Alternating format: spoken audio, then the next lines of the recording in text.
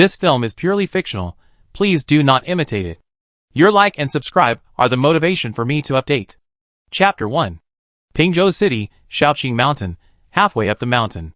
When the cold stone suddenly hit Jiang Jinli's head and knocked her to the ground, a moment of shock and confusion flashed in her eyes.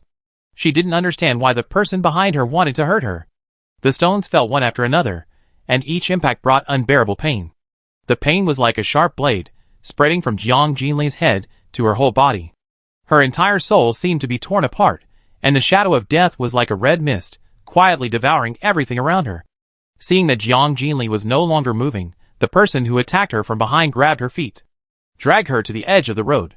Below was a low and steep canyon, and the cold wind whistled from the bottom of the valley. The man threw her down mercilessly without any hesitation. Bang! With a loud bang, the body fell heavily to the ground. At the same time, a fishy and sweet taste instantly rushed into Jiang Jinli's mouth, and her vision began to blur. She trembled slightly due to the severe pain. She wanted to try to move, but the slightest movement made her body painful. Time went back to half an hour ago. Jiang Jinli was sitting on the hillside. The breeze brushed her hair. She frowned slightly, and seemed to be worried. Originally, today was a rare holiday for her sister. They planned to climb the mountain together, and then camp on the top of the mountain to enjoy a relaxing weekend. Although the mountain is not high, the scenery is very pleasant, with green trees, and the city is at the foot of the mountain, and the transportation is very convenient. On the way, they happened to meet two acquaintances. When they saw Jiang Jinli and her sister, they greeted them warmly and proposed to go together. The elder sister had a gentle personality, and it was hard to refuse, so she agreed to climb the mountain together. Although Jiang Jinli was a little hesitant, she didn't say much. However, just as they were about to reach their destination, the elder sister suddenly received an emergency notice from the hospital.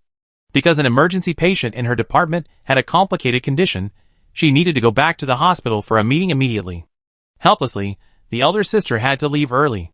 Before leaving, the elder sister gently held Jiang Jinli's face and gently promised, "Sister has to go back first, and I will accompany you next time. Tang Tang, be good." There was a smile on the corner of her mouth, and the tail of her eyes was slightly raised, showing her gentleness. Then, as if she remembered something interesting, she laughed first.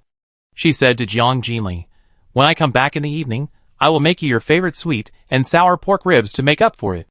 Also, I told you to smile more and not to be so stern all day long like an old cadre." Jiang Jinli gazed softly at her sister, who seemed to be coaxing a child, and the corners of her mouth could not help but rise. She knew that her sister only knew how to make sweet and sour pork ribs because it was her favorite. Jiang Jinli usually cooks, and her cooking skills are improving day by day for her busy sister. Thinking of this, Jiang Jinli sighed softly. Since her sister was not there, she didn't want to stay any longer. She had no common topics with the two people she was traveling with, and she felt a little uncomfortable.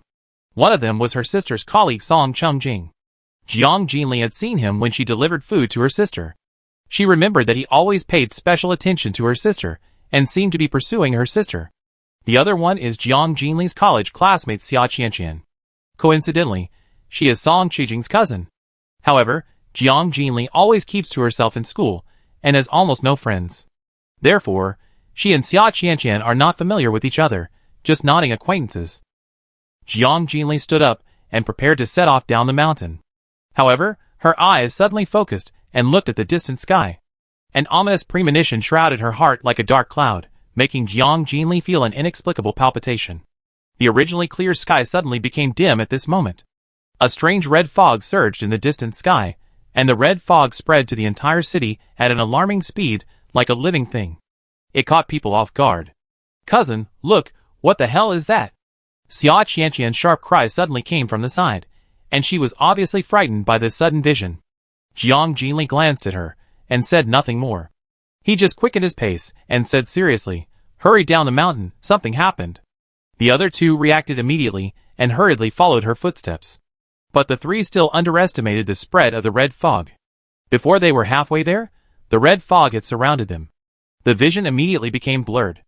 Although it was not completely invisible, it had seriously affected the vision. In addition, being surrounded by this strange fog, there was a slight tingling sensation on the skin, as if something tiny was trying to drill into the skin, making people feel extremely uncomfortable. Jiang Jinli had no time to take care of these situations. She just wanted to get down the mountain as soon as possible. Intuition told Jiang Jinli that this sudden red fog might indicate the coming of a great disaster. Due to the obstruction of vision, the distance between the three of them gradually widened. Jiang Jinli could only hear the vague footsteps behind her, but could not see the figure clearly. She could only rely on her intuition and sense of direction to grope her way down the mountain. Just as she was about to reach the foot of the mountain, Jiang Jinli suddenly felt that the footsteps behind her became hurried. She instinctively wanted to look back to see what was going on, but her movements were still a step slower. Before Jiang Jinli could turn around completely, a figure rushed from behind her at lightning speed and knocked her to the ground. At that moment, Jiang Jinli only felt a sharp pain, and then she was hit on the head by the other party, and was finally thrown into the canyon. Thoughts returned to the present. Jiang Jinli lay on the grass in the canyon, with her eyes open, her face covered with blood, staring at the blood-red sky. The surroundings were filled with a deadly atmosphere, just like her current situation, as if the whole world had fallen into silence. Jiang Jinli was not sure whether her strange self-healing ability could still work in this dying state. Usually, no matter how serious the wound was, she was not afraid, because as long as her heart was still beating, she could always recover quickly.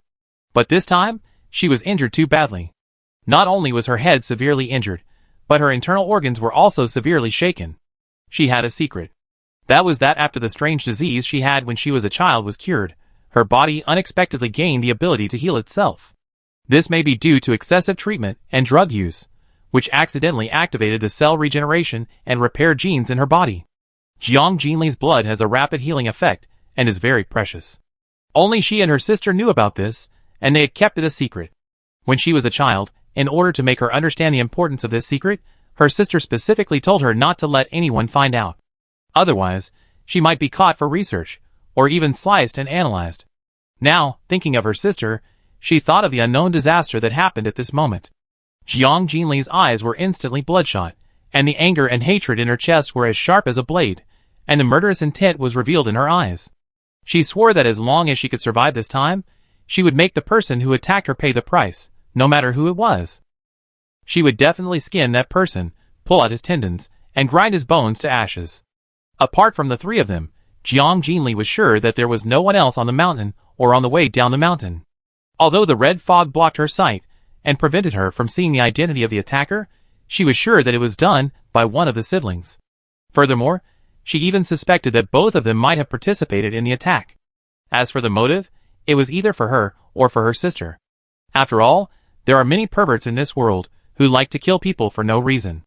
Jiang Jinli realized that her sister was in danger, and she had to find her as soon as possible.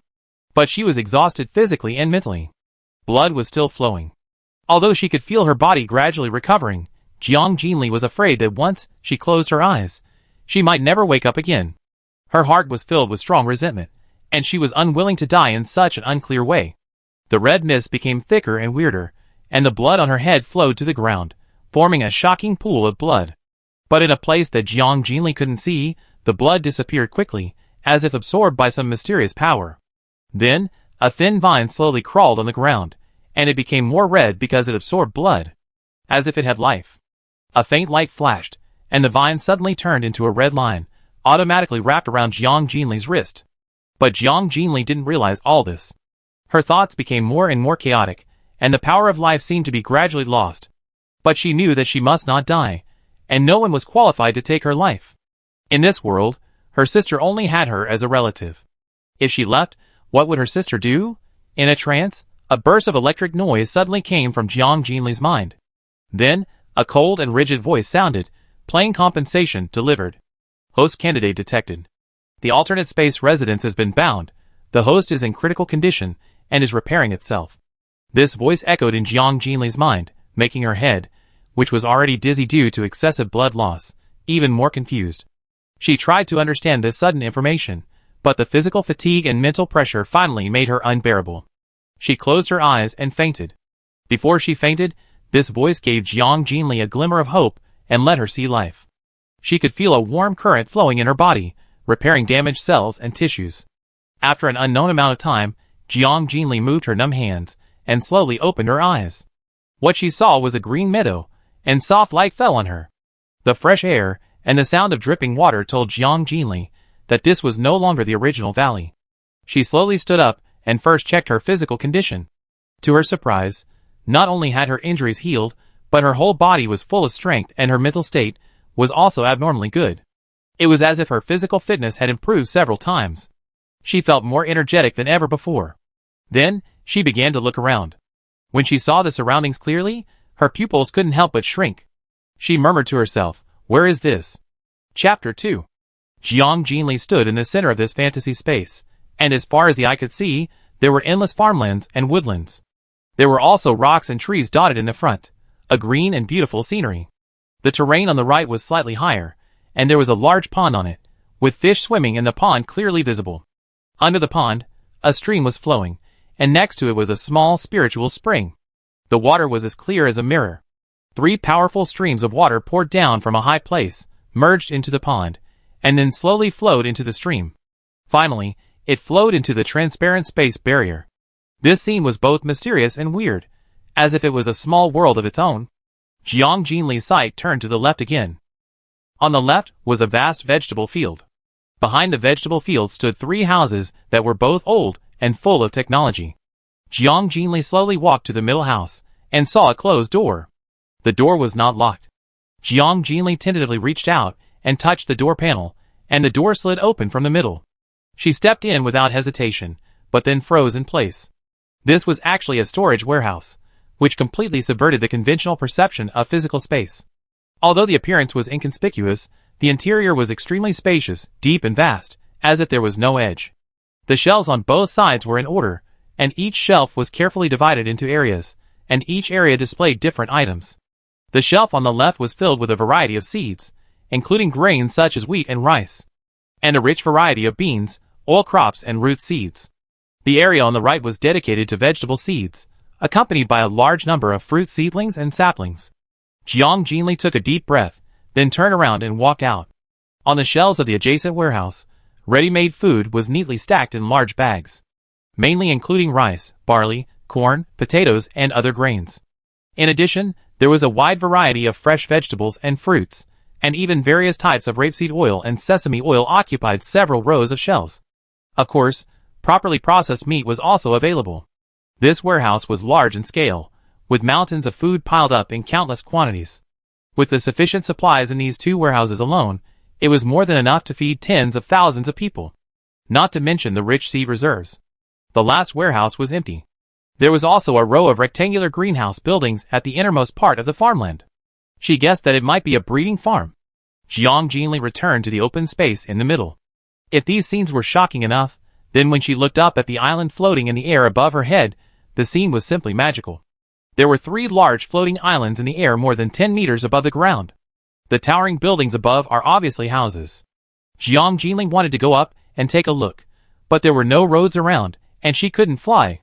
She thought, it would be nice to have a staircase. The next second, a black stone staircase extending upward suddenly appeared beside her. She was stunned for a few seconds. After she recovered, she stepped up without hesitation. This road was like a mysterious passage leading to an unknown area. When she reached the top of the stone steps, she found that this island was a complete intersection of reality and fantasy, exuding an irresistible charm. The 3 large islands are connected by tree-lined paths. In the middle is a quiet residential area surrounded by rockery and greenery. The residential area has a unique architectural style. Some houses have red walls and green tiles, carved beams, and painted buildings, and are mainly classical in design, while others are modern in style, full of futuristic technology. The 2 styles are intertwined, with a fairy tale-like absurdity. The island next to it is the entertainment area. There is a swimming pool, a cinema, and various entertainment projects, including virtual role-playing and extreme sports such as flying cars. The last island is the leisure area. The first thing that comes into view is a garden full of colorful flowers. It is so beautiful that it is intoxicating. Then, there are lounges, art galleries, and coffee shops. Among them, the most eye-catching is the quaint and towering library. All of this is really exquisite. After a general tour, Jiang Jinli returned to the residential area. Walking into the villa in the middle, where all home appliances are available, she leaned back on the sofa and calmed her rapid heartbeat. Her eyes casually swept across the TV in front of her, and she suddenly said, "I know you are still here, and now I can explain." With a ding in her head, the familiar electronic sound rang. The system comes from a high-level plane. I am a different dimensional space residential system, and I have been bound to you, the host. Why does such a system exist? And why did you choose me? Jiang Jinli was a little confused. In this world, the host has the strongest luck, a special body, a higher mental strength than ordinary people, and a strong desire to survive. The system came at the call, and you are the best candidate. This system usually appears in the Doomsday plane on the verge of collapse to create a chance for the host to survive. Jiang Jinli was shocked after hearing this. Although she knew something happened outside, she didn't think it would be so serious. What happened outside? Jiang Jinli was worried about her sister's safety and asked anxiously. The end of the world has come. The fittest will survive, and the unfit will be eliminated. This is a catastrophe for you humans. How many days have I been in a coma? 8 days.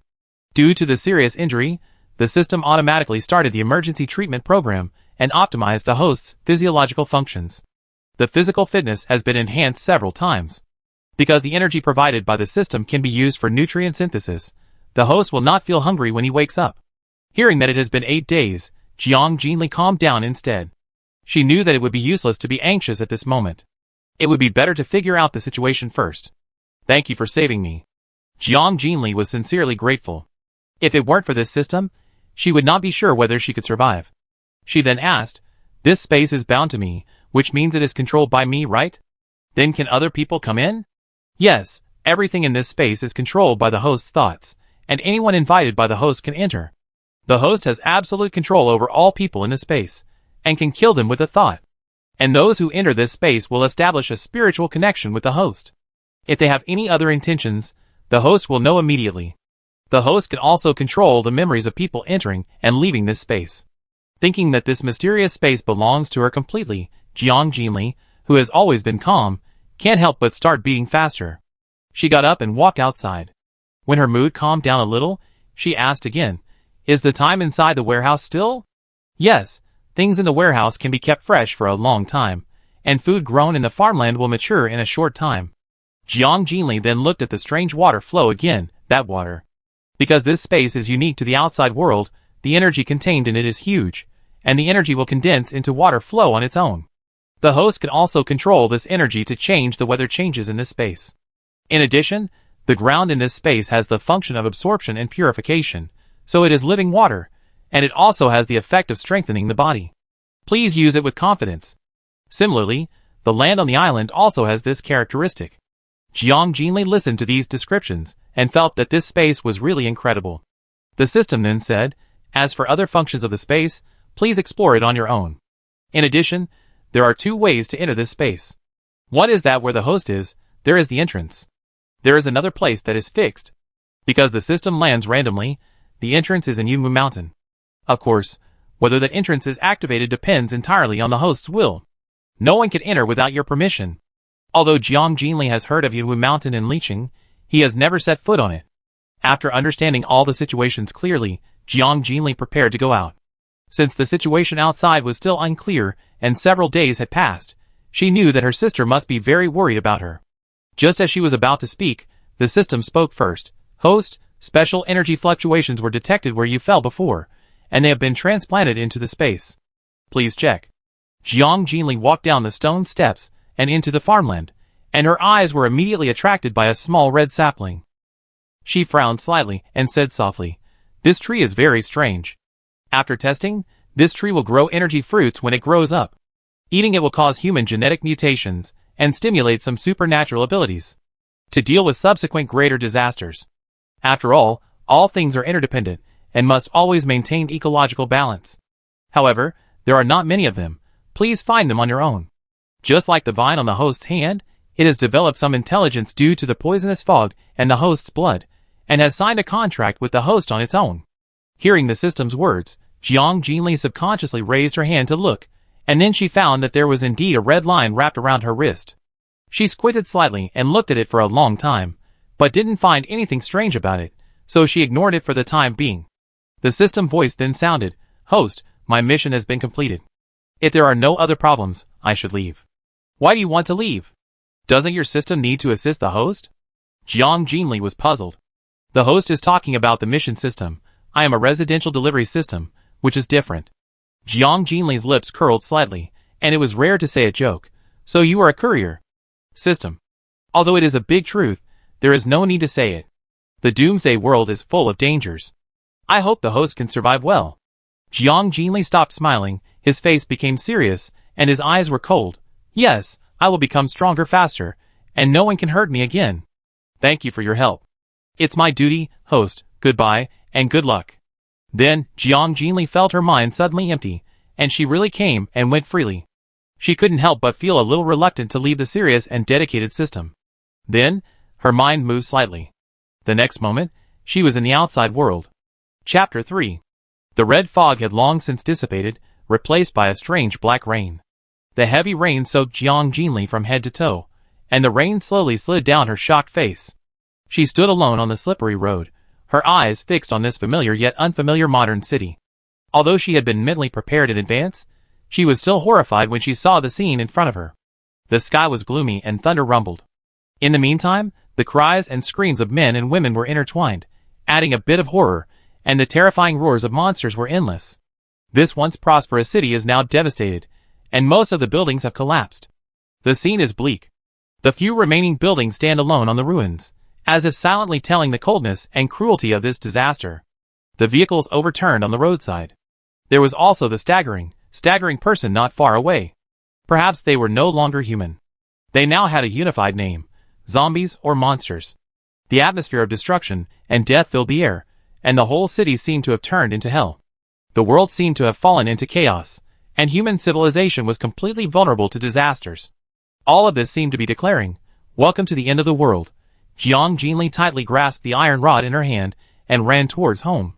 She prayed that the community where she lived would be safe and sound. She didn't care about the strange heavy rain and the problems that might be caused by it. The rain was too heavy, and even wearing a raincoat would not help. Jiang Jinli believed that with her current physical fitness, she would not be infected or sick. The phone was damaged, so she couldn't contact her sister. It seemed that the whole city had lost power.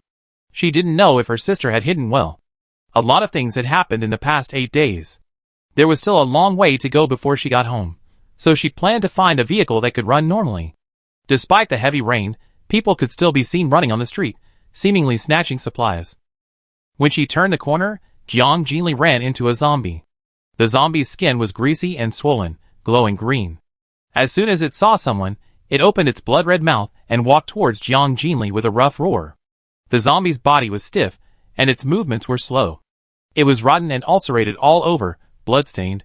Its eyes were yellow and lifeless, and the flesh on its face could be seen under the rain. No one knew what caused the collective death and mutation of humans. Could it be that strange red fog? Jiang Jinli frowned, resisted the nausea, and swallowed the iron rod in his hand, stabbing it fiercely into the zombie's brain. The zombie fell to the ground, and she quickly stepped on the zombie's head, pulled out the iron rod, and continued to move forward. She couldn't help thinking, "I have to find a more suitable weapon as soon as possible. This iron rod is really inconvenient to use." In order to protect herself and her sister, Jiang Jinli has been doing fitness and receiving combat training since she was a child. With the system's body repair, it is more than enough to deal with this kind of zombie. As for the future, she has space, a small vine with a contract, and an immature energy fruit. Jiang Jinli has absolute confidence that she can live well with her sister in the Doomsday. Turning another corner, she finally found an intact car parked in front of the collapsed store. There happened to be a hardware store next to it. Jiang Jinli quickly entered the store and picked up a few short knives, but none of them were satisfactory. It seemed that she had to go to a regular weapon store in the end. When she was about to leave, she suddenly thought of something and looked back at the tools in the room. Considering the space warehouse she thought she might as well put them away in case they were useful in the future. With this in mind, Jiang Jinli began to try to put the tools into the warehouse with her mind. She was surprised to find that as long as she concentrated, these tools could disappear instantly and appear on the shelves in the warehouse. However, the distance could not be too far. She could only control the items within 2 meters around her to enter the space. So, she put all the items that might be useful into the space warehouse, including nails, hammers, wrenches, pipes, and lighting equipment. Even cleaning supplies and paints were not spared. After collecting them, Jiang Jinli continued to drive forward. Seeing the destination in front of her, she felt extremely flustered. The place where Jiang Jinli lives now is rented by the two sisters, because it is close to her school and convenient for her to return home. Because the elder sister has borrowed a lot of money for her medical treatment over the years, and Jiang Jinli is still in school. Therefore, the financial situation of the two is not good. Originally, it was planned that after Jiang Jinli graduated, the two would buy a house in a quiet small city and settle down. But now it seems that this plan is unnecessary. According to the elder sister's workability, she had the opportunity to develop in a large hospital in the north. But she is not interested in fame and fortune. The elder sister also mentioned that although the city is prosperous, it seems unusually indifferent. She hoped that among the thousands of lights in this city, there would always be a light for Jiang Jinli, so that she could find her way home even when she was busy with her studies. Thinking of her sister, Jiang Jinli's heart was suddenly filled with sorrow and warmth. She got out of the car, stood in the rain and stared at the collapsed building in front of her, and suddenly felt a chill, which was piercing. Jiang Jinli's expression rarely showed a trace of confusion, and she said to herself, calm down, think about it, where can she go? Her eyes suddenly lit up, right, the hospital. Her sister said there was an emergency patient at the time, maybe he was trapped in the hospital. When Jiang Jinli turned around to leave, she found two zombies staggering towards her. She shouted angrily, get out of my way. Then, Jiang Jinli quickly swung two knives and cut off the zombies' necks cleanly. The two heads fell to the ground, rolled around, blinked their empty eyes, and stared blankly at the car that was leaving. Jiang Jinli rushed all the way and arrived at the hospital at the fastest speed. She held the handle of the knife tightly, took a deep breath, and faced the hospital full of cracks. She stepped in without hesitation. In the hospital hall, four zombies in hospital gowns wandered aimlessly. Jiang Jinli's eyes were firm, and she walked forward fearlessly, slashing the knife quickly, and successfully cut off 4 zombie heads. Although the process was a bit disgusting, her hands were also covered with paste-like blood. But after finding the technique, she found that it was not difficult, it just required a certain amount of strength. For ordinary people, it may be a little difficult. But if you want to survive, you must adapt to this cruel new world as soon as possible. Those who cannot adapt to the environment can only be ruthlessly eliminated. This is just the lowest level of zombies, and the crisis in the future will be more severe. Jiang Jinli walked up the stairs, and the corridor was quiet and silent. The ground was full of traces of blood, and papers and bedding were scattered all over the floor. The chaos at that time can be imagined, but most people still escaped. Jiang Jinli went to the 5th floor first to check the brain department where her sister worked. When she walked into the department, as expected, there was no one inside. She stood there and pondered. The hospital is so big that her sister may not be hiding in this building. Jiang Jinli decided to look around and collect necessary supplies at the same time.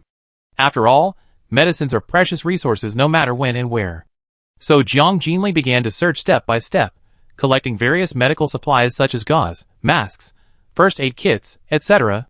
She also found various medicines such as antibiotics, anti-inflammatory drugs, painkillers, disinfectants, etc.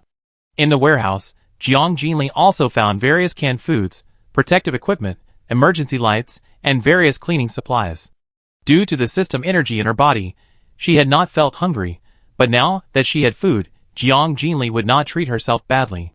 After simply eating some canned food and biscuits to replenish her energy, she continued her search mission. On each floor, she only encountered a few zombies sporadically. It seemed that the number of people who had mutated in the hospital was not large. When Jiang Jinli searched to the last room, she found a fat and sturdy zombie lingering at the door, constantly slapping the door. This aroused her curiosity, and she couldn't help but wonder in her heart, is there someone in the room? A glimmer of hope quietly emerged in Jiang Jinli's heart, driving her to speed up her pace and walk straight towards the zombie. She acted decisively and grabbed the zombie's neck fiercely. The zombie immediately let out a shrill roar, and saliva flowed from the corners of its mouth. Jiang Jinli aimed at the lifeless eye and stabbed the knife in her hand fiercely. The tip of the knife penetrated the eyeball and reached the brain. The zombie fell slowly. She wiped the blood on her face and looked at her dirty hands, feeling helpless. She wanted to find a long knife. After pushing the door open, Jiang Jinli walked into the room carefully, looked around, and found that it seemed to be a lounge. Just at this moment, a slight sound suddenly came from the small door next to it. Jiang Jinli became alert instantly, tightly grasped the handle of the knife in his hand, turned around quickly, and took a defensive posture. The door slowly opened a gap, and a fat man's head poked out first. He looked around and confirmed that there was no danger before he completely opened the door and walked out. The fat man walked to Jiang Jinli, and after seeing her face clearly, he was startled at first, and then a lewd smile appeared on the corner of his mouth. It turns out to be you, little sister. You should have seen me, right? The fat man glanced at the door, spat, and cursed, bah! The ghost at the door finally left. Then, he began to look at Jiang Jinli with an unfriendly look. Seeing her delicate face and her figure wet by the rain, she looked even more graceful, which made the fat man's evil thoughts quietly arise in his heart. The fat man was impressed by this girl, and he always met her every time he delivered food to her sister. Both sisters are beautiful women. But due to her sister's prominent position in the hospital, the fat man always suppressed his inner impulse and dared not to overstep the line. As for the girl in front of him, although he was eager to make a move, he could not find the right time to take action. Now, she actually came to him on her own initiative, so don't blame him for being cruel. After all, it's the end of the world. Where are the laws and moral constraints? The fat man cursed secretly. This damn doomsday came suddenly, making him hide in this small space for a week. Those ghosts kept blocking the door and refused to leave, making him almost breathless in this oppressive atmosphere. It seems that today is finally the day for his spiritual compensation. Jiang Jinli ignored the fat man's naked and unpleasant eyes. She accidentally glanced at the room behind the fat man, and the chaos and dirt there made her frown immediately. Jiang Jinli turned her head quickly, unwilling to look at the disgusting environment again. The fat man exuded an unpleasant smell, his hair was greasy, and his face was wretched, which was simply unbearable. She ignored the fat man and turned to leave. Seeing that she was about to leave, the fat man quickly ran to the door and heard a click sound. The door was firmly locked. He turned around, his eyes revealed an evil spirit, staring at Jiang Jinli, panting heavily and saying, "It's not safe outside, you might as well stay here and serve me well. At least I can give you something to eat. How about it?" Chapter 4. If the fat man had paid a little attention to the corpse outside the door, or observed the knife in Jiang Jinli's hand now, he would not have thought that she was an easy target to bully. Unfortunately, the fat man could only see Jiang Jinli's appearance at this moment. Jiang Jinli glanced at him with indifferent eyes, and said in a cold tone, "Get out of the way now, I won't kill you." The fat man laughed and said, "Arrogant, little girl, it seems that I have to use force on you before you will be obedient." As soon as he finished speaking, the fat man opened his arms and pounced on her. Jiang Jinli quickly dodged sideways, then quickly grabbed the fat man's arm, and twisted it back, and kicked his knee with his foot. The fat man lost his balance in an instant, and fell heavily to the ground. Jiang Jinli reacted quickly, stepping firmly on the man's back with one foot, and twisting his arm with the other hand, saying coldly, "You are looking for death." As soon as the voice fell, she grabbed the knife in her hand, pointed it at the fat man's back, and stabbed it without hesitation. The tip of the knife pierced through the flesh, and then slid along the bones, accompanied by a heart-pounding and piercing sound. Ah! The fat man's body convulsed and trembled violently, his face was hideous, and he couldn't bear it after all, and burst into a crazy howl. Tears and begging for mercy mixed. "Yes, I'm sorry, spare me, please spare me. I won't dare to do it again, I won't dare to do it again." The fat man never thought that this seemingly harmless girl was so cruel and vicious. In front of Jiang Jinli, he felt unprecedented fear. This girl was simply a cold-blooded lunatic. However, Jiang Jinli ignored his pleas and raised the second knife without hesitation. Seeing this, the fat man suddenly screamed. His tone was so rapid that he seemed to be out of breath. You can't kill me. If I die, your sister won't be able to survive." Then, he began to recall the scene when he met Jiang Shuman in the hospital on the day of the disaster. Although he didn't know where Jiang Jinli's sister went after the disaster, he could make up stories to scare Jiang Jinli. After all, at this critical moment of life and death, any glimmer of hope may become the key to saving life.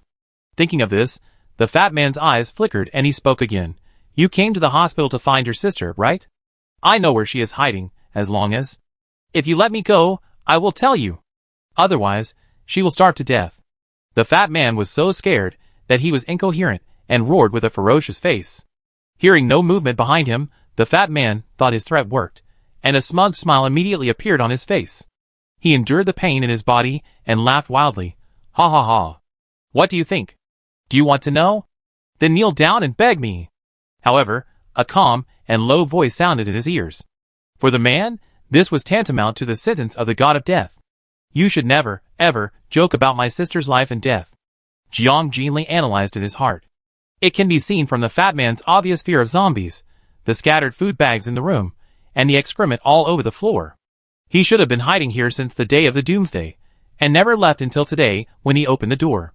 As for the specific whereabouts of his sister, how could this coward know?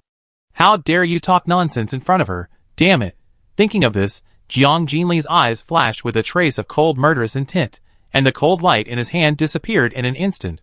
The fat man suddenly felt an unprecedented chill, and just when he was about to beg for mercy, his throat only made a weak inhalation sound. Then puff! He suddenly felt a sharp sting. The fat man immediately realized that the tip of the knife had ruthlessly pierced his throat. The intense pain came like a tide, and he widened his eyes, his face full of disbelief. He covered the blood hole on his neck with his hands in vain, blood seeped out from between his fingers, and his voice was weak and hoarse. Ah! Madman. Vicious madman. Why did he have the desire to provoke this cold-blooded monster? Jiang Jinli stood up expressionlessly, and walked to the door. He stared coldly at the two female zombies attracted by the noise outside the door. She turned around and said coldly to the dying fat man, "Don't you like to eat women? This time, let you taste the taste of being eaten by a woman, and experience it well." As soon as she finished speaking, she quickly opened the door. Seeing this, the two zombies were extremely excited and rushed in impatiently. Attracted by the thick blood, they rushed straight to the fat man covered in blood. Jiang Jinli even pushed the zombies back intimately, and then walked out calmly. Behind her, the fat man's shrill roar, and the chewing sound of the zombies eating intertwined, forming a terrifying symphony. However, Jiang Jinli's heart was calm, and she continued to move forward. The fat man was right, she was indeed a lunatic. It was her sister who picked up her, a doll without emotions, and raised her up with love and patience with all her efforts. Taught her what joy, anger, sorrow and happiness are. The existence of her sister is the bottom line for her to abide by the rules, and it is also the only light in her world. Anyone who tries to violate this bottom line will suffer her most cruel revenge. In this broken world, she no longer needs to abide by any rules, and can completely release her inner cold-blooded nature. From then on, anyone who dares to provoke her will be ruthlessly killed one by her. No mercy. She secretly mocked in her heart, perhaps. This end of the world is tailor-made for a madman like her. Jiang Jinli stood in front of the hospital. The rain was pouring, the sky seemed to be torn into a huge hole, and the rain was raging. The hospital couldn't find her sister's trace. Next, where should she go to find her? Jiang Jinli knew her sister, and she would never leave alone without leaving any message when she was missing. Something urgent must have happened, forcing her sister to leave in a hurry. Of course, the worst-case scenario would never happen. She taught her sister basic self-defense skills. Although she looked gentle and harmless, she was also ruthless. She would definitely protect herself from harm at the first opportunity. Jiang Jinli got in the car and planned to return to the community and walk around the surrounding area to find other clues. When she came to this ruin again, Jiang Jinli's heart was still in turmoil. After all, this was the home where she and her sister had lived for several years. In today's chaotic world, it is not easy to find someone. When Jiang Jinli thought of her sister, her eyes could not help but turn red. She exhaled slowly, trying to suppress the confusion and worry in her heart. Suddenly, the roar of a car engine came from behind, getting closer and closer. Then, a voice full of doubt broke the silence of the rain curtain. "Jiang girl?" Jiang Jinli was slightly stunned, then turned around and saw a woman hurriedly walking from the car. The woman's usually kind face now looked particularly vicissitudes. The wrinkles at the corners of her eyes, and the white hair on her temples were more obvious than before. It was only a few days away from the doomsday, but she seemed to have experienced 10 years of wind and frost, and suddenly became much older. The woman said anxiously as she walked, "You girl, it's so dangerous outside. Why are you still here? Don't you know to bring an umbrella? This weird black rain may be bad for your health if you get wet for a long time." After that, the woman stretched out her hand and wanted to pull Jiang Jinli to the car. Louis has a gentle personality. She and her husband are both retired professors in this community. Since they knew that Jiang Jinli and her sister depended on each other, the couple had been concerned about the sisters. "Aunt Lu, my sister is missing." Jiang Jinli's voice was a little confused. Louis was stunned when she heard this. This was the first time she heard this usually calm girl speak in such a tone. Louis had seen it all in the past few years. She knew the difficulties of Jiang Jinli and her sister, and the deep bond between them.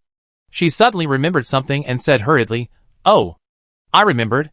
I saw your sister. I know where she went." Jiang Jinli's eyes lit up immediately. She grabbed Louis' hand tightly and asked anxiously, "Really?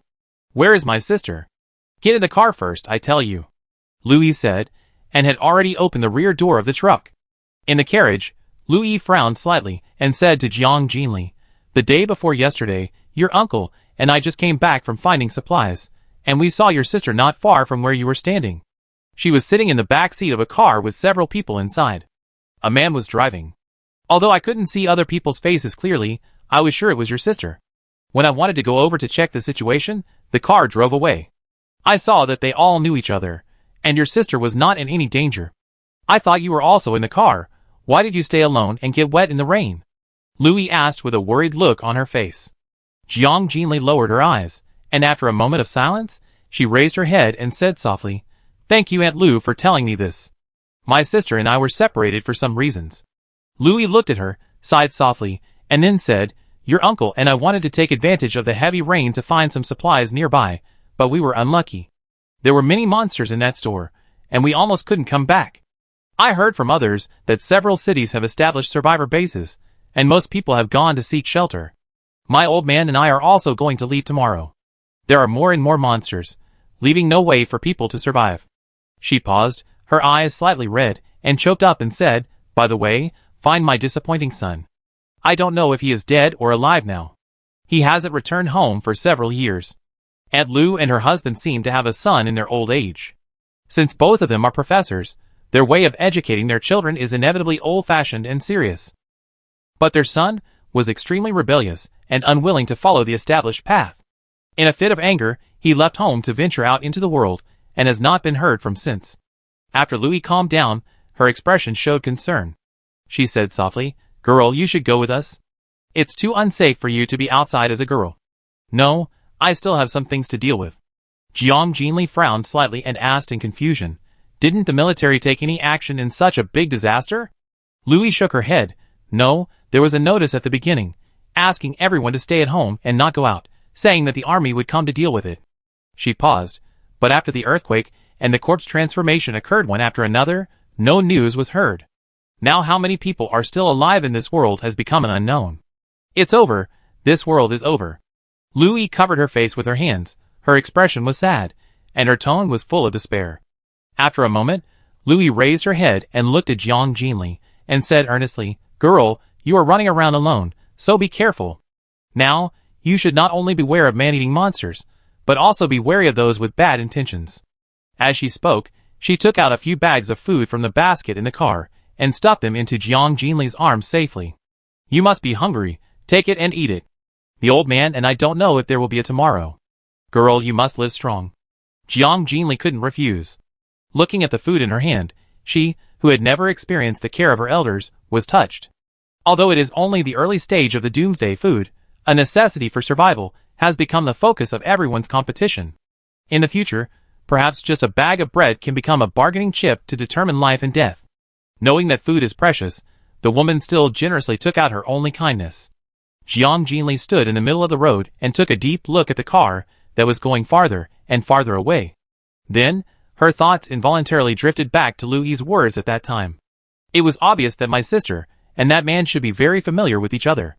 Although I don't know why he took my sister away, at least I can be sure that my sister is still alive and is not in danger for the time being. I hope that man is not Song Chungjing, because at least one of the two siblings is a pervert with a human face and a beast heart. At this moment, her only goal is to work hard to make herself stronger. Sister, wait for her. Chapter 5. Jiang Jinli drove through the abandoned buildings. Her first task was to find a handy weapon. Next, it was to collect supplies. After all, only 8 days had passed, and the supplies could not be robbed so quickly. The food reserves of ordinary people's homes should last for a week or two. Most survivors would not go out in the toxic rain and risk being bitten to death unless they had no other choice. Although she had stored 2 warehouses of food in her space, who would complain about having too many supplies? She planned to fill up at least another empty warehouse. But she didn't know when she would wait, because the warehouse was so deep that she could hardly see the end. Finally, she parked the car in front of a small shop with a simple appearance. The decoration of the shop was quite in the style of ancient martial arts, and the name was simple and clear. It was called Weapon Pavilion. Before the Doomsday, the things here were very expensive, costing hundreds of thousands, which was prohibitive. But now, there are few customers and no one is interested. With a gentle push, the door of the store opened, and the scene inside was a little messy. Many shelves were tilted, and there were gem fragments scattered all over the floor. A faint light flickered. Jiang Jinli quickly looked around, and after confirming that it was safe, he began to carefully select and collect the weapons that could still be used. Basic weapons include halberds, shields, sticks, machetes, axes, guns, long swords, meteor hammers, broadswords, maces, and bows and arrows. Placing these weapons in the space will never break, and there will always be a place for them in the future. Whether it is used to build a force or to trade and sell, cold weapons are indispensable. Compared to cold weapons, guns are more powerful, but such weapons are often controlled by a few people. In a few days, Jiang Jinli will also have to go to find guns. At least when dealing with low-level zombies, this kind of hot weapon is the most labor-saving. Considering the ability fruit in the space, a few people will awaken special abilities in the future, and then the lethality of guns will be weakened. However, for ordinary people, guns still have an absolute deterrent effect. When Jiang Jinli walked to the deepest part, she found a small door with a simple appearance. It looked inconspicuous, like a warehouse, and she thought in her heart that there must be treasures hidden in it. Pushing the door open, Jiang Jinli stepped into it, looked around, and was stunned for a moment. In the middle of the small room, a black tang sword was displayed on the shelf. The blade was slender and elegant. Jiang Jinli approached, gently picked up the knife, and looked at it carefully. The handle is a straight handle design, inlaid with exquisite decorations, showing the craftsmanship. The black scabbard has smooth lines, and the surface is engraved with complex ancient patterns. It adds a bit of mystery. When the sword is unsheathed, it makes a clear sound, and the cold light is overflowing, and the touch is icy. She tried to swing the sword, and the sharp blade cut through the air, as if even the invisible space was divided into two. Obviously, this tang sword has been carefully sharpened. Jiang Jinli's eyes flashed, and her face showed joy. Good sword. Then, she looked around and found several sharp scimitars hanging on the wall. There were longbows and crossbows next to them, and several boxes of arrows were neatly stacked on the ground. Jiang Jinli did not hesitate and directly put them all into the space. Crossbows are the best choice for long-range attack weapons. After collecting all the weapons, Jiang Jinli left the weapon pavilion with satisfaction. On the path not far away, several zombies were wandering aimlessly. Jiang Jinli walked towards them without hesitation and swung the knife at the zombie's head. Her movements were smooth and there was no delay, as easy as cutting a watermelon. The dirt on the tip of the knife fell off, and the blade instantly became clean as new. Jiang Jinli raised her mouth with satisfaction and quickly dealt with the remaining zombies. After that, she drove to a large department store in the city. Considering that the supplies in the small supermarket may have been looted, Jiang Jinli decided to go directly to the largest supermarket. There is a wholesale market near the supermarket. The food may have been looted, but clothes and bedding and other items should be ignored at this moment. Looking at the bad weather, she predicted that the climate in the future will be more extreme, and it is always wise to prepare more cotton clothes for emergencies. Moreover, with the capacity of her space warehouse, it was more than enough to empty the supermarket. The population in the city center was relatively concentrated, and the number of zombies increased significantly. The earthquake had a relatively small impact on this area. At least more buildings could be seen standing, but the streets were filled with desolation and silence. The once prosperous market was now in a mess, and it was difficult to recognize its old appearance. Zombies came and swarmed in. Jiang Jinli glanced at the gas gauge and found that the gas was about to run out. She accelerated decisively and stepped on the accelerator to the bottom. The vehicle rushed out, rolling several zombies in front under the car. When approaching the supermarket, the vehicle was already overwhelmed. Jiang Jinli quickly got out of the car, pulled out a knife, and chopped all the way to the supermarket door. At this moment, she suddenly stopped, glanced to the side, and a sneer appeared on the corner of her mouth, warning in her heart, "Don't mess with her." When she entered the supermarket, she was about to close the door, but found that the door lock was broken, so she pulled an empty shelf to block the door. Jiang Jinli turned around suddenly, and the blade was cold and pointed directly at the zombies inside the supermarket that were attracted by the sound. Most of them were supermarket staff in work clothes, roaring and slowly approaching with twisted and weird steps. Jiang Jinli quickly stepped forward, waving a long knife, harvesting all the way, and the zombies fell to the ground. Then, Her sight moved to the inside of the supermarket, only to see the mess on the ground, food scattered everywhere, and most of the shelves had been looted. This supermarket has 3 floors, and Jiang Jinli decided to go to the warehouse to explore first. After clearing the zombies at the door of the warehouse, she walked into the warehouse. In front of him were shelves filled with all kinds of supplies, dazzling and overwhelming. At present, human civilization has disintegrated and social order has completely collapsed. The days ahead will undoubtedly be a journey of struggling to survive in desperation. Talking about restoring social production, it is simply like a daydream, out of reach. Therefore, it can be predicted that most supplies will become scarce in the future. Jiang Jinli did not hesitate at all. He got started directly. Noodles, thin noodles, sweet potato flour, thin vermicelli and other grains, oils and side dishes. Chicken essence, monosodium glutamate, dark soy sauce, white vinegar, cooking wine, pepper and other seasonings. Instant drinks, milk, and bread, of course, instant noodles and various dry goods are indispensable. She took all kinds of bottled and barreled mineral water. Although she was not short of water, bottled water was more convenient.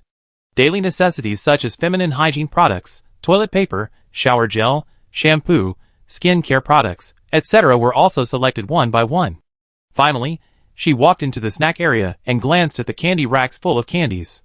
She had a special liking for sweets, especially lollipops, which were her favorite. When she pulled away from her collected thoughts, she found that the entire supermarket warehouse was almost empty by her. Then, she left the warehouse and went to the 3rd floor, where there were household goods.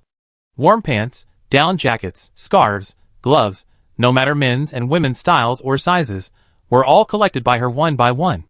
Every time she walked through a place, things disappeared for no reason. If someone witnessed this scene, they might think they saw a ghost.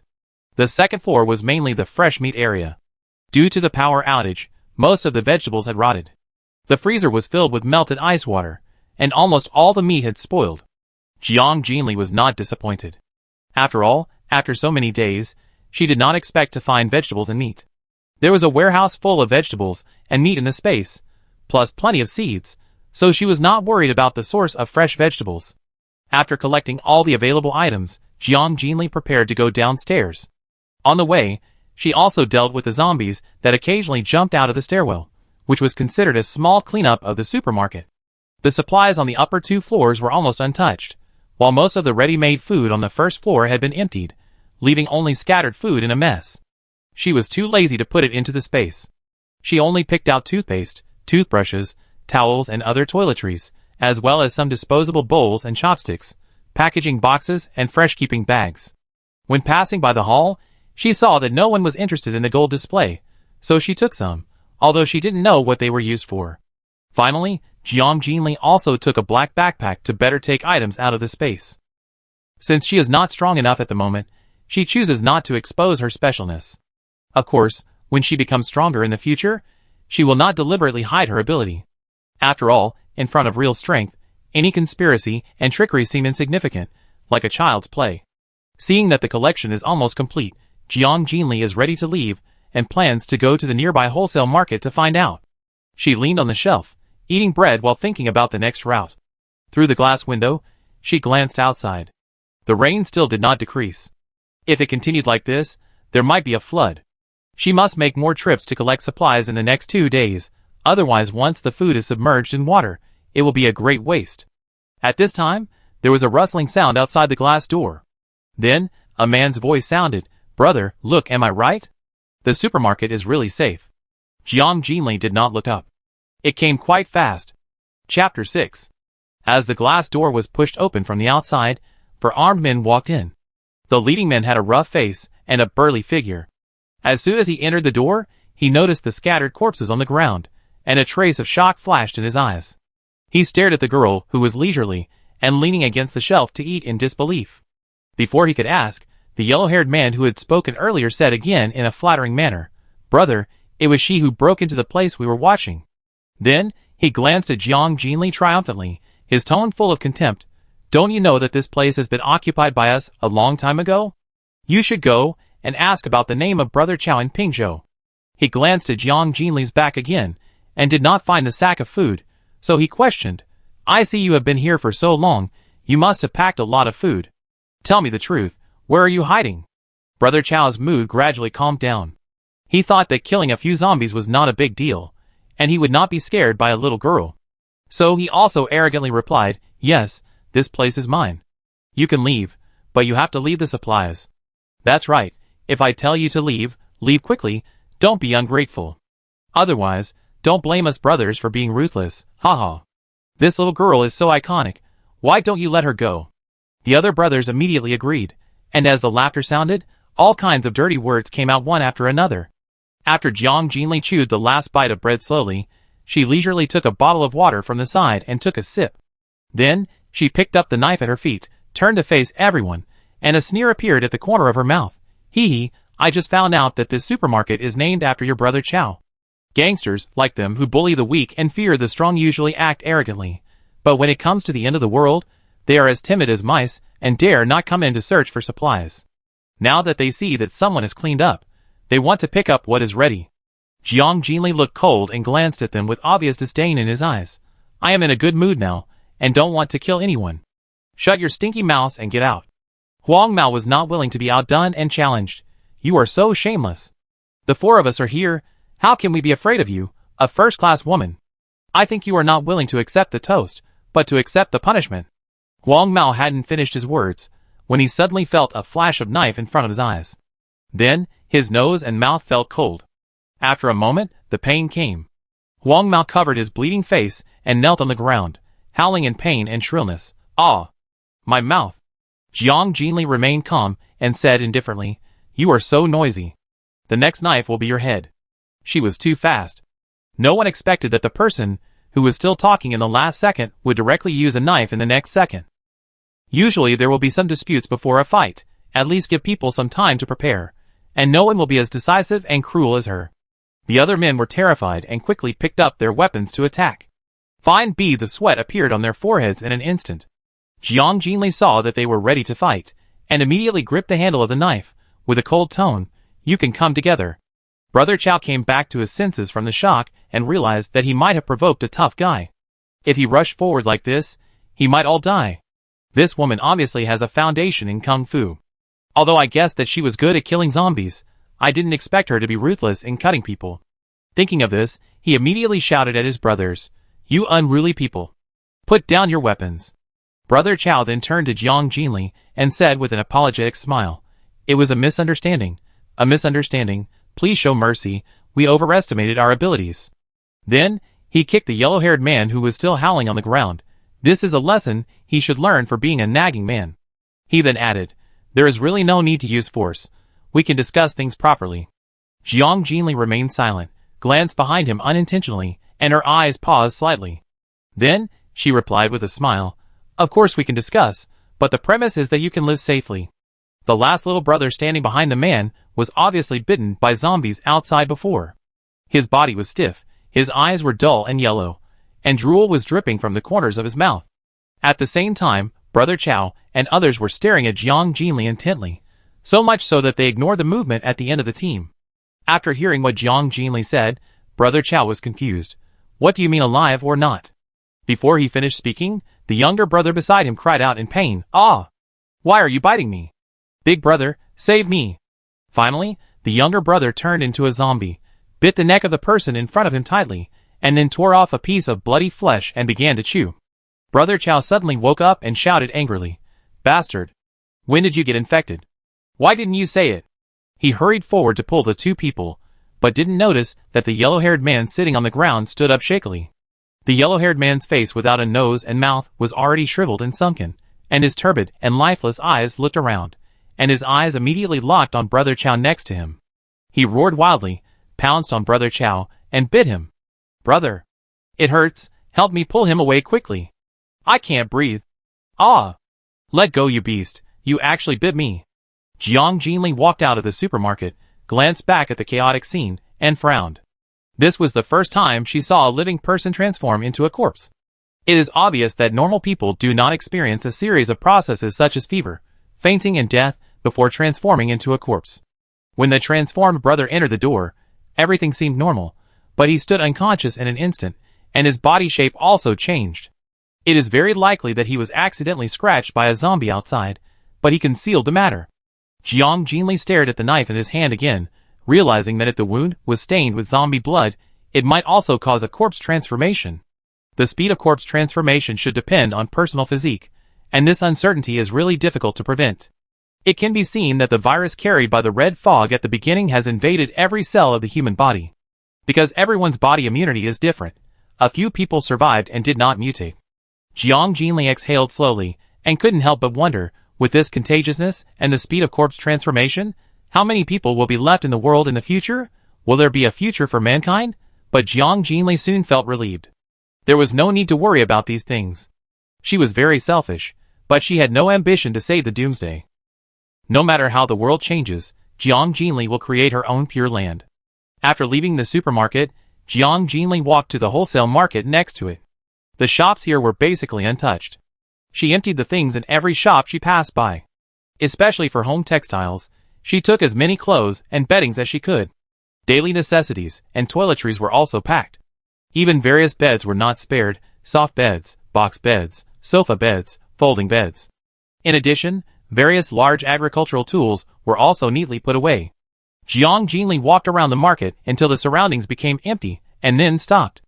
Although she collected so many things through her mind, Jiang Jinli did not feel any mental pain. Obviously, this was not driven by her mental power, but was related to the energy inside the space. And this magical energy was controlled by her personally. After a busy day, it was dark, and Jiang Jinli was a little sleepy. She planned to take a comfortable bath and have a good sleep after returning to the space, and then continue the search mission tomorrow. With a thought, Jiang Jinli instantly returned to the sofa of the villa in the Sky Island. Jiang Jinli looked around, and this time she really felt that this place completely belonged to her. Compared with the dirt and desolation of the Doomsday outside, this place is simply like a paradise on earth. Then Jiang Jinli looked at her clothes again. Because she had been outside in the rain, her clothes had never dried. However, the moment she came in, her clothes and hair had miraculously dried. This space is really a thoughtful cotton-padded jacket. It was no big deal to be drenched in the rain today, which proved that this strange black rain was harmless to normal people. However, for zombies, this might not be the case. Jiang Jinli observed that a few zombies stood still with their heads down in the heavy rain, which was very different from the behavior of other zombies wandering around. The future is full of too many unpredictable things, so she must become stronger as soon as possible. Jiang Jinli leaned on the sofa, and seemed to suddenly remember something. She pulled up her sleeves, and her eyes fell on the small vine in her hand. The small vine, which was just a thin thread in the morning, has now grown to the size of a little finger. Jiang Jinli couldn't help wondering in her heart, is this little vine sleeping? She put down her sleeves, and turned her eyes to the TV opposite. Jiang Jinli tried to turn it on, with her mind, and the TV lit up immediately, and went directly to the playing channel. Jiang Jinli noticed that the TV was not connected to any wires, and it was obviously controlled by space energy. These channels all exist in reality, and are obviously the result of virtual projection. Finally, she got up and walked into the kitchen at the back. Jiang Jinli was stunned when she saw the scene inside. It was really amazing. Chapter 7. From the outside, the living room doesn't seem to be very big, but once you come in, you will find that there is something else here. This kitchen is spacious, mysterious, and luxurious. The walls of the kitchen are made of some kind of metal, glowing softly, and dotted with various beautiful green plants, which should be the source of energy for the kitchen. A series of exquisite kitchen utensils are also hung on the wall. In the middle is a curved smooth countertop, on which a variety of cooking utensils are displayed. Some of these utensils can directly generate heat, and some can make fire. At the edge is an energy black barrel for recycling kitchen waste. On the other side of the kitchen are a series of real electrical appliances, including refrigerators, ovens, dishwashers, and microwave ovens. In a corner of the kitchen, there is also a large bar with high chairs, and next to it is a built-in wine cabinet, displaying various fine wines. It can be seen that the energy of this different dimension can be converted according to the needs of different utensils. It can be converted into light energy, heat energy, water energy, and fire energy. Jiang Jinli made some simple food, and then went upstairs to take a bath. Coming out of the bathroom, Jiang Jinli found that the closet was full of various clothes, so she picked a nightgown and put it on. Lying on the comfortable bed, Jiang Jinli still felt a little unreal, as if everything that happened in the outside world was a dream. How she hoped that she could see her sister's smiling face after waking up. Jiang Jinli closed her eyes, and slowly fell into a deep sleep, and the lights dimmed by themselves. The next morning, after Jiang Jinli woke up, she first went to the greenhouse in the farmland to check the situation. As expected, various poultry and livestock were raised in it in different categories. They all feed on spiritual herbs, and each of them is plump, fat, and strong. Then, Jiang Jinli came to the strange red tree again. Only 2 days have passed, and the tree has grown very tall. She looked up at the ripe fruit, and secretly wondered in her heart, is this the ability fruit that the system said? Surprisingly, there are 2. Jiang Jinli couldn't help thinking that it must be the soil in this space that caused the fruit tree to grow so quickly. And it produced 2 fruits. This means that she will be the first person to awaken superpowers. Jiang Jinli is 1 step ahead, and 1 at the starting line. It is impossible that no one has discovered this kind of thing. It is just a matter of time. Now most of the fruits outside are still in the seedling state. However, it is still unknown whether this mysterious black rain will further promote their growth. In addition, the number of fruits is scarce. Once their abilities are known to the world, there will definitely be a fierce battle for them. Jiang Jinli decided to find more fruits, whether to protect her sister or to establish her own power. This kind of fruit will undoubtedly become an important guarantee for whether she can live well in the future. After all, what she will encounter on the road in the future is likely to be groups of forces. Therefore, Jiang Jinli must firmly grasp the advantage and ensure that she is invincible. In this chaotic world, once an organization and base are established somewhere, it will inevitably be filled with all kinds of oppression and injustice. The intrigues of humans are far more terrible than the monsters outside. Living in the base may die faster. As a small number of people awaken their superpowers, the status gap will be further widened, and the class division will be more obvious, making the lives of ordinary people more difficult, and the living space increasingly narrow. This will be an era dominated by the strong, and strength determines everything. Jiang Jinli retracted her thoughts, and her mind moved slightly, and she saw 2 fruits gently fall off the branches and fall into her palm. Jiang Jinli stared at the fruit in her palm and observed it carefully. They are round in shape, smooth on the surface, small and exquisite, and colorful. Very lovely. The skin of one of them showed a gradient pattern from dark blue to light blue, and the other was a pattern of dark purple and silver white. The fruit exudes a rich sweet aroma, which is both mysterious and beautiful. After Jiang Jinli lowered her eyes and thought for a while, she decisively ate the dark purple fruit. The moment the fruit entered her mouth, a rich sweetness quickly spread in her mouth. It was full and juicy, soft and sweet, and it was endlessly memorable. If Jiang Jinli guessed correctly, these fruits of different colors should represent different abilities. The blue one should be water type. She didn't know what the one she ate was, but she hoped it could improve her spiritual power. Carefully putting the other fruit back into the box, Jiang Jinli sat on the ground, quietly waiting for the transformation of her body due to this strange fruit. No matter what risk she faced next, Jiang Jinli didn't care. After all, this was the only way to become powerful. Soon after, her body began to heat up, and a stream of energy clearly surged in her body, like an invisible flame burning. Suddenly, a sharp pain came, and Jiang Jinli twitched and fell to the ground involuntarily. Fine beads of sweat oozed from her forehead, and her expression revealed a trace of pain. Jiang Jinli clenched her teeth, as if every cell in her body was being reshaped. The vision began to become blurred. I don't know how long it took. A cool energy began to flow in her body, and Jiang Jinli suddenly felt her vast spiritual sea of consciousness. As her body was repaired, she slowly stood up, feeling her body become light and full of strength. Her vision became wider than ever before, and her mental power was full and full. These changes undoubtedly showed that this was a clear sign of the awakening of the spiritual power. Jiang Jinli's mouth corners slightly raised, and a look of satisfaction appeared on her face. After a moment, she was surprised to find that a layer of black substance was discharged from her body. She frowned and showed disgust on her face, and then hurried to take a bath and wash her body. At present, the first task is to strengthen physical exercise, use superpowers to fight, and continue to improve mental power. In the next few days, Jiang Jinli ran around in Pingdou City to search.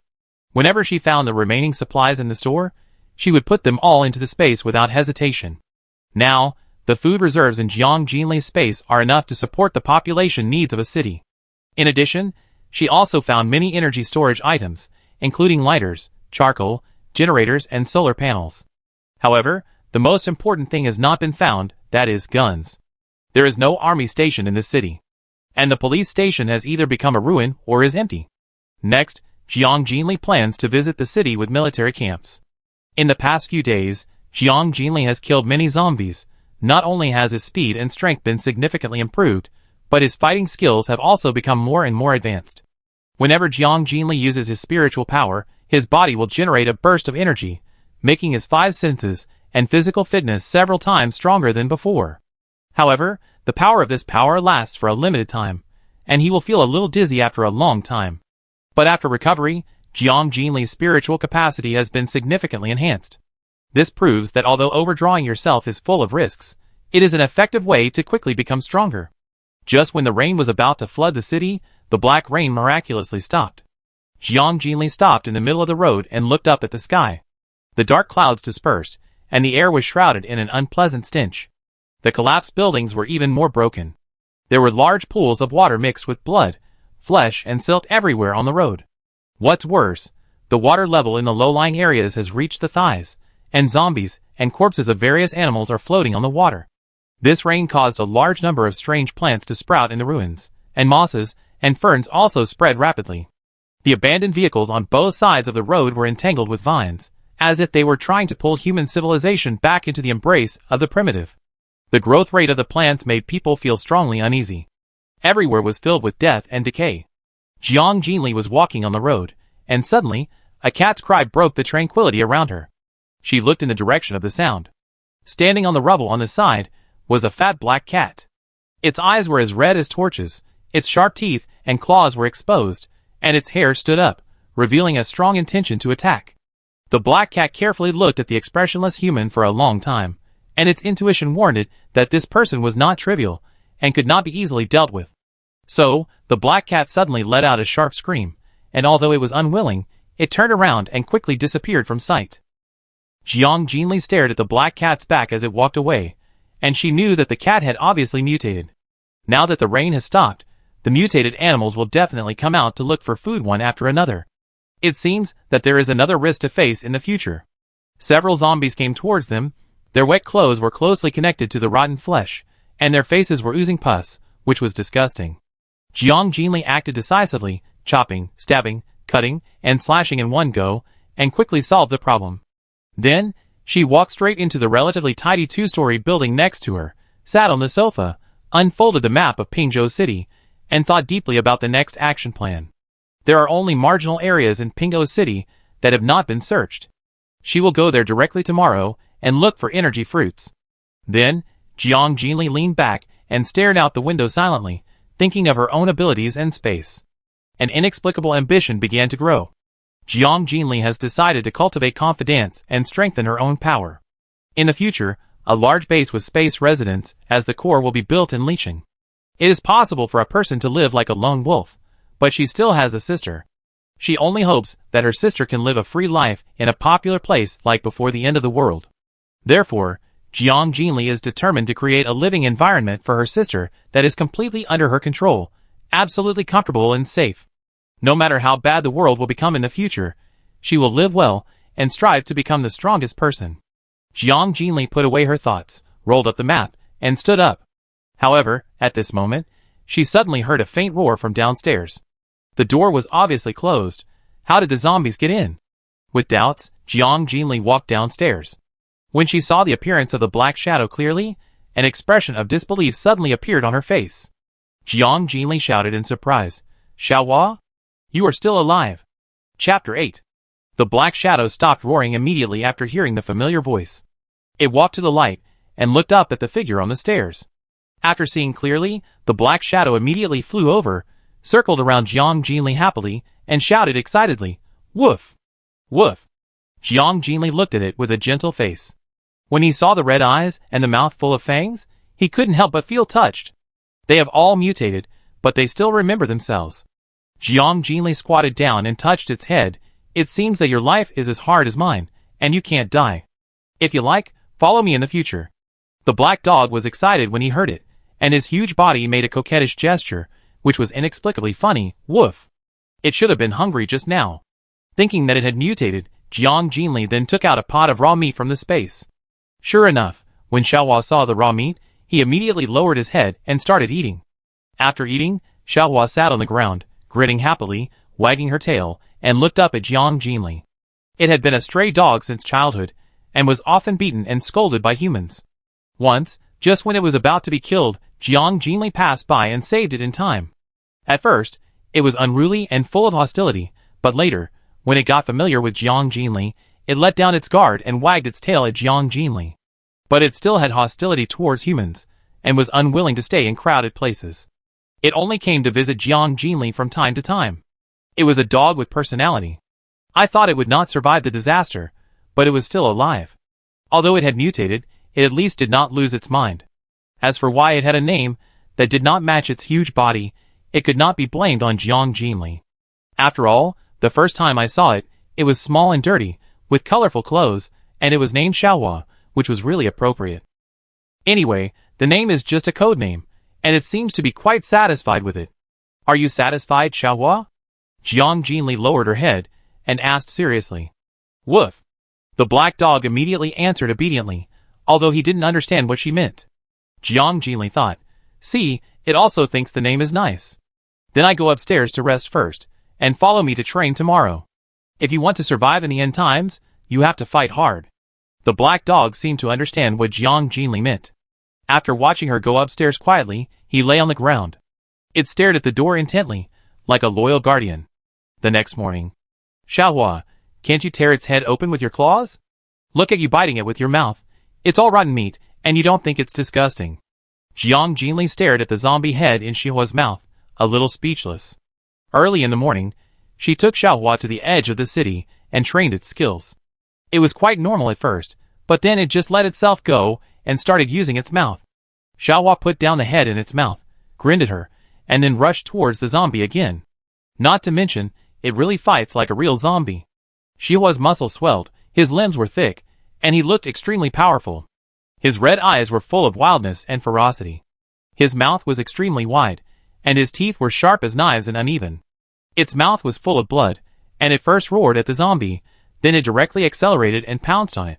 Jiang Jinli stared at its ferocious appearance, thinking in her heart, since the mutated dogs have such powerful strength, the strength of other animals must not be underestimated. Her mental power has reached a bottleneck, and it seems to be trapped at an insurmountable node. She urgently needs some opportunity to break through this obstacle. Just as Jiang Jinli was lost in thought, Xiaohua's barking suddenly broke the silence around her. She looked up and saw Xiaohua facing a dark alley, posing a defensive posture and roaring in a low voice. Jiang Jinli immediately approached vigilantly, holding the hilt tightly, and scanning the deep alley with sharp eyes. Suddenly, a slow and powerful footstep sounded, and when Jiang Jinli saw the zombie in front of him, a trace of surprise flashed in his eyes. Zombies have evolved. The zombie in front of him was huge, with abnormally swollen muscles, and his clothes were torn due to being overwhelmed, exposing the dark and hideous skin underneath. It was different from the decayed state of common zombies, and its body was covered with frightening tight muscles. Its face was pale and sunken, and its eyes were empty and lifeless. As soon as it saw people, it opened its huge mouth and let out a terrifying roar. Xiaohua was the first to be attacked. She ran forward, jumped up and slapped its face with her claws. However, the zombie slowly raised its hands and crossed them to block Xiaohua's attack. The next second, it pushed Xiaohua away with force. After Xiaohua landed, she circled around the zombie and continued to look for opportunities to attack. Jiang Jinli watched the battle from the side. She was interested. She didn't expect that this zombie could actually block and seemed to have some wisdom.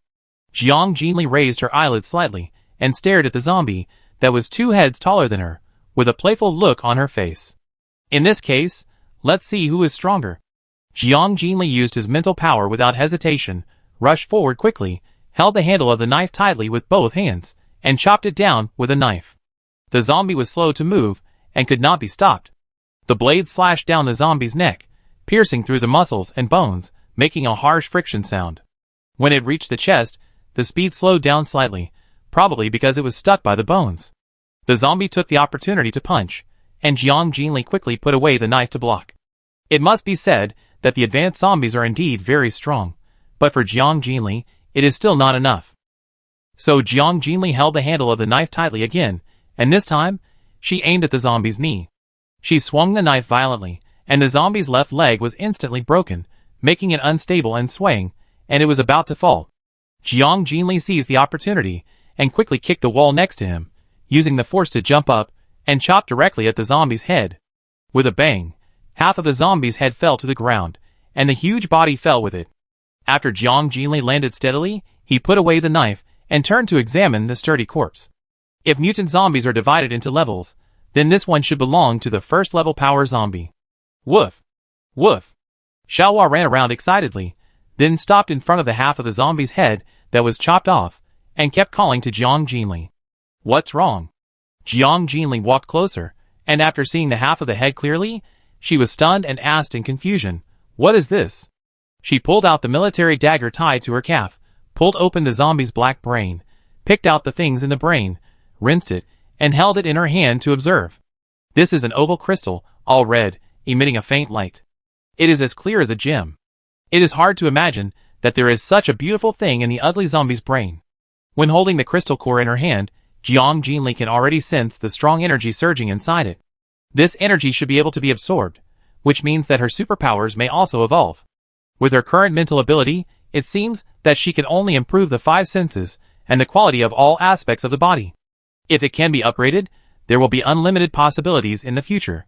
She can develop multiple uses by herself, and she may even be able to kill people from a distance with mental power. Jiang Jinli was excited and suddenly full of expectations for her mental ability. She now wanted to kill more of these big fools. Unfortunately, after searching for a long time, she did not encounter mutant zombies again. Jiang Jinli could not help but feel disappointed. It seems that she should not be too impatient and take it slowly. She walked into a house and tried to absorb the energy in the crystal core. Holding the crystal core in her hand, she controlled a trace of mental power and tried to guide the energy inside to her body. To Jiang Jinli's delight, this method really worked. She could clearly sense that the deficit of spirit was gradually being filled, so she involuntarily accelerated the speed of absorption. Not long after, the crystal core in her hand disappeared quietly, and the energy contained in it had been completely transformed into her mental power. Although Jiang Jinli noticed that the mental barrier still existed, there were already slight signs of loosening, which undoubtedly verified that her previous speculation was completely correct.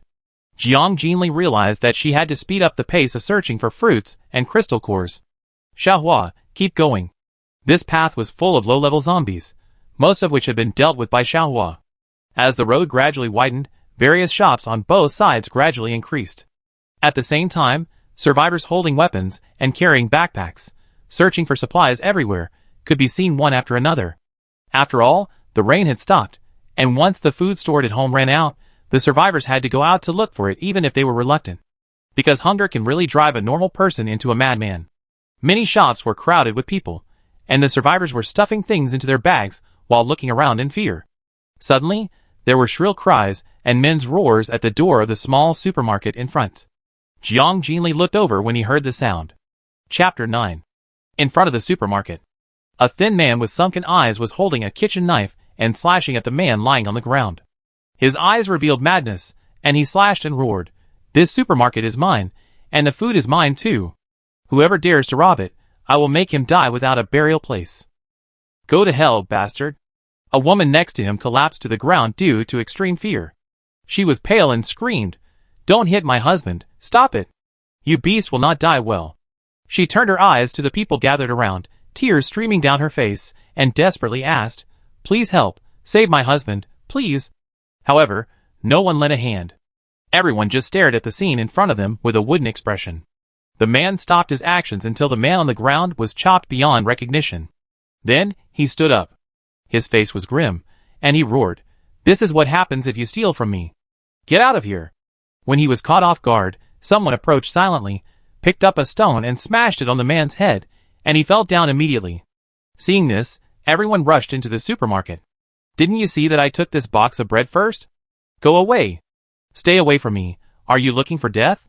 Let me go. Stop fighting. Isn't it better to distribute it fairly? Why has it become like this? Ah! Bastard, I'm going to fight you." Noise and screams were heard. The zombies had surrounded the supermarket because of the sound. When Jiang Jinli passed by the door, he glanced inside with a look of indifference and disdain. They are all a bunch of brainless idiots, who are afraid that the zombies will be hungry and have nothing to eat. After clearing out several small supermarkets along the way, she finally arrived at her destination. This area is geographically high. It is mainly a rich community, with a relatively sparse population. Jiang Jinli came to the woods. First, she used her mental power to enhance her 5 senses and tried to smell the faint fragrance. Then, she tried to sense the energy fluctuations of the fruit again, but still found nothing. Obviously, there should be no energy fruit nearby. So, Jiang Jinli decided not to search anymore and planned to search for supplies in the surrounding area within the next 2 days, and then find a vehicle to leave the city. Xiaohua, let's go, I take you home to see. Xiaohua ran towards her as soon as she heard Jiang Jinli's words. In the blink of an eye, the scene in front of her was completely new. Xiaohua's eyes were wide open, and she was obviously startled by the changes in front of her. Woof! But after it carefully looked at this place, it was immediately attracted by the beautiful scenery and ran happily. Although Xiaohua was not particularly smart, it also realized that this was definitely not the dirty and terrifying real world. Jiang Jinli came to the island and immediately made 2 home-cooked dishes for herself. If she had time, she would still prefer to cook herself rather than fast food.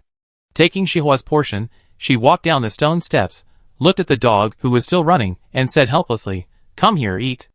Maybe because it was cooked food, Xiaohua smelled it first, then her eyes lit up, and she ate it crazily.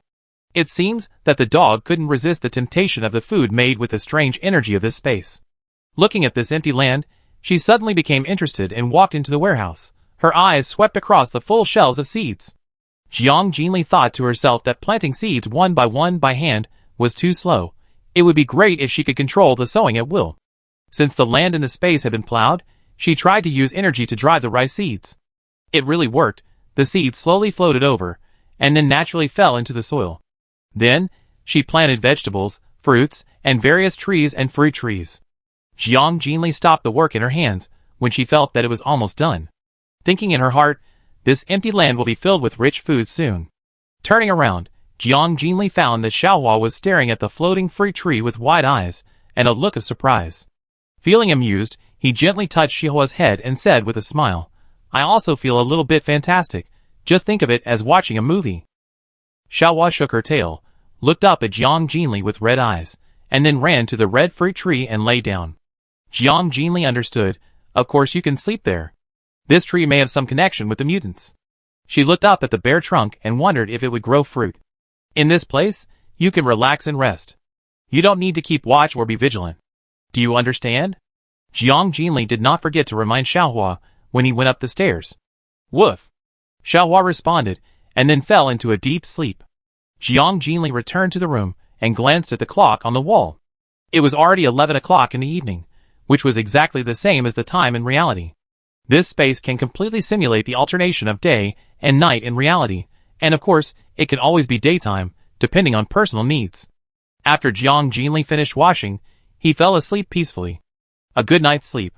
Early the next morning, Jiang Jinli stared at the transparent door in front of him, turned to Xiaohua and said, "Let's go out and take a look." A flash of white light. Through this door, a man and a dog instantly stood on the top of the mountain, surrounded by lush and dense vegetation. The growth rate of these mutant plants is so fast that it makes people feel a little worried. This is Mu Mountain. The scenery is pretty good. Jiang Jinli took a deep breath and felt relieved. Early in the morning, Jiang Jinli suddenly remembered that the system mentioned that Mu Mountain had a fixed exit, so he suddenly wanted to come and take a look. Standing on the top of the mountain, Jiang Jinli overlooked the city below. This mountain, located in the remote Liqing, is famous everywhere for its unique standing in the center of the city. Liqing has a steep terrain, a small city, and is surrounded by water. It is a good place for both attack and defense. Jiang Jinli stared at the desolate city below, thinking that in the future, she would include all of this place in her territory and expand around this mountain. Since she was already here, she might as well go to the city below to search for some supplies. After all, the place is not big, and it can be completed quickly. Just as she was about to go down the mountain, she caught a faint glimpse of a strange fragrance at the tip of her nose. It was not the fragrance of flowers. Jiang Jinli was quite familiar with it. It was the fragrance of the supernatural fruit. She couldn't help but feel a surge of joy in her heart. It was really easy to get it. She immediately used her mental power to sense the direction, and then walked down the mountain, with Xiaohua leading the way for her. The plants on this hillside are so dense that they block out the sun, making it difficult for even sunlight to penetrate. These plants may be used when building a base in the future. As the smell became stronger, Jiang Jinli finally saw the familiar tree on a flat ground. However, she stopped. Jiang Jinli drew out her knife, turned to face Xiaohua, and simply ordered, "The one on the edge is left to you to deal with. Can you do it?" "Woof!" Xiaohua screamed, roaring in a rough voice, her hair standing up, staring at the tree, with a bloodthirsty light in her eyes. For First Order mutant zombies gathered under the tree, standing still around the tree, as if absorbing its energy. The area near the tree was very clean, and there were no other plants. She came just in time, as she was worried about not having a nuclear crystal to upgrade. Jiang Jinli said to Xiaohua, "Xiaohua, let's go, and make a quick decision." Jiang Jinli quickly used her superpowers, shot out at an astonishing speed, and instantly arrived behind one of the zombies. Taking advantage of the zombie's unpreparedness, she decisively swung her knife at its neck, and the zombie's head fell to the ground. At this time, a zombie next to her reacted and rushed towards her with a roar. Jiang Jinli quickly dodged sideways, then slashed across with a knife, neatly cutting off half of the zombie's head above the nose. The last zombie strode over, and its gray eyes rarely revealed a violent anger. Jiang Jinli kicked hard, forcing the zombie to retreat several steps. Then, Jiang Jinli quickly flashed behind the zombie, swung the knife and stabbed, the tip of the knife piercing from the back of the zombie's head to the eyes. The zombie fell to the ground, and was killed in one blow. She turned to the direction of Xiaohua, only to see Xiaohua lying on the fallen zombie, biting the zombie's head madly, and the rotten meat paste covered its face. Jiang Jinli walked forward, gently stroked Xiaohua's head, and said gently, "That's enough, you did a good job." Then, she skillfully dug out the crystal cores from the 4 zombies' heads one by one. Jiang Jinli wondered if Xiaohua could absorb the energy of the crystal cores. So, she picked up a crystal core and placed it in front of Xiaohua, saying, "This thing has energy, see if you can absorb it." Xiaohua smelled it, and swallowed it without saying a word. After eating, she didn't forget to lick her mouth, and looked at Jiang Jinli with sparkling eyes. It was really a simple and rough way of eating. Seeing that it was fine, Jiang Jinli was relieved, and then said to it, "In the future, if there are crystal cores in the zombies you kill, just eat them directly, don't give them to me." Woof! After hearing this, Xiaohua ran down the mountain happily. It wanted to see if there were any more delicious stones like this. Jiang Jinli walked under the tree, looked up at the fruit, and found that it was indeed ripe. She raised her hand and picked it up. The color of the fruit showed a gradient of red, and the light was overflowing, which was very dazzling. She put the fruit into the box, and stored it in the space. When Jiang Jinli looked up again, she couldn't help but be stunned. Chapter 10. The tree that was standing a second ago disappeared without a trace. If it weren't for the 4 bodies lying here, Jiang Jinli would have thought she was hallucinating. Obviously, once the fruit is picked, the tree will dissipate, and the yield is limited, with each tree only bearing 1 fruit. She still took advantage of the space and harvested 2. After cleaning up, Jiang Jinli walked down the mountain along the dirt road. When she reached the bottom of the mountain and walked into the street, the city was more desolate than she had imagined. There were scattered shops on the streets. Ordinary zombies moved slowly and staggered around. Occasionally, you can see a few survivors with terrified faces going out to search for supplies. I don't know what these people are planning, and how long can they hide? The only way to survive is to pick up weapons, keep fighting and train yourself to adapt to the external environment. With the continuous evolution of zombies, animals and plants, in the future, if ordinary people want to survive, they can only choose to form a team to help each other or enter the base to seek shelter. Although the base is clearly divided into different levels and full of injustice, this is still the only survival option for ordinary people. Otherwise, this simple building may not be able to support it for too long, and it will be broken by advanced zombies in a short time. While observing the terrain, Jiang Jinli was also collecting supplies. During this period, she also encountered sporadic attacks from several first-level zombies, but she solved them quickly and neatly. When Jiang Jinli passed by a building, a middle-aged man with a pale face and thin muscles suddenly rushed out from it. Jiang Jinli quickly dodged and stared at him coldly. The man was scared by being looked at, but he still said with courage, "Girl, it's like this, our family hasn't eaten for a few days. Can you give us some food? I saw it all upstairs. You just came out of the supermarket in front. There must be food in your bag." After saying that, he secretly glanced at the bag behind Jiang Jinli. When he thought of the food inside, his eyes could not help but reveal undisguised greed. Jiang Jinli sneered after hearing this. When searching for supplies, she took the bag out of the space, and there were only 2 bottles of water in it. She glanced at the man and said with a sneer on her face, "You are a grown man. Why don't you go find food yourself? Why do you want me to give it to you? There are monsters. They are all monsters. Going out is to die. If I die, what will happen to my whole family? So I can't die." The man's eyes were hollow. His face was filled with fear, and he shouted frantically, "Why can't you help us if you have the ability? Why? Why?" He became more and more excited as he spoke, roaring with red eyes. Then, the man pulled out the knife behind him, grinning and threatening, "Hurry up, give me the food, or don't blame me for being cruel." Suddenly, with a loud bang, the man was kicked away and fell heavily to the ground. Jiang Jinli quickly stepped forward, stepped on him, and warned coldly, "Do you believe it? I will take your life now?" The man was obviously scared. He ignored the pain in his body, looked terrified, and begged for mercy. "No, no, don't kill me, I'm just hungry. There's really nothing I can do." Then he shouted, "Come out. I'm about to die, and I'm still watching the fun. Come and beg this girl together." As his words fell, 5 people slowly walked out of the room. All of them were listless and looked extremely decadent. As they had not taken a bath for a long time, their hair was greasy, and their clothes were dirty, which made them look quite embarrassed. Seeing this scene, everyone knelt down in fear.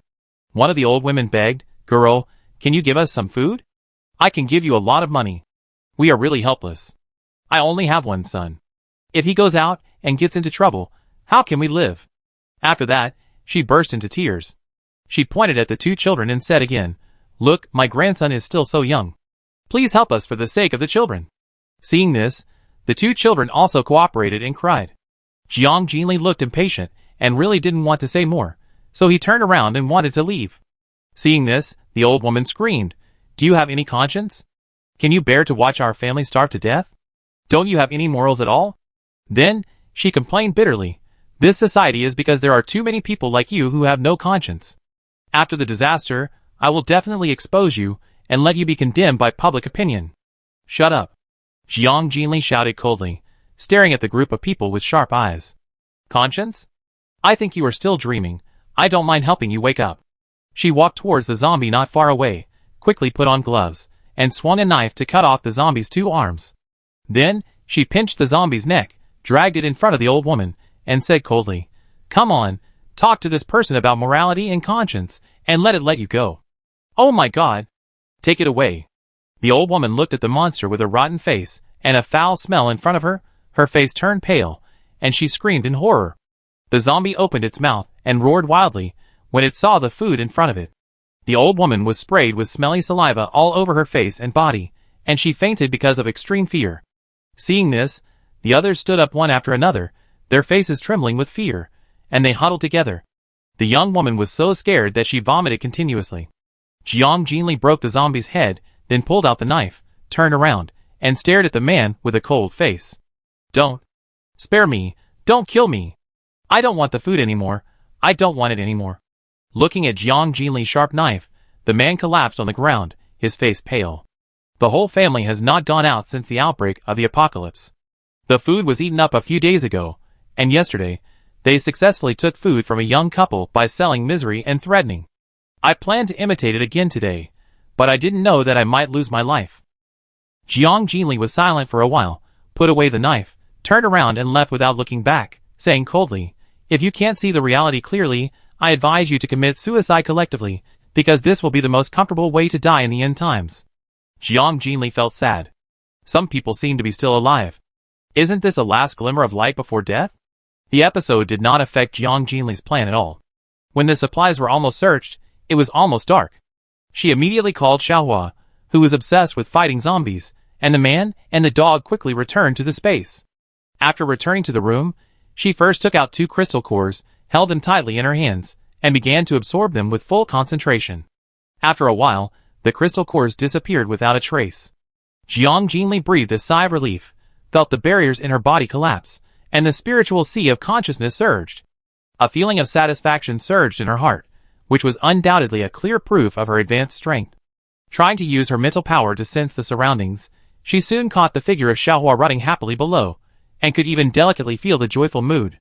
Jiang Jinli opened her eyes, and was secretly happy, now that she can use her mental power to detect other people's thoughts, then mastering the art of mental attack is just around the corner. She wanted to see if she could establish mental communication, so she first sensed Xiaohua's position, and then sent her words into Xiaohua's mind with her mind. Xiaohua ran leisurely below, which was both vast and beautiful. There was also a kind of energy that could make it stronger after absorption, and it liked this place very much. Suddenly, Jiang Jinli's call sounded in her mind, Xiaohua. Xiaohua felt strange, looked up at the island in the sky, and looked around for a while, but didn't see anyone. Thinking that she had heard it wrong, she shook her head, and continued to wander. Jiang Jinli keenly realized from Xiaohua's state that she did have the ability to communicate with others mentally. But the scope of this ability seemed to be limited by her own mental power. Moreover, at present, this kind of telepathic communication seems to be only one-sided communication on her side. The next day, Jiang Jinli returned to the edge of Pingzhou. Pingzhou City and Liqing are far apart, and they are two completely unconnected cities. The person who took my sister away would never come to Liqing. Under normal circumstances, that person should first find a base for shelter. So Jiang Jinli planned to start from the cities near Pingzhou and gradually move northward. No matter which base or city her sister is in, she will definitely find her. And Liqing will be the final destination. Chapter 11. Jiang Jinli stood in the middle of the road, staring at the 5 mutant mad dogs blocking the road. They were huge and bloodstained. There was saliva at the corners of their mouths, and their eyes showed their hunger for food. Sharp teeth were revealed in the roar. Jiang Jinli had not walked long after coming out of the space when she encountered these mutant dogs. It just so happened that she needed a sparring partner. As the 5 mutant dogs pounced, Jiang Jinli directly used her supernatural power to invade the depths of their consciousness and lock their minds. The mutant dogs' brains instantly fell into chaos, and the originally rapid sprint speed gradually slowed down, and they stopped completely in place after a few seconds. Their red eyes were full of confusion, not knowing where they were now, and what they were going to do, and their thinking was completely stagnant. Observing their movements, Jiang Jinli knew that her experiment was successful. With the upgrade of supernatural powers, her spiritual sea of consciousness became wider and wider, and she mastered more and more spiritual abilities. According to her current second-level ability, she can sense other people's thoughts, predict their actions, and even perform simple mind locks. I don't know if her current mental power can mobilize the energy of space to attack. After all, the system also said at the time that there are other functions of space to be developed. Glancing at the 5 stunned mad dogs, Jiang Jinli acted without hesitation and quickly ended their lives. Then, she cut open their heads to check, but only saw a mass of rotten matter, and no nuclear crystals were found. Seeing this, Jiang Jinli raised his eyebrows, and thought to himself that the level should be too low. Okay, Xiaohua, I let you do it next time. Jiang Jinli looked at Xiaohua, who was still circling around the corpse and grinning, and could feel its desire to fight with its own kind. Woof! Xiaohua felt that these mad dogs were just provoking it, pretending it didn't exist. Let's go and see if there are any first-level zombies nearby. Jiang Jinli turned around and walked forward. On the way here, the number of ordinary zombies has obviously increased. In addition, some zombies are very fresh, their clothes and bodies are not rotten, and they should be transformed from survivors recently. In fact, if you are a little brave, ordinary zombies are still easy to deal with as long as you don't encounter a zombie tide. As long as the survivors unite, go out to find food together, and exercise themselves, they can survive in the early stage. But the paradox is that what we need to guard against most now is living humans. Sometimes, it is not those monsters that are really deadly, but the human heart. If you don't know people well, leave your back to others, and get stabbed in the back, you can't blame others. After all, there is no morality now. She used her mental power to attack while walking, and soon she became proficient in the second-level ability. Every time she reached her limit, Jiang Jinli would absorb crystal cores to replenish herself. Although this was a bit exhausting, she gained a lot. With the upgrade of her superpowers, her body's various indicators would be strengthened, and her body's limits would be infinitely developed. After collecting several crystal cores in a row, Jiang Jinli came to an open space. There was a lake below, and the water level had risen because of the heavy rain a few days ago. Jiang Jinli stared at the lake and noticed that occasionally a few fish would jump out of the water. These fish were all abnormally large, and they were obviously mutated. Although there were fish fry and processed fish meat in the space, it did not affect her desire to taste the taste of this mutated fish. Then, Jiang Jinli lowered his head and asked Xiaohua, "You're tired on the way. How about a meal now? How about a mutant fish hot pot?" Woof! Woof! Xiaohua ran down and responded excitedly. Jiang Jinli's cooking is delicious. Its taste has been spoiled these days, and it hasn't eaten hot pot yet. The mutant fish in the lake saw a living creature running to the shore, and instantly jumped out of the lake. It showed its sharp teeth, flashing cold light like a blade, and rushed toward Xiaohua fiercely. Xiaohua was not to be outdone, and also showed its fangs, roared and leaned over, ready to go. Seeing the mutant fish approaching, Xiaohua jumped up quickly, pounced on the fish's back, and instantly pinned it to the ground. Then, Xiaohua opened her bloody mouth and bit the fish's neck. Although the fish was at a disadvantage, it still struggled hard, whipping Xiaohua's butt with its tail, trying to break free. Jiang Jinli caught a glimpse of the funny scene, and couldn't help laughing. She walked to the open space nearby. She took out the stove from the space, and set up a big pot on it. Then, she placed a long table and chairs, and then walked toward Xiaohua. Stop making trouble. This time we will use firewood to cook the soup. Go find some firewood nearby, and I will handle the meat. Jiang Jinli walked to Xiaohua, raised her knife, and cut off the fish's head with one knife. This fish, I don't know if it is a black carp or a silver carp, has become half a person tall after mutation. The scales on its body are sharp and hard, slightly erected, with a hideous face and exposed fangs. Jiang Jinli skillfully cut open the fish's belly, and carefully cut off the tender meat inside. I don't know how the mutant fish tastes. Meanwhile, Xiaohua had found firewood. Jiang Jinli immediately lit the fire, and let the water boil quickly. She first put in the hot pot base, then cut up various side dishes, and finally put in the fish slices one by one. After a while, the tempting aroma spread. Woof! Xiaohua's eyes lit up. Seeing that the fire was ready, Jiang Jinli took out the seasonings, and the fish was almost cooked. She took a few slices of fish, and put the rest into Xiaohua's bowl. Then, one person and one dog sat at the table and started eating. The taste was okay, but it was a bit fishy. However, in the end of the world, it was good to have food to fill the stomach. This lakeside is very remote, and there are not many houses. Otherwise, if someone saw this weird scene, they might think that this person was crazy. It's the end of the world, and there are still people who dare to have a leisurely picnic here. After eating and drinking, Jiang Jinli leaned back in her chair and looked around. There must be a lot of fish in such a large lake. She could take advantage of the opportunity now to catch a few more. Even if she didn't eat them, she could trade them later. If nothing unexpected happens, the next step will be a continuous high temperature, and food will be even more scarce. As for whether the mutant fish is harmful to the body, there is no need to consider it at all. Which survivor is not a virus carrier now? What's more, it is still unknown whether the mutants are still human. As long as they can fill their stomachs, who cares whether it is poisonous or not? When humans are hungry, they will not even let go of tree bark and grass roots. Jiang Jinli stood up, packed up her things, turned her eyes to Xiaohua, who was still licking her lips, and said, "Let's catch a few more fish for backup. Next time you want to eat, we will cook it for you." Xiaohua heard it, and rushed to the lake excitedly, barking at the lake while running, trying to attract the attention of the mutant fish in the lake. Its efforts were not in vain. Soon, fish jumped out of the water one after another, roaring and rushing toward Xiaohua. Jiang Jinli followed behind to chop the fish heads, and soon, the ground was scattered with fish carcasses. Seeing that the fish meat was almost ready, she called Xiaohua to stop, and then quickly put all the fish into the space. Turning to Xiaohua, Jiang Jinli ordered, "Xiaohua, let's go, continue on the road." Walking on the road, Jiang Jinli noticed that there were few zombies around, and she had the idea of exploring more functions of the space. The most basic ability of space should be movement. So, Jiang Jinli immediately focused her attention, stared at the intersection ahead, and tried to mobilize her space ability. With a thought, she instantly appeared at the fork in the road ahead. Turning back, she saw Xiaohua still standing there, staring at herself with wide eyes and a blank face. Jiang Jinli said happily, "It turns out that it really works." Space ability, teleportation. Chapter 12. Jiang Jinli's speed was already very fast, and with the blessing of spatial ability, she could kill people in milliseconds.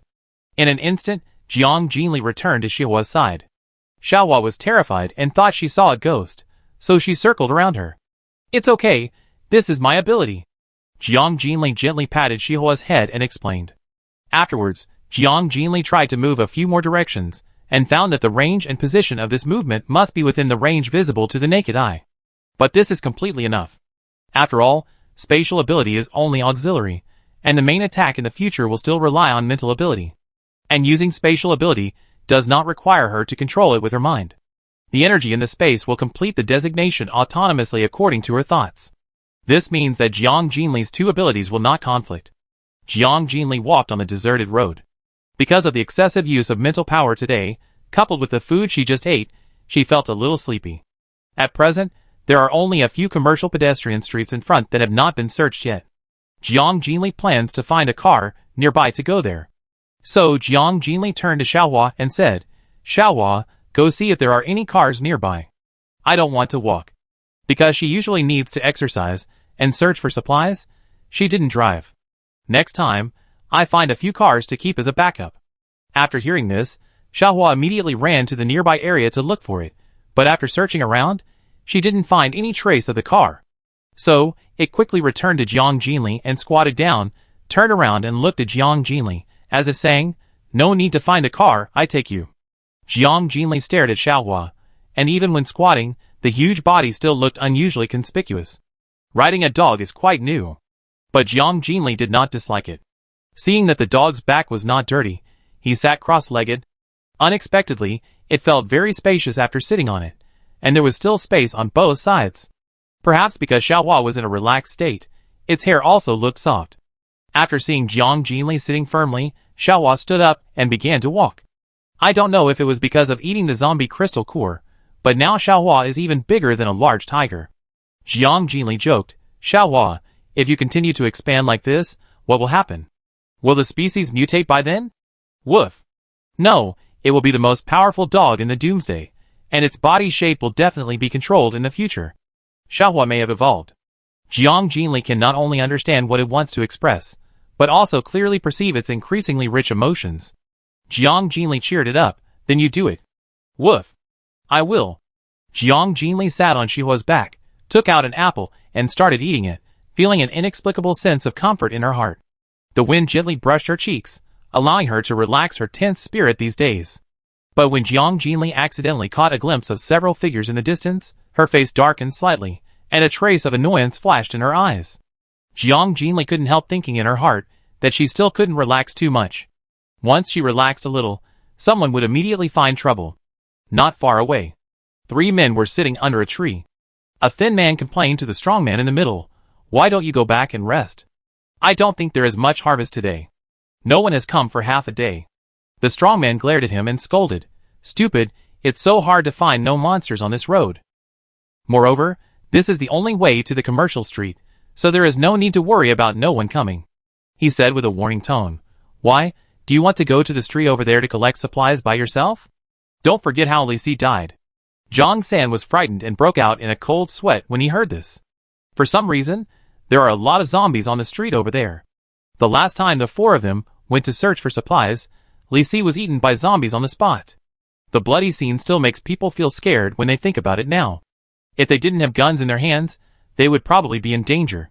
Therefore, the 3 of them had an evil idea and decided to rob on the way. In their opinion, since zombies are difficult to deal with, wouldn't it be easy to deal with humans with guns? Now that he heard the man asking him to collect supplies, Zhang San immediately became timid. "Brother, are you kidding me? How dare I go there alone? Let's wait a little longer." "Stop arguing, look, is there someone coming over?" The fat man pointed to the front and said to the 2 people. Zhang San squinted his eyes and looked forward and was immediately shocked. "Oh my god! What is this thing, a tiger? Why is there a woman sitting on its back? No. It's riding a dog. It's a mutant dog." This weird side, the fat man was also opened his eyes. However, after the fright, several people quickly calmed down.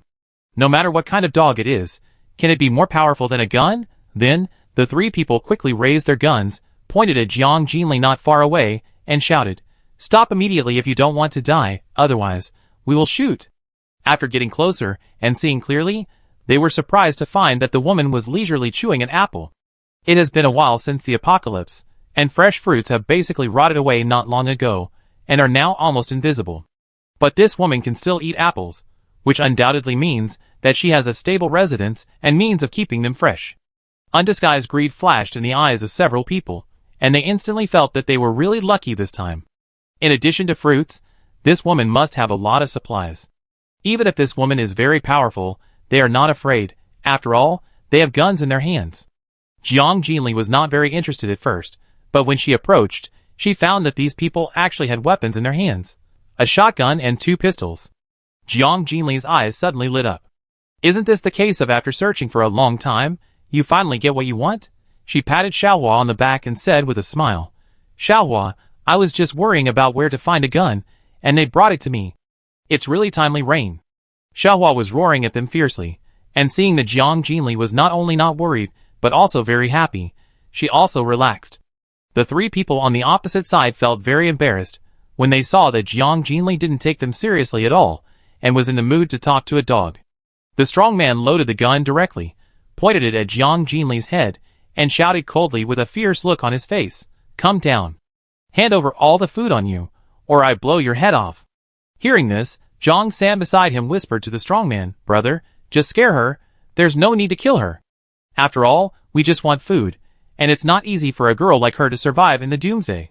Shut up. What kind of world is this? Do you still have a kind heart? There is no distinction between men and women here, and those who resist will die. You follow me, and you have to obey me, otherwise, I will kill you too. The strong man threatened in a rough voice, staring at Zhang San with a sinister expression. Zhang San was frightened by his eyes and shrank. No, no, how dare we resist the big brother? They all gathered together halfway. Because this strong man was ruthless and the best at killing zombies, he thought he was the big brother, and no one dared to refute him.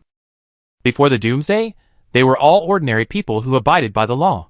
How could they have the courage to resist? After all, they still had to rely on him for protection. Jiang Jinli listened to the man's arrogant words, sneered, and said disdainfully, threatening me? You are very courageous, but with this thing in your hand, you are not qualified. The strong man wanted to say something, but suddenly felt his mind blank, and then a strong wind swept past. When he came to his senses, he found that the gun he had been holding tightly in his hand had disappeared. Looking up, the girl still maintained her original posture, but there were 3 more guns in her hand. The strong man's eyes widened, his face full of horror. How is it possible?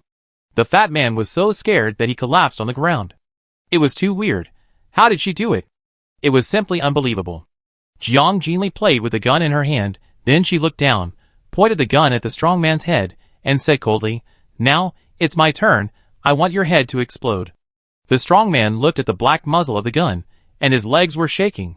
He intuitively knew that if he didn't say something immediately, Jiang Jinli might really shoot. So he quickly knelt down and begged for mercy. Girl, calm down, calm down. You are generous, just spare us and treat us as a fart. Zhang San was also scared and sweating, and he also begged for mercy. Yes, yes, don't kill us, please. Jiang Jinli listened to their chattering noise and felt irritated. The gun was already in her hands, and she didn't want to waste time here. So Jiang Jinli said coldly, Where did you find this gun? Take me there, and I may consider not killing you. Chapter 13. The 3 men were all stunned when they heard Jiang Jinli's words. The fat man spoke first, saying fearfully, Girl, you can't go. These guns were taken by us when the apocalypse just broke out. It's too dangerous now.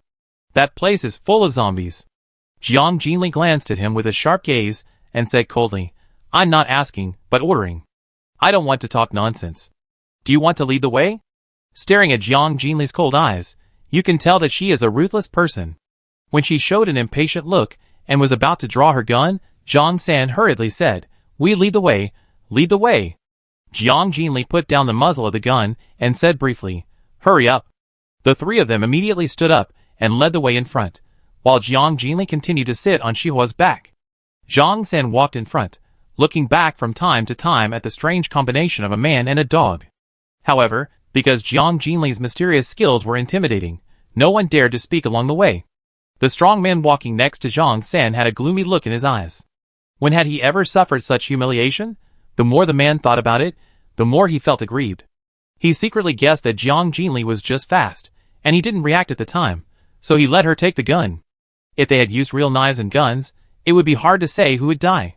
The strong man's eyes rolled, and he didn't know what he thought of. Then he turned around and smiled at Jiang Jinli ingratiatingly. Girl, how can you be so fast? This is amazing. This gun was taken from a remote arsenal not far away. I don't know if it was private or police. It's not clear whether it was buried there. There are zombies in there. The strong man tried to distract Jiang Jinli with words, and quietly walked to her side. When Jiang Jinli's eyes finally turned elsewhere, the strong man quickly jumped up, pulled out the short knife he carried with him, and intended to stab Jiang Jinli in the back of the neck. Just when the blade was about to touch Jiang Jinli, the strongman thought he had won. But before the smile on his mouth could unfold, a loud bang suddenly came to his ears. After the impact, his body flew back suddenly, and finally fell heavily to the ground.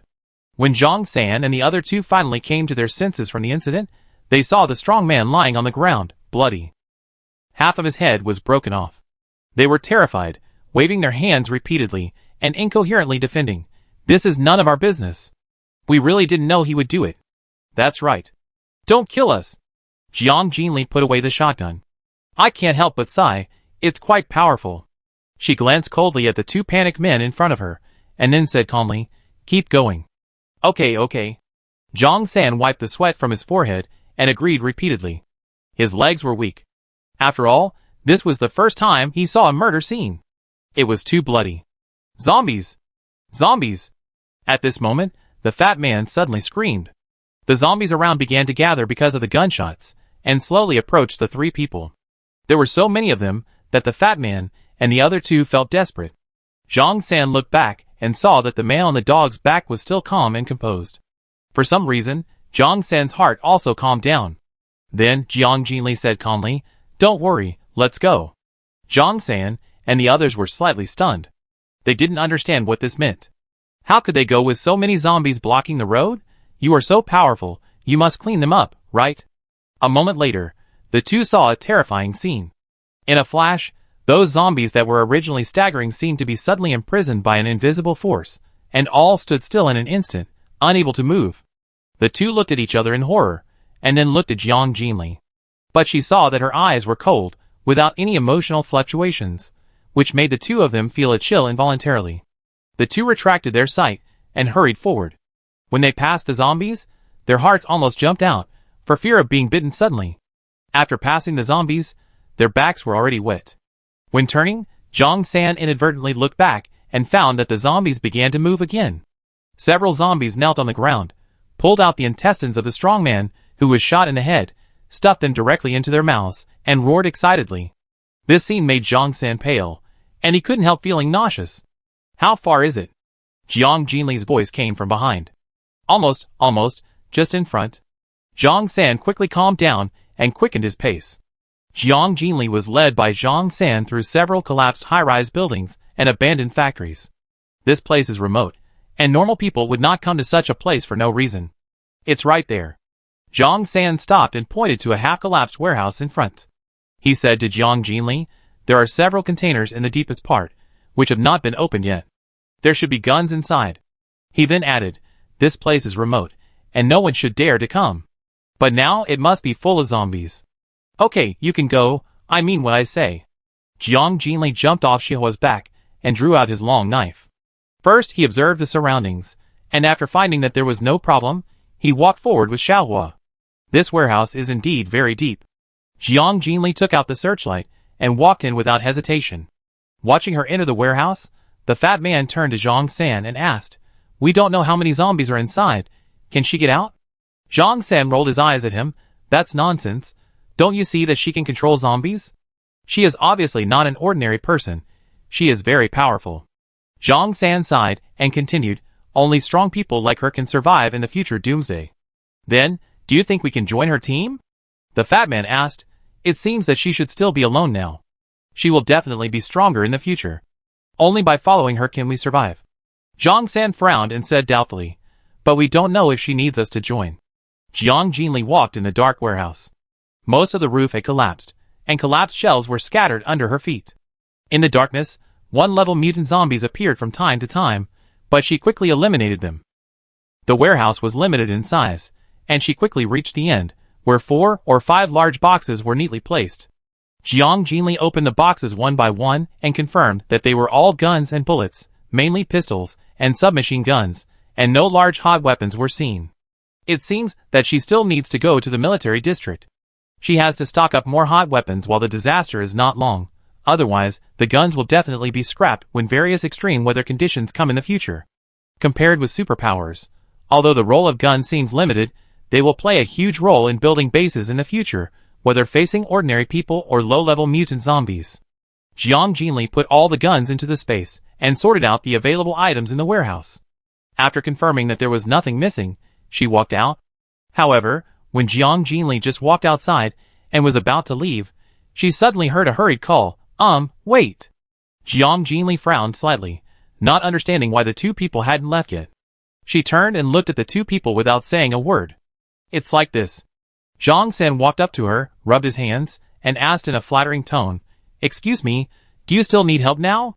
We really want to join you." Judging from this situation, the gun should have been taken by Jiang Jinli, but she came out empty-handed. This further proves Jiang Jinli's unfathomable ability. Zhang San had an intuition in his heart that only by following Jiang Jinli could he seek a glimmer of hope in this doomsday. Thinking of this, Zhang San and Fatty looked more eager. After hearing this, Jiang Jinli glanced at the two of them calmly, and then said calmly, "No need." After that, she turned around and wanted to leave. "Hey girl, think about it carefully, it's good to have a companion on the road." Seeing that she was about to leave, Fatty hurried forward to persuade her. Jiang Jinli turned around and coldly warned them, "First of all, I don't kill you, not because I am kind, but because you have led the way for me. Otherwise, just the fact that you tried to rob me is enough to make you go to hell. Secondly, I have clearly said that it is not necessary. I don't like others to ask the same question again and again. I have a bad temper." After that, she took Xiaohua and turned around and left. Zhang San and the others looked at Jiang Jinli's back as she left, and their hearts were full of bitterness. Although they knew that they might be rejected, this rejection was too straightforward. Without even giving a reason, Jiang Jinli walked leisurely on the road, thinking in her heart that what she needed was an absolutely loyal helper. Strength was not important, because it could be cultivated. The most important point was that she had to like them. And she didn't like those two people. Chapter 14. After walking for a long time, Jiang Jinli finally arrived at this commercial street. However, looking at this street that had obviously been swept, Jiang Jinli couldn't help feeling a little disappointed. "Xiaohua, let's go and see what supplies are left." Various restaurants seemed to have been robbed by bandits, and they looked messy. The shops and even the streets were full of food residues, and it was a mess. The former bustle was gone, and there was a dead silence all around. Only the sound of Jiang Jinli's footsteps echoed in the empty streets. The hanging billboards were also swaying in the wind, making creaking sounds, as if they might fall down at any time. Jiang Jinli walked through various supermarkets, pharmacies, and department stores along the way, put all the clean food into the space, and also collected all other usable items. Occasionally, a few first-level zombies would pop up on the road, which made Jiang Jinli harvest a lot of crystal cores. This area is too big to walk through in a short time, so Jiang Jinli decided to find a place to absorb it first. Coincidentally, there was a small hotel not far ahead, and Jiang Jinli walked straight in. Xiaohua watched Jiang Jinli enter the building, and then ran outside. After all, it couldn't sit still. In the luxurious hotel lobby, the marble floor was covered with blood and dust, and the crystal chandelier was broken all over the floor. Above the front desk was a broken computer, with keyboards and mice scattered on the side. Not far away was the elevator, and next to it was the corridor, which was pitch black and could not be seen clearly. It should be directly connected to the second-floor guest rooms. Jiang Jinli was not going to go up, so she sat down on the sofa in the lobby. She closed her eyes and sensed the situation inside the hotel, and found that there were no zombies downstairs, but there were many on the second floor. Since she didn't plan to go upstairs to spend the night, she decided to ignore it and concentrate on absorbing the crystal core. At present, she can still go back to the space residence to rest every night. But if she finds a satisfactory teammate in the future, it is better not to disappear for no reason, so as not to cause unnecessary doubts. It doesn't matter if others find out that she has space ability, but she doesn't want to expose other things in the space for the time being. It's not that she doesn't want to let her own people live in, but considering that everyone's strength is too weak at this stage, they are still starting. An environment that is too comfortable and easy is prone to inertia, and is not conducive to growth. Only in an environment full of crises can people become stronger faster. And what she needs in the future is an absolutely loyal strongman. Jiang Jinli closed her eyes, and leaned on the sofa. Today, her mental power was severely depleted. She didn't see any improvement after absorbing 5 crystal cores in a row. The spiritual sea of consciousness was like a bottomless pit, madly absorbing the energy in the crystal core. At this moment, Jiang Jinli frowned slightly, opened her eyes, and looked at the door. She sighed in her heart. There is really no peace anywhere. Hurry up, everyone, go in, there is a hotel here, there are no zombies nearby, you can spend the night here. First, a voice came from outside the door, followed by a chaotic sound of footsteps. Great. I thought everyone would have to sleep on the floor again tonight. Finally, we can have a good rest. A group of people pushed the door open and walked in noisily, about a dozen people.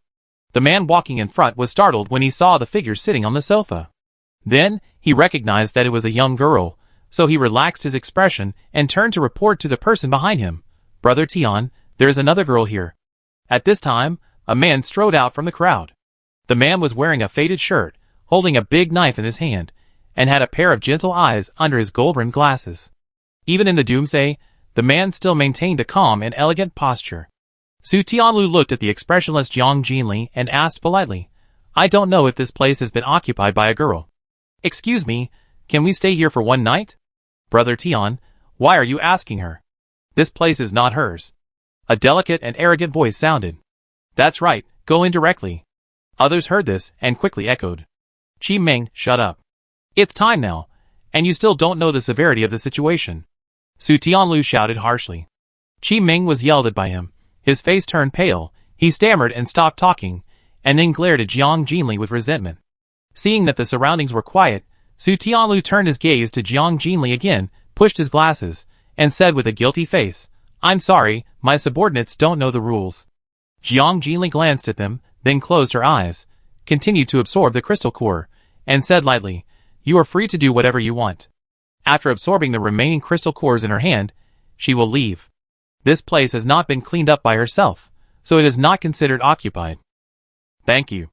After thanking him, Su Tianlu turned and said to everyone, Everyone go in quickly, rest in the hall first, and then go to the guest room to rest. Okay. Let's go! The survivors dispersed and sat down anywhere. This group of people are of all ages. Looking at this chaotic scene, Su Tianlu quickly walked out, stood in front of everyone, and said loudly, Everyone be quiet and listen to me. Everyone gradually quieted down and looked up at Su Tianlu. Su Tianlu looked solemn and said, Everyone has seen these days that there is no hope for rescue. Therefore, self-rescue has become our only way out. I suggest that we should leave tomorrow, find a car to leave the city, and go to the base to seek shelter. He continued to add, It is true that there are dangers everywhere outside, and the zombies have mutated. But being trapped in the room, or even starving to death, is not a wise move. It is better for us to take a brave step, and there may be a glimmer of hope. Everyone can speak out if they have any ideas. Brother Tian, I fully support your decision, and will definitely go with you. Qi Ming expressed her opinion first, and her eyes looked at Su Tianlu with deep affection. After she finished speaking, she glanced at the corner with a provocative look. Others also responded one after another. Whatever Brother Tian says is true. After all, if we hadn't had you leading us these days, we would have died long ago. Yes, Xiao Tian, you are our captain now. If not you, who else should we follow? A middle-aged woman also gazed at Su Tianlu gently. That's right, that's right. At this time, Wang Shan, a loyal supporter of Su Tianlu, said, Boss, you continue to arrange it.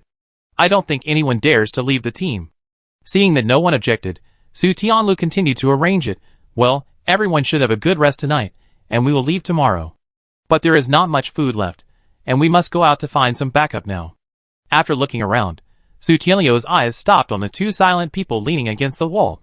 He pushed his glasses and slowly said, Sure Lei, you two go and find it. The thin man named Sure Lei stood up and shouted in disbelief. Why do I have to go again? I don't accept it. There's nothing I can do about it. I can't let those old, weak, sick, and disabled people take risks. As the captain, I have to protect them. Su Tianlu smiled gently. What about you? Sure Lei angrily retorted. Why don't you send your own people out to take risks? I think you are deliberately taking revenge on me. You are simply a hypocrite. Before the doomsday, Sure Lei offended Su Tianlu for some trivial matters, and he has been targeted since then. Several tasks of finding food were assigned to him, and it was a miracle that he survived. Before Su Tianlu could speak, everyone stood up and severely rebuked Sure Lei. What nonsense are you talking about? Without Brother Tian, we would have died long ago. Everyone knows that Teacher Su was a well-known gentleman before the end of the world, and he never did anything bad. It's the end of the world now, and he is still willing to take us with him. You dare to scold such a good man? I think you are tired of living. You are an ungrateful person. He has been protecting us all the way. Have you forgotten who killed the mutant zombie? Now I just asked you to go out and find some food, but you are so reluctant. That's right, that's right. Facing this group of angry people, Shirley's face was pale, and he whispered to himself. Solution. No, no, you are all deceived by his appearance. If you don't believe it, you can ask his wife. Enough, shut up. Huangshan suddenly stepped forward and knocked Shirley to the ground with a punch, and warned him fiercely. You dare to slander the boss, you are looking for death. Huangshan lowered his body, approached Shirley's ear, and threatened softly, be honest, go find food quickly, otherwise. He paused for a moment, and his voice became sticky and full of malice. Your sister, then I won't be polite. Shirley turned his head and looked at his sister, who was crying under the control of Huangshan's younger brother, and shouted to Huangshan in fear. No. No. She is still a 10-year-old child. I go find it now. Chapter 15. Then, Shirley crawled to Su Tianliu's feet, bowed his head and said in tears, I'm sorry, I was outspoken and slandered you. I will follow the arrangements. Please help me take good care of my sister. Su Tianliu frowned, with concern on his face, helped him up and said, What are you talking about? Your sister is my sister, I will take good care of her, don't worry. After that, Su Tianliu patted his shoulder, turned his eyes to the crowd, and smiled. Thank you for your protection. Shirley should be under too much pressure recently, which has caused him to be a little confused. That's natural. Everyone knows that you are a well-known kind person. This bastard is dirty himself, and can't stand others being good. Yes, Xiaotian, don't care about what he says. We are all from the same community. The aunties can see what kind of person you are. Everyone responded. Su Tianliu looked at the group of people with satisfaction, then stared at Shirley with dark eyes, and gently warned, You must come back alive with food, otherwise, your sister will be without a big brother, and how can she survive as a little girl, right? Shirley stared at the man in front of him, and felt that Su Tianliu's words were like a poisonous tongue, which made him shudder and his hair stand on end. Shirley's lips trembled, and he said in a trembling voice, Please rest assured, I will definitely come back with food, for sure. After that, Shirley staggered to his feet, glanced at his sister with tears in her eyes, and walked out with his brothers. Su Tianliu looked at Shirley's back. A hint of pride flashed in his eyes, and then said to everyone, Okay, everyone, eat something, then clean up the second floor and move in tonight. Come on, let's eat. Everyone responded. When Huangshan passed by Su Tianliu, the two exchanged glances. Afterwards, Huangshan came to the little girl, pulled her aside, and held her in his arms, blocking everyone's view. Then, he smiled evilly in her ear. Don't cry anymore, otherwise, don't blame me for being cruel. After that, Huangshan stretched out his scarlet tongue and licked her earlobe. The little girl's hair stood on end, goosebumps fell all over the floor, and she was disgusted. Although she was young, she was not ignorant. She knew that her brother compromised for her, so she could only nod to Huangshan with red eyes, and endure the discomfort to show her obedience. In front of so many people, Huangshan didn't dare to do anything. His cloudy eyes swept over the little girl's body, and then he stood up reluctantly and walked to Su Tianliu. Jiang Jinli had been watching this farce coldly. It must be said that this singing was like watching a movie. They were quite tactful, and no one dared to sit next to her. When the crystal core was completely absorbed, Jiang Jinli stretched and was about to leave. However, a pair of slender and pale hands suddenly appeared in front of her, holding a chocolate. Jiang Jinli was slightly stunned. Then, a soft and low female voice sounded, I see you are empty-handed, you probably didn't find any food, eat something to fill your stomach. Jiang Jinli looked up and saw a thin, smiling woman staring straight at her.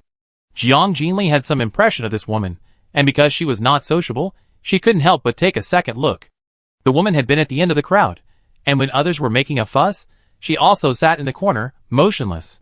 She was about the same age as her sister, about 27 or 28 years old. Because of the doomsday, the woman's face was haggard, her skin was pale, and she had a simple beauty. Her eyes were melancholy and tired, but one could still capture her desire for survival. The woman stood in front of Jiang Jinli, looking a little reserved. Seeing that Jiang Jinli didn't take the chocolate, she put it directly in her hand.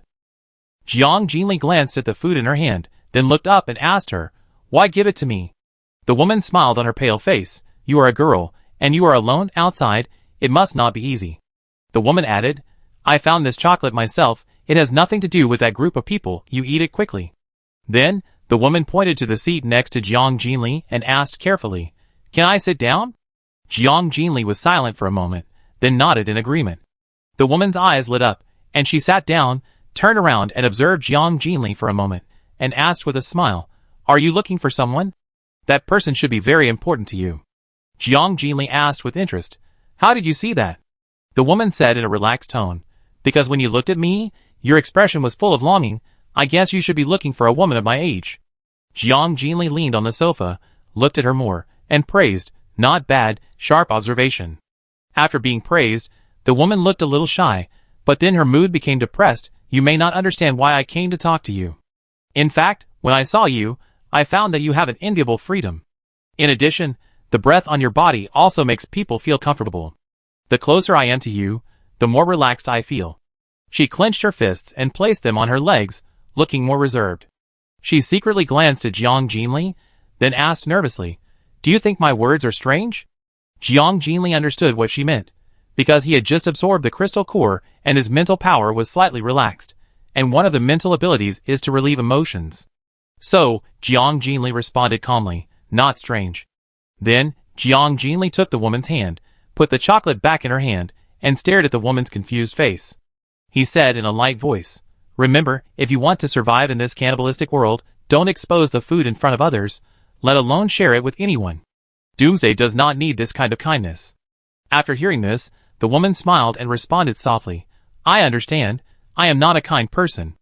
I only gave it to you, and your behavior proves that I did nothing wrong." She looked relaxed and wanted to chat with Jiang Jinli for a few more words. However, a sudden action interrupted her thoughts. A pair of hands suddenly stretched out from behind the woman and hugged her shoulders tightly. The woman's smile froze instantly, her expression became stiff, her body tensed, and she fell into extreme tension. Then, a familiar male voice sounded, "Xiao Wei, I'm still looking for you everywhere. Why did you run here? Come with me to eat." Then, Su Tianlu turned to Jiang Jinli and said apologetically, "This is my wife Gu Xiaowei. She is usually taciturn. I don't know why I came to disturb you today." With a smile on his face and a gentle tone, he continued, "I think the girl should be alone. Are you interested in joining my team and going to the base to take refuge together?" Jiang Jinli glanced at Su Tianlu indifferently after hearing this, and ignored him. Su Tianlu's smile gradually faded, and a hint of sinisterness flashed in his eyes. Then, he said gently, "In that case, then I'm sorry to bother you." After that, Su Tianlu forcibly dragged Gu Xiaowei away. Jiang Jinli stared at Gu Xiaowei's back, frowning and thinking. Since Su Tianlu appeared, Gu Xiaowei's body has become unusually stiff. This reaction is obviously unusual. Gu Xiaowei was brought to the crowd by Su Tianlu, and someone immediately mocked her. TSK, how can you be a wife? Your husband is busy running around, but you just sit there and wander around?" Someone else echoed, "That's right, how could such an excellent man like Brother Tian marry a boring and old-fashioned woman like you?" After hearing this, Su Tianlu frowned and scolded, "Don't say that, I will be angry. No matter what, she is my wife." He looked at Gu Xiaowei tenderly with love in his eyes, and whispered, "I will protect her well in the future doomsday." Everyone had different expressions, some were envious and some were making a fuss. A man immediately spoke up, "Brother Tian, why do you need to do this? It's the end of the world, there are women you can want." Then, he whistled and said with a smile, "I think Qi Meng is pretty good. Her feelings for you are so obvious. Don't you have any expression yet?" After hearing this, Qi Meng's face flushed, and she responded shyly, "Don't make fun of me. How could Brother Tian like me?" After saying this, she looked at Su Tianlu expectantly. However, Su Tianlu did not look at her, his face was slightly unhappy, and he said directly to the man, "Enough, the joke stop here, I only love my wife, no one else." Qi Meng's eyes showed reluctance and jealousy. Su Tianlu turned his eyes to the crowd again, and said solemnly, "Since everyone has rested, pick up your weapons, and prepare to go upstairs to clear the zombies." "Understood, we will prepare immediately." Everyone took action. After a while, most of the crowd dispersed. Gu Xiaowei stood there blankly, her eyes empty. Qi Meng came over, with a proud look on her face, and said to her sarcastically, "I really don't understand what Brother Tian likes about you, you ugly and old-fashioned old woman. Be smart and leave him on your own initiative, otherwise, don't blame me for being cruel." After saying this, Qi Meng glared at her and left with a twisted waist. Chapter 16. Gu Xiaowei stood there in a daze. The abyss-like fear was gradually swallowing her. She didn't care about that man at all, and she even hoped that the man would let her go. However, she knew that there was no hope of escape, because Su Tianlu, a devil-like pervert, would never let her go easily. At this time, there was a slow and steady sound of footsteps behind her, and Gu Xiaowei immediately realized that it was the mysterious girl who came. She turned around quickly, and saw that Jiang Jinli seemed to be about to leave. Gu Xiaowei could only force a smile and tried to say, "You." As soon as the words came out, she was interrupted by the other party. Jiang Jinli looked at the helpless woman calmly and asked in a calm voice, "I can make an exception and help you once. Do you need it?" There was no beginning or end. An inexplicable sentence. But Gu Xiaowei instantly understood the deep meaning of this sentence. Her emotions suddenly became excited, her eyes flushed, and finally someone noticed her pain. Gu Xiaowei stared at Jiang Jinli's deep black eyes. Her heart was in turmoil. She seemed to see a ray of hope that she could escape from the swamp, and the light in her eyes became brighter and brighter. Gu Xiaowei stammered, and just as she was about to speak, she was suddenly interrupted by Su Tianliu's voice from behind. "Xiaowei." Gu Xiaowei's body trembled violently, and years of fear and shadow suddenly surged into her heart, causing her to subconsciously refuse. No, I'm fine." Su Tianlu approached Gu Xiaowei, gently put his arm around her shoulders, felt her trembling, and asked softly, "Xiaowei, what's wrong? What were you talking about just now?" "No, nothing." Gu Xiaowei lowered her eyes, shook her head slightly, and her face was as pale as a piece of thin paper. Jiang Jinli did not show any surprise at Gu Xiaowei's rejection, and her eyes fell on Su Tianlu. Jiang Jinli's eyes were deep and sharp, as if she could easily see through Su Tianlu's hypocritical appearance and look directly into his dirty soul. The cold face and the murderous intent in her eyes made Su Tianlu shudder involuntarily, and an indescribable fear rose quietly in his heart. Then, Jiang Jinli's eyes moved away from Su Tianlu, and lightly passed by Gu Xiaowei. Without saying a word, she turned and left. Killing is simple, but it is difficult to dispel the fear in Gu Xiaowei's heart. If she wants to be truly redeemed, she can only rely on herself. Gu Xiaowei watched Jiang Jinli's gradually receding back, and a chill involuntarily swept through her body. Her only hope seemed to disappear with it. The heart was gradually swallowed by darkness. Gu Xiaowei knew that if she had just spoken up, she might have regained her freedom. However, the devil's voice tightly entangled her, as if her soul had been firmly bound by it, and could not break free. Gu Xiaowei hated her own cowardice and weakness. At this time, Su Tianliu's back was soaked with sweat, and he felt as if he had just walked through the gates of hell. Su Tianliu's intuition was not wrong. The woman's strength was indeed extraordinary. If she had taken action just now, he would probably have died long ago. His eyes suddenly became dark and unclear, and he turned his gaze to Gu Xiaowei, lowered his voice, and asked, "What did you say to her? Why did she look at me like that?" Without waiting for Gu Xiaowei to respond, Su Tianlu quickly pulled her into the lounge next to the front desk and locked the door tightly. Gu Xiaowei was tense, but still said bluntly, "What can I say? Who will believe me?" Su Tianlu stared at her and smiled sinisterly, "Just you know. Remember, don't try to escape again, and don't expect others to save you, because no one will believe you." Then, Su Tianlu quickly pinched Gu Xiaowei's neck and whispered in her ear, "You will never escape from my palm in your life." Gu Xiaowei's face turned red, and tears could not stop falling. She hated her powerlessness at the moment. Then, she was thrown to the ground fiercely. As Su Tianlu spoke, he took out a thin needle from his pocket, walked towards Gu Xiaowei with a twisted face, and grinned, "Oh right, I'm afraid you've forgotten, so I have to teach you a lesson, so that you can remember it. No, don't. You are a beast worse than an animal, go away." Gu Xiaowei was pressed heavily to the ground, struggling weakly, and could only watch the sharp needle tip gradually approaching. Despair spread rapidly in her heart. She couldn't compete with this strong man at all. Su Tianlu could eat a lot every meal, but he could only get a small amount of food to prevent her from having the strength to escape. Because of this, when looking for food, Gu Xiaowei had to hide some secretly. At this moment, the needle tip had ruthlessly pierced into her body. Gu Xiaowei's face was pale, and she was trembling with pain. While stabbing, Su Tianlu asked excitedly, "Do you know you were wrong? Will you leave me in the future?" "I was wrong, I won't leave you," Gu Xiaowei answered weakly. At this moment, she was lying on the ground with empty eyes, like a lifeless body. She couldn't help but recall Jiang Jinli's words when she left, and then thought of her cowardly response at that time, and couldn't help sobbing. Seeing Gu Xiaowei crying, Su Tianlu stopped what he was doing and slowly stood up. He gently adjusted his glasses and said sinisterly, "It's good to know that you were wrong. You should know that I enjoy the feeling of being praised and praised. So, you should pay attention to your image outside, and don't put on a dead face all day long."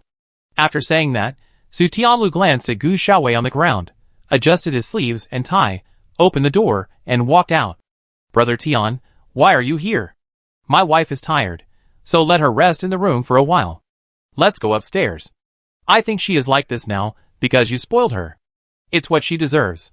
Su Tianliu's voice faded away, and Gu Xiaowei lay on the cold ground, with pain all over her body and a desperate expression.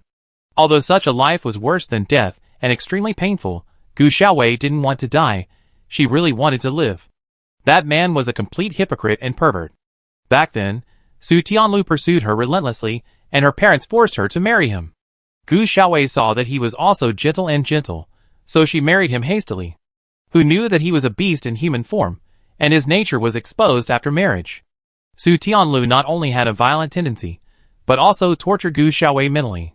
What's even worse is that sometimes they would tie her up and force Gu Xiaowei to watch Su Tianlu and other women having sex in their bridal chamber. Gu Xiaowei thought about divorce, but Su Tianliu's elegant image was deeply rooted in people's hearts, and he always looked affectionate and painful, so she refused to divorce. Gu Xiaowei couldn't find a suitable reason to sue, and her parents were firmly opposed. Most people also accused her of being unfaithful, saying that she had set her eyes on other rich men. Gu Xiaowei tried to resist, but it was useless. Not only was she not as strong as the man, but he threatened her parents' lives. She always knew that there was a loyal gangster named Huangshan around Su Tianlu. Gu Xiaowei also thought about calling the police, but she couldn't find any scars on her body. I don't know where Su Tianlu learned this method. The needle piercing her body would only make her suffer, but nothing could be found. After each domestic violence, he would lock Gu Xiaowei at home for a few days, and only let her go when there were no marks on her body. Because Su Tianlu was cautious and leak-proof, Gu Xiaowei could not find conclusive evidence to get rid of him for several years. Gu Xiaowei told her parents and friends about this, but no one really believed her, and most of them just responded perfunctorily. On the contrary, a few people said that she didn't know what was good for her, and didn't know how to cherish such a good man, and even slandered him behind his back. Gu Xiaowei even thought about escaping, but how to run in today's information age? As long as Su Tianlu cried that his wife was missing, the whole world would give her away. When the doomsday came, Gu Xiaowei also wanted to run away, but Su Tianlu would send people to closely monitor her every move, leaving her no chance of escape at all. In the past few years, Su Tianlu tortured her from time to time, causing Gu Xiaowei to not only lose her job, but also become increasingly mentally weak. She felt helpless, painful, and desperate. Gu Xiaowei hated Su Tianlu so much that she wanted to skin him alive and kill him. But she couldn't do it. Gu Xiaowei realized that Su Tianlu had succeeded now. Her spirit and thoughts had been completely controlled by Su Tianlu. She became afraid to resist and became timid and cowardly. Now, in this doomsday where order has collapsed, Su Tianlu has become even more arrogant and perverted. How should she escape? Perhaps God had pity on her pain. Today, someone finally saw through her fear at a glance and noticed the hypocrisy of men. He still wanted to help her, but he actually refused.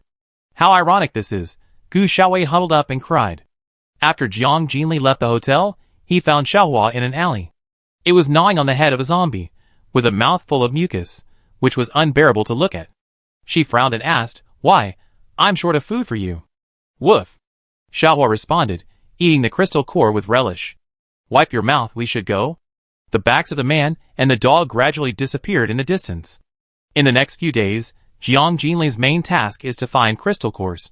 As the level increases, the number of crystal cores required is also increasing.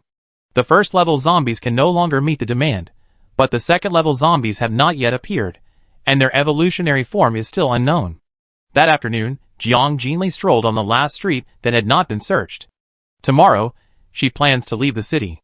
Because she doesn't know where her sister is, Jiang Jinli can only look for traces of the base all the way. In addition, the ability fruits outside should have matured, and she must hurry to find them. Just as Jiang Jinli was lost in thought, a man suddenly called excitedly from behind, "Jinli." She paused slightly, then turned around and met the man who was walking quickly. With a faint smile on his lips, Jiang Jinli responded softly, "What a coincidence, Mu Yuan." Chapter 17. When Jiang Jinli came to the welfare home, she was only about 5 years old. Mu Yuan had never seen such a strange child. Jiang Jinli had no expression on her face, and could not speak. Her skin was covered with red spots. She was like an ugly wooden doll without emotion. Whenever other children laughed at Jiang Jinli for being a fool, her sister Jiang Shuman would always stand in front of her like an angry lion to protect her. Later they learned that Jiang Jinli was born with a rare mental illness, and there was little hope of recovery, so she was abandoned by her parents and society.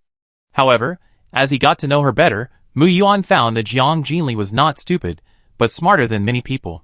She was just immersed in her own spiritual world, disconnected from the outside world, and unable to express her emotions. Jiang Jinli's appearance seemed dull, but her eyes were dark and deep, like stars, full of wisdom and vitality. She seemed to put all the words she wanted to express in those eyes. Jiang Shuman was very caring towards her. Not only did she take care of her meticulously, but she also patiently taught her to speak every day.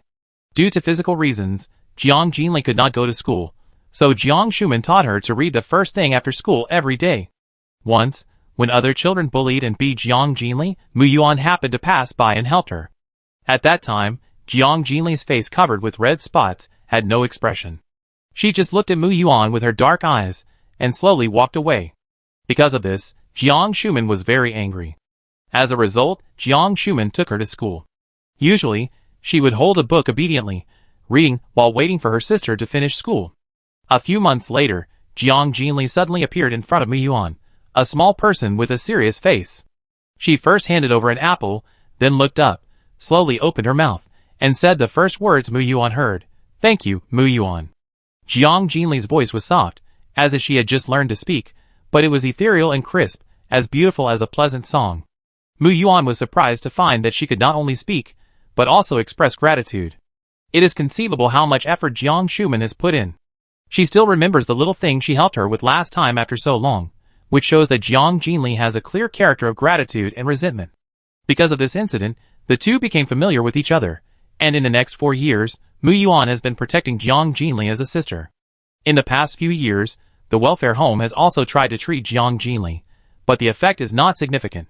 In addition to being able to say a few simple sentences, she almost lacks the emotional expression that humans should have. Because of this, no one is willing to treat her anymore. She would only smile when facing Jiang Shuman. Later, Mu Yuan was adopted. When he returned to the familiar welfare home many years later, he was sorry to learn that Jiang Shuman and her sister were no longer there. Jiang Shuman left alone with Jiang Jinli, who was 6 years younger than her. Mu Yuan knew the reason why they left, because Jiang Shuman had firmly said that she must cure Jiang Jinli and create a peaceful, comfortable, and no-ridicule home for her. When he was about to graduate from high school, Mu Yuan unexpectedly met Jiang Jinli. At that time, she should have just transferred to the junior high school department. Mu Yuan remembered that the weather was very good that day. He happened to be walking on the way back to the dormitory, and passed by a tall girl. He thought it was a passerby, but who knew that the girl stopped and went back to block Mu Yuan.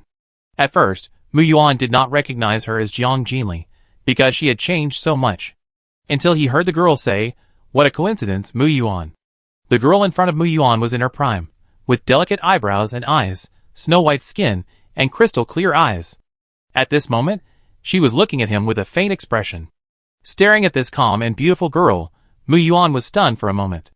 Even when he was a child, he could see that Jiang Jinli's delicate facial features under the erythema were a beauty embryo.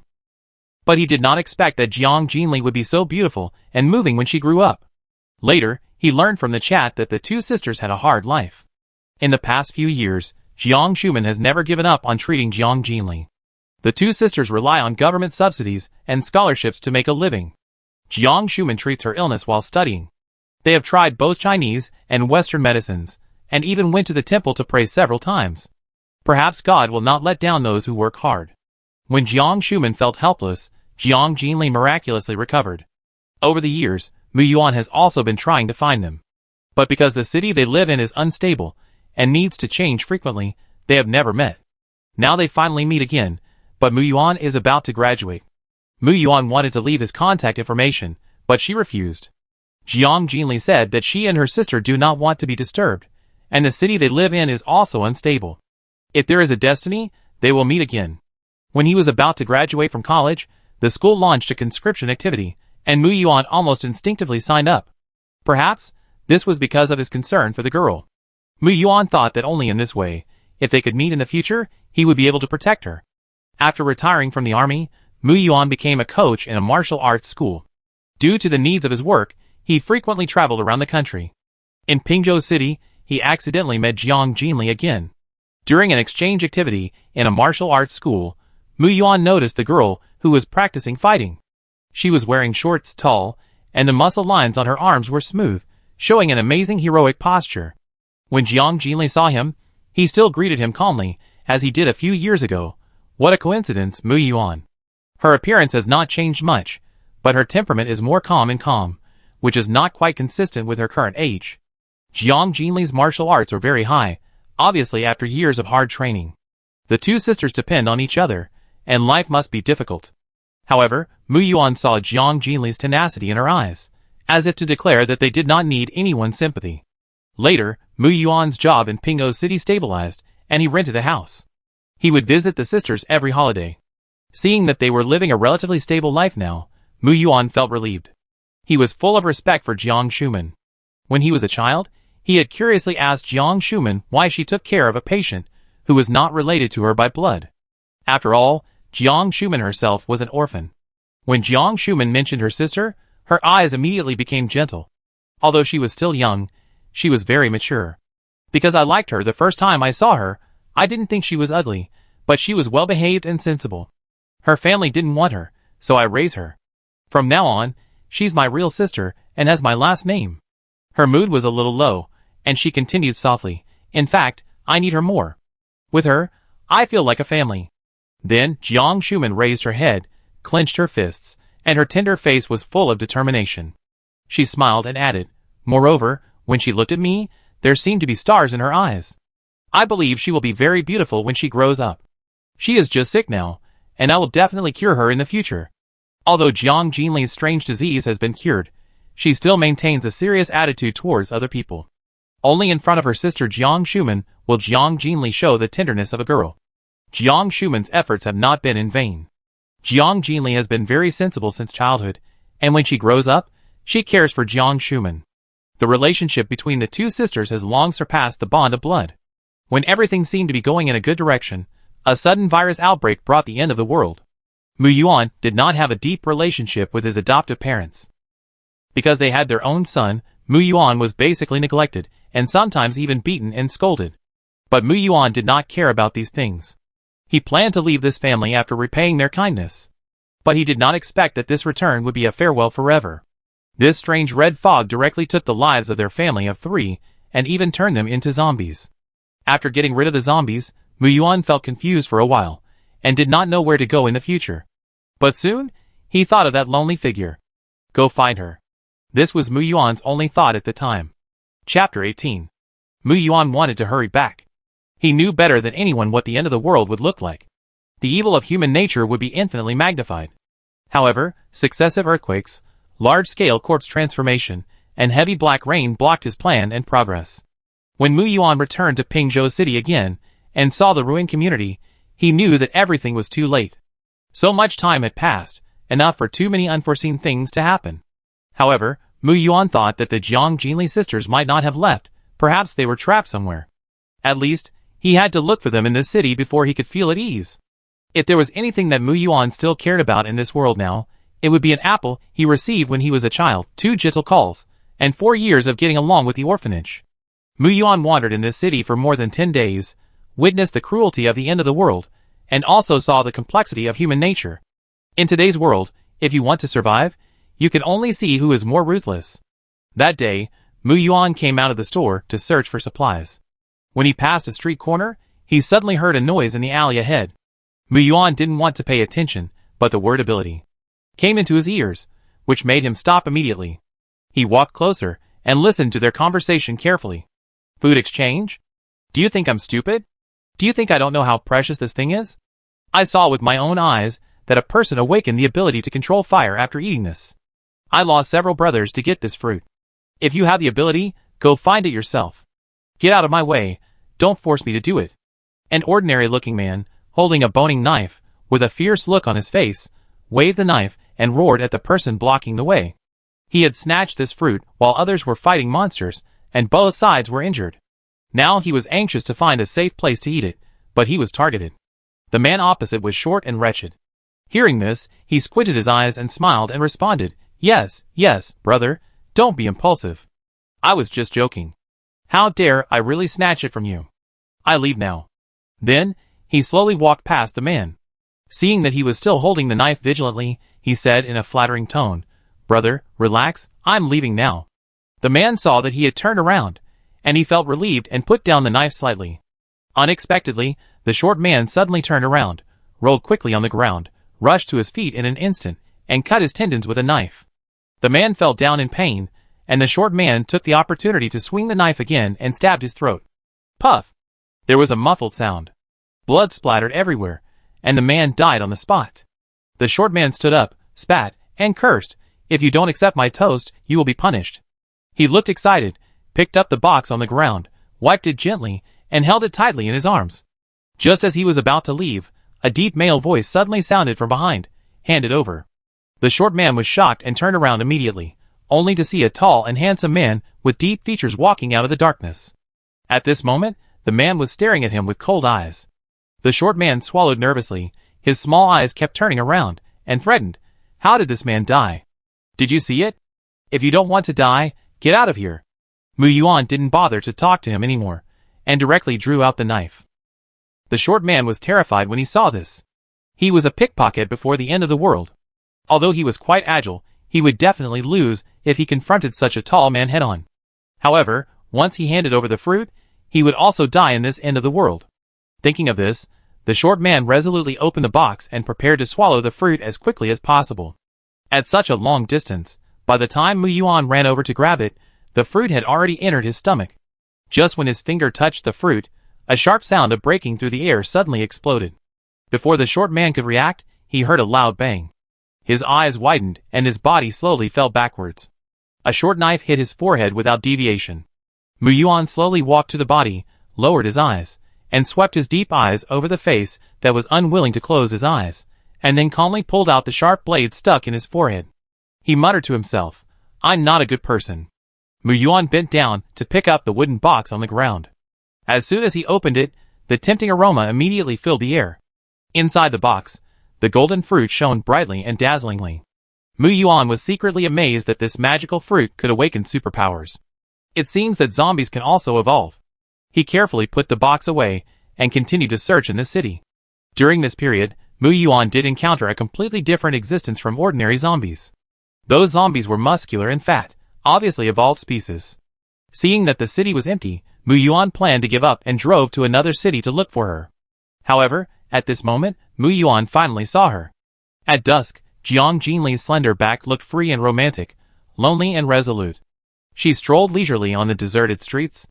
In this land full of death and decay, Jiang Jinli seemed to be the only bright spot in the doomsday. Her steps were casual, her posture was relaxed, and she held a black tang sword in her hand.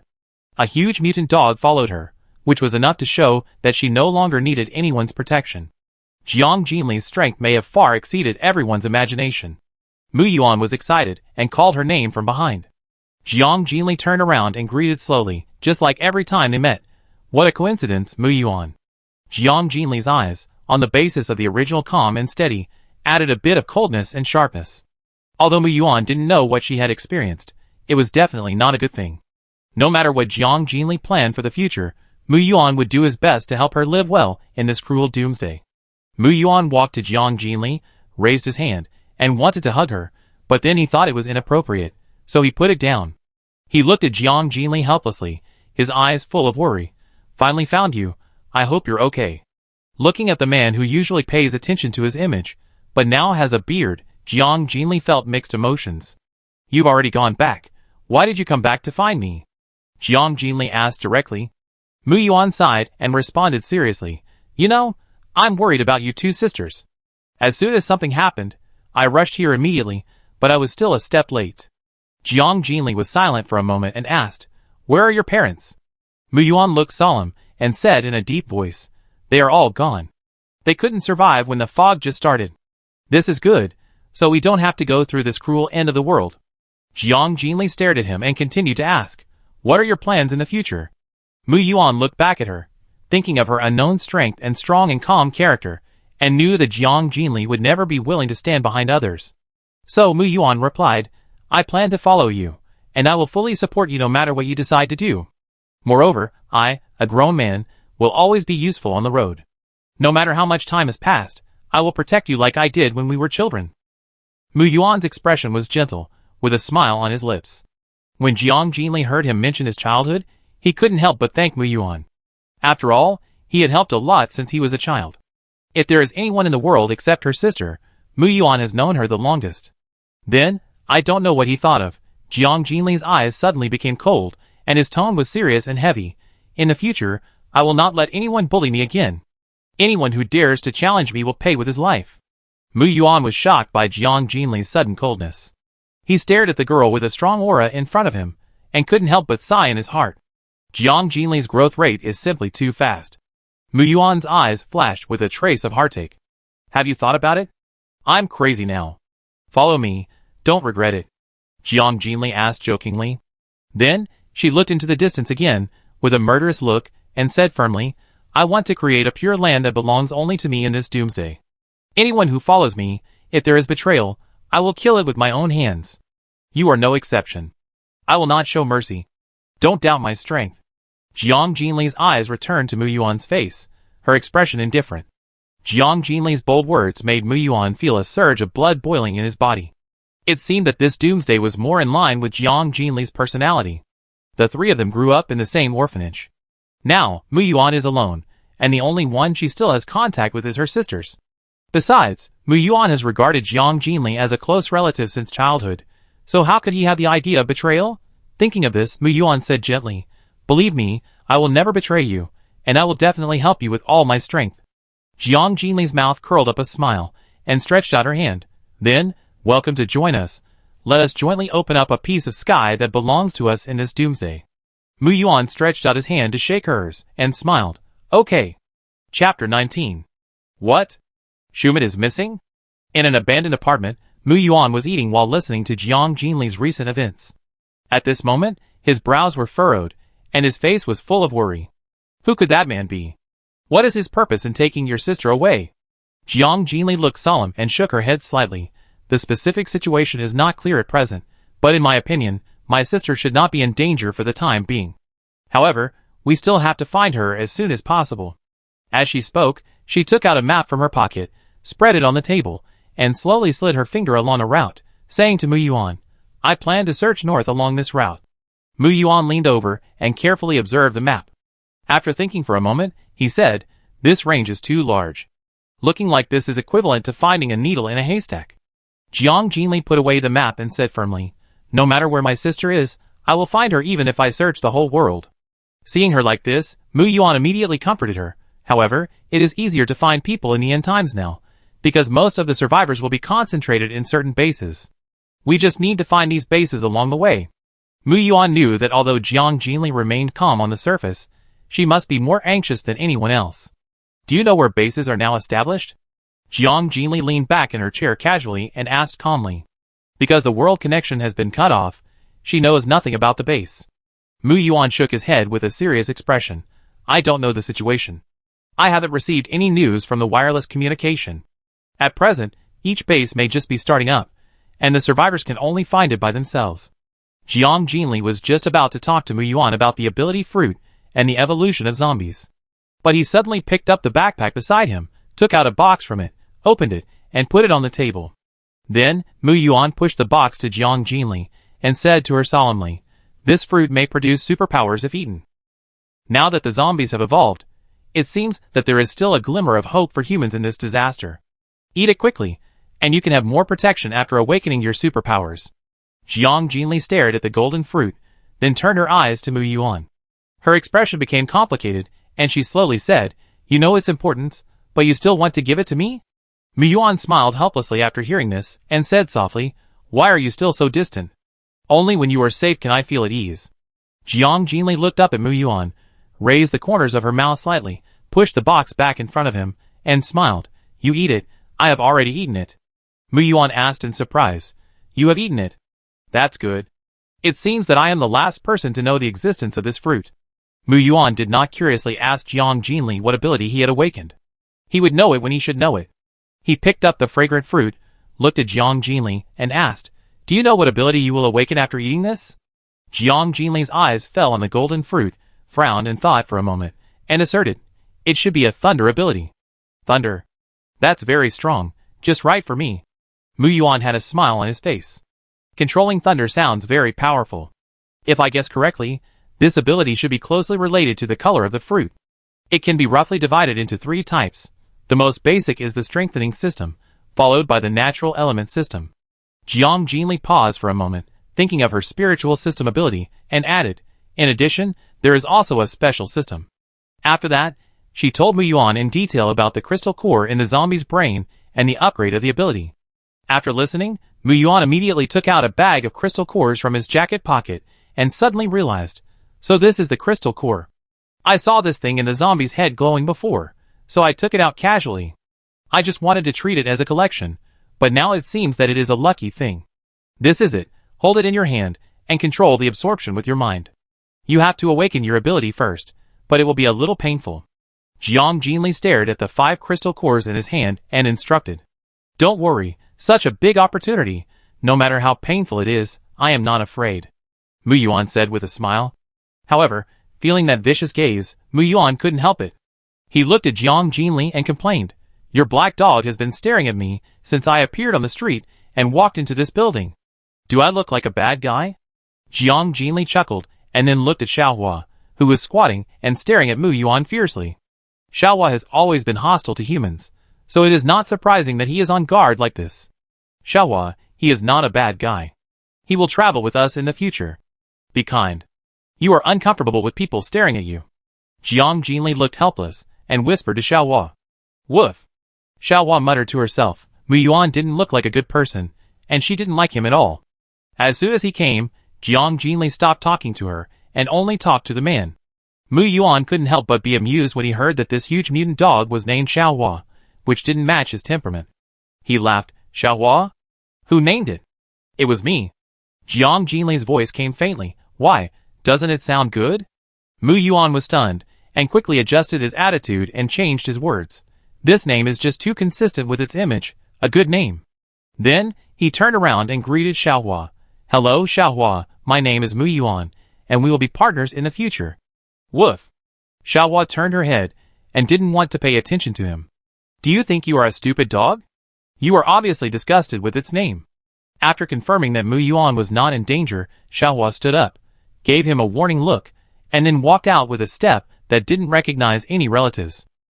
This little flower has quite a personality. Mu Yuan sighed involuntarily, as he looked at the human expression and the receding back of the little flower. It has mutated and eaten the crystal core, so it's not surprising that it has grown a mind. After Jiang Jinli explained, he reminded Mu Yuan, "It's best to awaken the superpower quickly, because the upgrade will be very slow in the future." Mu Yuan said seriously, "Then let's do it now. I go to the upstairs room to awaken."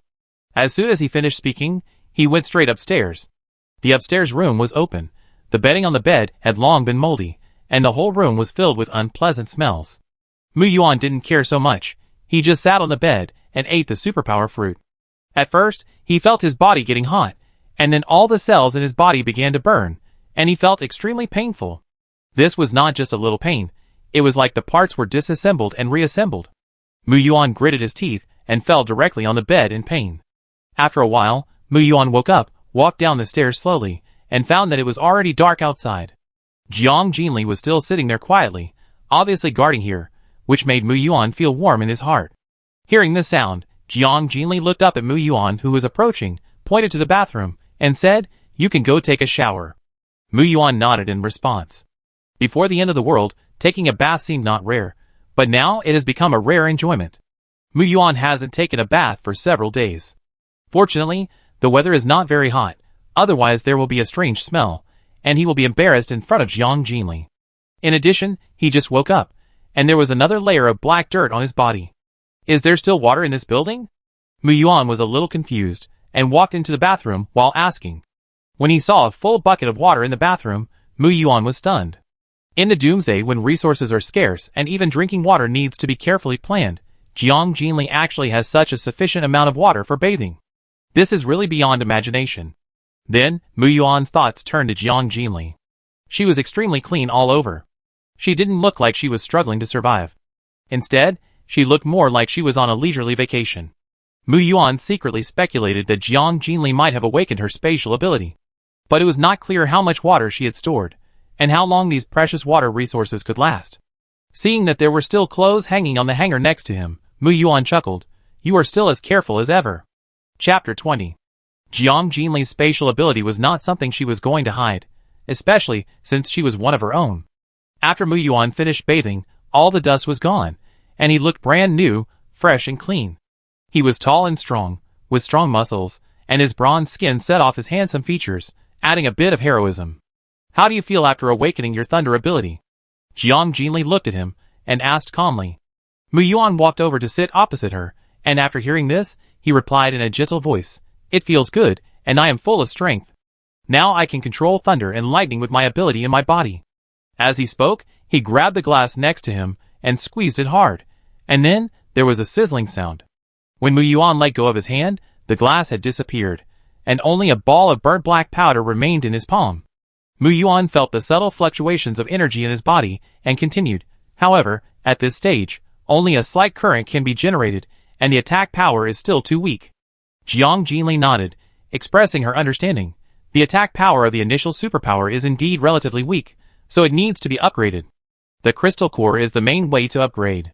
Then, she pointed to the razor on the table. "Clean it up. I know you are in a hurry, and may not have time to tidy it up." Mu Yuan stroked the stubble on his chin and sighed helplessly. "This beard is prickly, and it really looks unpleasant.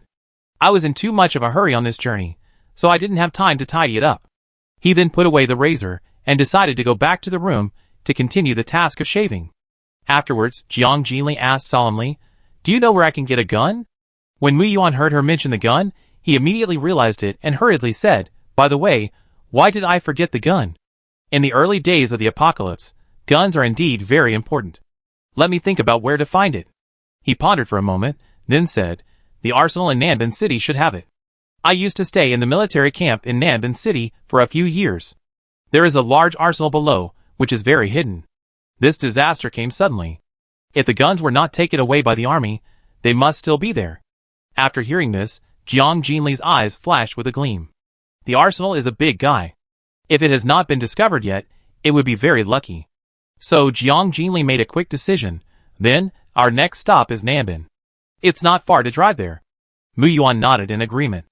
"In that case, we will set off early tomorrow morning," Jiang Jinli said to Mu Yuan, and at the same time stood up and walked upstairs. Suddenly, she thought of something, turned around and added, "In addition, I plan to find 2 large vehicles, preferably RVs or armored vehicles. In the future, I will try to avoid entering the base, and will choose to spend the night in the car most of the time."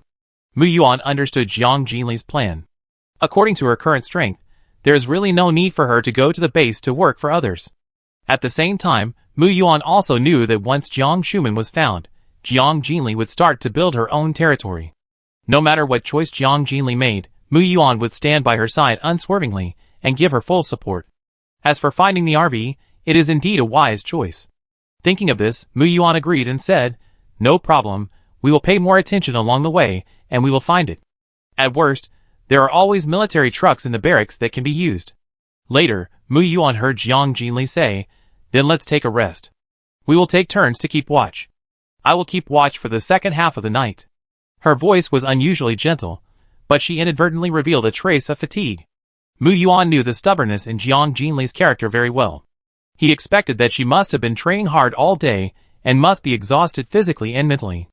So, Mu Yuan responded in a gentle voice, "No, you have a good rest, and leave the night watch to me. After all, I have just awakened and my mental strength is still abundant." Jiang Jinli did not refuse, but simply responded, "Okay." She went upstairs, too lazy to look at those messy and dirty bedrooms, and directly found a ventilated and spacious empty room. Then, Jiang Jinli took out a big bed from the space, put it on the ground, and then lay down comfortably. The next morning, after Jiang Jinli got up, she didn't see Mu Yuan, only Xiaohua was guarding the door, so she knew that he went to find a car. After Jiang Jinli finished washing up, the sound of a car engine sounded outside the door at the right time. After a while, Mu Yuan came in and reported the situation to her directly.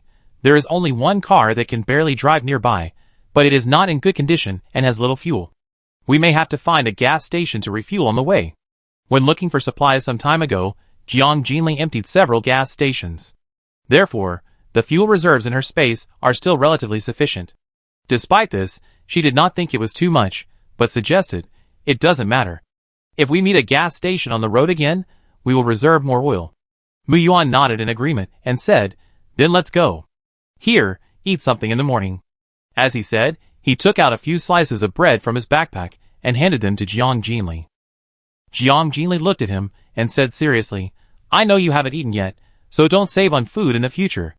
As soon as she finished speaking, 2 bottles of milk suddenly appeared in Jiang Jinli's hands, and then she handed the bread and milk back to Mu Yuan. Afterwards, Jiang Jinli did not forget to joke, "Since you work for me, I will naturally be responsible for your 3 meals a day." Mu Yuan stared at her generous look and couldn't help laughing. Boss Jiang is so generous. After eating, the two quickly got into the car, which was an inconspicuous sedan.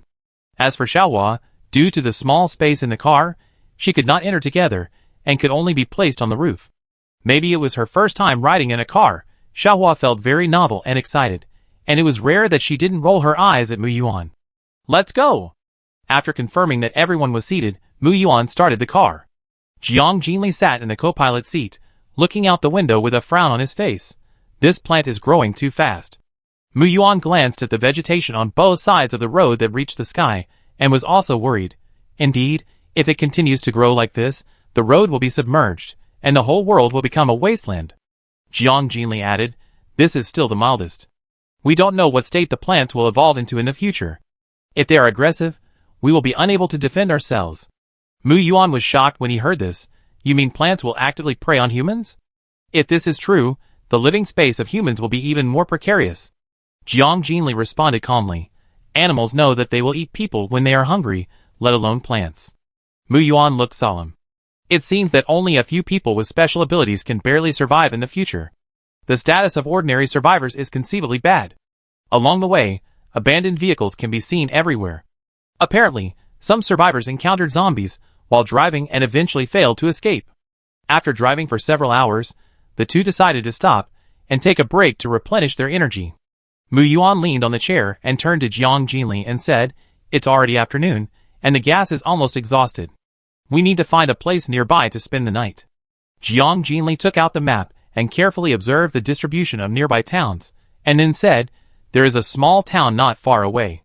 There should be a gas station there. Let's go there." Then, she took out a few candies from the space, ate one herself, and then handed the rest to Mu Yuan. "Here, have something sweet." Mu Yuan looked gentle, reached out to take it, peeled open the bag, took out the candy, and threw it into his mouth. The candy slowly melted in his mouth and tasted quite sweet. Then, Mu Yuan sat up straight, fastened his seat belt carefully, and said slowly, "Let's go." After driving for a short distance, the two arrived at the town, where the streets were full of zombies wandering in groups. When they heard the sound, the zombies roared and rushed towards them. Mu Yuan did not hesitate, stepped on the accelerator, and rushed into the zombie group, crushing them all the way. Jiang Jinli looked straight ahead, frowned, and said, "This won't work, the vehicle is easy to be damaged.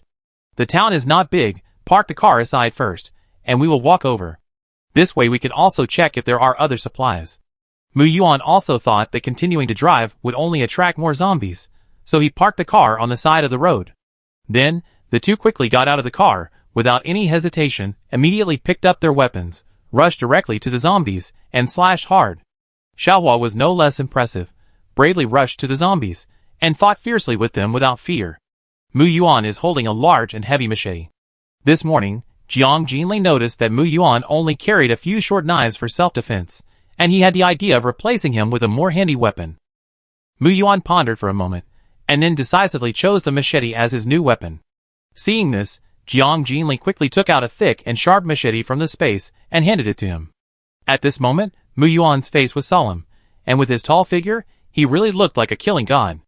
Observing that the zombies around had been cleared to very few, Jiang Jinli looked around and said to Mu Yuan, "Let's search for supplies separately, and pay attention to the location of the nearby gas station. Then, Jiang Jinli pointed to the tallest building. After the search, we will meet in that building. No problem, then you be careful. After Mu Yuan responded, he chose another way to leave. Jiang Jinli continued to walk slowly along the street ahead. Inadvertently, the corner of her eye suddenly caught a glimpse of unusual movement at the door of a bungalow not far ahead. Chapter 21. 2 first-level zombies were using their incomplete palms to unconsciously hit the door panel, making a series of dull sounds. Jiang Jinli's figure disappeared instantly, and then quietly appeared behind the 2 zombies. She quickly swung the knife and accurately cut off the heads of the 2 zombies. The heads fell to the ground with a crisp sound, and the huge bodies of the zombies slowly fell down.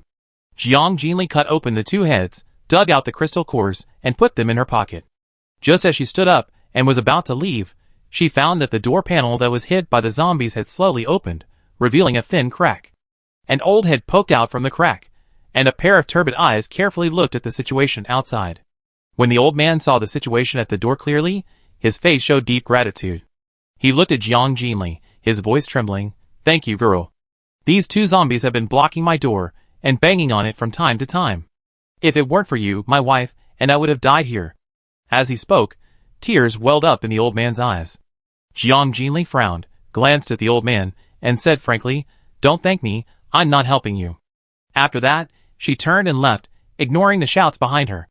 "Old man, the girl is gone, have you thanked her?" An old woman walked out of the door. "Thank you. She doesn't even want any reward, she's such a rare good person." Jiang Jinli couldn't help but laugh when she heard the old man's words in the distance. Not only is she not a good person, she's also a lunatic who kills without blinking an eye. She really just wanted to dig 2 crystal cores. At this time, on a path leading to Pingzhou City, a small car was speeding past at an alarming speed. The car body was covered with dust, blood and dirt, but the sound of the engine was unusually stable. The driver was a man with a gentle face and firm eyes. His facial lines were clear, and he looked upright and calm. However, when he glanced at the rearview mirror and saw a figure, his expression softened instantly. His eyes involuntarily revealed love and care that were difficult to conceal. Just at this moment, 2 rotten zombies staggered to the front of the road. The man frowned, looked irritated, and hit them without hesitation. As the zombies were rolled under the car body shook violently. "Oh, cousin! It's disgusting, scrape it off quickly." A delicate cry came from the back seat, mixed with fear. After hearing this, the man quickly used the wiper to scrape off the flesh and blood stuck to the front glass of the car. "Cousin, you've already escaped. Why did you come back? It's so dangerous outside." The female voice continued to complain aggrievedly. "You came here on your own, no one forced you." A cold female voice answered. She sat quietly by the window. Her posture was elegant and upright. She was dressed very capable. Her skin was tight, delicate and elastic. At this moment, her brows were furrowed, and her expression revealed a little impatience. Although her face was a little haggard, it did not diminish her unique feminine charm from the inside out. It was a charming charm that came from the bones. "Schumann, how can I let you come alone? I know you are still blaming me." The man driving the car smiled bitterly upon hearing this, staring at the woman in the back seat, his eyes revealing deep love. The man said again, "But the situation was urgent at the time, and you hadn't slept for several days. I was really worried about you." The man's words completely ignited Jiang Shuman's anger, and she angrily rebuked. "Song Chungjing, you are not my person. Why do you make decisions for me? If you hadn't taken me away by force, I might have found Xieli." That day, Jiang Shuman had just walked into the hospital when the red fog suddenly rose, and the end of the world suddenly came. Everything was too sudden, and the cruelty of natural disasters was simply not something humans could resist. The hospital fell into chaos in an instant, and most of the people who inhaled the red fog quickly died and turned into wandering monsters. Jiang Shuman was worried about Jiang Jinli, who was still on the mountain, and immediately thought of picking her up, but she met Song Chungjing and his sister, who had already gone down the mountain. After learning about Jiang Jinli's disappearance from the 2 people, Jiang Shuman was anxious and originally planned to go up the mountain to look for her immediately. But the sudden earthquake forced Jiang Shuman to find a shelter first. When the earthquake subsided, the whole city was in ruins. At this critical moment, Jiang Shuman had no time to care about other things, and the only urgent thought in his mind was to find Jiang Jinli as soon as possible. Song Chungjing and his sister also offered to help, and then the group went up the mountain to search. The hill was severely damaged by the earthquake, and many roads collapsed. The rubble in the canyon was piled up like a mountain, and the water was flooded. Unfortunately, although they carefully searched every accessible area on the mountain, they could not find any trace of Jiang Jinli.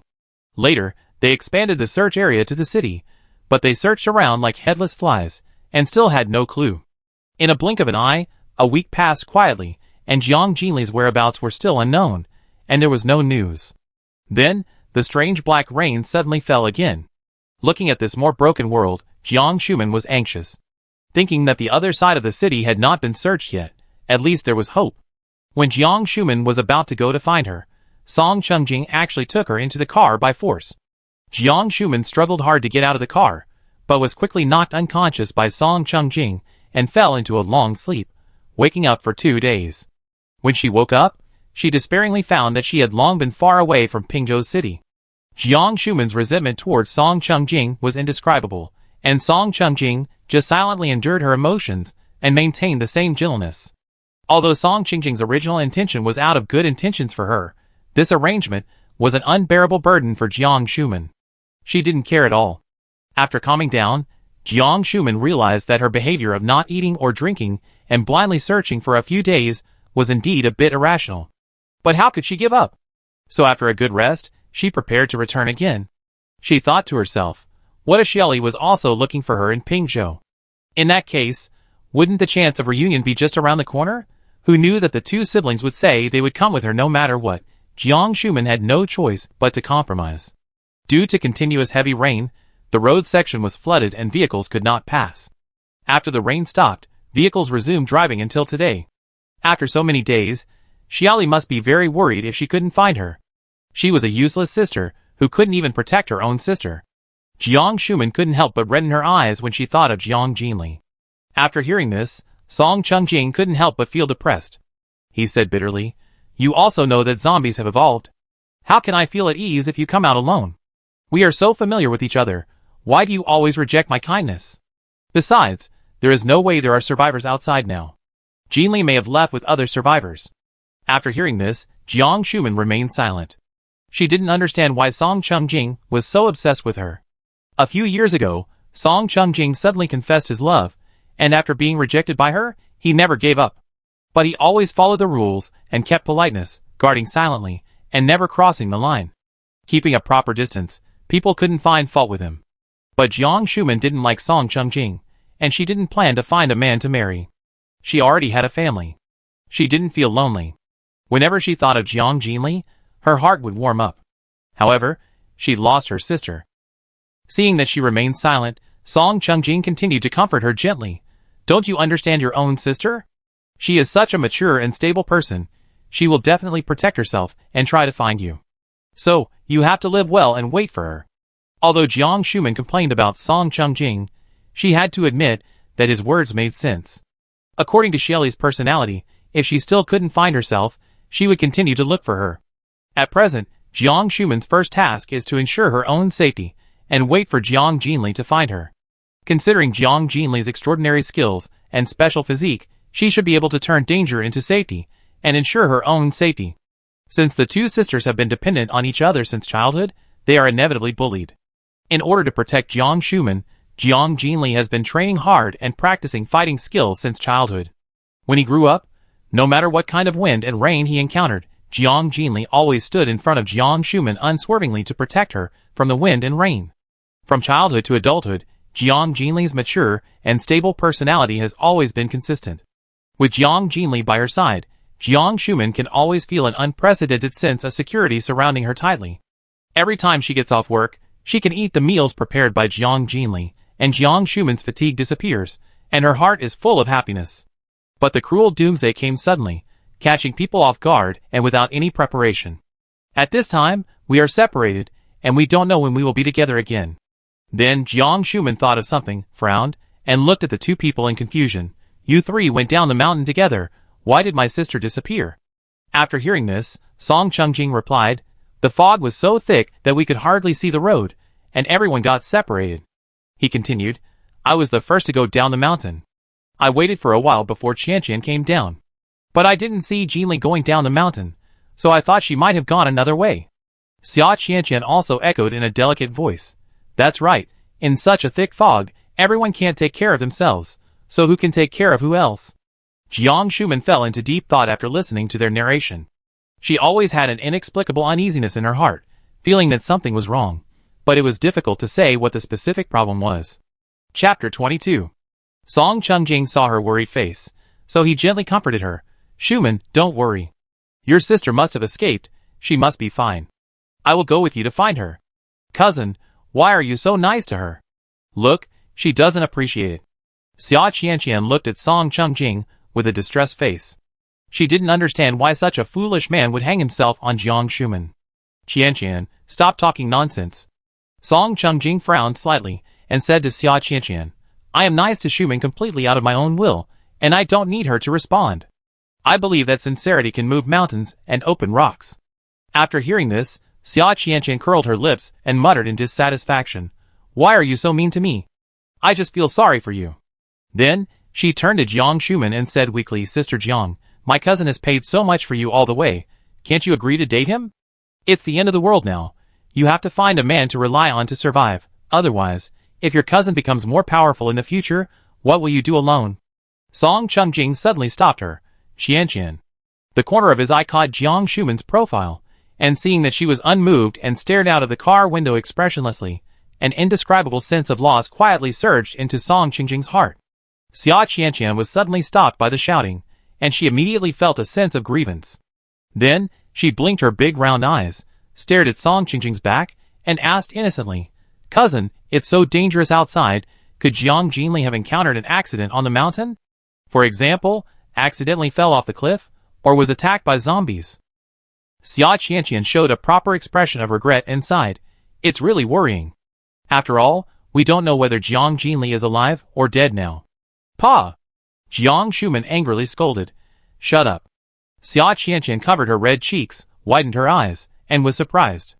Then her eyes turned red and tears fell. I'm sorry, Sister Jiang. Did I say something I shouldn't have said? I really didn't mean it.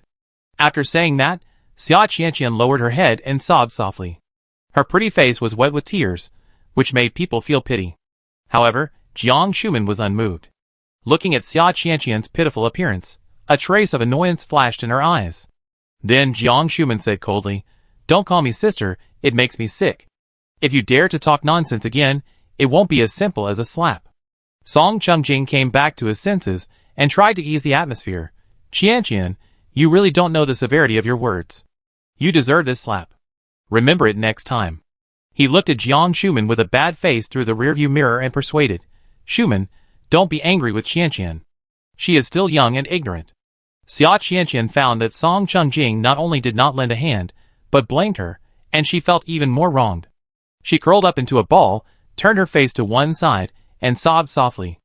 Afterwards, Xia Qianqian's face suddenly darkened, and a trace of resentment flashed across her eyes. She thought to herself, Look for it. No matter how you look, Jiang Jinli is now a corpse. I'm afraid the corpse is rotten and smelly. After hearing what Song Chungjing said, Jiang Shuman was too lazy to say anything more. How old are you and still young? Xia Qianqian is the same age as Shili, but they are completely different. It's the end of the world, but she's still wearing a white dress. Does she really think she's a white lotus, pure and flawless? Whenever she encounters zombies, Xia Qianqian knows to hide behind men and scream at the top of her lungs. In fact, there are a few men along the way, but when they see Xia Qianqian's weak and harmless appearance and tearful eyes, their blood boils. They all stand up, hoping to win the heart of the beauty. However, what's the result? Their intestines were eaten up by zombies, and they didn't even have a chance to transform into zombies. As for Xia Qianqian, she just shed 2 tears symbolically, and then went to rely on others. This method has worked for her many times.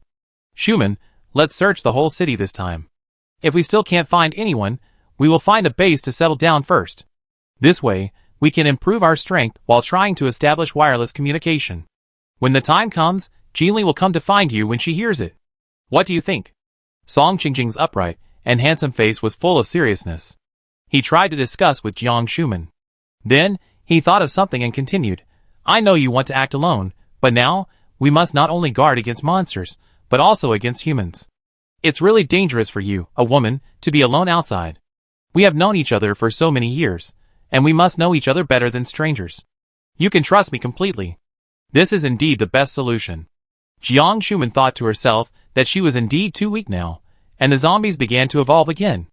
If she didn't have the strength, how could she protect Xiaoli? Thinking of this, she immediately responded, okay. Song Chungjing saw Jiang Shuman agreed, and immediately relaxed, his eyes showing undisguised love. He whispered, I will protect you. Jiang Shuman avoided Song Qingjing's gaze, turned her head, and refused again firmly, no need, I will protect myself. Even if we are in the same base, it is just a cooperative relationship. Jiang Shuman's words revealed determination. Song Chungjing sighed, and said helplessly, you always reject others so straightforwardly, leaving no hope for others. Jiang Shuman was silent, staring at the devastated world outside the car window. Her heart was full of confusion, and she didn't know when she could find Xiaoli. Xiaoli had few friends since she was a child because of her personality. At this moment, she was alone outside, which made Jiang Shuman feel distressed. Jiang Shuman's eyes flashed with the collapsed house outside the car window, and her heart couldn't help but emerge with memories of Jiang Jinli's childhood. Although Xiaoli was still young at that time, she always looked serious. She would pat her chest and promise Jiang Shuman in a firm tone, Sister, when I grow up, I must buy you a super big house, decorated very beautifully, just for you to live in. Jiang Jinli gestured with her little hands while speaking, and her cute appearance melted Jiang Shuman's heart, and she just wanted to hug her tightly. Jiang Shuman pretended to be wronged at the time. The house is too big, I live alone, how lonely it would be. Her expression just revealed a bit of coquetry and loneliness. Seeing this, Jiang Jinli hugged her nervously, with her little face pressed tightly against Jiang Shuman's chest, and comforted her seriously. How could it be? I am still with you, sister, don't worry, I will always be with you, for a lifetime. Xiaoli will also take good care of her sister and protect you. She added, her tone more firmly. Jiang Jinli's heartwarming words made Jiang Shuman deeply realize that holding her little hands in front of the welfare home was the most regretless choice she had ever made in her life. Thinking of this, Jiang Shuman's memories came like a tide, bringing her back to that afternoon when their fates were intertwined. The summer was hot, the cicadas were chirping, and the sun was shining through the gaps between the leaves, falling in front of the slightly shabby gate of the welfare home. At this time, Jiang Shuman was playing with her friends at the door, laughing and talking. Suddenly, a car stopped silently at the gate, inadvertently breaking the rhythm of Jiang Shuman and his friends' games. Then, the car door slowly opened, and a couple dragged a little girl out of the car with a slightly heavy step. The little girl's unique appearance immediately attracted Jiang Shuman's attention. She was thin, as if a breeze could blow her down. Her skin was covered with mottled marks, which made her look a little hideous, like an abstract painting. However, although her face was expressionless, she did not look dull, but instead revealed an indescribable agility. Especially her big and bright eyes, which seemed to hide the stars and the sea, deep and mysterious. Driven by curiosity, Jiang Shuman quietly approached, poked her head out, and eavesdropped on the conversation between the couple and the director. The man's voice was heavy, and he handed over a stack of documents in his hand, revealing helplessness and determination in his tone. All the procedures and documents are here. Director, I trouble you with this child. Before I leave, I will donate a sum of money to the welfare home, just hope. The man's voice stopped abruptly, his brows knitted, as if he was struggling fiercely in his heart. Finally, the man hardened his heart and said in a slightly cold tone, just give her something to eat. There is no need to worry too much about whether she lives or dies. She is completely hopeless. She is a burden wherever she goes. The woman interrupted him impatiently, her tone full of disgust. Okay, stop nagging. Our son is still waiting at home. What, are you still obsessed with this monster? The woman glanced at the little girl with disgust, then gently stroked her belly, with an expectant smile on her face. When we leave this poor country and move to a prosperous city, our baby will be born. The man was still a little reluctant, but when he turned his eyes to his wife's belly, the entanglement in his heart gradually dissipated. He recalled how much fatigue and ridicule this child without emotional fluctuations had brought to their family over the years. Her birth was like a nightmare, causing his wife to faint on the delivery bed, which made the two of them disgusted. They once wanted to abandon this freak, but social constraints forced them to continue to take care of her. Although they cooperated with social welfare agencies for years of treatment, the little girl was still like a puppet without a soul, isolated from the world. Since no one was willing to continue to invest precious resources in a life that could not be saved, the society's attention to this gradually weakened, and the resistance encountered also decreased. In the end, The couple successfully got rid of this heavy burden on the grounds of heavy family financial burden, gradual mental weakness of both parties, and behavioral problems of the child, coupled with the inadequacy of local laws in this regard. Since the child was born, the two have never looked at her straight in the eye, and have not even given her a formal name. In anger, they casually named her Yin on the birth certificate and documents. Whenever the two felt irritated, they usually referred to Jiang Jinli as Little Monster. Now, his wife is pregnant again, which is undoubtedly a gift and compensation from God for the man. With the opportunity to get promoted and leave this small town, he had no time to care about the strange child. What a man needs is a normal and warm family, not a monster that makes him feel ashamed. For a man, not strangling the child to death, but sending her to the welfare home in person, was the greatest kindness to her. Director, we are leaving. The couple did not look at the little girl again, and then turned around and got in a car and drove away. The little girl stood quietly, staring at the direction where the car disappeared without blinking. There was no expression on her face, as calm as water, and her emotions did not fluctuate at all. But Jiang Shuman carefully caught a trace of subtle confusion and sadness from her black eyes. Chapter 23. Jiang Shuman felt at that time that the little girl in front of her was not without emotion, but she just didn't know how to express it. The director tried to pull the little girl into the house, but she stood there like a wooden stake, stiff and motionless. Seeing this, the director also lost his only patience and let the little girl stand at the door while he went in to do things. Thinking in his heart, she would move naturally when she was hungry. In this small county town, the space is already cramped. In addition, the resources are limited, and it depends largely on the donations and support of the community. In such an environment, the number of children far exceeded expectations, making the director exhausted all day long. For the new strange girl, the director no longer has the extra ability to give special attention and care. Jiang Shuman stood quietly aside, his eyes fixed firmly on the thin and lonely figure, with a complicated look in his eyes. She looked like an abandoned rag doll, helplessly waiting for someone to take her away from this desolate place. Jiang Shuman suddenly felt an indescribable sadness in her heart. She walked quickly to the little girl, gritted her teeth, and said cruelly, "Don't you understand? Your parents don't want you anymore. If you wait any longer, they won't look back." Jiang Shuman's words finally made the little girl retract her gaze from the distance. Seeing this, Jiang Shuman gently touched her head and added in a gentle tone, "They don't want you, but I want you. Come in with me, okay? From now on, you will treat me as your sister, and I will take care of you."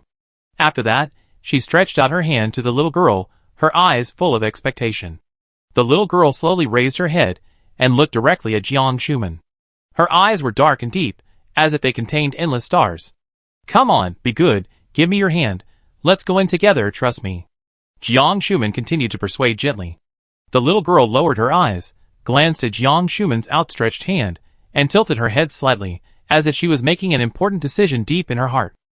After a long time, the little girl finally slowly raised her little hand and carefully placed it in Jiang Shuman's palm. Jiang Shuman felt a surge of joy in her heart. She held the little girl's hand tightly, smiled, and announced loudly, "Great, from now on, you are my sister. My name is Jiang Shuman, and you don't need your previous name. From now on, you will be called Jiang Jinli with my surname Jiang." Jiang Shuman said the name she had chosen after careful consideration. She had imagined countless times that if she was lucky enough to have a sister, she would choose to give her this name. Now, her wish has finally come true. Although the conditions of this welfare home are simple, and the treatment is average, the only satisfying thing is that you can choose your own name. Just say hello to the director, and go through the identity procedures. The name Jiang Shuman was also chosen by her personally. She gently stroked the little girl's head, and said in a gentle voice, "Xiao Li, this name is really nice. Xiao Li, are you hungry?" The voice gradually drifted away. Jiang Shuman held Jiang Jinli's hand tightly, and the two thin figures slowly walked into the gate of the welfare home. Jiang Shuman's thoughts were pulled away from memories, and returned to the cruel reality. She stared at the devastated world outside the car window, and her heart was filled with ripples. Can she and Xiaoli still have a home? Facing the unknown future, Jiang Shuman couldn't help but show a trace of sadness on her face, and her eyes dimmed. She leaned gently on the seat, closed her eyes, and sighed faintly. "Xiaohua, you're rich, go." Jiang Jinli's eyes were fixed on the first-level zombies in front of him, and the corners of his mouth were slightly raised. "Woof!" Xiaohua responded and rushed forward suddenly, and Jiang Jinli followed closely behind, raising his knife and slashing. The knife flashed, accurately slashed down from the top of the zombie's head, accompanied by a dull crack, and the zombie was neatly chopped in two from head to shoulder. The sticky black blood immediately spread from the corpse and spilled on the ground, forming a disgusting stain. Jiang Jinli then stared at the knife in his hand intently, secretly admiring it in his heart. This Tang sword is exceptional. Even after a long battle, it is still as sharp as before. The person who can forge such a peerless weapon must be a rare forging genius in the world. Jiang Jinli feels that beheading has become more and more handy. Whether it is a person or a monster, their neck is always the most vulnerable part that is easiest to cut off. Just one knife is fast and labor-saving, and can quickly end life. As the doomsday continues, Jiang Jinli's heart gradually becomes cold and hard. Perhaps, she is emotionally indifferent. If she had not been raised by her sister when she was a child, she might have become a dangerous element in society. In this world, Jiang Jinli has no other emotional ties except her sister Jiang Shuman. From childhood to adulthood, Jiang Jinli has been treated mostly by others' bullying and indifference. Sometimes, Jiang Jinli even has an extreme idea. I feel that this disappointing black and white world really needs to be cleaned up. The arrival of the end of the world is not a bad thing. At least now, Jiang Jinli feels unprecedented comfort. As for the culprits, who caused her and her sister to separate, Song Chungjing and his sister, she swore in her heart, it's better not to die first. She will find them personally, and then cut off the perverted meat piece by piece to relieve the hatred in her heart. Woof! Woof! After the zombies were cleaned up, Xiaohua suddenly barked at the other side of the street. Jiang Jinli walked forward, looked over there, and then a hint of interest appeared in his eyes. Her vitality is still quite tenacious. I saw that on the street in the distance, a tall woman was facing away from Jiang Jinli, holding a knife, and walking forward with difficulty. Behind the woman, a group of zombies followed closely. Obviously, the woman was seriously injured, with blood dripping from her back and her clothes stained red. But the zombies could not get close to her. Jiang Jinli took a quick glance, then retracted her gaze, and continued to move forward. She turned around and asked Xiaohua, Xiaohua, do you think she can survive? Woof! Woof! Xiaohua couldn't help but complain in her heart. Needless to say, she obviously can't survive. Jiang Jinli had a different opinion. I don't think so. She can hold on for so long, which shows that her strength and character are not weak. At least, she herself is unwilling to die like this. However, her injuries are too serious. Even if she is not bitten to death by the zombies, she will die from excessive blood loss. Jiang Jinli continued, let's go first. We have to pass that street anyway. We can go and see if she's dead or not. Woof! Xiaohua responded and ran forward. Xin Qingxi had never been so desperate in her life. The process of waiting for death was far more terrifying than death itself. She looked back. Originally, she had consumed more than a dozen zombies along the way, and now there were only 2 left. Blood loss and dizziness made Xin Qingxi's vision blurred. She had not eaten for 2 consecutive days, and her physical strength was almost exhausted. In addition, the severe pain from the wound on her back made it even more unbearable. She didn't know where the strength came from. Xin Qingxi gathered her last breath, turned around suddenly, held a short knife tightly, and stabbed the zombie's head with all her strength. As one zombie fell down, she quickly changed her target and rushed to another one, strangled its neck skillfully, and then swung the knife down, piercing the skull from the chin. The zombie fell to the ground again. However, even after successfully dealing with all the zombies, Xin Qingxi did not smile at all, because she knew that her life was in danger. Then, Xin Qingxi slowly slid down the wall, and finally collapsed to the ground powerlessly, with 2 rotten zombie bodies in front of her. Xin Qingxi's originally delicate and cold face now revealed deep hatred. Before the doomsday, Xin Qingxi happened to be handling things at the company, and the sudden red fog caught her off guard. Xin Qingxi originally wanted to stock up some supplies, stay at home for a while, and then observe the follow-up situation. However, her father, who had not contacted her for many years, suddenly contacted her and asked her to send her stepsister Shenbilian back to the north. It turned out that the illegitimate child happened to be on vacation in her city. Xin Qingxi didn't want to pay attention to it. At first, the man used family ties to kidnap her, but when he saw that it didn't work, he threatened her with her mother's grave and ashes. Xin Qingxi had never seen such a shameless family, nor had she seen such a ruthless and biased father. She had no choice but to obey. When she found Shenbilian, she found that she was hiding in the room with her boyfriend, hugging each other and shivering. Then, the 3 of them went north together. At first, Everything was peaceful, but when they came to this town, Shin Billion actually tried to kill her. That day, Shin Qingxi was driving. She noticed that there was a big red tree with fruits in the woods on the side of the road, and the fruits exuded an attractive sweet scent. Shin Qingxi also found that a large number of zombies gathered under the tree. She instantly realized that there must be something strange about the fruit, so she decided to take the risk and pick it.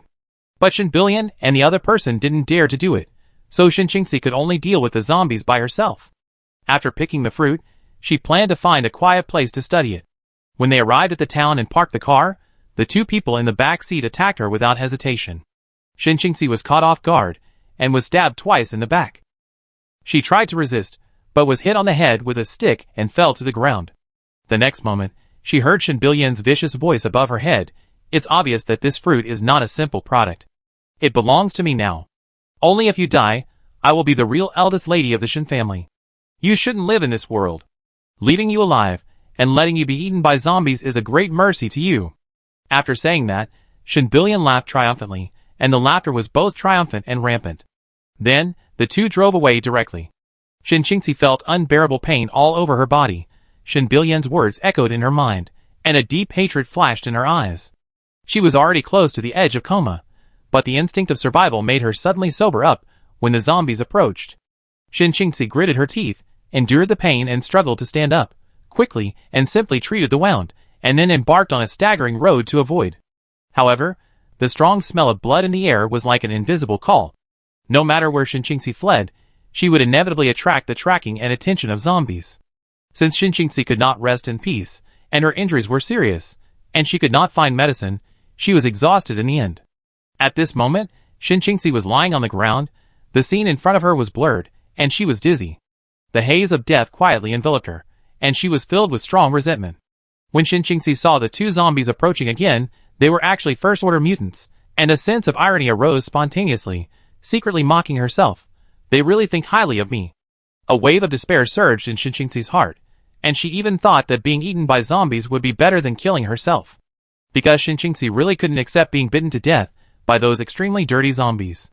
But at this moment, she couldn't even move her fingers, let alone other things. At this critical moment, a dull sound suddenly sounded in front of her. Then, the round heads of two zombies rolled down in front of her. Shin Qingxi was suddenly startled, and her thoughts rarely gained a moment of clarity. Then, a clear and steady female voice came from not far away. Hey, do you still want to live? Chapter 24. Shin Qingxi struggled to open her heavy eyelids and looked towards the entrance of the alley, where she saw a slender figure. It was a girl, wearing a black jacket and overalls, tall and straight, like a standing poplar tree. She had smooth and delicate skin, a delicate and beautiful face, and a pair of deep and bright black eyes on her standard oval face. At this moment, her expression was serious, her eyes revealed firmness and coldness, and her posture was casual, revealing an unintentional laziness. In this doomsday wasteland, she seemed to be indifferent to the desolation and danger around her. The black tang sword in her hand added a bit of bravery to her, just like a female knight in the ancient martial arts world, extraordinary and heroic. The girl exuded a mysterious and inviolable strong aura. In this broken world, she is like the only light, shining even in the deepest darkness. A flash of surprise flashed in Shin Qingxi's eyes, and then a strong desire to survive surged from the depths of her heart. She opened her dry throat with difficulty, and was about to respond, but she heard the girl continue calmly. Your skills and perseverance are quite outstanding, very suitable for the end of the world today, and I need help. If I save you, your life and your people will belong to me. I will guide you to become stronger, help you revenge, and trample those who displease you one by one. I will also protect you throughout your life, and let you live a stable life. And all you have to do is be loyal to me. These 5 sentences exploded in her ears like thunder, making Shin Qingxi's eyes widen instantly after hearing them. Anyone who hears such an arrogant declaration will think that the other party is too confident, and even doubt whether his mental state is stable. In this apocalyptic era, being able to live one more day is lucky. How can you dare to dream of living a stable life? However, Shin Qingxi stared at the other party's calm face and unfathomable eyes, and said inexplicably, I agree. Shin Qingxi chose to believe Jiang Jinli's words, firmly believing that she was not joking. Many years later, Shin Qingxi recalled this moment, and felt that she might have exhausted all her luck in this life to meet Jiang Jinli. Jiang Jinli smiled when she heard her promise, and said with satisfaction, well, from now on, you are mine. Then Jiang Jinli walked to Shinqingxi, gently helped her sit up, squatted with his back to her, and said in a steady tone, "Come up." Shinqingxi hesitated for a moment, her eyes wandering between Jiang Jinli's neat clothes and her own blood stains, and she couldn't help but feel a little sorry in her heart. However, when her eyes touched Jiang Jinli's motionless back, she realized that the other party didn't care about it. Then, she slowly leaned on Jiang Jinli's back. Jiang Jinli gently clasped his hands and carried her steadily. Shinqingxi lay on Jiang Jinli's back, her nose lingering with the faint fragrance emanating from the other party, and her eyes gradually became heavy. Although Jiang Jinli's back was not broad, it gave people an inexplicable feeling of peace of mind and relaxation, and was extremely comfortable. As her consciousness gradually faded, Shinqingxi did not feel the fear and anxiety of the past, because she knew that she was saved. I don't know how long it took. When Shinqingxi woke up again, she felt confused. It was quiet all around, the sheets under her were soft and clean, and a little light came into the room through the tight curtains. Shinqingxi once suspected that this doomsday experience was just a dream. However, when she sat up from the bed and saw the bandages on her body, she knew that everything that happened was not a dream. This is still a desperate doomsday era, but fortunately she was saved once. Shinqingxi felt her physical condition and was filled with incredibleness. The previous severe pain in her back miraculously disappeared, leaving only a slight numbness. This is simply amazing. Could it be that Jiang Jinli still has some kind of elixir? This is the most peaceful sleep Shinqingxi has had since the end of the world. She felt unprecedented relaxation, and the expression on her face softened a lot.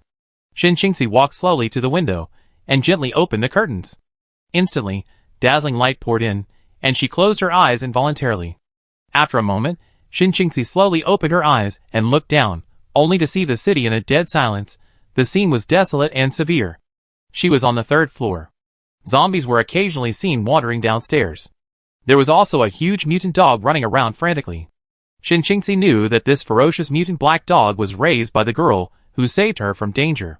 By morning, Shinqingxi estimated that she should have slept for a day and a night. At this moment, the door opened gently, and a subtle sound sounded quietly, causing her to turn her head and look involuntarily. As soon as Jiang Jinli entered the room, she saw Shinqingxi standing quietly in front of the window, staring at her blankly. Shinqingxi was slender, but full of strength, with short hair that made her look neat and capable. She had fair skin, cold eyebrows and eyes, and elegant temperament. She was a rare beauty, unforgettable. Seeing her in a daze, Jiang Jinli joked, "Why, did you forget me so quickly?" "No, how could it be?" Shinqingxi responded hurriedly. Jiang Jinli walked to the small table with a bowl of porridge, put it down gently, and said in a light voice, "Come here, have something to eat." Shinqingxi walked to the bed and sat down. Her eyes fell on the bowl of steaming porridge on the table. The porridge was mixed with minced meat and green vegetables, and the color was warm and extremely tempting. For so many days, Shinqingxi had only eaten dry food and bread, which was monotonous and boring. Now, this seemingly ordinary bowl of home-cooked porridge has become an unattainable luxury for her in the end times. Shinqingxi's heart was filled with complex emotions. She looked up at Jiang Jinli, her voice trembling slightly. "This porridge.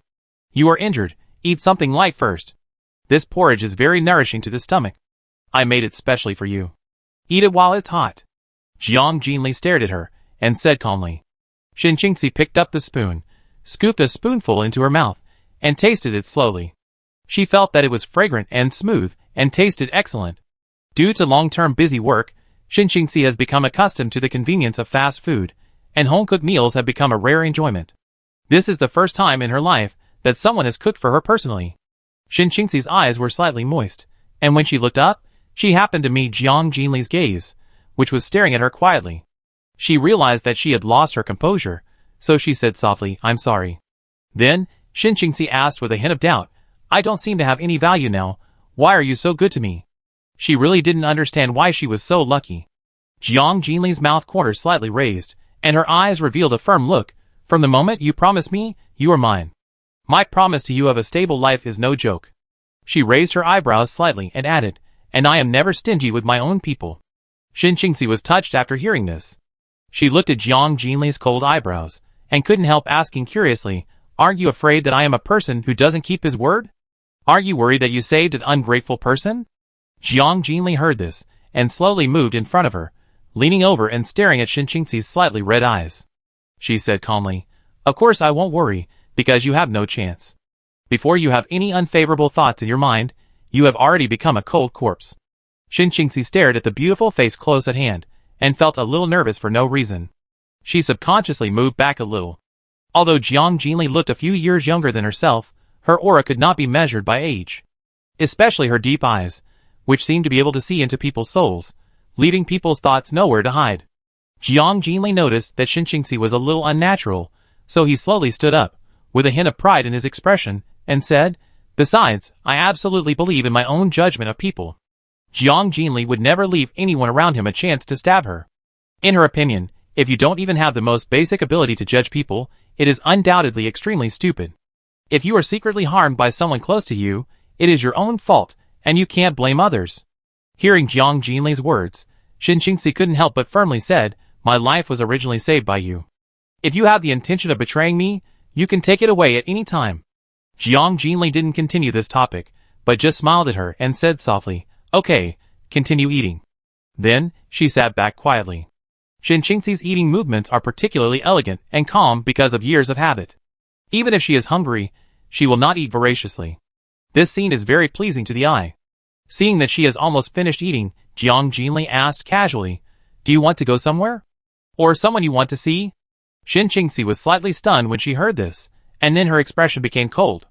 The Shin family in the north has a large population and a huge influence. Going to seek revenge at this moment is tantamount to walking into a trap, and she will never act so rashly. And her cruel father, even if he knew Shin Billian's vicious behavior, would never stand on her side. From this moment on, she has no connection with the Shin family, only hatred. Thinking of this, Shin Qingxi calmly replied, "No, my mother is gone. Now I am alone and have nothing to worry about. No matter where you go, I will follow you." Jiang Jinli nodded with satisfaction after hearing this. "Very good, I know you still have unfinished grievances, but it is not urgent. I will accompany you to get it back later. Now, the most important thing is to strengthen your strength first, and then survive." Shin Qingxi felt a warm current in her heart when she heard Jiang Jinli's words. She responded with a firm look, "Okay, I will make myself stronger as soon as possible." Then, Jiang Jinli slowly walked to her side and stretched out his hand. "Jiang Jinli." Shin Qingxi gently held her hand and responded with a faint smile. Shin Qingxi. Chapter 25. Jiang Jinli looked at Shin Qingxi with satisfaction. After all, this was her first time to save someone. "Put on your clothes. I take you to meet someone." Jiang Jinli thought that when he carried her back yesterday, he had not met Mu Yuan yet. "Okay," Shin Qingxi responded, and then turned her eyes to the bedside, where the clothes were neatly placed. She whispered to herself, "By the way, how can my body be so clean?" At this time, she suddenly realized that she had not noticed the condition of her body before. When Jiang Jinli mentioned clothes, Shin Qingxi was surprised to find that she had changed into a clean pajamas. "Yesterday, after wiping your body, I took care of your dirty clothes. Don't worry, this set of clothes fits you well." Jiang Jinli mistakenly thought that she was worried that the size of the clothes was not suitable. Shin Qingxi's face was instantly stained with a faint blush when she heard this. She didn't care about her clothes, but she thought about how dirty she was, and she couldn't even look at herself, and Jiang Jinli wiped her body for her. For so many years, Shin Qingxi felt shy and embarrassed for the first time. Seeing this, Jiang Jinli immediately understood that she was shy. Shin Qingxi was like the first snow in winter, elegant and noble. She should have a cold look, but because of this embarrassment, her cheeks were slightly red, adding a different kind of charm to her. Jiang Jinli unexpectedly felt that such a contrast made Shin Qingxi look particularly cute. "It's okay, you're not dirty." Jiang Jinli comforted her, with a teasing smile on her face. Shin Qingxi had shame in her eyes, and subconsciously touched the tip of her ear that was burning, and she just pretended that nothing happened. She said no more, walked straight to the bed, and put on the new clothes that were just the right size. After that, the two walked out of the room together.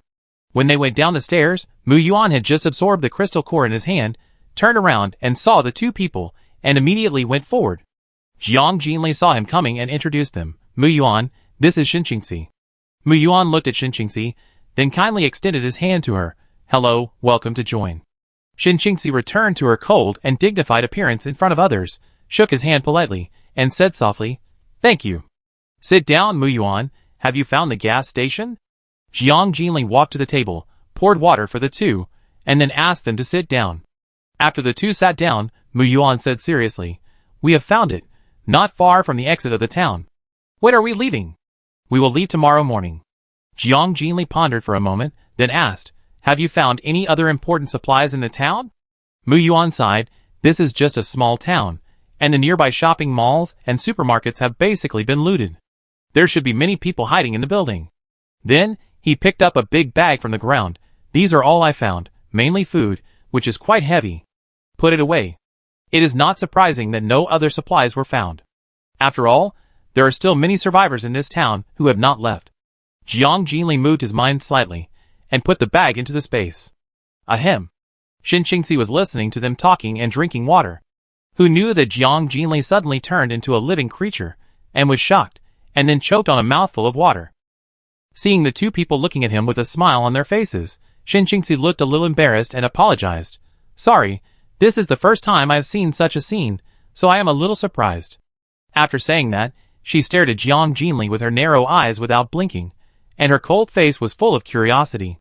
Seeing this, Jiang Jinli immediately understood, and a smile appeared on the corner of her mouth, and then she began to explain to her. Superpower. Shin Qingxi was slightly surprised. This word was completely beyond her cognitive scope. But then she thought, now is the end of the world. Such a strange thing is not surprising. Jiang Jinli continued, "Yes, it is not difficult to see that superpowers will become the masters in the future. Whoever controls more resources will live better." Then, Jiang Jinli took out 2 boxes from the space, opened them gently, and placed them in front of Shin Qingxi, saying, "These are water and fire superpower fruits. You can choose what you want according to your preferences." Mu Yuan and Shin Qingxi were both speechless by Jiang Jinli's arrogant scene. They looked surprised, as if they had witnessed something incredible. Mu Yuan was even more stunned. He looked at Jiang Jinli and asked in surprise, "Jinli, is this fruit growing in your backyard?" Shin Qingxi understood when she saw the fruit. She had spent a lot of effort to get the fruit, but it turned out to have such great energy. That was really a bargain for Shin Billion. "You just give me such an important thing?" Shin Qingxi was very moved. Jiang Jinli's selflessness and broad mind were really admirable. Jiang Jinli smiled and said calmly, "Of course, otherwise how can you become stronger?"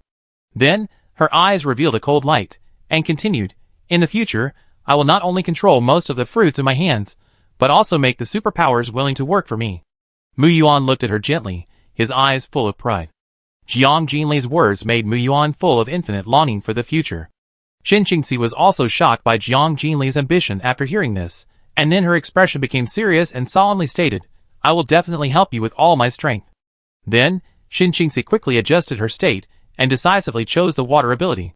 She felt that water could be used for living in the early stage, and it could be turned into a weapon for attack in the later stage. After seeing Shin Qingxi's choice, Jiang Jinli put away the other one and said to the two, "You must improve your strength as soon as possible and reach the 2nd level. Let's set off tomorrow morning. The main thing on the way is to practice skills and collect crystal cores." Then, she turned to Mu Yuan. "Mu Yuan, go fill up the gasoline first, then park the car at the intersection, and tomorrow morning, we will walk there together."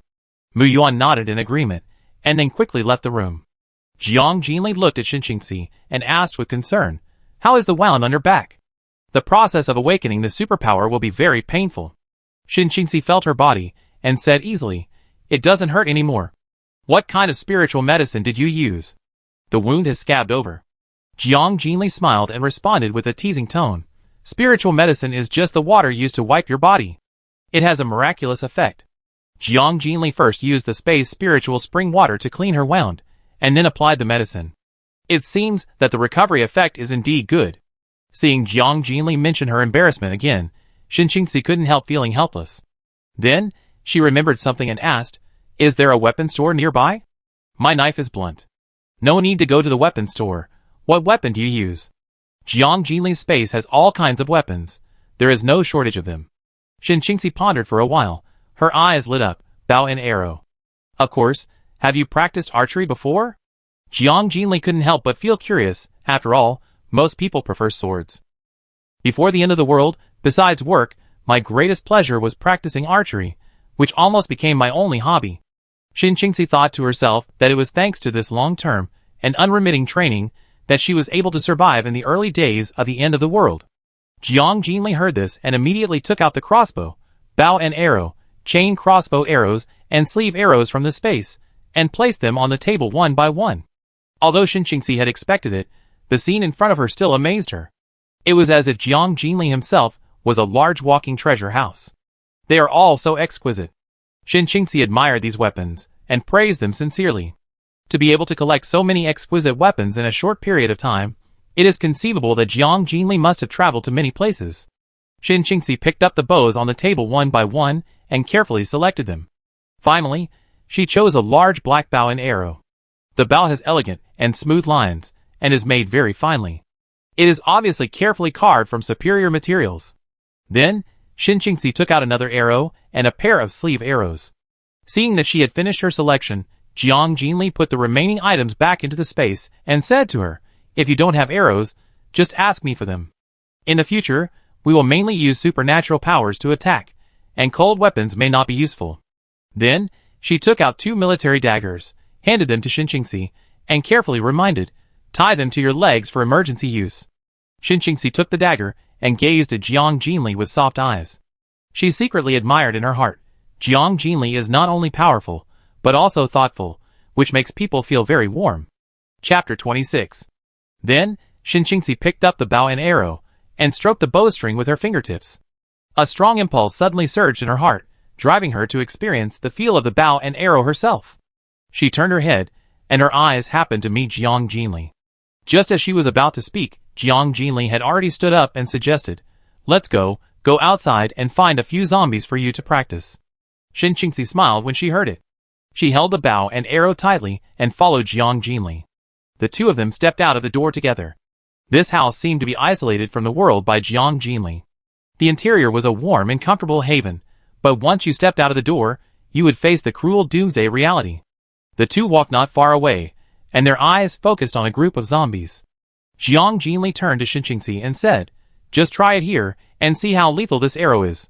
After hearing this, Shinjingxi straightened his back and looked calm and composed. The whole person was instantly full of confidence. She quickly drew the bow, and put the arrow on it. Her movements were smooth, and her eyes suddenly became focused and sharp. Shinjingxi's slender, but powerful arms suddenly pulled back until the bowstring was taut and ready to be fired. The moment she let go, the arrow shot out like a meteor that cut through the night sky. The bow and arrow drew a beautiful arc in the air, and quickly cut through the air. With a whoosh, it accurately shot into the zombie's head. Due to the extremely strong impact, the zombie was involuntarily pushed back a distance, and finally fell to the ground. Shinjingxi's archery movements were chic and smooth, exuding an indescribable temperament. If you want to describe it in one word, it is handsome. Jiang Jinli stared at her and couldn't help but admire. Fast, fierce, accurate, very good. Shinjingxi touched the bow in her hand, and couldn't let it go. She pursed her lips, and said modestly, "It's mainly because this bow is easy to use." Then, Shinjingxi shot a few arrows in a row. Seeing that the zombies nearby were almost cleared, the two walked back. "If your body is fine, you will awaken your superpowers later." Jiang Jinli turned his head and glanced at Shinjingxi, and then added, "By then, you will be a mobile reservoir. If you are discovered, you will be scrambled to worship you."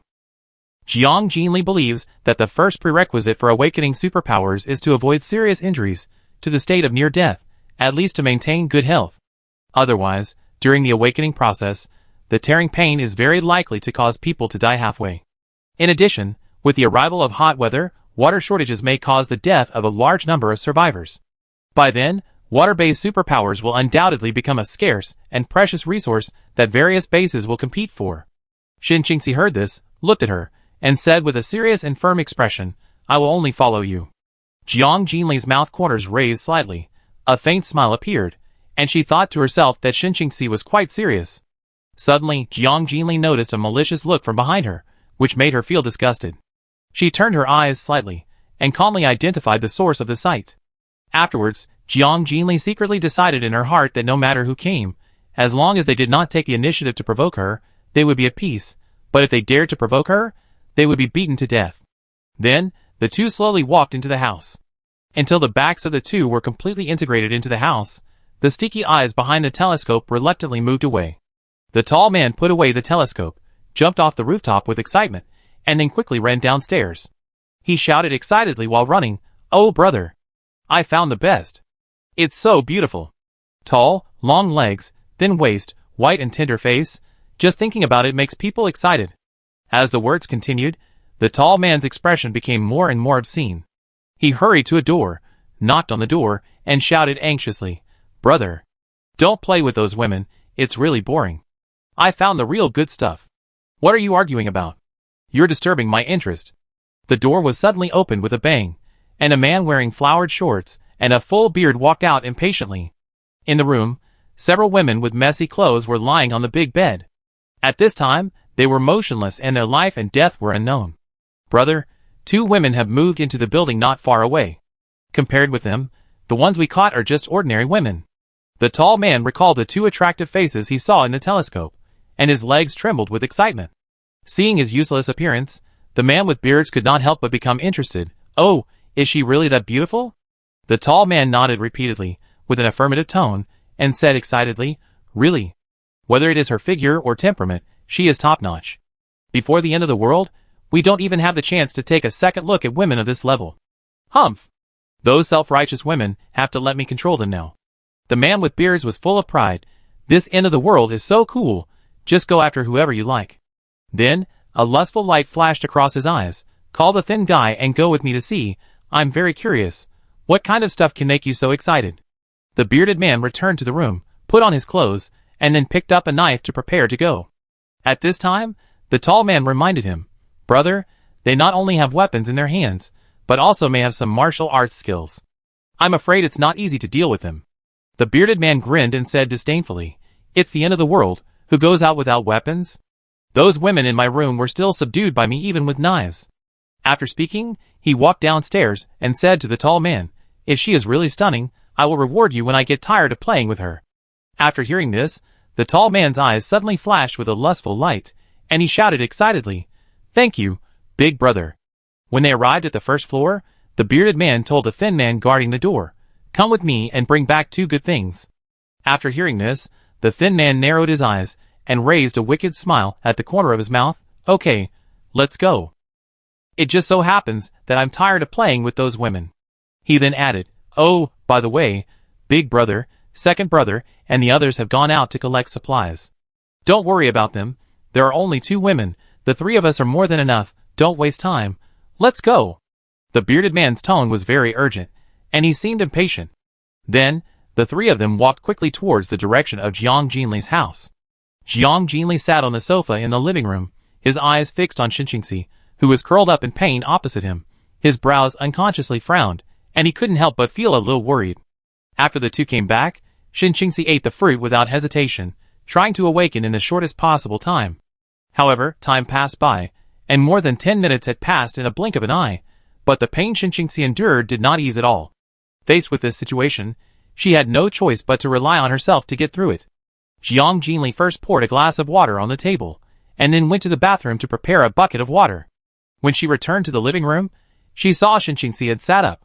Her face was pale, and there was a little sweat on her forehead. She looked exhausted, but her eyes were bright. Jiang Jinli walked over, stood in front of her, and asked in a warm voice, "How do you feel?" Xinqingxi raised her head, a faint smile appeared at the corner of her mouth, and responded, "It succeeded, look." She stretched out her hand, and a small water ball gradually gathered in her palm. Then, the water ball suddenly expanded as if it had life, and finally split with a bang, turning into a trickle, sliding from her fingers. "My current ability is limited to simply controlling the water flow," Xinqingxi added.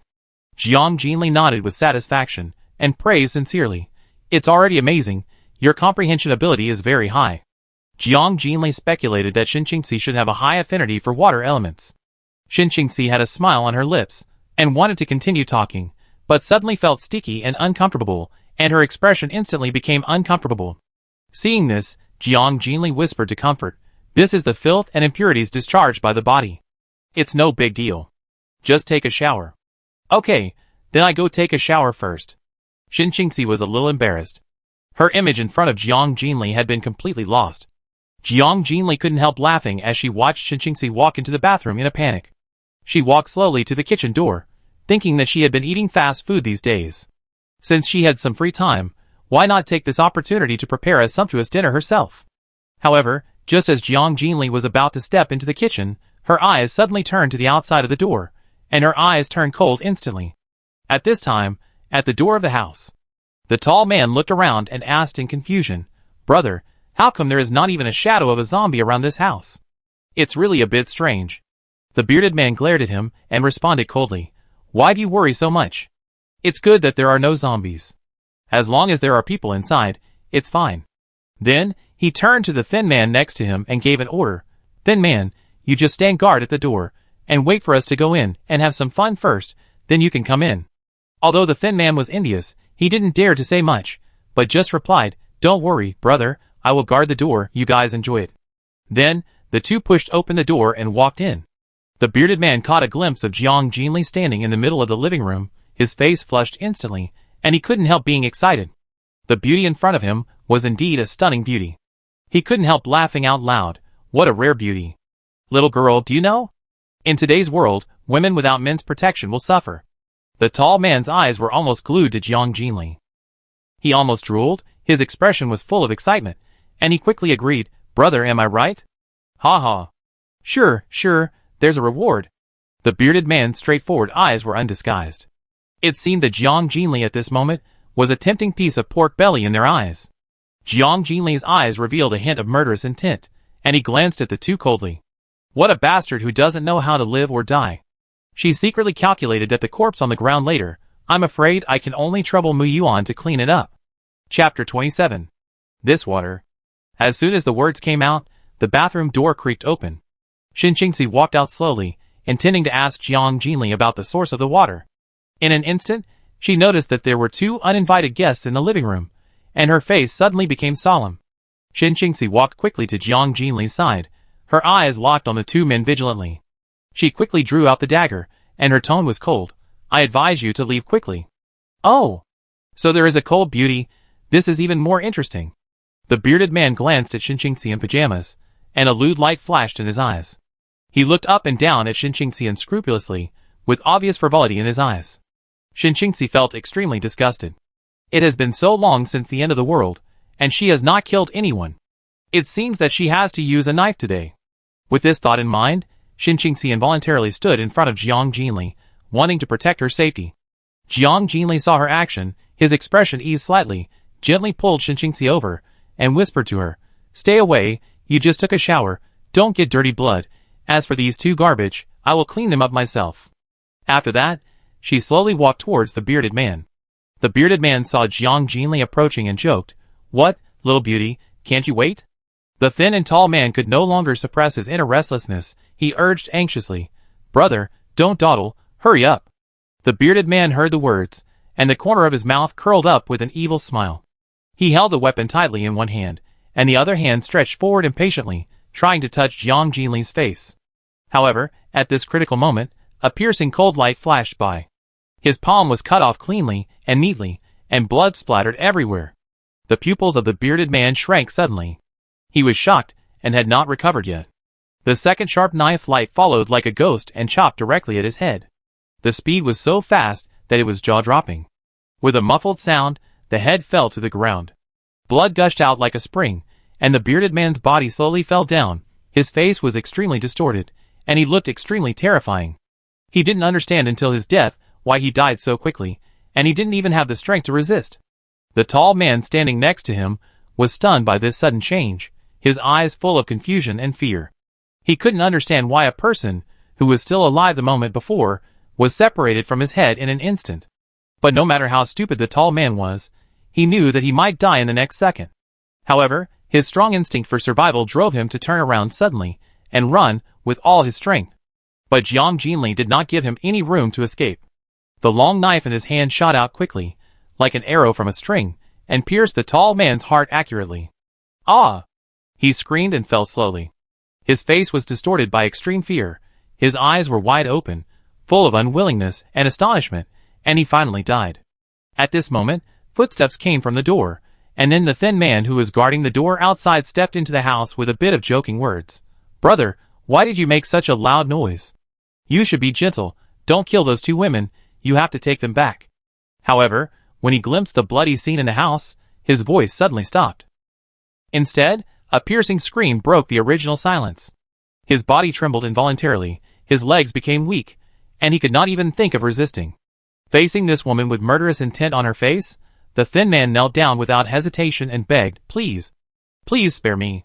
They forced me to do all this. I am not familiar with them. Really, please, I don't want to die." He felt extremely desperate, but deep in his heart he still held a glimmer of luck. He tried to arouse Jiang Jinli's kindness as a woman, hoping to get her forgiveness. Tears flowed out of the thin man's small eyes involuntarily. However, Jiang Jinli's eyes were cold as ice, without any mercy.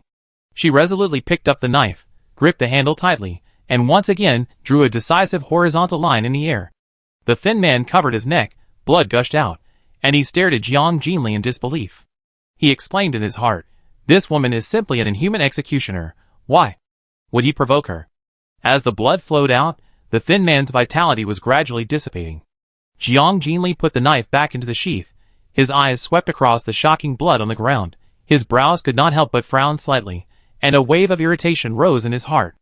At this time, footsteps sounded behind him, and Jiang Jinli asked in a calm tone, "Do you think I am cruel?"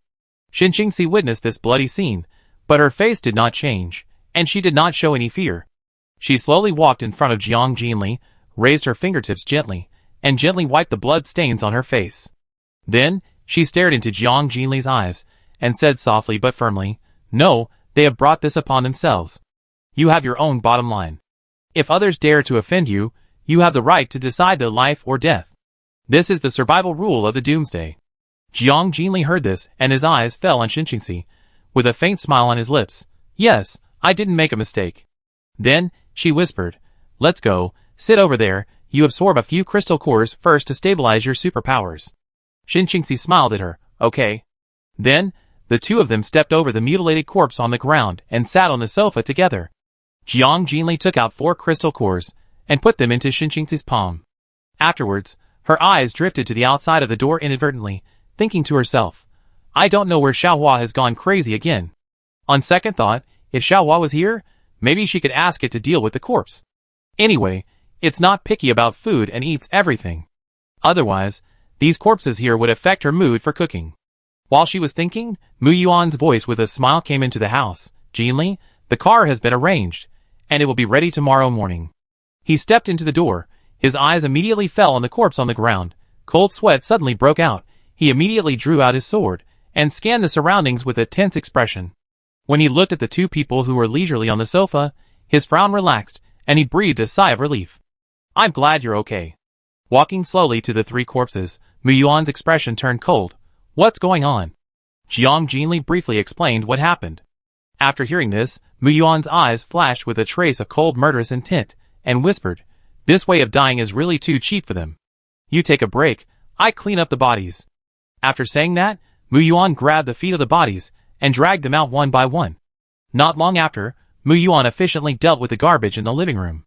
Then, Jiang Jinli turned to the two, and gave clear instructions. "Their base is not far south of this house.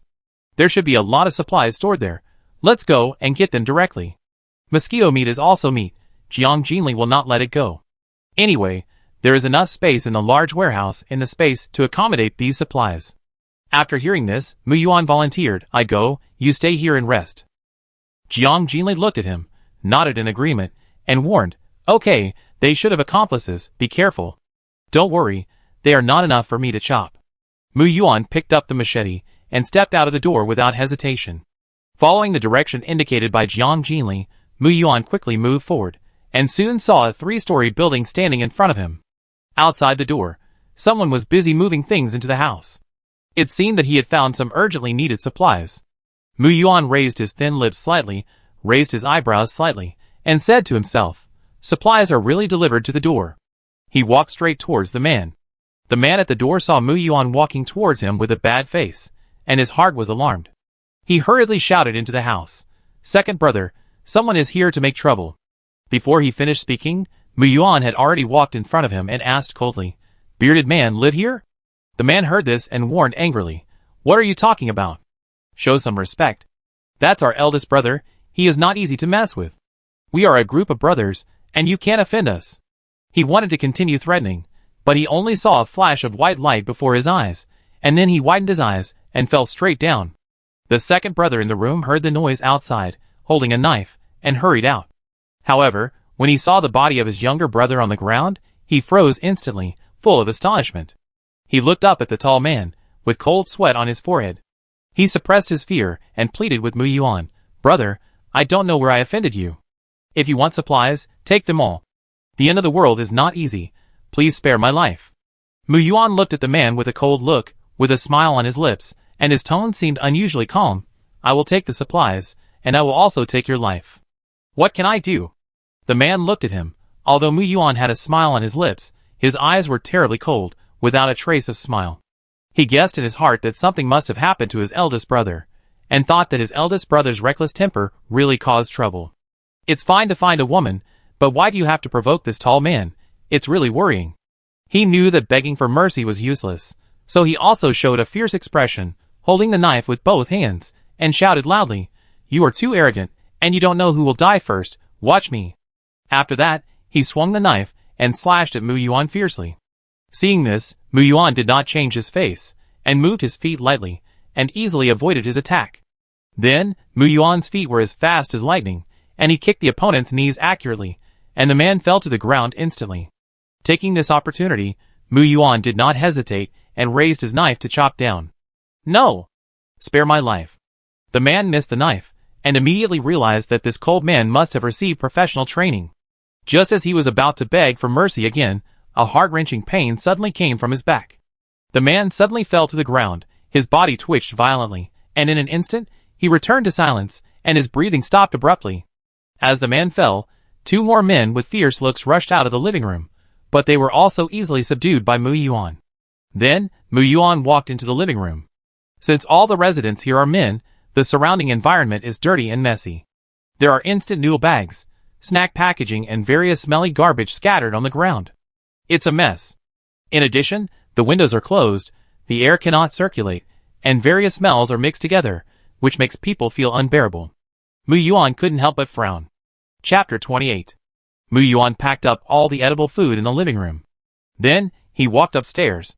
On the way, he noticed that several doors were closed. He mistakenly thought that important supplies were hidden inside, so he kicked the door open without thinking. Bang! The door opened. "Ah! Don't come over! Get out!" The woman's scream, accompanied by a mixed smell, suddenly hit him, and Mu Yuan couldn't help but take a few steps back. He quickly scanned the room. I saw several women curled up on the bed, hugging each other tightly, and their bodies trembling. There was no sympathy in Mu Yuan's eyes. He turned around and wanted to leave, but he still reminded them kindly, "Those men are dead, you are free." After the search on the second floor, Mu Yuan walked downstairs and looked at the piles of supplies on the ground. He nodded with satisfaction. Just as he was about to leave with his things, he heard a woman's voice behind him. Please wait a moment." Mu Yuan turned his head, and saw the haggard women coming down from upstairs. Their skin was unusually pale, because they had not seen the sun for a long time. One of the women walked up, stood in front of Mu Yuan, and looked up at him. Although she was scared, she still mustered up the courage to speak. "You took all the food away, what will we eat?" Mu Yuan was a little confused about her logic, but considering that she was a woman, he still patiently reminded her again, "I advise you to find a way out as soon as possible. You won't survive for a few days if you hide here all the time." The woman saw that Mu Yuan was easy to talk to, but she was not willing to give in. "It's so dangerous outside, how can you survive outside? Staying here, at least you won't starve to death. If you kill those men now, we will not survive, so you have to take responsibility." Mu Yuan heard this, his eyes swept coldly over the other women on the stairs, and asked in a deep voice, "Do you think so too?" After hearing this, they immediately huddled together, not daring to look at Mu Yuan, lowered their heads, and remained silent, obviously acquiescing to his question. Mu Yuan felt sad for them in his heart. Perhaps this was the most true portrayal of the end of the world. He didn't mean to say anything more, and looking at these women for a second made him feel like a torture. However, the woman became more and more bold. She suddenly opened her arms, blocked in front of Mu Yuan, and began to deliberately show off her charm. There was a hint of temptation in her voice. "Look, you are also a man, and there are always times when you need a woman's comfort. Take me with you. I promise I won't let you down." After saying that, she also threw a coquettish look at Mu Yuan. Mu Yuan looked coldly at this haggard, frivolous woman. Her lack of self-respect and lack of bottom line made him feel sick. Mu Yuan warned in a low and cold voice, "Get out of here immediately, otherwise, I will kill you without mercy. Mu Yuan would not be soft-hearted just because the other party was a woman. After hearing this, the woman was not afraid, but laughed and mocked. Kill me? What's the skill of killing a woman? Isn't that what you men think? I've delivered it to your door. Why are you still pretending to be noble? As she said that, she actually stood directly at the door, revealing a hint of madness in her expression. Take me with you. Really, I can't live alone. The woman wanted to continue talking, but suddenly, her pupils suddenly contracted. She covered her neck with both hands, and blood began to seep out from between her fingers. Her body gradually lost balance, swayed, and then slowly fell down. Finally, she fell to the ground, her eyes full of disbelief, staring at Mu Yuan's back as he walked away. At the last moment of her life, she only caught the man's cold and ruthless voice without any emotion, floating from afar. If you can't live, then die. The women behind witnessed this horrible scene and screamed shrilly. Mu Yuan walked out of the door, carrying a backpack on his shoulders, and walked forward steadily. After returning to the living room, he saw the two familiar faces, and Mu Yuan's bad mood finally eased a lot. At this time, an alluring aroma filled the air. His eyes lit up, and he quickly walked to the dining table, staring at the rich delicacies on the table, and shouted with joy, braised pork. Xiaohua was eating, and when she heard Mu Yuan's words, she looked up and glanced at him. He complained in his heart, it's really strange, it eats the food cooked by Jiang Jinli every day. Mu Yuan noticed Xiaohua's disgusted look, touched his nose, and couldn't help feeling embarrassed. Seeing him coming back, Jiang Jinli greeted the two of them. Let's eat when everyone is here. We don't have time to cook normally, so let's eat as much as we can tonight. On the table was a pot of steaming rice, braised pork, and 2 plates of fresh vegetables. There was also a pot of colorful and fragrant fish and tofu soup. In this doomsday period, it is incredible to be able to eat these delicacies. After the 3 of them sat down, Jiang Jinli served a bowl of rice and urged the 2 people beside him, eat quickly. Mu Yuan finally came back to his senses from the shock. The dying scene in front of him seemed to have returned to the peaceful time before the end of the world. He immediately filled a bowl with rice, picked up some vegetables, scooped a spoonful of soup, and ate it in big mouthfuls, praising while eating, Jinli, your cooking skills are still so good, it's so delicious. Xinxingxi ate the dishes, and a warm feeling surged in her heart. This kind of warmth seen as sitting around and dining together, she only experienced it in her childhood memories. I never expected that in this turbulent end of the world, I could experience this warmth again. Xinxingxi couldn't help but feel a lot of emotion, as if Jiang Jinli could do everything and always bring unexpected surprises. She is both mysterious and powerful. Not only is she smart, but her cooking skills are also superb. It's true that she is a mobile supermarket. When Jiang Jinli cooks, all kinds of pots and pans, oil, salt, rice and vinegar seem to appear out of thin air, and disappear automatically after the rice is cooked. That scene is simply indescribable. Jiang Jinli is a person who can really give people an indescribable sense of security. Looking at the food on the table, Xinxingxi felt that even the doomsday did not seem so scary. People who meet Jiang Jinli are blessed, lucky, and also calamity. Jiang Jinli was full after eating a large bowl. On the other hand, Mu Yuan ate voraciously, like a starving ghost reincarnated. This scene made Jiang Jinli laugh.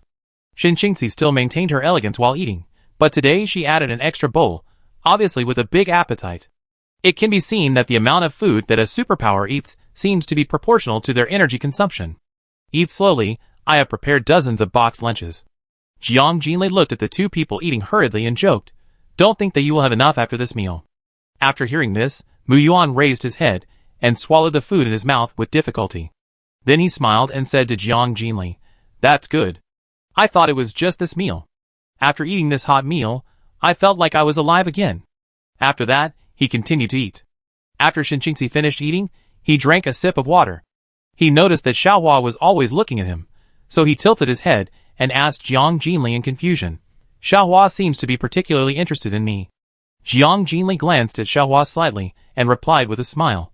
It said you look very pleasing to the eye and very pleasing to the eye.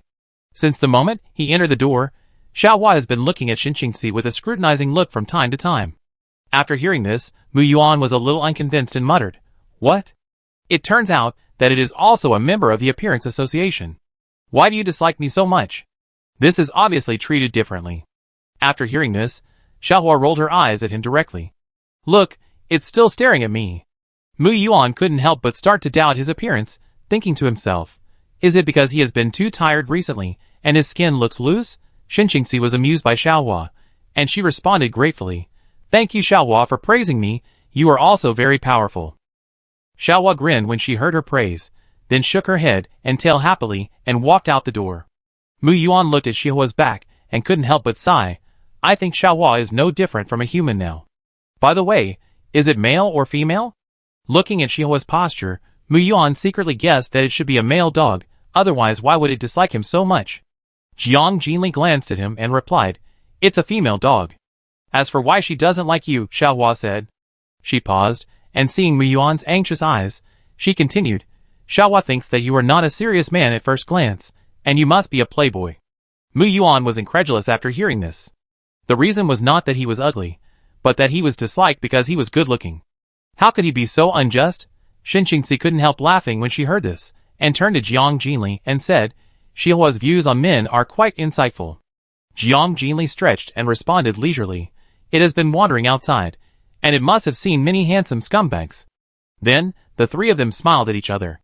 When Mu Yuan saw that the two had finished their meal, he picked up the rice bowl and said with a smile, Since you have all finished eating, I won't be polite with the rest.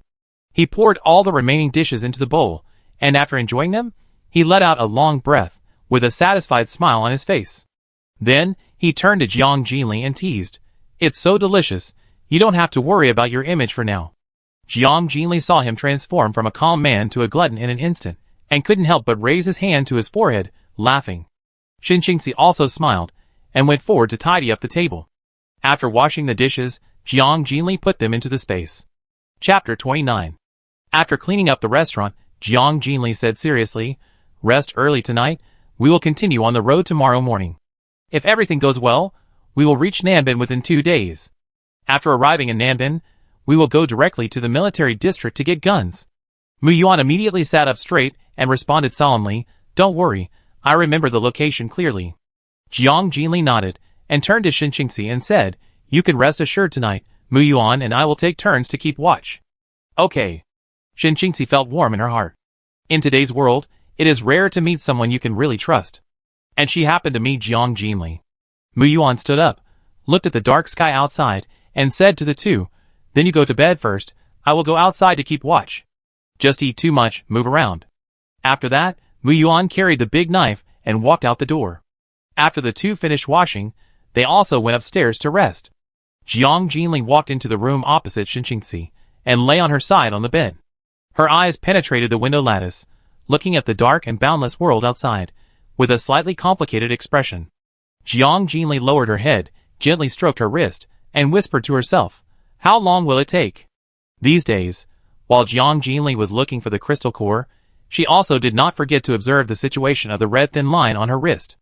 At the beginning, the thin line had been motionless until she tried to drip a drop of blood, and then it finally responded.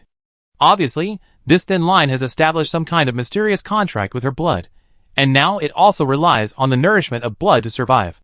So Jiang Jinli nourished it with a few drops of blood every night, until last night, it showed new changes again. The thin line on the wrist faded away quietly, replaced by a red bracelet carefully woven by vines. Jiang Jinli not only successfully established contact with it, but also could communicate simply. The bracelet conveyed information, saying that it would be put into action soon. Jiang Jinli looked down at this strange mutant plant. She thought to herself, no matter what it is, its future strength must not be underestimated, and it will definitely be a great help to her. She was looking forward to this strange plant. Early the next morning, as soon as the sky turned pale, the three of them set out on the road to the parking lot. Xiaohua couldn't bear it anymore, so she ran over in advance. You say, why is this road so quiet? It's not strange that people hide, but what about those animals? Why is there no bird call? Mu Yuan walked and observed the surroundings, and found that even ordinary zombies were hard to find nearby, and the silence was a bit weird. Shinxingxi frowned upon hearing this and agreed, something is indeed wrong. Jiang Jinli also keenly noticed the abnormality around him. In the past, mutant cats and dogs were often seen wandering around the streets, looking for food, and fat rats were rampant. However, at this moment, all of this disappeared without a trace. This change prompted her to have an idea. There might be high-level mutant creatures lurking nearby. Thinking of this, Jiang Jinli stopped, with a slightly solemn expression. What's wrong? Seeing this, The two also stopped, and seeing Jiang Jinli's serious expression, they immediately became alert. Just as Jiang Jinli was about to speak, his eyes flashed, and then he suddenly pushed Shinqingxi away. Her eyes were cold, and she quickly drew out her long knife and swung it down, then stepped back a few steps, and shouted to the two people at the same time, "Get out of the way!" Shinqingxi was pushed and staggered a few steps. Before she could stand firm, she heard Jiang Jinli's stern shout. She made a prompt decision and immediately moved away from the place. Mu Yuan also drew out his knife immediately, and the three of them quickly dispersed to three different directions. When the few people came to their senses, they had time to carefully identify the three monsters that were surrounded. There were three zombies in the middle. Their faces were pale, full of blue veins, their eye sockets were deep, and their eyeballs were strangely red. The fangs were sharp and protruding, just like the vampires in Western legends. There was still disgusting black liquid hanging from the corners of their mouths. Their bodies were shriveled like telephone poles. Their skin was close to their bones, and their fingernails were as sharp as blades. Their hair was long and messy, and their clothes were torn and blood-stained. At this moment, one of the red-eyed zombies stared at Jiang Jinli, with a smile on his face, as if he had succeeded in the sneak attack. Jiang Jinli looked down at her arm, and saw that her clothes had been pierced by a bloodstain, and the light red bloodstain was clearly visible. Her face suddenly darkened, her eyes were sharply locked on the provocative zombie, and her tone was as cold as ice. "I will split you in half." Shinqingxi saw Jiang Jinli's scratched hand, and her face turned pale. If he hadn't pushed away to save her, Jiang Jinli wouldn't have been injured. This made Shinqingxi blame herself, and worried about the risk of infection. Turning to look at the zombies, she couldn't help but show a trace of rage and murderous intent on her face. Seeing that the sneak attack failed, the three zombies looked at each other, turned around quickly, and rushed away at a speed that was astonishing. Jiang Jinli looked at the zombies that retreated far away and were ready to attack, with a look of disdain on her face.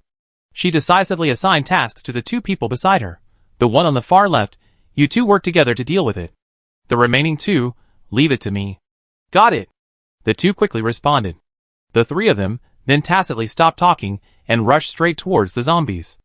At the same time, the three zombies also launched a fierce charge at them. While running, Jiang Jinli shouted to the two zombies running towards her, "I know you can understand, two beasts, come and chase me if you have the guts." After saying that, she cleverly changed direction and rushed to one side. The two zombies exchanged glances, then let out a terrifying roar and chased after them. Jiang Jinli was not in a hurry to finish them off, but wanted to test the speed limit of these second-level zombies. So, she continued to challenge, "You can't even catch up with me.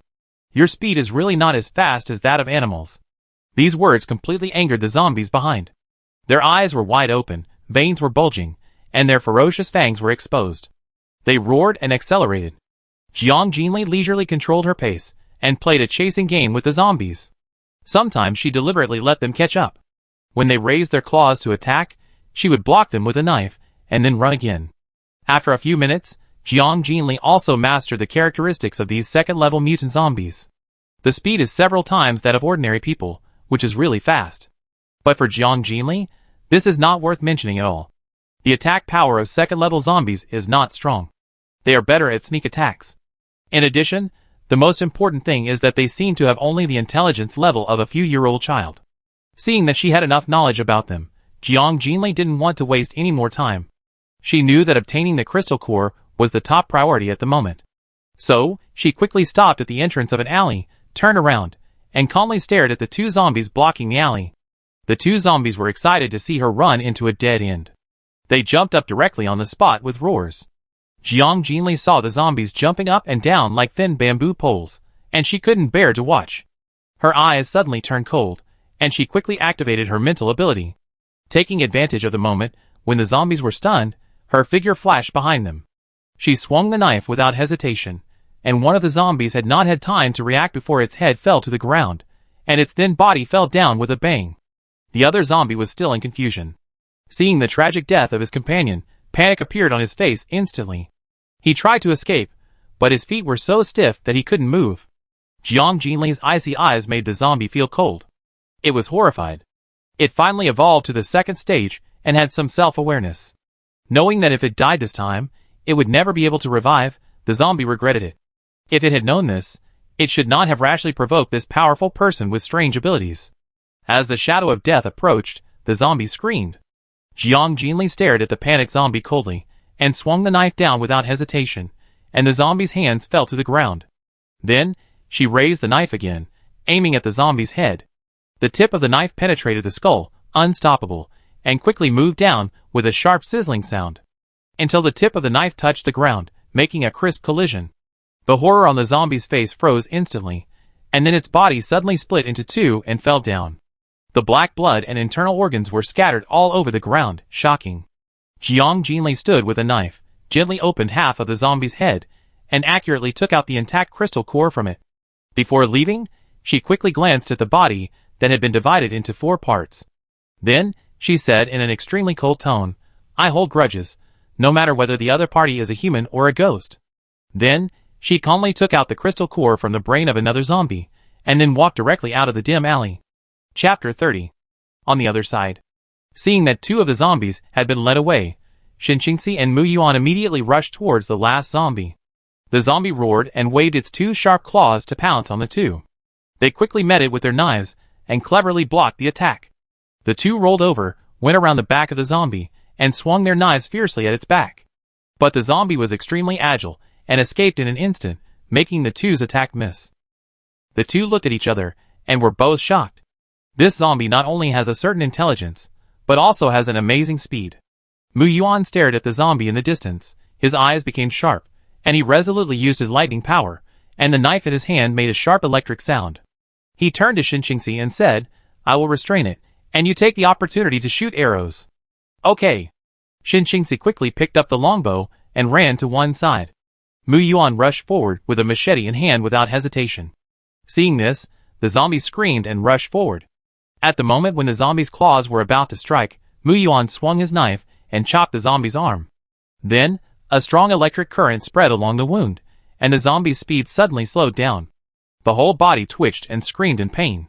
The zombie realized that he was no match for the enemy, and wanted to escape, but it was too late. At this moment, Xinqingxi saw the moment when the zombie was paralyzed by the electric current, and quickly pulled the longbow to the full. The arrow whistled and rushed out. The zombie had no time to dodge. The arrow accurately penetrated its mouth and nailed it firmly to the ground. After the zombie's slender body twitched a few times, it was completely still. The broken part of its arm was still smoking, as if it had been scorched. "I just don't know how it tastes." Mu Yuan looked at Xinqingxi, who was not far away. Their eyes met, and they gestured to each other. Then, they walked around again. Due to the previous noise, a group of zombies quickly gathered nearby, forcing the 2 to continue cleaning up. Xinqingxi's eyes were fixed on the zombies that were pressing forward step by step. Her eyes revealed indifference. She quickly took out 2 arrows, deftly put them on the bow, pulled the bowstring to the full, and aimed at the target accurately. She released her fingers, and 2 whooshing sounds sounded at the same time. The 2 arrows cut through the air, and shot straight into the heads of the 2 zombies. In just a few minutes, the surroundings were in a mess, and the corpses of the zombies fell to the ground in all directions. The 2 stood quietly among these corpses, and the atmosphere around them seemed particularly strange and quiet. They were covered with mottled bloodstains, and after looking at each other, they smiled helplessly. Then, the 2 put away the crystal core and prepared to set off to find Jiang Jinli. As they took a step and turned around, they were surprised to find Jiang Jinli standing quietly not far away, with her back against the wall, her arms folded, and her face calmly staring at them. The 2 of them suddenly felt nervous. They didn't even notice when Jiang Jinli stood here. What amazed them even more was that she dealt with the 2 zombies so quickly. This further deepened their admiration for Jiang Jinli's skills. Jiang Jinli had been watching here since the beginning, when they fought the second-level zombies. This was the first time the 2 of them faced the speed-type mutant zombies together, but their cooperation was extremely tacit. Whether it was the agility of the movements or the display of courage, the 2 performed very well, which made Jiang Jinli quite satisfied. Xinqingxi walked forward quickly. Her eyes fell on the blood on Jiang Jinli's sleeves, and a sense of uneasiness surged in her heart. She nervously pulled Jiang Jinli's arm and asked anxiously, "You were scratched by a zombie. Will you be okay?" "What? Jinli was injured. When did it happen? Is it serious?" After hearing this, Mu Yuan was shocked and worried. Staring at Jiang Jinli's blood-stained sleeves, he also became worried. Hearing this, Jiang Jinli felt a little warm in his heart, looked at Xinqingxi, and whispered to comfort, "Don't worry, I'm fine, and superpowers won't be infected." However, Xinqingzi still couldn't hide her worry. Don't be stubborn. Let me see the wand and confirm whether it's serious. This is not a joke. As she said, she wanted to pull up Jiang Jinli's sleeve to check. Seeing that she couldn't refuse, Jiang Jinli agreed. If you insist on seeing it. She paused for a moment, and then added in a meaningful tone, then be prepared and don't be scared. The two didn't understand what she meant, but still insisted on pulling up her sleeves. Mu Yuan took out bandages and medicines from his backpack, ready to deal with possible injuries at any time.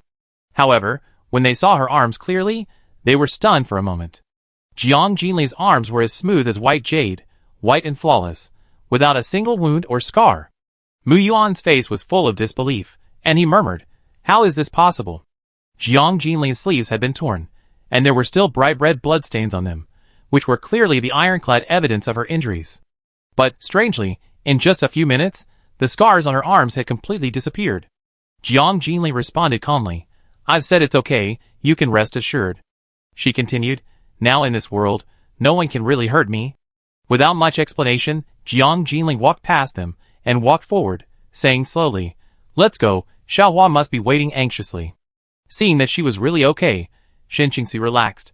As for other issues, there was no need to delve into them. Mu Yuan also put away the medicine, thinking to himself that Jinli had a lot of secrets. However, it was good this way. These secrets would only make her more invulnerable. Then, the two quickened their pace, caught up with Jiang Jinli, and continued to walk forward side by side with her. Mu Yuan handed the second-level crystal core in his hand to Jiang Jinli, turned around and said to her, "Jinli, the energy contained in this second-level crystal core is too huge, and it is too risky for us to absorb it. It is more appropriate for you to absorb it, and it may help you advance." Jiang Jinli did not refuse, took the crystal core, nodded gently, and agreed. Mu Yuan's worries are not without reason. The energy of the second-level crystal core is indeed powerful. For those who have just awakened like them, rash absorption is likely to cause the body to be unable to bear it, or even explode and die. More haste, less speed. At least the superpower should be upgraded to the peak of the first level or the second level before absorbing it. Jiang Jinli did not forget to tell the two. In normal combat, you should use superpowers to attack more often, which will not only improve your proficiency, but also promote the upgrade of superpowers faster. The two nodded to show their understanding. Then, Xinqingzi asked Jiang Jinli in confusion, "Why did the second-level zombies suddenly appear?" Mu Yuan also looked puzzled, and then echoed, "Yes, how did the zombies upgrade?" Jiang Jinli thought for a moment and replied, "I think the main reason for the zombies' upgrade is related to the virus in their bodies. The virus may have mutated." She paused, recalling the strange behavior of the zombies in Yuhu Mountain, and then said, "In addition, they may also upgrade by absorbing some energy in the environment and devouring flesh and blood." Then, Jiang Jinli's tone became serious. "Moreover, the intelligence of high-level zombies may not be lower than that of humans in the future. We can absorb their crystal cores, and they should also be able to absorb our superpowers." The two were shocked after hearing this. They quickly realized that in the future, there will not only be zombie attacks, but also mutant plants and animals and possible extreme weather. This is undoubtedly a real catastrophe for mankind. Therefore, the two people's desire to become stronger quickly became more urgent. Jiang Jinli did not forget to continue to deliver a heavy bomb to the two. The first awakened superpower will have an advantage in the future. Given the current amazing growth rate of plants and animals, the world will become a hell in 3 or 4 years at most. Therefore, it is best to upgrade the superpower to a high level within 3 years to cope with greater disasters in the future. Originally, the two still had a little confidence, but Jiang Jinli's remarks instantly made their hearts shrouded in worry. Recognizing their silence and uneasiness, Jiang Jinli turned his head, gently swept his eyes across their faces, and gently comforted them. "Don't worry, as long as I am here, no matter how bad the environment is, you don't have to worry." The two looked at Jiang Jinli's calm face, and the anxiety in their hearts gradually dissipated. Yes, with Jiang Jinli here, what else is there to worry about? Mu Yuan relaxed, put the knife on his shoulder, and said with emotion, "I feel that the lightning ability is really strong. It is so powerful at the initial stage, and it must be even more powerful at the advanced stage. But, if you want to upgrade to the advanced stage, you must need a lot of crystal cores." Xinqingzi couldn't help but worry. "There is no need to worry about the crystal cores." Jiang Jinli said bluntly, "When I build a base in the future, I will use crystal cores as a trading currency." Hearing this, the two were immediately filled with joy. Although they knew nothing about the location of the base that Jiang Jinli was about to build, they were full of longing for the future. Jiang Jinli also believed that the lightning ability was very offensive, but she also knew that it was difficult to achieve great things alone. She hoped that the abilities of team members would be different to complement each other's strengths and weaknesses. For others, the superpower fruit may be difficult to find, but Jiang Jinli is not worried about this with her spiritual perception ability. As long as the fruit is close at hand, she can easily get it. The three of them left the town quickly. When passing by the gas station, Jiang Jinli put all the remaining gasoline into the space. When they arrived at the car, they were surprised to find that Xiaohua was lazily lying on the roof of the car. Its huge body caused a slight dent in the car body. Jiang Jinli stared at Xiaohua and thought to himself that he had to find a more suitable car on the road as soon as possible. Chapter 31. As soon as Jiang Jinli got in the car, she sat in the back seat and began to concentrate on absorbing the second-level crystal core in her hand. She estimated that the energy contained in these second-level crystal cores was enough to help her successfully advance to the third level. Mu Yuan sat in the driver's seat. As the temperature suddenly rose, he had changed into a short-sleeved shirt, and fine beads of sweat oozed out of his forehead. He whispered softly, "This damn weather is getting hotter and hotter. It was quite cool yesterday. How come the temperature jumped so high overnight?" Jiang Jinli closed her eyes and replied casually, "The high temperature is here." Mu Yuan nodded slightly, although he was mentally prepared for the change in weather. But this sudden temperature rise still caught people off guard. He suddenly remembered something, and a playful smile appeared on the corner of his mouth, and he said lightly, "No matter how hot the weather is, don't we still have a mobile reservoir?" As he said, he looked at Xinqingxi with a smile. She was sitting quietly beside Jiang Jinli, staring out the window. Xinqingxi was called by this, and her eyes turned away from the window, with a trace of worry on her face. "Of course, there is no need to worry about water. But I am worried about the food problem. In this extreme weather, the land may not be able to grow food." Mu Yuan's expression became solemn when he heard this. Although ready-made supplies can still be found now, these are consumables after all, and there will always be a day when they are exhausted. Planting crops will be an indispensable part of the establishment of future bases. However, if natural disasters occur frequently, not only will planting be difficult to guarantee, but even the safety of the base may be in jeopardy. Although Jiang Jinli's space has abundant reserves, the food is not endless, and there will always be a time when it is exhausted. He frowned, turned to Jiang Jinli, and asked worriedly, "Jinli, this is indeed a big problem. In addition to high temperatures, if there are earthquakes, tsunamis and other disasters in the future, what should we do?" Jiang Jinli slowly opened her eyes, and as the crystal core in her hand disappeared, her spiritual ability finally entered the third level. Feeling the capacity of the spiritual sea of consciousness doubled again, she was in a good mood, and then slowly answered Mu Yuan's question, "There is no need to worry about food. As for the base, I will also create a large fortress that is absolutely safe." Her voice revealed full confidence. Jiang Jinli didn't have to think about those things at all. Not to mention how powerful the spiritual ability would be when it was upgraded to a high level. The mysterious energy in the space alone was enough to protect the entire territory. Not only that, she was no longer satisfied with just establishing a territory, but had a greater ambition. Specifically, her goal was to start from the central territory and gradually expand to the entire south. Finally, she would achieve full control over the entire Doomsday world. She is determined to become the strongest and most powerful leader in the Doomsday era. Those who obey her can have a glimmer of hope, and those who go against her will only die. Your words are enough. Mu Yuan had a smile on his face. He always felt that all his troubles would disappear in an instant as long as he looked at Jiang Jinli's calm face. Okay, don't think too much. Now your most important task is to improve yourself and strive to upgrade as soon as possible. Jiang Jinli was full of energy, leaning back in the chair leisurely, looking extremely relaxed. Then, she took out a few lollipops from the space, ate one herself, and handed the rest to Xinqingxi next to her. Xinqingxi was slightly startled. Her eyes fell on the candy in her hand. She blinked gently, and then picked a green apple flavor. She turned to look at Jiang Jinli and asked softly, "In addition to us, how many people do you plan to train?" After all, when Jiang Jinli saved herself, he said that he needed help. Jiang Jinli couldn't help but fall into deep thought after hearing Xinqingxi's question. At first, her idea was only to train loyal and reliable assistants, and she didn't make a detailed plan for the specific number of people. However, facing the current severe situation, she realized that at least plant and earth-based psychics are indispensable. Thinking of this, Jiang Jinli responded, 6 or 7 are enough. After all, the core manpower is not about quantity, but quality. She is sure that in the future, everyone in her team will become a leader in the Doomsday era. It seems that I am lucky, otherwise there will be no place if it is too late. Shen Qingxi stared at Jiang Jinli's confident look and couldn't help but sigh. Mu Yuan also looked at Jiang Jinli gently and half-jokingly said, what kind of person are you going to find? After all, if you choose him, you don't have to worry about the end of the world. This is the truth.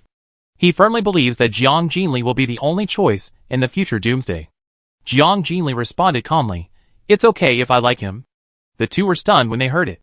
I thought she would emphasize strength and loyalty, but I didn't expect her to be so casual, which is very consistent with her personality and style. At this moment, Jiang Jinli's expression suddenly became serious, and she whispered, stop the car. Mu Yuan stopped as he said. He turned his head and asked with a puzzled look, what's wrong? There is no town nearby. Shen Qingxi also leaned out and looked around.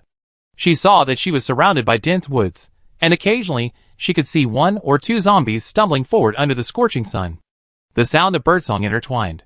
The woods in the distance seemed particularly dark under the dazzling sunlight. The lush leaves blocked the sunlight, adding a bit of mystery and weirdness to the forest. This place is extremely remote. There are almost no people. Did you find anything? Shen Qingxi sat back in her original position and noticed that Jiang Jinli was staring at the outside world, as if she was carefully sensing something. After a while, Jiang Jinli withdrew her perception ability and told the two people in the car concisely, there is a supernatural fruit hidden deep in the woods. Let's get out of the car. As soon as she finished speaking, she pushed open the car door and stepped out of the car. The two looked at each other, a hint of doubt flashed in their eyes, but then they acted in tacit understanding and followed Jiang Jinli's steps to get out of the car. Jiang Jinli stood beside the car, turned his head, and looked at Xiaohua squatting in the shade under the tree, looking a little listless, and whispered, it's hot, don't run around, wait for us to come back. Woof. It just happened that it was too lazy to move, it was too hot. Then, the three of them stood on the side of the road, each holding a weapon, and looked vigilantly at the lush forest in front of them. Jinli, are you sure there are fruits in it? Mu Yuan was a little confused. For ordinary people, fruits can only be found by luck, and he was curious about how Jiang Jinli knew. After Jiang Jinli chose a direction, he walked forward decisively and answered lightly, don't you smell the fragrance? Fragrance? Mu Yuan followed closely behind her. His expression revealed great seriousness, and then he sniffed hard. But he only smelled the stench of corruption from animals and zombies. This made him doubt his sense of smell, and he murmured to himself, except for the stench, I didn't smell anything. Is there something wrong with my sense of smell? Is this a side effect of my superpower? Seeing this, Shen Qingxi couldn't help but laugh softly. Jiang Jinli was obviously just joking, but Mu Yuan took it seriously. Mu Yuan turned his head and caught a glimpse of Shen Qingxi's smile. He suddenly realized it, then smiled helplessly and shook his head gently. Jiang Jinli's rare humor sometimes caught him off guard. Although they didn't know how Jiang Jinli knew about the existence of the fruit, they believed in her ability. She claimed that there was a fruit, so it was probably true. Jiang Jinli continued to use her mental perception in the car. As her superpower level increased, her perception range also expanded. Therefore, when the vehicle passed by this place, she keenly captured a familiar energy fluctuation and determined that its source was not far away. The three of them walked through the dense forest path. The sunlight shone through the dense leaves and fell on the ground covered with fallen leaves, creating a scene of light and shadow interweaving. Roar! Suddenly, a sharp corpse roar came from not far away, instantly breaking the original silence of the forest. Then, 4 or 5 rotting and staggering zombies twisted their bodies and slowly walked into the sight of the three people. As the temperature rose, this low-level zombie that had not evolved decayed faster and faster. Compared with the beginning, their appearance at this moment was even more disgusting. There was almost no intact skin on the face, and the white teeth were exposed. It's really ugly. Shen Qingxi couldn't help but complain. She quickly picked up the bow and arrow, pulled it hard, and then accurately shot at the zombies, knocking them down one by one in an instant. This place is sparsely populated, so there are not many zombies. And those sporadic zombies must have gathered here because they were attracted by the nearby fruits. After a simple cleanup, the three continued to move forward. Chapter 32. The deeper we went into the woods, the stronger the stench became, mixed with a damp earthy smell, which was really unpleasant. Jinli, What kind of tree does the fruit grow on? Mu Yuan had never personally looked for the fruit, so he was curious. Jiang Jinli carefully observed the surrounding environment and answered, "It is a fiery red tree, and its name is still unknown. The fruit it bears, I guess, should be a derivative of the red fog phenomenon and is an alien species." Mu Yuan nodded after hearing this, and then asked thoughtfully, "Do you think there are many of these fruits?" Jiang Jinli glanced at him and said calmly, "The number of fruits is limited. In the future, whoever has more fruits in his hands will have a greater advantage." Xin Qingxi added, "In addition, if those ripe fruits are not picked for a long time, they will disappear on their own." "We don't know." After listening, Mu Yuan completely agreed with the two. The three of them walked and talked, and the dead leaves under their feet made crisp crackling sounds, which formed a sharp contrast with the silence around them. As they walked deeper and deeper, the silence around them became thicker and thicker. Suddenly Jiang Jinli stopped. Seeing that she was not going to move, the two of them also stopped. There was no trace of daytime here, and the surroundings were shrouded in darkness. Xin Qingxi turned to Jiang Jinli and asked softly, "What's wrong?" Jiang Jinli didn't say anything, but only signaled them to look to the left front with her eyes. The two followed her gaze, and a hint of surprise flashed in their eyes. Not far ahead, a fiery red shadow shone brightly in this dim environment, which was particularly eye-catching. Mu Yuan and the other two immediately admired Jiang Jinli. His sense of direction was so accurate that he was like a human radar. Jiang Jinli looked around and said to the two, "Go ahead, but be careful. There may be mutants nearby." The two immediately became serious when they heard this. When the three approached, they were stunned by the scene in front of them. There were many zombies scattered under the tree. All of them were motionless, lying in all directions. "What is this? Why are the corpses still lying in a pile?" Mu Yuan was surprised. He had never seen such a strange scene before. Jiang Jinli looked at the zombies lying under the tree and felt that Mu Yuan's description was quite appropriate. Xin Qingxi frowned and asked in confusion, "What are they doing?" Jiang Jinli answered casually, "They should be absorbing energy so that they can evolve quickly. As for why they choose to lie on the ground, maybe it's because the ground is cooler." Her slightly humorous answer instantly eased the tense atmosphere and made both of them relax. They thought to themselves that maybe these zombies really just chose to rest collectively on the ground because of the hot weather and absorb energy at the same time.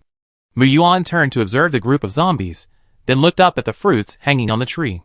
Curious, he couldn't help asking, "Why don't they eat these fruits?"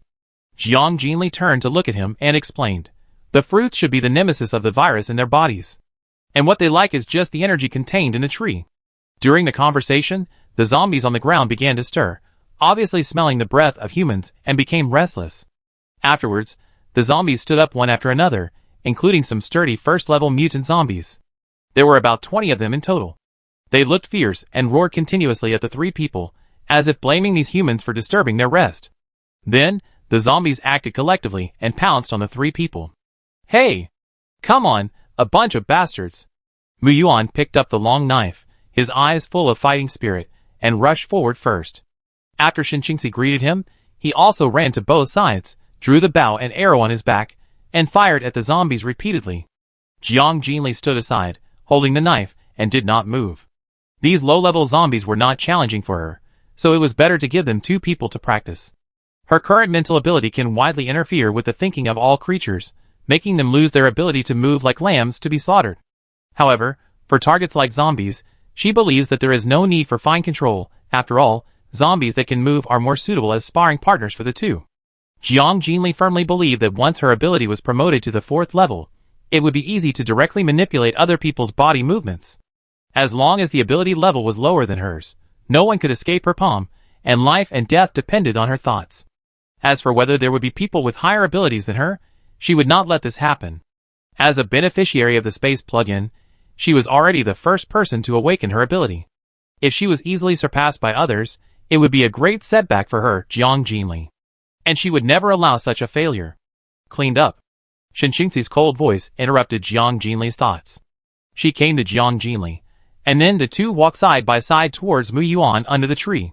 Arriving under the tree, the three of them worked together to dig out the crystal core, and then looked up at the same time.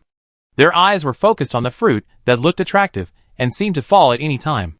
Because the smell of corruption emitted by the zombies under the tree was too strong, it was difficult to detect other smells from a distance. Until this moment, Xinqingzi and Mu Yuan finally smelled the strong fragrance. "You can pick it," Jiang Jinli said. "I do it." Mu Yuan put down the knife, walked to the tree, and quickly climbed up.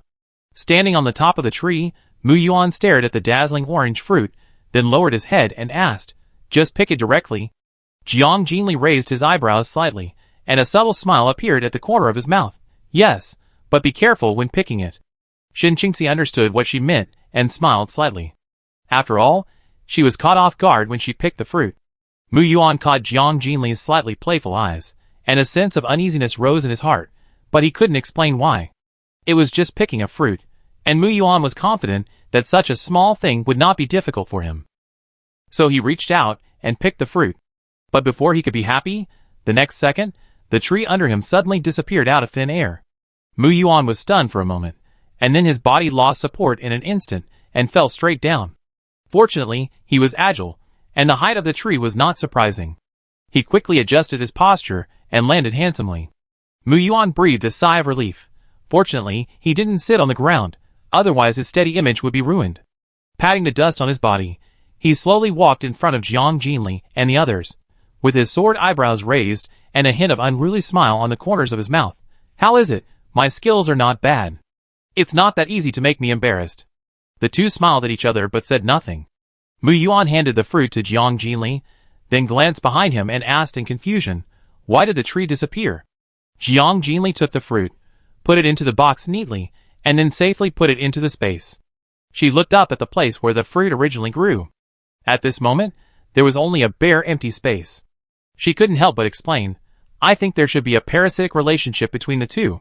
Once the fruit is gone, the tree will lose its necessity to exist. On the contrary, if the tree falls, the fruit will naturally disappear." Then, she thought secretly in her heart, "The tree in her space still exists. Perhaps it is the effect of space energy that allows it to survive. Let's go, it's time to go out." Jiang Jinli collected his thoughts and turned back the same way. Mu Yuan was still thinking about the disappearance of the tree. Seeing that the two had left, he quickly took up the knife and followed them. Xinqingzi walked beside Jiang Jinli, curious, and turned to ask, "What kind of superpowers can the orange fruit have?" Jiang Jinli thought for a while. It should be a special type.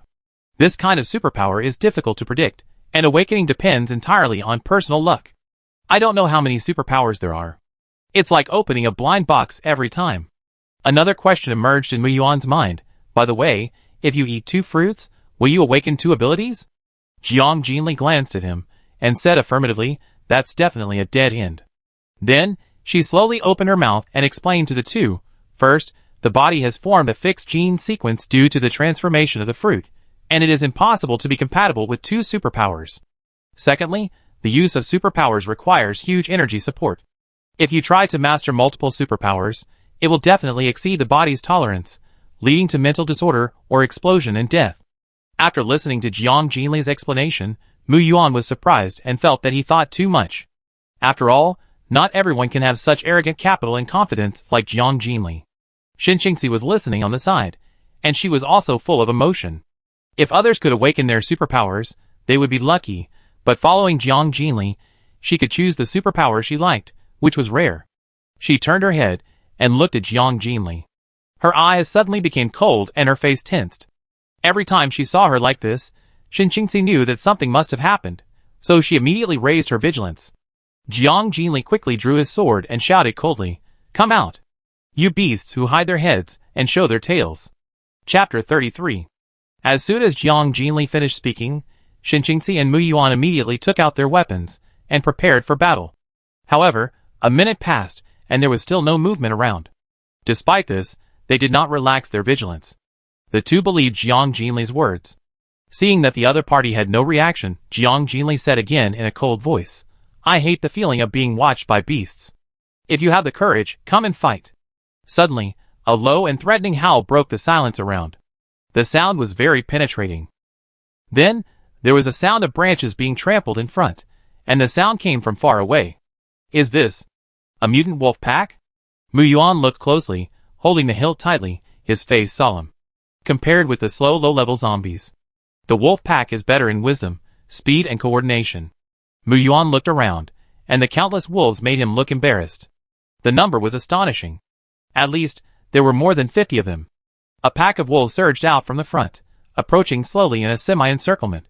They were burly, with hair standing on end, and their red eyes flashed with bloodthirsty coldness, full of hunger and rage. Saliva slowly slid from the corners of their mouths, and the fangs in their mouths were long and sharp, as if they could tear human bones effortlessly. They crouched down, staring at Jiang Jinli and the others, ready to go, roaring softly, as if they would pounce in the next second. Facing this scene, Xin Qingxi and Mu Yuan looked solemn. This was the first time they encountered such a large pack of wolves, and they were inevitably a little nervous. You don't even dare to show up, and you have only this little courage? Jiang Jinli not only seemed unusually calm, but also provoked. She knew that these wolves were completely dependent on the alpha wolf for command. If nothing unexpected happened, the mutant alpha wolf must have developed some wisdom.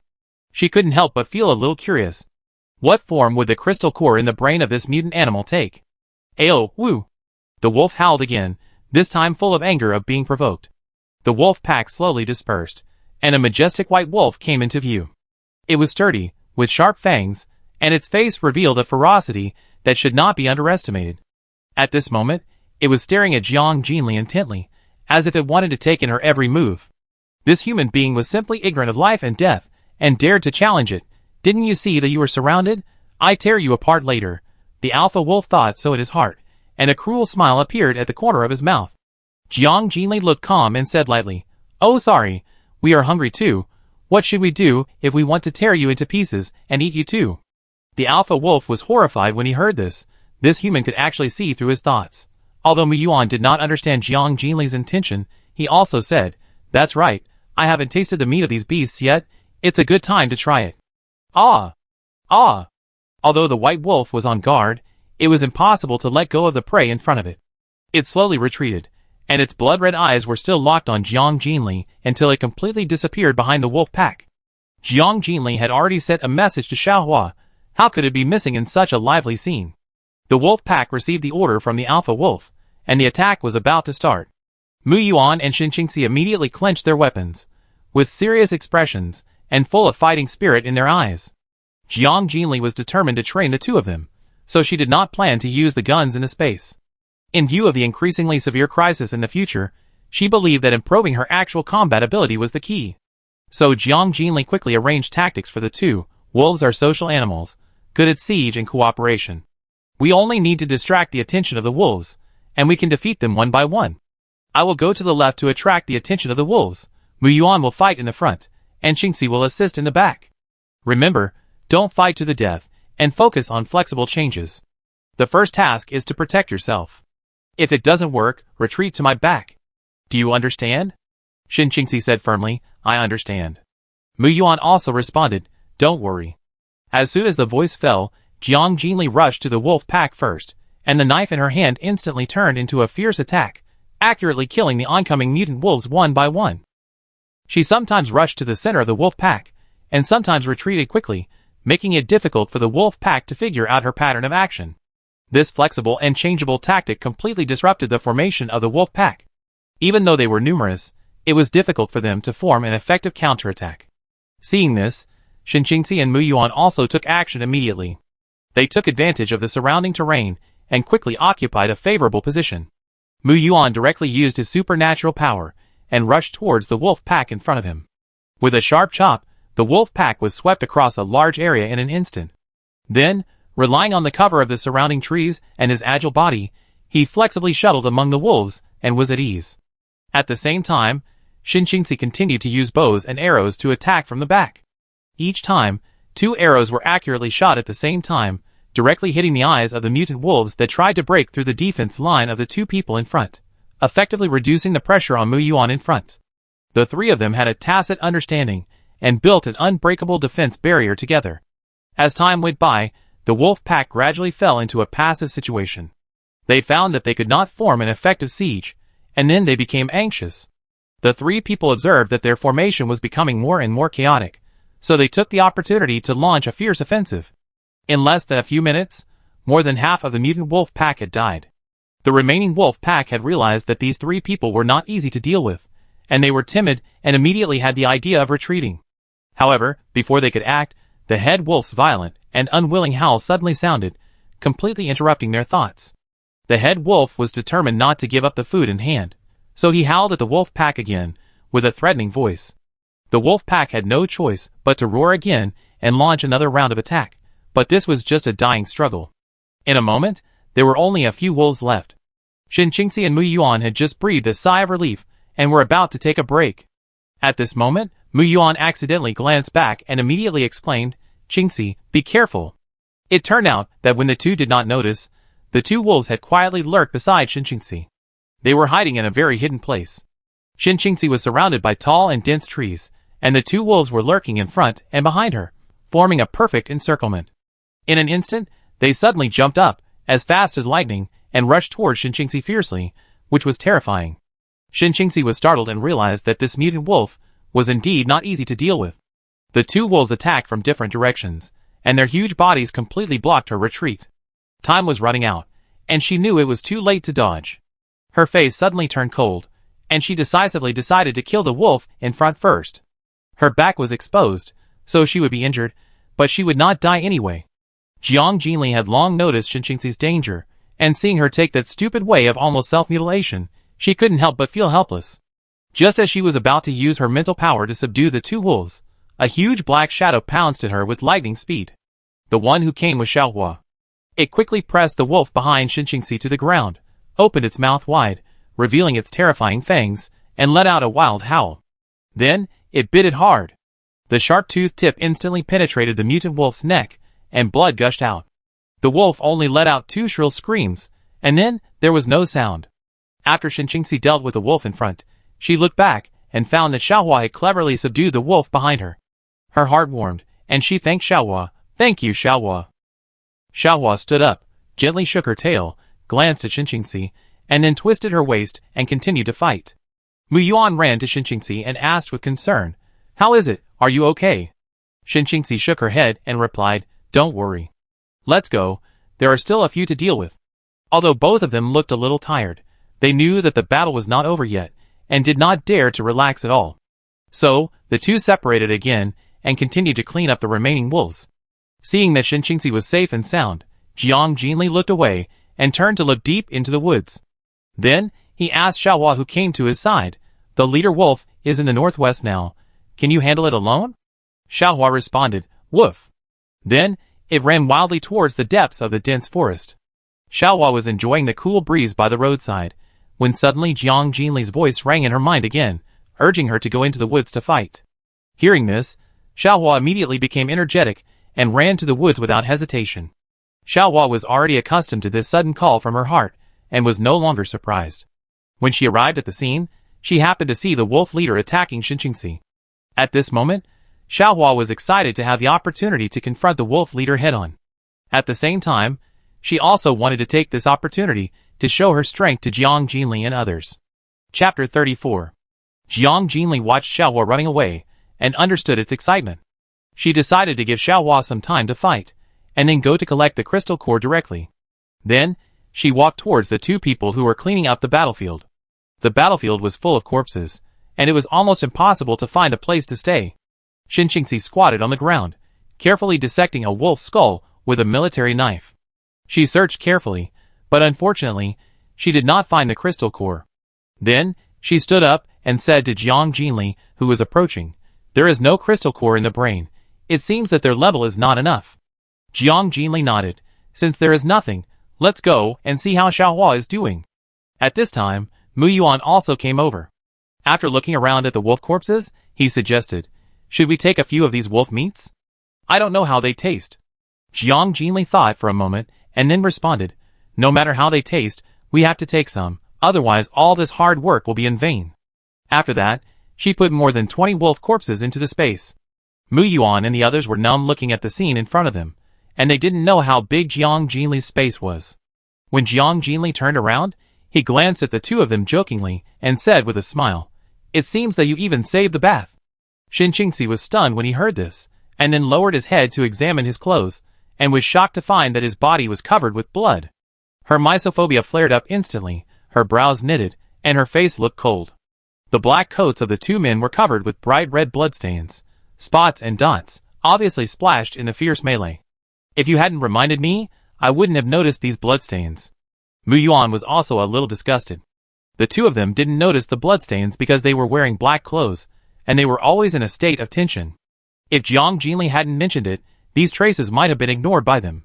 Seeing that Jiang Jinli was getting farther and farther away, the two hurriedly quickened their pace and followed closely.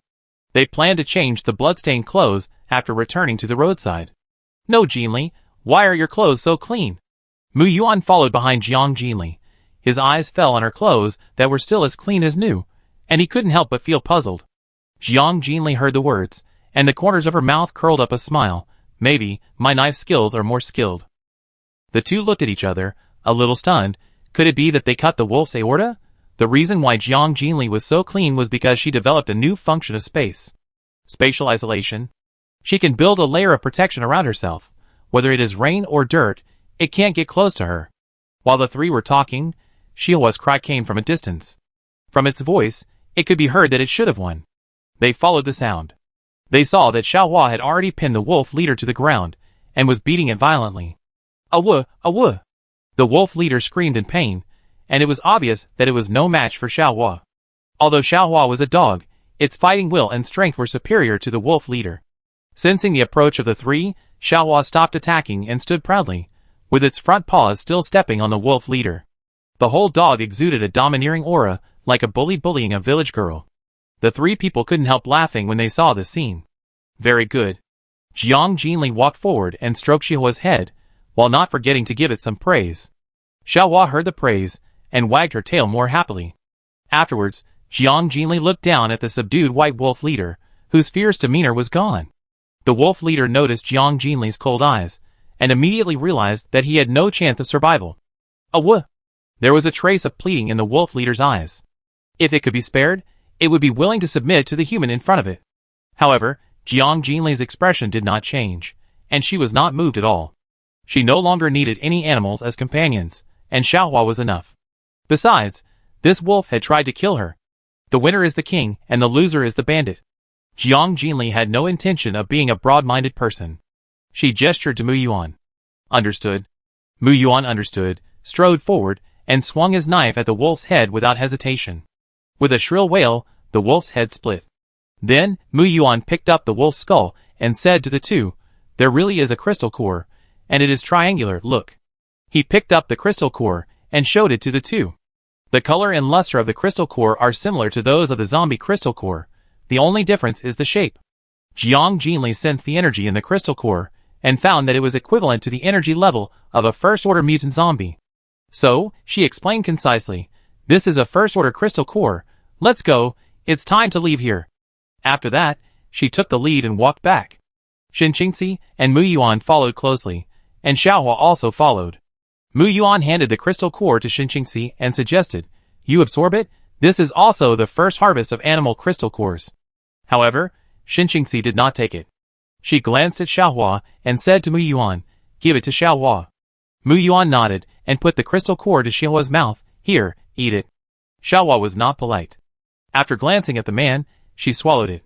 Since Mu Yuan took the initiative to feed the crystal core, I won't roll my eyes at him in the future, Xiaohua thought generously. Soon, they returned to the car. Feeling the dazzling sunlight again, Shinqingxi and Mu Yuan's tense mood finally eased.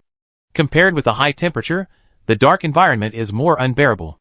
Mu Yuan yawned, stretched, and looked quite sleepy. He took out 3 bottles of water from the car, handed one to Shinqingxi and Jiang Jinli respectively, then unscrewed the cap and drank it all in one breath. Afterwards, he let out a long breath. Shinqingxi's ability to control water has become quite proficient. The water she condensed was not only pure and pollution-free, but also tasted cool and sweet, making people feel comfortable after drinking it. After filling Xiaohua's basin with water, Shinqingxi stood up and frowned and said, "I have to change my clothes first." "Yes, I almost forgot." Mu Yuan responded, then took the bag from the car and took out clean clothes. "Give me a bucket of water. I go to the woods and wipe it casually." Shinqingxi heard it, and quickly took out a bucket from the back of the car, used her supernatural power, and in a short while, the bucket was filled with clean water. Looking at Mu Yuan's back as he walked into the woods with a bucket, Shinqingxi looked embarrassed and thought to herself, "Where should I go to change my clothes?" Then, she turned her eyes to Jiang Jinli, with a strong intuition in her heart that Jiang Jinli must have a solution. Jiang Jinli noticed that Xinxingxi was looking at him dimly, and seeing that she looked a little helpless, he instantly saw through her thoughts. "Why, are you so sure that I can find a way?" Jiang Jinli asked with a hint of joking. Then, she revealed the answer, "But you guessed it right." As soon as the voice fell, a rectangular building suddenly appeared in front of the two of them, as if it were a magic trick. Xinxingxi immediately recognized the building. "This is a mobile toilet." Her face was full of surprise. Jiang Jinli stared at Xinxingxi, and saw that her eyes widened slightly, and fell into a daze again. He couldn't help but think that she looked quite cute. Jiang Jinli couldn't help but smile, and urged softly, "Why are you in a daze? Go change your clothes quickly." "Oh, okay." Xinxingxi finally came to her senses, answered blankly, then opened the door and walked in. This bathroom combines a shower and a toilet. It is spacious and luxurious, and has all kinds of toiletries. In the end times, such facilities and equipment are undoubtedly luxury among luxury goods. Xinxingxi even suspected that there was a whole house hidden in Jiang Jinli's space. Otherwise, why would there be so many items in it? She chuckled and shook her head, then took off her blood-stained clothes, turned on the faucet, and began to wash her body. Knowing that Jiang Jinli was guarding outside, she felt an endless sense of security in her heart. As the warm water passed over her skin, her fatigue was swept away. Thinking back to today's battle, Xinxingxi felt nervous and excited. Perhaps, only in this challenging world can she truly find her place, and even the bloodthirsty gene hidden in her body seems to have been stimulated. Xinxingxi also likes the adventurous life she spends with Jiang Jinli more and more. As Jiang Jinli said, in this world, as long as you are strong enough, you can step on anyone. She hoped that Shen Billion and her husband could live longer. In the future, she would go to their house in person to give gifts. After collecting her thoughts, Xinxingxi began to wipe her body, but her movements froze in an instant, and a strange expression appeared on her face. She tapped her forehead and realized that she had forgotten to take her clothes. Xinxingxi was secretly puzzled, wondering why she always lost her composure in front of Jiang Jinli.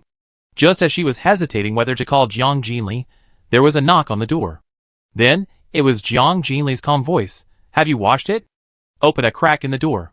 Xinxingxi did as she was told, and saw Jiang Jinli's hand reaching in, holding neatly folded clothes in his hand. After taking the clothes, Xinxingxi stared at them, and a bright smile bloomed at the corner of her mouth involuntarily. The coldness on her face melted instantly, replaced by tenderness, showing endless tenderness. Chapter 35. Jiang Jinli watched Xinxingxi take the clothes, and then close the door. When she turned around, she saw Mu Yuan walking towards her. He was wearing a pair of trousers and a black short-sleeved shirt, with a clear facial contour, looking calm and resolute. However, he was holding a red bucket in his hand, which seemed quite inconsistent.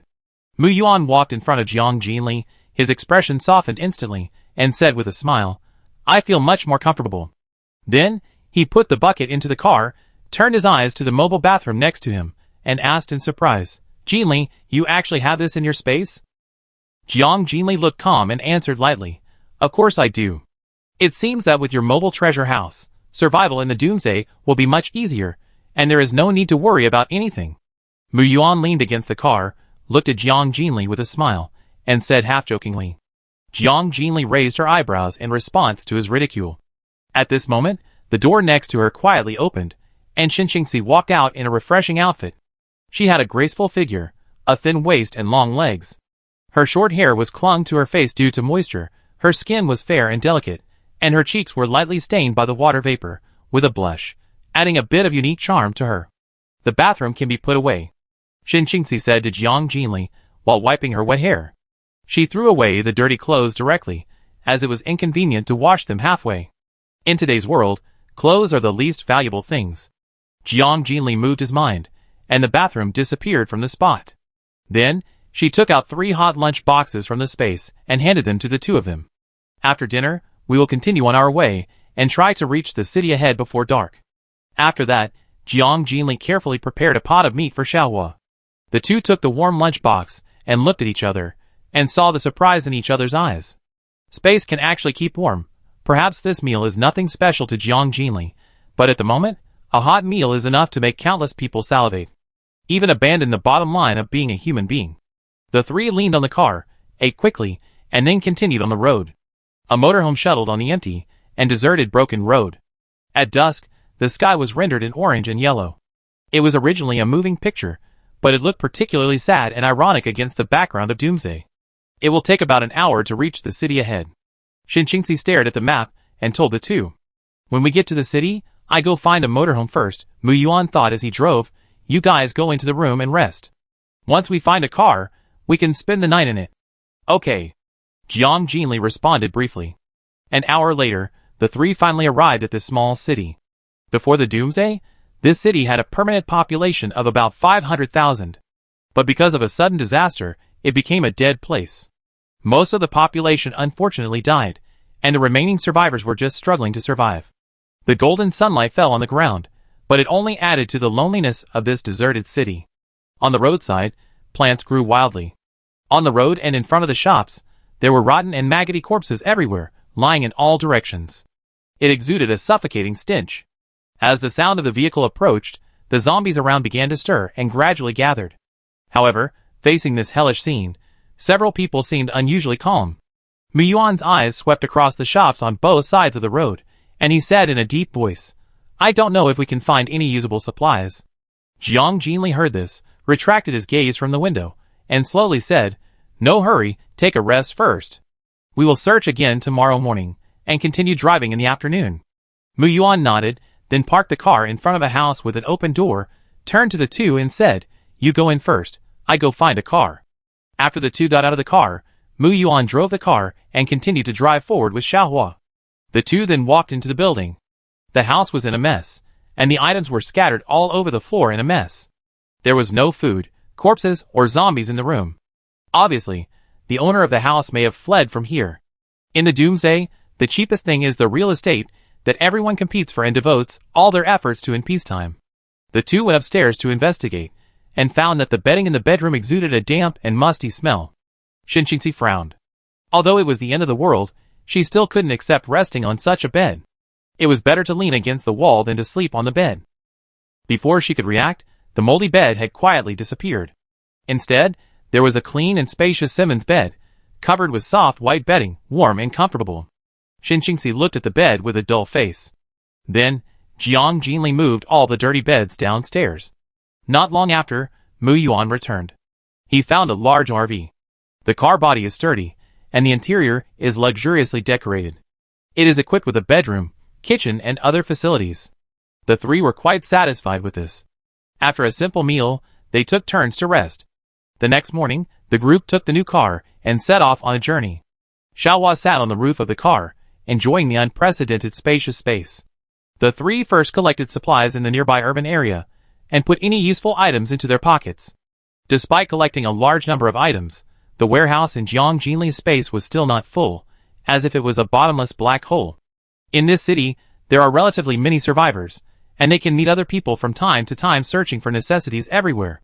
In a blink of an eye, a morning passed quietly, and they also collected more than 10 first-level crystal cores. After a simple lunch, several people continued to drive forward. After driving for a while, there was a sudden situation ahead, and several people suddenly appeared in the middle of the road, blocking the way. There was a car next to them, which was emitting billowing black smoke, and was obviously scrapped. Hey, hey! Stop the car! Seeing the large RV coming fast, the blockers waved their hands excitedly, and shouted loudly. Mu Yuan frowned, looking unhappy. He slowly stopped the car, wanting to see what they were going to do. The front row of the RV has 3 seats. At this moment, Jiang Jinli was leaning on the outermost seat, resting with his eyes closed. Blocking the road were 2 men, a woman and a child. Seeing the car stop, one of the men ran forward quickly, his eyes swept over Jiang Jinli and Shinjingzi, and a hint of surprise flashed in his eyes.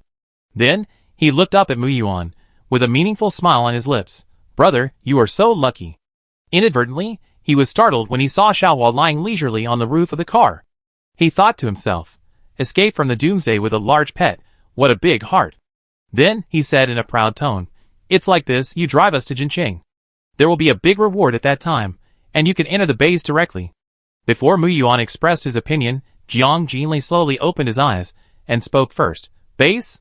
As far as she knew, Jincheng was just a third-tier city, who would build a base there.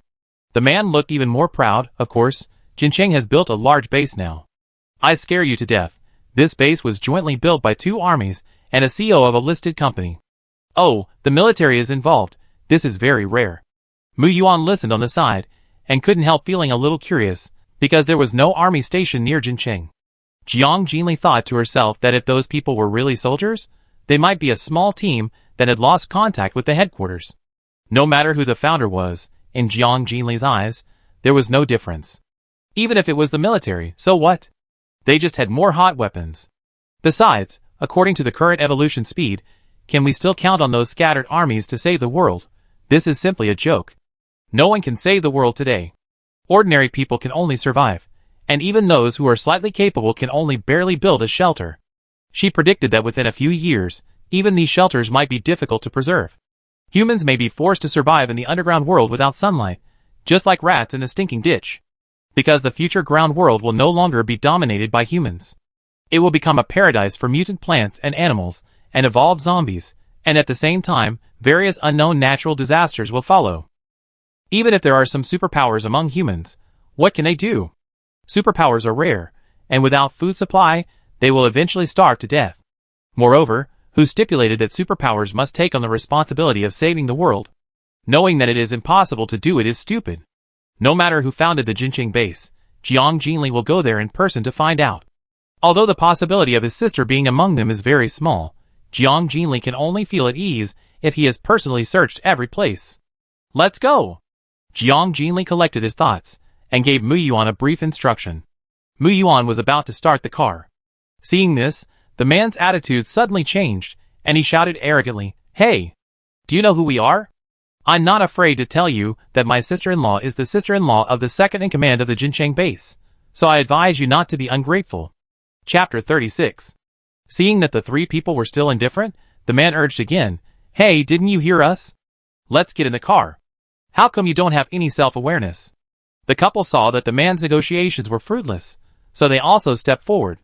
The thin-faced woman squinted at Mu Yuan, with a hint of arrogance in her tone. "This is an opportunity for you. Now, who doesn't want to enter the Jincheng base and seek safe shelter?" Lu Ping's brother-in-law is the CEO of the listed company, the current deputy base director Tian Xiong. She originally knew nothing about the situation of her brother-in-law's family. The doomsday suddenly came, and everyone only cared about their own safety. Who would care about the life and death of those relatives? However, during the escape of their family of three, they accidentally learned from other survivors that Jincheng had set up a refuge base. What's more surprising is that one of the leaders of this base turned out to be her brother-in-law.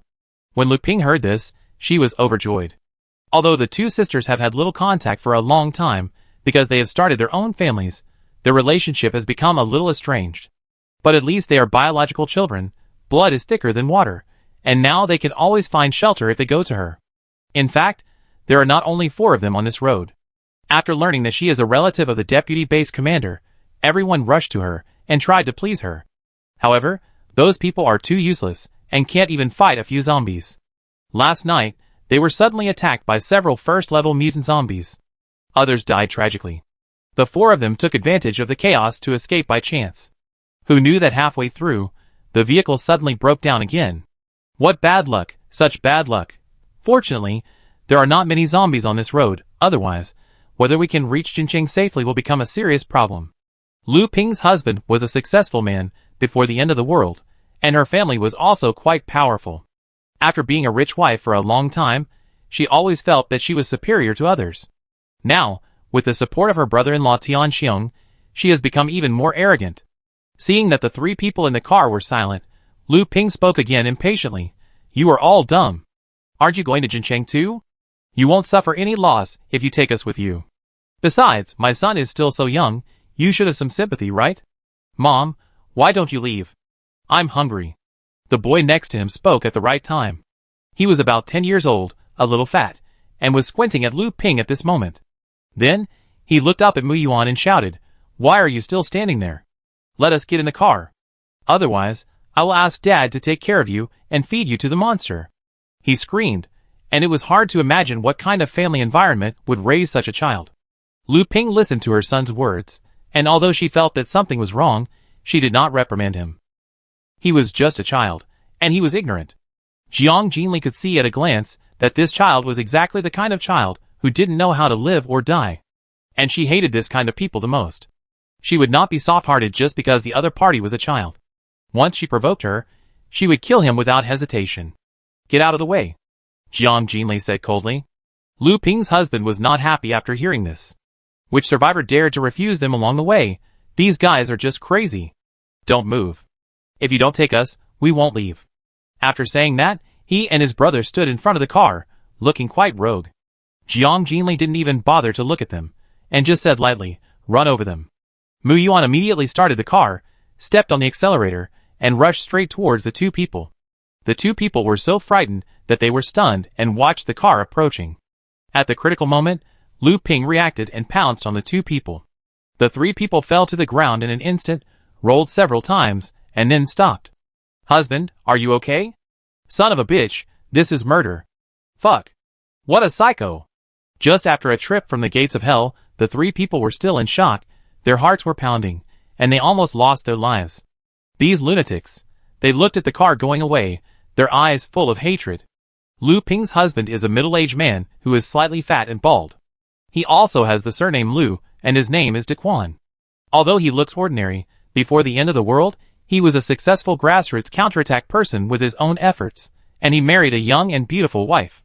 Who wouldn't flatter him? To be honest, this is the first time he has encountered such a situation today. This made Lu Daquan very depressed. His eyes were gloomy and he cursed, "Damn it, it's really shameless." "That's right, brother. I think they will go to Jincheng eventually.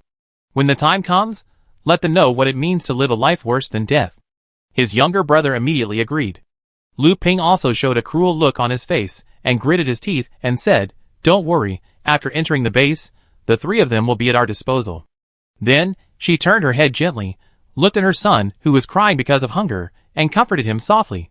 "Baby, be obedient, be patient for a while. When we get to the base, Mom will make delicious meat for you." However, the boy did not calm down after hearing this, but cried even harder. He waved his hands randomly, rolled on the ground and cried and shouted, "No, don't wait. Eat meat? I want to eat meat now, woo." Lu Ping had a headache when she saw this. Except for the encounter with mutant zombies last night, she was lucky and did not encounter too many dangers. Because the survivors all flattered her, her son's food had never been short of food. This predicament was the first time she encountered it. Just as several people were thinking about how to move forward, Lu Daquan suddenly pointed to a black spot in front and shouted loudly, "Another car is coming." Lu Ping's face was instantly filled with joy. Finally, there was salvation. She didn't believe that everyone would be like those three people, not knowing what was good for them. Then, the four of them blocked the middle of the road again, quietly waiting for the arrival of the vehicle. "Are we going to Jincheng base?" Shinqingxi looked at Jiang Jinli on the side and asked softly. Mu Yuan had already told her about Jiang Jinli's situation. The purpose of this trip, in addition to training herself, is more importantly to find Jiang Jinli's sister. After learning about Jiang Jinli's experience, Shinqingxi not only felt pity for her, but also had great respect for Jiang Shuman. Sincerely hope that the two sisters will reunite soon. Jiang Jinli leaned lazily on the seat, and heard the words, and responded lightly, "Yes, after collecting the gun, the next stop is Jincheng. Anyway, we are all going in the same direction, so it won't delay the trip." Mu Yuan added, "If there are no accidents, we should be able to reach Nanbin in a few days. But there is still some distance from Nanbin to Jincheng." "No problem." Jiang Jinli didn't care about the length of the journey, as long as her sister was waiting for her in Jincheng. At the same time, she would work hard to exercise and enhance her own abilities. Because only with absolute strength can one protect her sister more effectively. After the vehicle had been driving for about 3 or 4 hours, several people decided to stop by the roadside and get off to rest for a while. Because the weather was extremely hot, they urgently needed to replenish water. Jiang Jinli walked to a shady grass on the side of the road, took out 3 lounge chairs and a small table from the space and placed them. Then, she took out a watermelon and 3 drinks, and said to the two people with surprised faces, "Don't stand there, come and rest for a while, and eat something." When there is the conditions and ability, Jiang Jinli will not treat herself badly, there is no need at all. Here we are. This time, the two of them had a perfect tacit understanding and walked straight over. Looking at this leisurely scene, the two of them seemed to be in a camping instead of the difficult environment of the end of the world. Shinqingxi picked up a piece of cut watermelon and took a bite. It was juicy and sweet but not greasy. The slightly cool taste brought a hint of comfort. She looked at Jiang Jinli and exclaimed softly, "It's so sweet." Mu Yuan also sat down and ate it with big mouthfuls. His eyes lit up instantly, and he praised sincerely, "Jinli, this taste is really amazing." Mu Yuan was too lazy to guess why Jiang Jinli could have fresh fruit, and it was still cold. He was completely numb. Unlike Mu Yuan's wolfing down, Xinqingxi still maintained her elegance. After tasting a piece, she carefully wiped the corners of her mouth and then stopped eating. Inadvertently, she looked up and saw a few zombies approaching slowly in the distance. Just as Xinqingxi was about to stand up to respond, Jiang Jinli suddenly interrupted her. "Don't worry about them.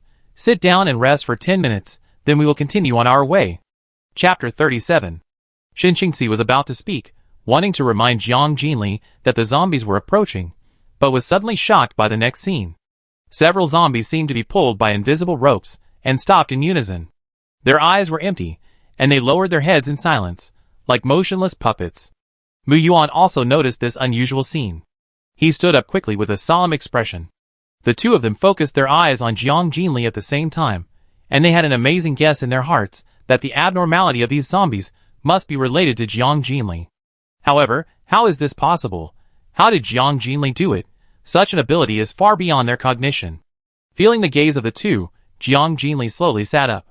Although she usually doesn't like to talk much, she feels it necessary to clarify everything at this moment. She signaled them to sit down with her eyes. After they sat down as she said, she looked straight at them, and said clearly and slowly, "This is the power I awakened, mental control." Xinqingxi and Mu Yuan's pupils shrank suddenly when they heard this, and they were shocked. Then, they continued to listen to Jiang Jinli's words. "As for the spatial ability, although it is not a superpower, it is indeed mastered by me." After hearing this, the heartbeats of the two gradually began to speed up, which was really exciting. Jiang Jinli not only has mental power, but also has mysterious spatial power. Isn't this equivalent to her having dual powers? The weirdness and power of mental power are enough to make people feel scared just thinking about it. As for how Jiang Jinli obtained the power of space, although they were confused, they tacitly chose not to ask, believing that everything would be revealed when the time was right. The two leaned back in their seats, slowly calming their heartbeats. Then, Mu Yuan took a deep breath and murmured, "Jinli, with your strength, we will only become a burden if we follow you." Xinqingxi's expression also dimmed. Mu Yuan's words were true. Jiang Jinli's strength was indeed too strong. She might be able to live more peacefully alone in this doomsday. They seemed unable to provide substantial help in all aspects. Jiang Jinli was startled when she heard this. She had never expected that the two would have such an idea. She said seriously, "I don't allow you to belittle yourself. I said that when I like someone, I only consider their pleasing appearance, not their strength. And you will definitely help me in the future. My base cannot do without you sitting in charge." Then, Jiang Jinli smiled and added, "Why, have you lost confidence in yourself? This is not like your character." Hearing this, the two suddenly realized that they might be too obsessed with details and too strict with themselves. They are indeed weak at this stage. But the key is that they ignored the fact that superpowers can continue to evolve. As long as they are given enough time, they firmly believe that they will eventually be qualified to stand shoulder to shoulder with Jiang Jinli. Xinqingxi smiled slightly and responded, "You are right, I will redouble my efforts." Mu Yuan also laughed heartily and echoed, "Indeed, if we are not qualified to follow you, then others are even less likely to be mentioned." The strength of the two may never be comparable to Jiang Jinli, but compared with others, they are still absolutely confident.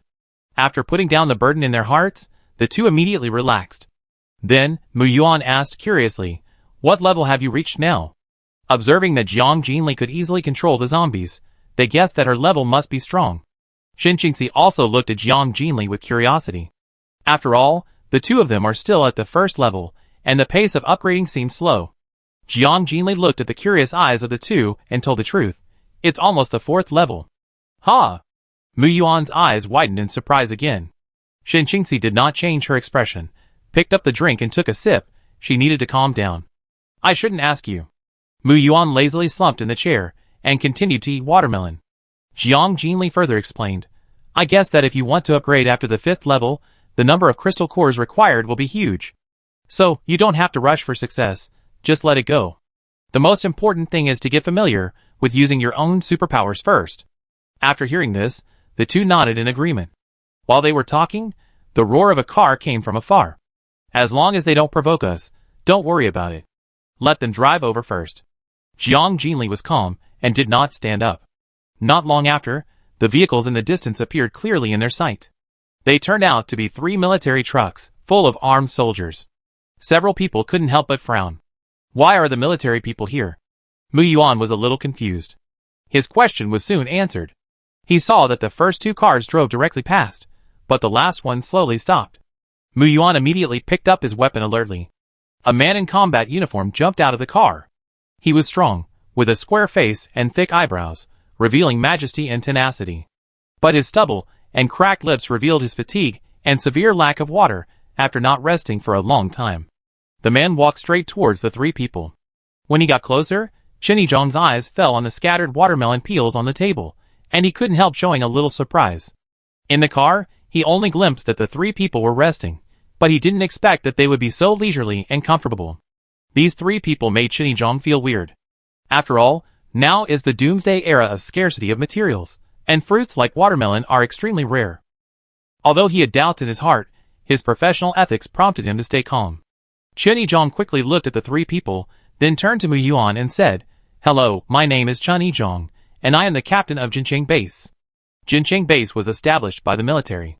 My mission is to go out to find survivors, and bring them to the base for refuge. If you have nowhere to go, you can follow us. After hearing this, Jiang Jinli always felt that the world was quite small, and it was Jincheng Base again. No matter what the man's purpose was, it was rare for him to risk his life to come out and look for someone. Seeing that he had no ill intentions, Mu Yuan relaxed his grip on the weapon. Hearing what he said, he raised his eyebrows and responded, "Oh, as far as I know, your base should not have been established for a long time. Can you support so many people?" Zhong smiled bitterly and said frankly, "I won't hide it from you. The base was indeed established not long ago. Human and material resources are limited, so we are in urgent need of manpower. But we can also provide shelter and food, which is a win-win situation." Mu Yuan understood this explanation, and then stopped talking and sat down again. At this time, Jiang Jinli asked, "How many people are left in your army now?" General Zhong turned his eyes to the youngest girl among the three. He originally thought that the leader would be the man. After all, in this doomsday environment, men often have more advantages, but he was wrong. If I guess correctly, this girl is the real hidden character. Zhong began to look at Jiang Jinli carefully. She has a delicate face, especially her pair of black eyes, which are particularly eye-catching. At this moment, she is looking back at him calmly. Seeing that Zhong was silent and continued to look at her, Jiang Jinli couldn't help feeling a little irritated. Her eyes narrowed instantly, and then, an invisible sense of oppression suddenly burst out from Jiang Jinli.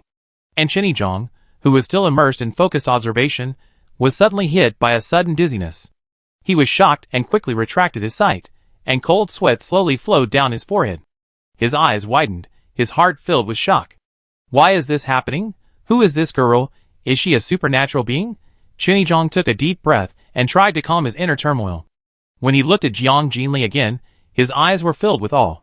This girl was definitely not simple. The aura she exuded made him feel an unprecedented pressure. So, Zhong calmed down and answered Jiang Jinli's question sincerely. The casualties were heavy, and now there are less than 1,000 people. Then, he added, "But please rest assured, although we are not many in number, we still have basic guns and ammunition. It is absolutely not a problem to shelter some survivors." Chapter 38. After listening to Zhong's words, Jiang Jinli had a clearer understanding of the current situation. She immediately said, "I do plan to go to the base in a while, but we will not join." Seeing that the attitude of several people was serious and not joking, Zhong said seriously, "Okay, no matter what happens, the base welcomes you at any time. After you arrive, you can contact me directly." He thought that these people were quite capable, especially the girl in front of him. If they could be recruited to the base, it would undoubtedly be of great help to the base. As for her mention of not joining, Zhong believed that as long as the treatment and benefits were attractive enough, they might change their minds. "Okay." Jiang Jinli responded briefly. Then, she asked curiously, "From your attitude, are you going back to the base? Have you found all the people?" Zhong replied, "Yes. We will go to nearby towns to look for survivors every once in a while.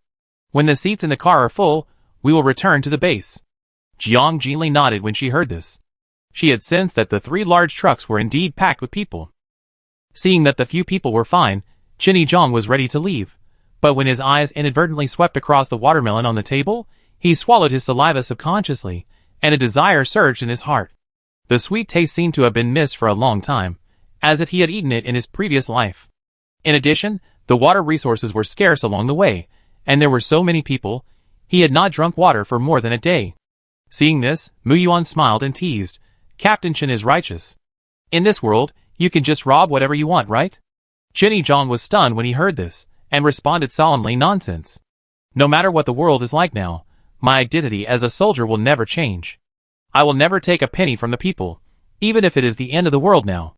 However, thinking that the civilized order of mankind has disappeared, he felt an indescribable sadness in his heart.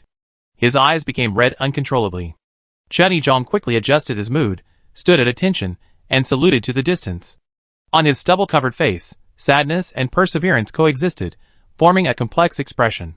He said firmly, "I know my strength is insignificant in this cruel doomsday, and I don't even know how many days I can live. But I will do my best to preserve the fire of mankind until the last moment of my life. This is my duty as a soldier." Shen Qingci and Mu Yuan felt that if Chen Yizhong was speaking the truth, he was worthy of the word soldier. Jiang Jinli saw it clearly, and it was indeed what he said from the bottom of his heart. Although the idea in his heart was very noble, the reality was extremely cruel. Then, Chen Yizhong tried to calm down and said briefly to the three people, "Then I will leave first." Jiang Jinli looked at him, "Captain Chen, if you don't mind, you can take the watermelon on the table and eat it. But it's best to finish it here," she added. Chen Yizhong was stunned when he heard it, and his eyes fell on the only 2 pieces of watermelon left on the table.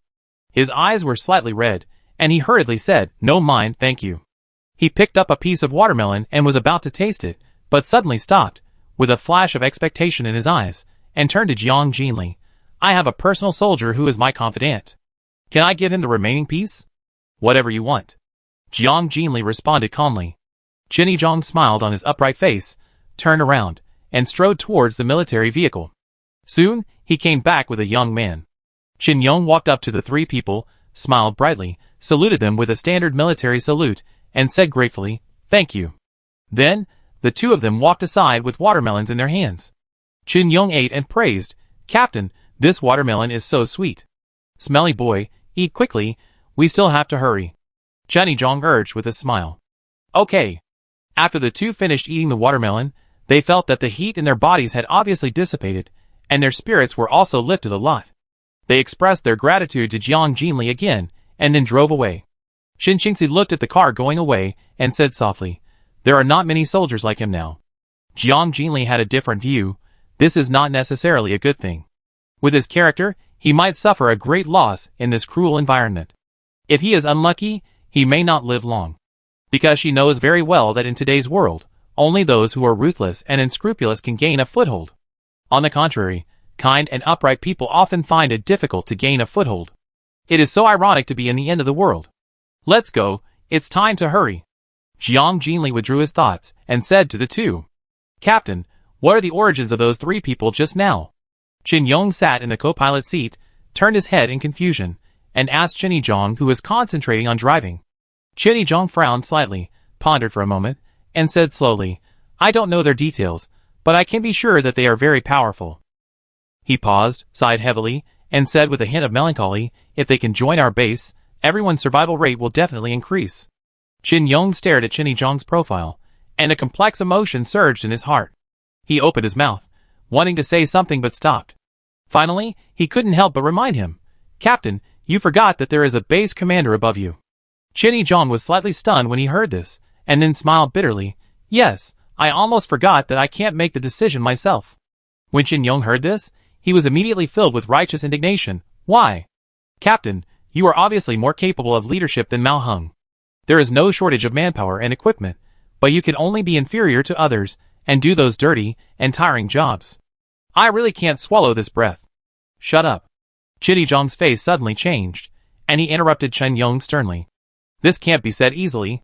If the people in the back car hear it, and it reaches Mao Heng's ears, Chen Yong will definitely have no way to survive." He then warned seriously, "Don't say such words in the base, do you hear me?" Chen Yong's face flushed, full of resentment and anger, but he finally suppressed his anger. He continued to complain in a low voice, "It's okay to be the base commander, but why can that fat guy be the deputy base commander? Captain, you are obviously more qualified than him." The 2 leaders did nothing, but Chen Yizhong was worried about the base. This is really hard to understand. After the outbreak of the Doomsday, their team was unfortunately separated from the headquarters. Since then, they have completely lost contact. In isolation, they can only rely on their own strength and try their best to find a chance to survive. Along the way, natural disasters continued, and various mutants were rampant, resulting in heavy casualties in a team of hundreds of people. When they arrived in Jincheng, they found that the geographical location here was superior, so they decided to build a shelter on the spot. It happened to meet Mao Heng's team, and both sides considered that there was strength in numbers and reached an intention to cooperate. After the cooperation, everything went quite smoothly. The shelter was gradually taking shape and expanding in size. However, when the final distribution of power was announced, Qin Yong and others were so angry that they almost died. Mao Heng served as the base chief. To everyone's surprise, the fat man Tian Xiong became the deputy base chief. The reason for the appointment was that Tian Xiong, as a successful entrepreneur, had unique skills in personnel management. The two of them, one civil and one military, were just right for cooperative management. For this arrangement, their team expressed strong dissatisfaction on the spot and sneered at this absurd reason. The atmosphere in the base was tense, and a conflict was about to break out. But unexpectedly, Chen Yizhong himself had no objection to this, and gladly accepted the arrangement. Chapter 39. Qin Yong was confused. He could not believe that the captain would be such a coward. Faced with such injustice, Qin Yong angrily questioned Chen Yizhong why he did not resist. But Chen Yizhong just remained silent and did not explain. Everyone privately speculated that Chen Yizhong might have been coerced by Mao Heng. But repeated attempts to inquire were fruitless, which also made them helpless. They could not leave the base in a rage. Doing so would only make them feel more aggrieved. After all, they made the greatest contribution to the establishment of the base. Especially when going out to search for supplies, many brothers had unfortunately died. Moreover, the external environment was dangerous, and impulsive leaving was undoubtedly a dead end. However, their tolerance did not bring peace, but made Mao Heng's behavior more arrogant and worse. He constantly imposed dangerous tasks such as finding supplies and rescuing survivors on Chen Yizhong and asked him to perform them. What's more, a mysterious mission was assigned to Chen Yizhong, accompanied by Mao Heng's confidant Wang Daping.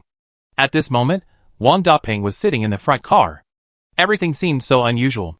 Chen Yizhong stared at Chen Yong's young and slightly impulsive face, and a sense of powerlessness rose in his heart. He knew that he was no longer as brave as he was in the past. That momentum and sharpness had long disappeared with time. Now facing injustice, there is only compromise and concession. Chen Yizhong sighed softly, and his eyes dimmed. I am incompetent and let you down. No, Captain, Qin Yong said firmly with red eyes. In my heart, you will always be that upright man. Then, Qin Yong compromised and promised, Captain, I will never say such words again. Hearing the words of the soldier, who had followed him for many years, Chen Yizhong's expression became complicated and helpless. Captain Wang, how long do we have to wait? Is there something wrong with Chen Yizhong? Why do we have to take every survivor we meet with him? At this moment, 2 trucks were parked quietly on the side of the road, and dozens of people gathered under the shade of trees to rest. All around, soldiers stood with guns, keeping alert. A thin man sitting next to Wang Daping complained again. Wouldn't it be better to leave early and return to the base? It's so hot here that it's really uncomfortable. Wang Daping glanced at him and sternly reprimanded. No rules. Captain Qin is the captain of the base, and his position is higher than mine. If he has something to do, how can I stop him? The man smiled flatteringly. Everyone knows that you are the right-hand man of the base commander. How can he compare with you? Although Wang Daping despised Chen Yizhong's rigidity in his heart, he didn't show it on his face, and said lightly, Power, big or small, is for the prosperity and development of the base. Yes, yes. The man nodded in agreement. Hey, why don't you leave? At this moment, a domineering female voice suddenly interrupted. Wang Daping responded impatiently. I've already told you to wait a few more minutes. Why are you in such a hurry? After hearing this, Lu Ping immediately became angry. What's your attitude? I'm a relative of your deputy base commander. Be careful or I complain to you. Before, Lu Ping's family encountered the Jincheng team on the road and excitedly stepped forward to identify themselves, hoping to receive special care. However, the other parties seemed quite indifferent. They only reluctantly agreed to let them get on the bus, and the treatment was extremely bad. They only got a few pieces of bread and a bottle of water as supplies, and were stuffed into the stuffy carriage. The environment in the carriage was bad and smelly. The air was mixed with strong sweat and body odor, which made people almost breathless. The spoiled Lu Ping couldn't stand this, and she vomited on the spot, almost vomiting out the overnight meal. Seeing her disgusting behavior, the other people in the carriage immediately cursed her, and their anger was hard to contain. If there were no soldiers on the scene to maintain order, their family of 4 would probably have been beaten to death by the crowd. She once again revealed her identity at that time, but most people looked at her numbly, and did not express anything. She had no choice but to squeeze in the crowd silently and endure it, intending to make plans after arriving at the base to seek revenge. Unexpectedly, the vehicle stopped suddenly halfway. It is said that the captain of the last car got off to pick up the survivors. This group of people is really speechless, just like fools, not seizing the time to hurry on the road, but wasting time looking for people. This damn weather is so hot and humid that it is unbearable, and even food and water are not provided. It is suffocating. After listening to her, Wang Daping sneered. TSK, complain about me? Where do you think this is, a civilized society? Otherwise, I will find a policeman to talk to you. Tian Xiong's relatives are nothing.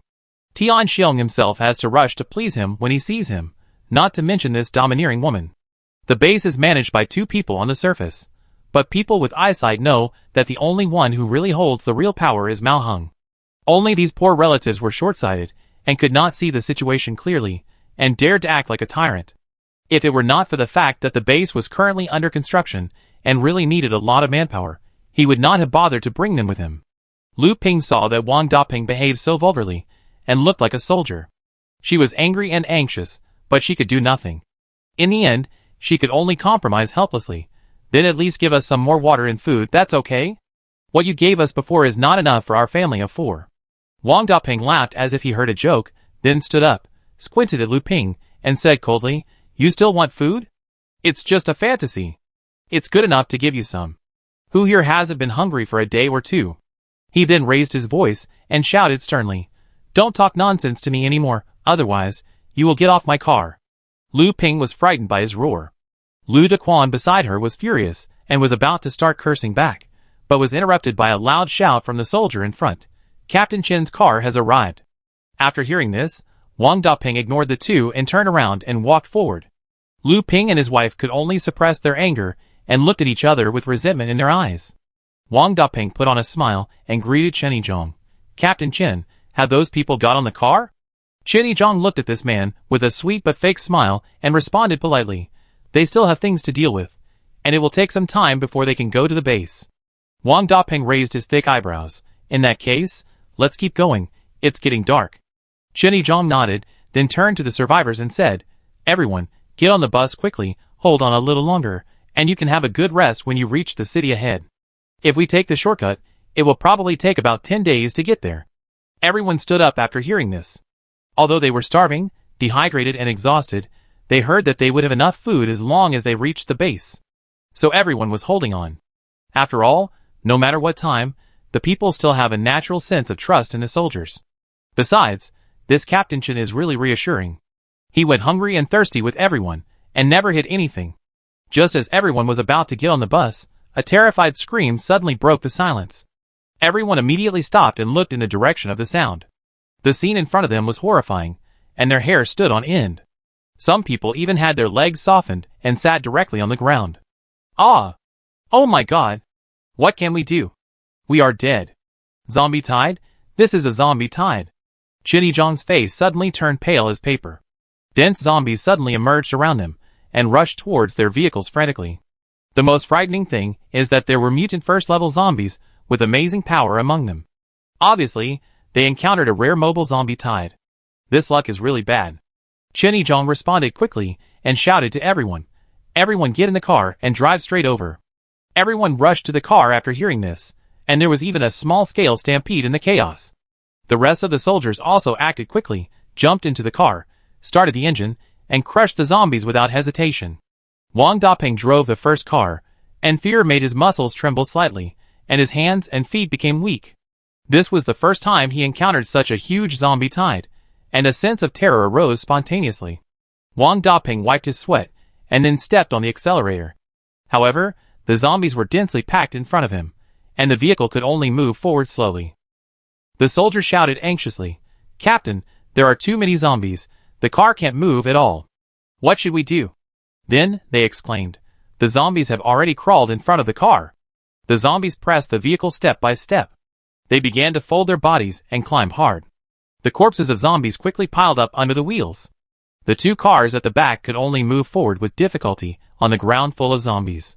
As more and more zombies gathered in front, the two front wheels of the vehicle were suspended in the air due to the accumulation of zombies, causing the tires to be unable to touch the ground. What's worse is that the mincemeat blocked the key parts of the vehicle, causing the vehicle to completely stagnate. Faced with such a desperate scene, Wang Daping's face turned pale, his body became weak, and he slumped in the driver's seat, muttering to himself, "This time I'm dead." Chapter 40. When Chen Yizhong saw Wang Daping's vehicle in front of him paralyzed, he had an ominous premonition in his heart. He realized that this time, they might really be in danger. He made a quick decision and stopped the car. He picked up the submachine gun, opened the door, and jumped out of the car without hesitation, and then fired at the zombies with fierce firepower. Then, Chen Yizhong quickly ran to other vehicles, slapped the carriages hard, and shouted, "Don't give up, except for the old and weak, everyone else pick up weapons, and get off the car to fight. You can survive if you fight, otherwise everyone will die, everyone be brave." Then, he hurried to Wang Daping's car, and saw Wang Daping's depressed look at a glance. Chen Yizhong roared angrily, "As a soldier, you show your cowardice before the battle. Are you still a man? If you are, cheer up immediately." Wang Daping was awakened by his roar, and a fierce look flashed in his eyes. "Who dares to say I am not a man? Come on, die!" He picked up the gun, quickly opened the door, and then fired fiercely at the approaching zombies. Chen Yizhong continued to command calmly, "Everyone listen, we must not let the zombies capture the vehicle. Everyone, quickly form a circle and shoot with all your strength. Understood? Never retreat, even if you die." The other soldiers followed the order, and quickly formed a solid defense line, using intensive firepower to block the zombies' attack. The others in the car were originally hesitant, but after witnessing the bravery of the soldiers who risked their lives, their fighting spirit was completely aroused. "If you are a man, pick up your weapons and go out to fight. Get out. Fight them. Everyone who can move, follow me." The carriage was instantly filled with wailing, crying and desperate screams. "Husband, woo woo. Son, you must stay alive."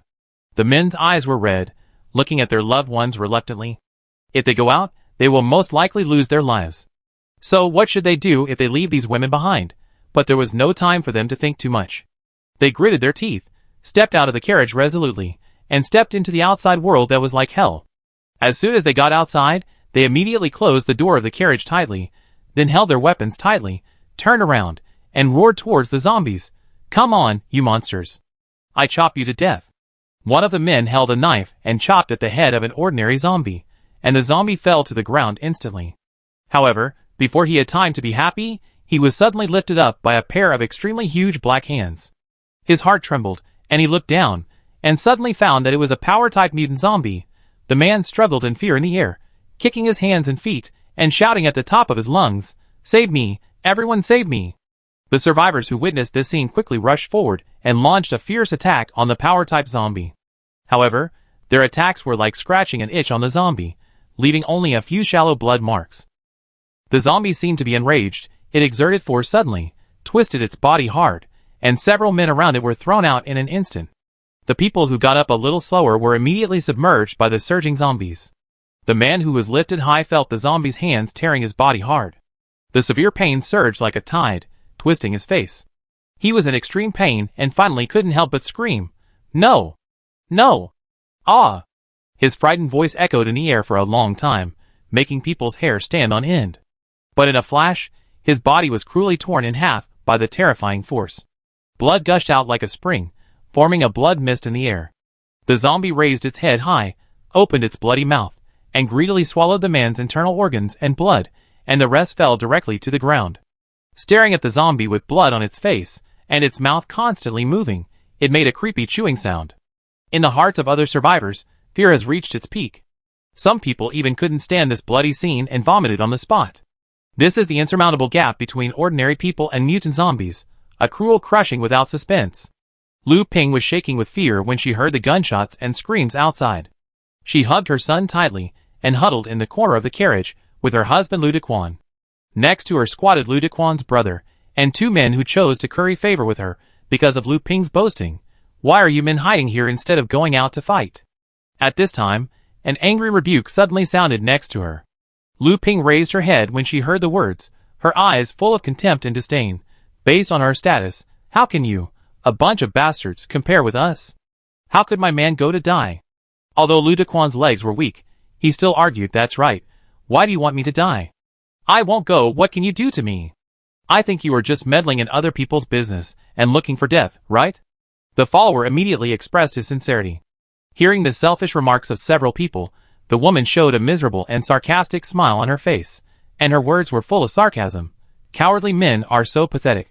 Anyway, you will die sooner or later, how long can you hide? Lu Dequan was too lazy to pay attention to the other party. He would not go out to fight. Hiding in the carriage still had a glimmer of hope. Once he went out, he would definitely die.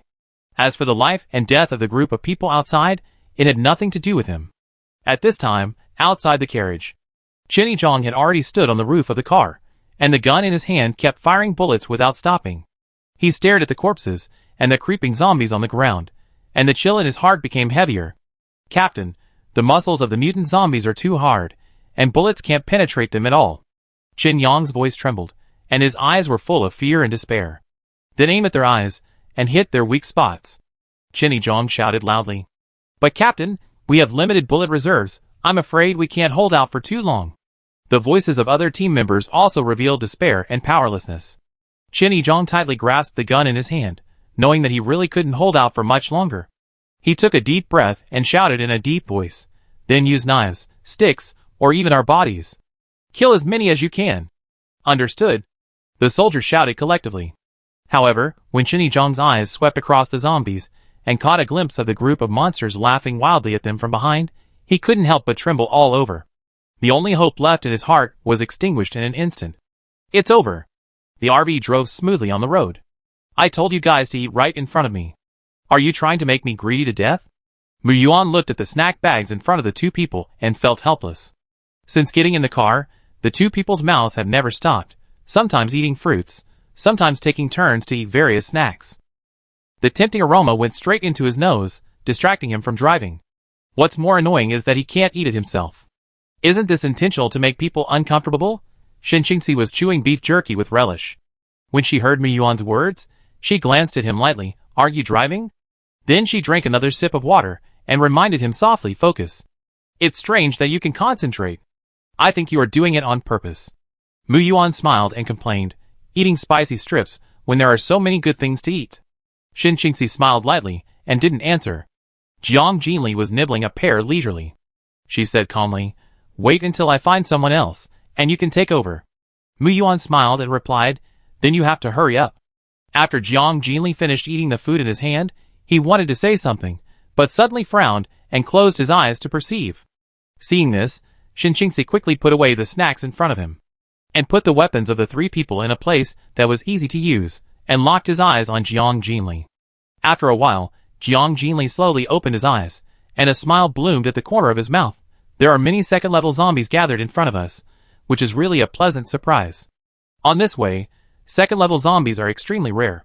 I never thought that there would be so many gathered in front of me. Seeing that the crystal core was within reach, she couldn't help but feel happy. Xinxingxi's face became solemn, and she whispered two words, zombie tide. Mu Yuan heard this, his eyes flashed with excitement, and asked, are there many first-level zombies? Jiang Jinli replied calmly, there are dozens of first-level zombies ahead, you will deal with them. As for the second-level zombies, I will deal with them. The two nodded in agreement, and Mu Yuan seemed even more impatient and eager to try. Jiang Jinli picked up the knife and said to the two, it's not far ahead, everyone get ready. Chapter 41. Chinny Zhang stared at the back of the zombie group, where a group of second-level zombies were grinning at them. His face was instantly filled with despair.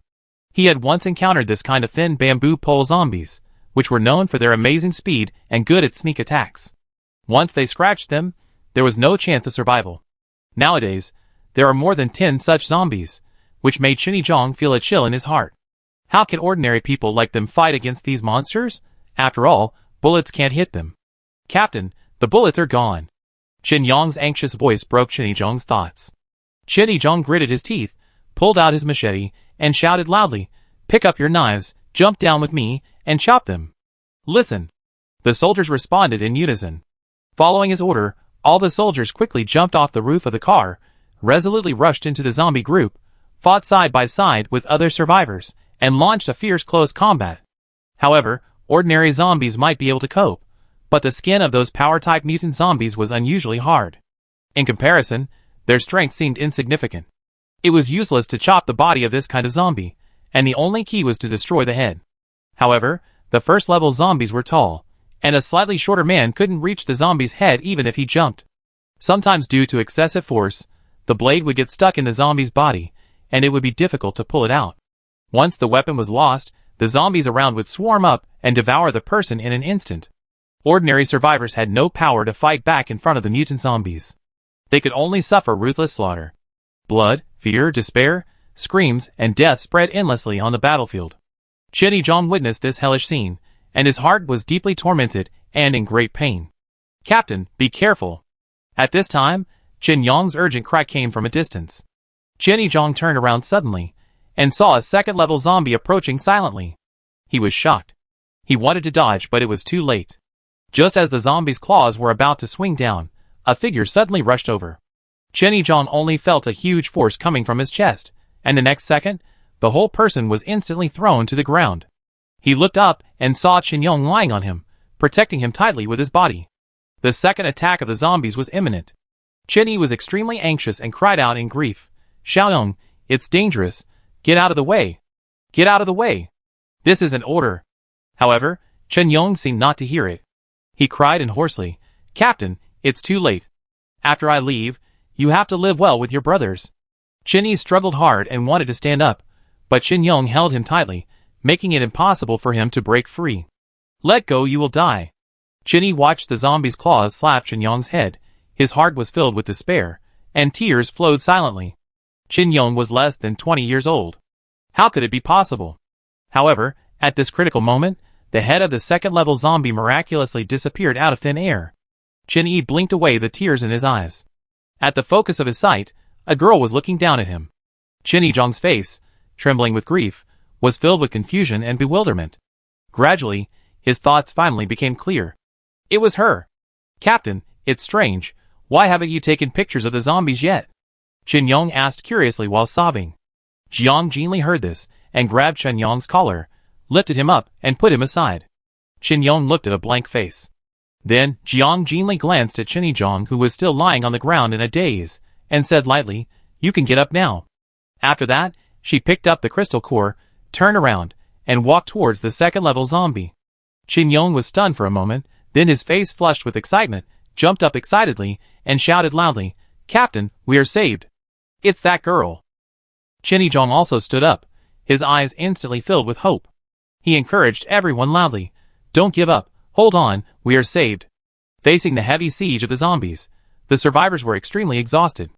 Looking at the seemingly endless tide of zombies, they gradually fell into the abyss of despair. Everyone knew that the predicament before them was almost unsolvable. The hope of survival seemed out of reach. But just when everyone was about to give up, Chen Yizhong's roar sounded like thunder, which lifted everyone's spirits. They looked at each other, looked around in confusion, and speculated in their hearts. Could it be that the reinforcements from the base have arrived? Just at this moment, a car stopped steadily not far away. Then, a man and a woman walked towards them at a leisurely pace. Everyone's hearts were once again filled with doubts. What kind of turnaround could the arrival of these two uninvited guests bring to the current situation? They couldn't help but think that these two people came here to die in vain. However, the next scene made everyone dumbfounded. The man did not retreat after seeing the zombies, but rushed forward excitedly, with the blade in his hand flashing with arc light. Is this magic? Wang Daping witnessed this scene, his pupil shrank, and he was secretly surprised. A superpower? This man is a superpower. He had to be surprised, because the existence of superpower fruit is still only known to most senior officials. He followed Chen Yizhong's team all the way just to find the magical superpower fruit. However, he got nothing in the end. In the Jinqing base, only Mao Heng is a superpower, so he can sit firmly in the position of the top leader of the base. Now, seeing Mu Yuan is also a superpower, how can Wang Daping not be shocked? He secretly thought that if he could successfully recruit Mu Yuan to his command and promise him rich benefits, Mu Yuan would be willing to assist Mao Heng. In this way, Mao Heng's strength will be even stronger and reach an unrivaled level. He didn't care about the concern of betrayal at all. Because in Wang Daping's concept, no one in the world can match the powerful supernatural power of the base leader Mao Heng, and he has a blind admiration for it. Thinking of this, Wang Daping couldn't help but start thinking about how to recruit Mu Yuan to join. Everyone watched Mu Yuan rush into the zombie group. He casually swung his knife, and many zombies fell down. Then, he rushed into those terrifying power-type mutant zombies without hesitation again. Those zombies that seemed extremely strong in the eyes of everyone. In Mu Yuan's hands, they were as fragile as ripe watermelons, and were easily split. Everyone was stunned and silent. At the same time, another short-haired woman in the back held an exquisite bow and arrow.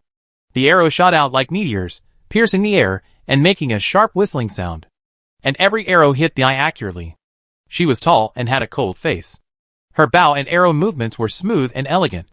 Occasionally, she could shoot 2 arrows at the same time, with amazing speed and power. Everyone present was amazed. Who are these 2 people? They are so powerful. Everyone was excited and felt full of strength. They shouted excitedly, "There is really hope. Everyone work harder and kill these beasts. Great, come on. Come on, everyone, come on." Seeing this, Chinny Zhong couldn't help but smile, and then rushed forward again with his weapon. Jiang Jinli slowly walked towards the group of second-level zombies, with a faint smile on his lips. But her eyes revealed a coldness that should not be underestimated, and she was examining them one by one. This time, she had no intention of playing around, and only hoped for a quick victory. The second-level zombies could not be provoked by her like this. At this moment, 5 zombies with terrifying faces let out a deafening roar. They rushed towards her. However, they were fast, but Jiang Jinli was even faster. She quickly used her teleportation ability to flexibly shuttle among the zombies. Their claws could not even touch a corner of Jiang Jinli's clothes. In a short moment, the heads of the 5 zombies had rolled to the ground. The remaining zombies looked at each other, shocked by the scene before them, and all showed fear on their faces. They roared at each other, and tried to turn around and run away.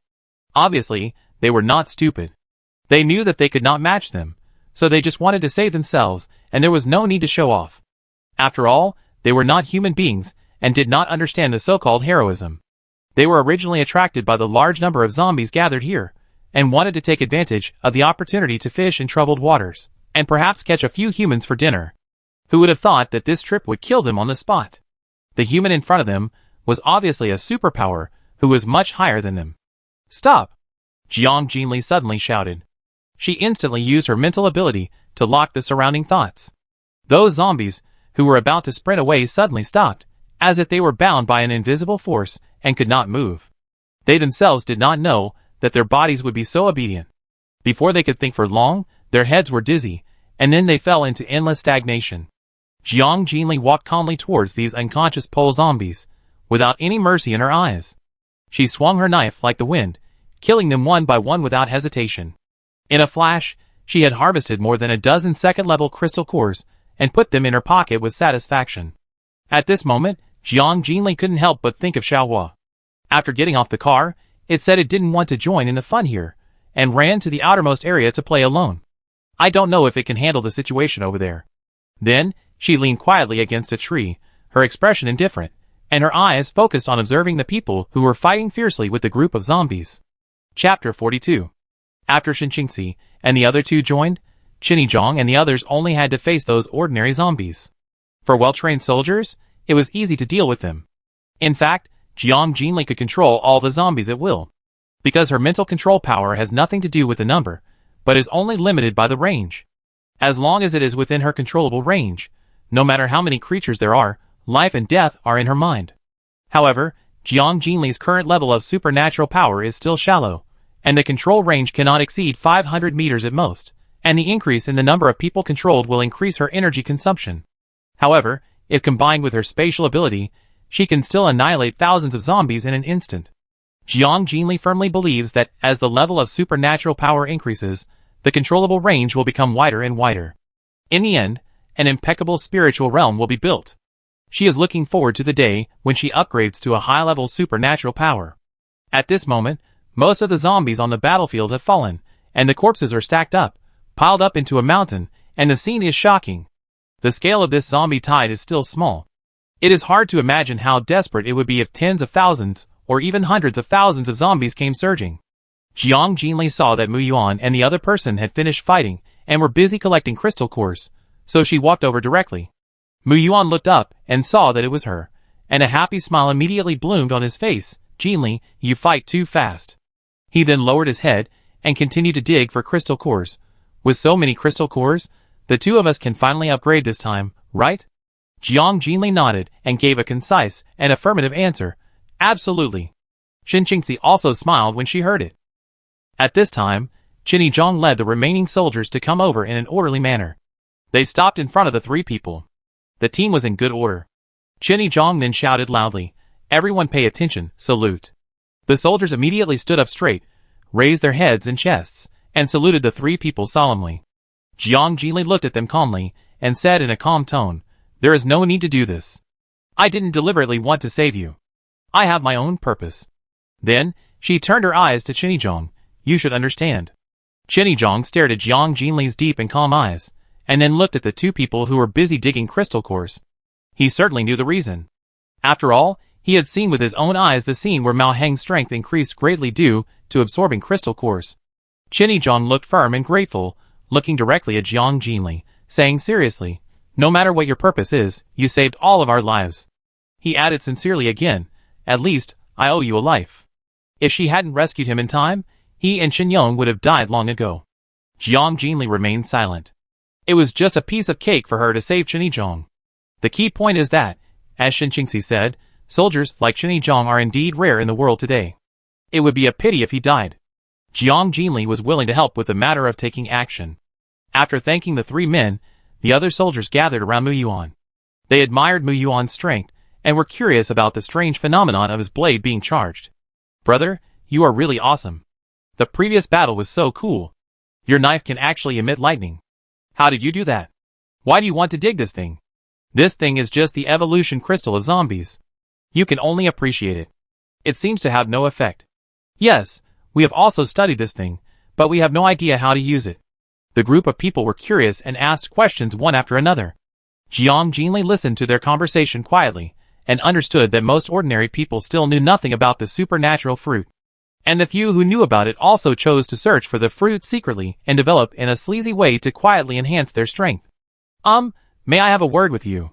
Qin Zhang suddenly asked Jiang Jinli. Jiang Jinli glanced at him and nodded. The two walked to the side. Qin Zhang hesitated to speak, frowning, and finally plucked up the courage to ask, you are supernaturals, right? If I am not mistaken, that man should be a thunder and lightning supernatural. Jiang Jinli was not surprised by Qin Zhang's insight. After all, there was no need to hide it now. Captain Qin is indeed well informed. Jiang Jinli responded calmly. After getting a positive answer, Qin Zhang was shocked that there were two superpowers hidden in this team. Since that man was so powerful, the strength of the girl in front of him must be even more unimaginable. He couldn't help but admire Jiang Jinli even more. Then, Qin Zhang took a deep breath and explained, because our base commander is the only superpower, I am relatively clear about this. Then, you should also know the method of awakening superpowers, right? Jiang Jinli asked. I know, it is by eating a specific fruit, but it is extremely difficult to find it. I have been trying to find it these days, but the world is so big that I have no clue, and I still have nothing to show for it. Although Qin Zhang has not awakened his superpowers yet, he has prepared several crystal cores. Originally, he planned to have a place in the base after awakening, but things are unpredictable. Jiang Jinli was a little curious and asked, why do you have to hide the superpowers from even your own soldiers? Hearing this, Qin Zhang turned around and looked into the distance, frowning and sighing, it's not the right time yet. The base is just being built, and once this kind of news is leaked, it may cause people's hearts to fluctuate. Once someone has a strange idea, the base will fall into chaos. Furthermore, if other survivors know about it, it will definitely cause unnecessary panic. He continued, even if they know, what can they do? Fruits are scarce, and blindly searching outside will only cause more people to die. Qin Zhang's face was full of vicissitudes and helplessness. Because this is not easy, he was particularly surprised that Jiang Jinli and the other two had awakened their special powers. After the battle just now, Qin Zhang deeply realized that the strength of these people was far beyond the scope of what their base could recruit. It was very good that they were willing to come to the base and establish a cooperative relationship. After hearing this, Jiang Jinli nodded slightly to show his understanding. In a base where good and bad people are mixed, there is really no need to say too much, construction is the top priority. However, Jiang Jinli speculated that the existence of the fruit could not be concealed for a long time. Then, she said to Chenny Zhang, "If there is nothing else, I will leave first." Chenny Zhang immediately responded, "Okay. By the way, if you have the opportunity to pass by Jinqing in the future, please come to the base and sit down.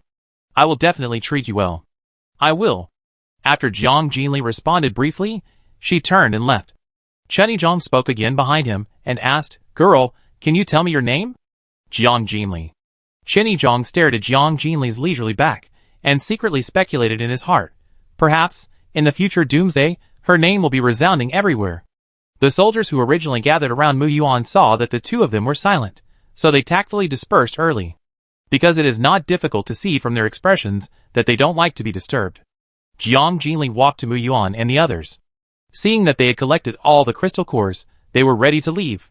At present, the crystal core has not yet caused a large-scale fight, but as time goes by, it is still difficult to predict what the future situation will be. Once the news of the supernatural fruit spreads, everyone will frantically search for it. As for how the news spreads in the Doomsday, don't underestimate the innate talent of human beings from ancient times to the present. Everyone, please wait a moment. At this moment, a call sounded. Jiang Jinli and the other two turned around after hearing the words, and saw a man, with a polite smile on his face, walking towards them quickly. Wang Dapeng's eyes swept over the three people one by one, and finally fixed on Mu Yuan.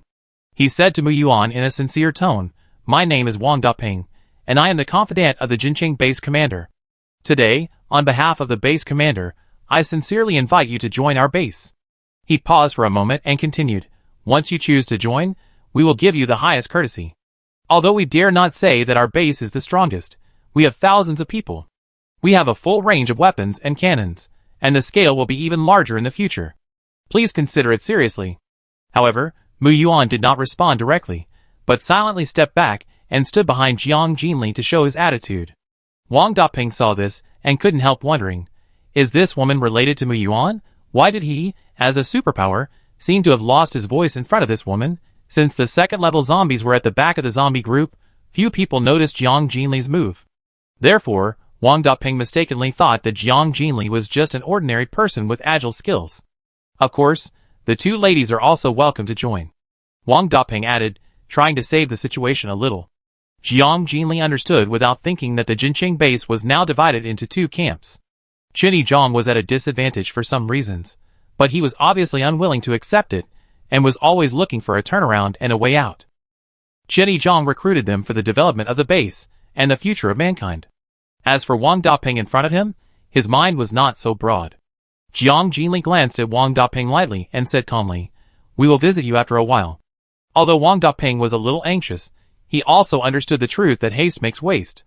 Besides, now there is only Jinqing base nearby that can be taken refuge, and he is not afraid that these people will not come. Thinking of this, he smiled heartily and said generously, "Of course, your friends and relatives are also welcome to come. Our base chief will definitely treat them warmly." Then, he made a gesture of invitation and said with a smile, "In this case, I will not delay you, please feel free." Jiang Jinli glanced at him, and then turned and left. Just as everyone was about to board the bus, a voice full of resentment suddenly sounded from behind. "It's you. It's really a narrow road for enemies. If you meet me, don't even think about leaving. I'm going to make you die miserably." Chapter 43. Lu Ping was curled up in the car, not daring to move. Her heart was always shrouded in fear. Whenever the car shook slightly, the roar and climbing of the zombies followed like a shadow, like the whisper of the god of death, making her heart cold. These sounds, together with the desperate cries of the survivors, poured into her ears. She could not escape this cruel reality. At this moment, Lu Ping actually had a wish in her heart, hoping that those annoying soldiers outside could hold on. She really didn't want to die like this. Lu Ping also knew that she and her family were cowardly and selfish, but so what? This is human nature. Seeing that group of zombies, their legs were weak. How could they fight? Even if they forced their way out, they would just be giving away their heads in vain. It doesn't matter whether she is selfish or cowardly. In her opinion, anyone who can survive this terrifying zombie tide will be the biggest winner. Death, a word that was once out of reach, is now like a huge mountain, pressing her breathless. Just when Lu Ping thought that everyone was really going to die, the outside suddenly fell into a strange silence. The air in the car seemed to solidify, and everyone looked at each other, their hearts full of anxiety and doubts. Then, whispers were heard in the car. These voices gradually gathered and eventually turned into noisy discussions. What happened? Did we win? We won. All the zombies fell down. Really? That's great. Some people mustered up the courage to peek out through the gap in the car door, and the scene they saw made them ecstatic. The battle is over. Everyone get out. Everyone rushed out of the car. Faced with the bloody and cruel scene in front of them, some people were so frightened that they fainted because they had weak tolerance. In the panic, the survivors were eager to find their relatives fighting outside. When they found that their relatives were still smiling at them despite their bloody faces, they were so excited that they burst into tears and quickly ran forward and hugged each other tightly. On the other side, some people fell into deep grief because they had searched for their relatives in vain. They sat on the ground helplessly and cried bitterly. They were eager to do something for their deceased relatives, even if it was just a simple corpse collection. But they searched in vain, and even the bodies of their relatives could not be found. The scene was very chaotic for a while. After Lu Ping and her family got off the car, they stared at the shocking scene in front of them. Their faces turned pale in an instant. Her fat son was so frightened that he burst into tears.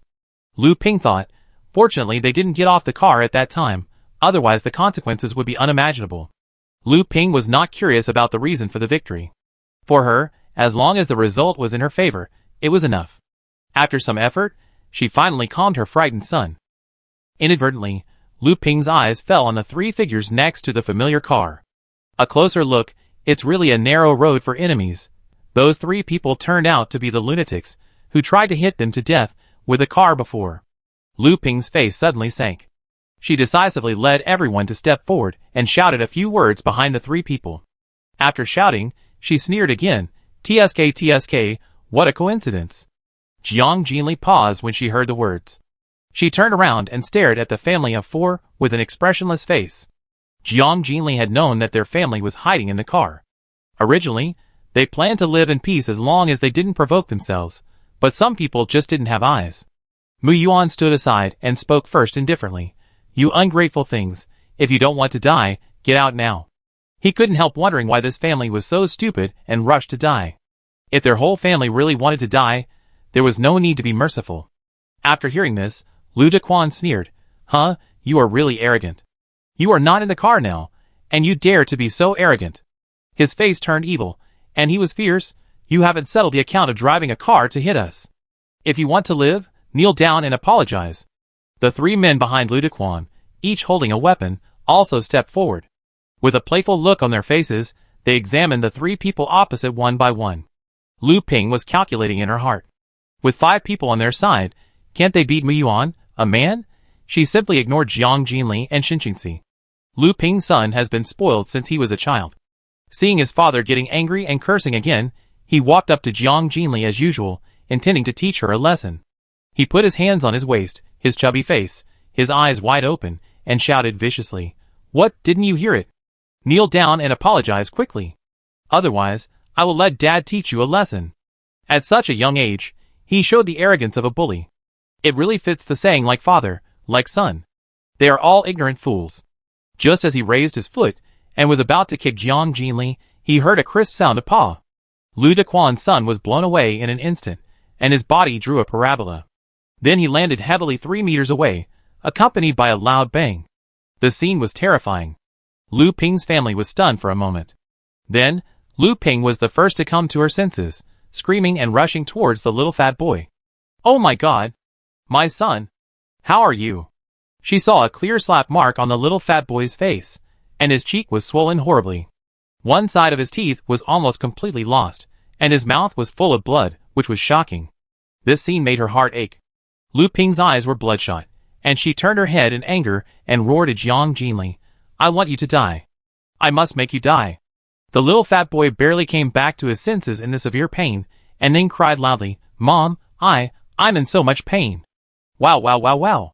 Then, unable to bear the severe pain and fear, the little fat boy fainted. "Son!"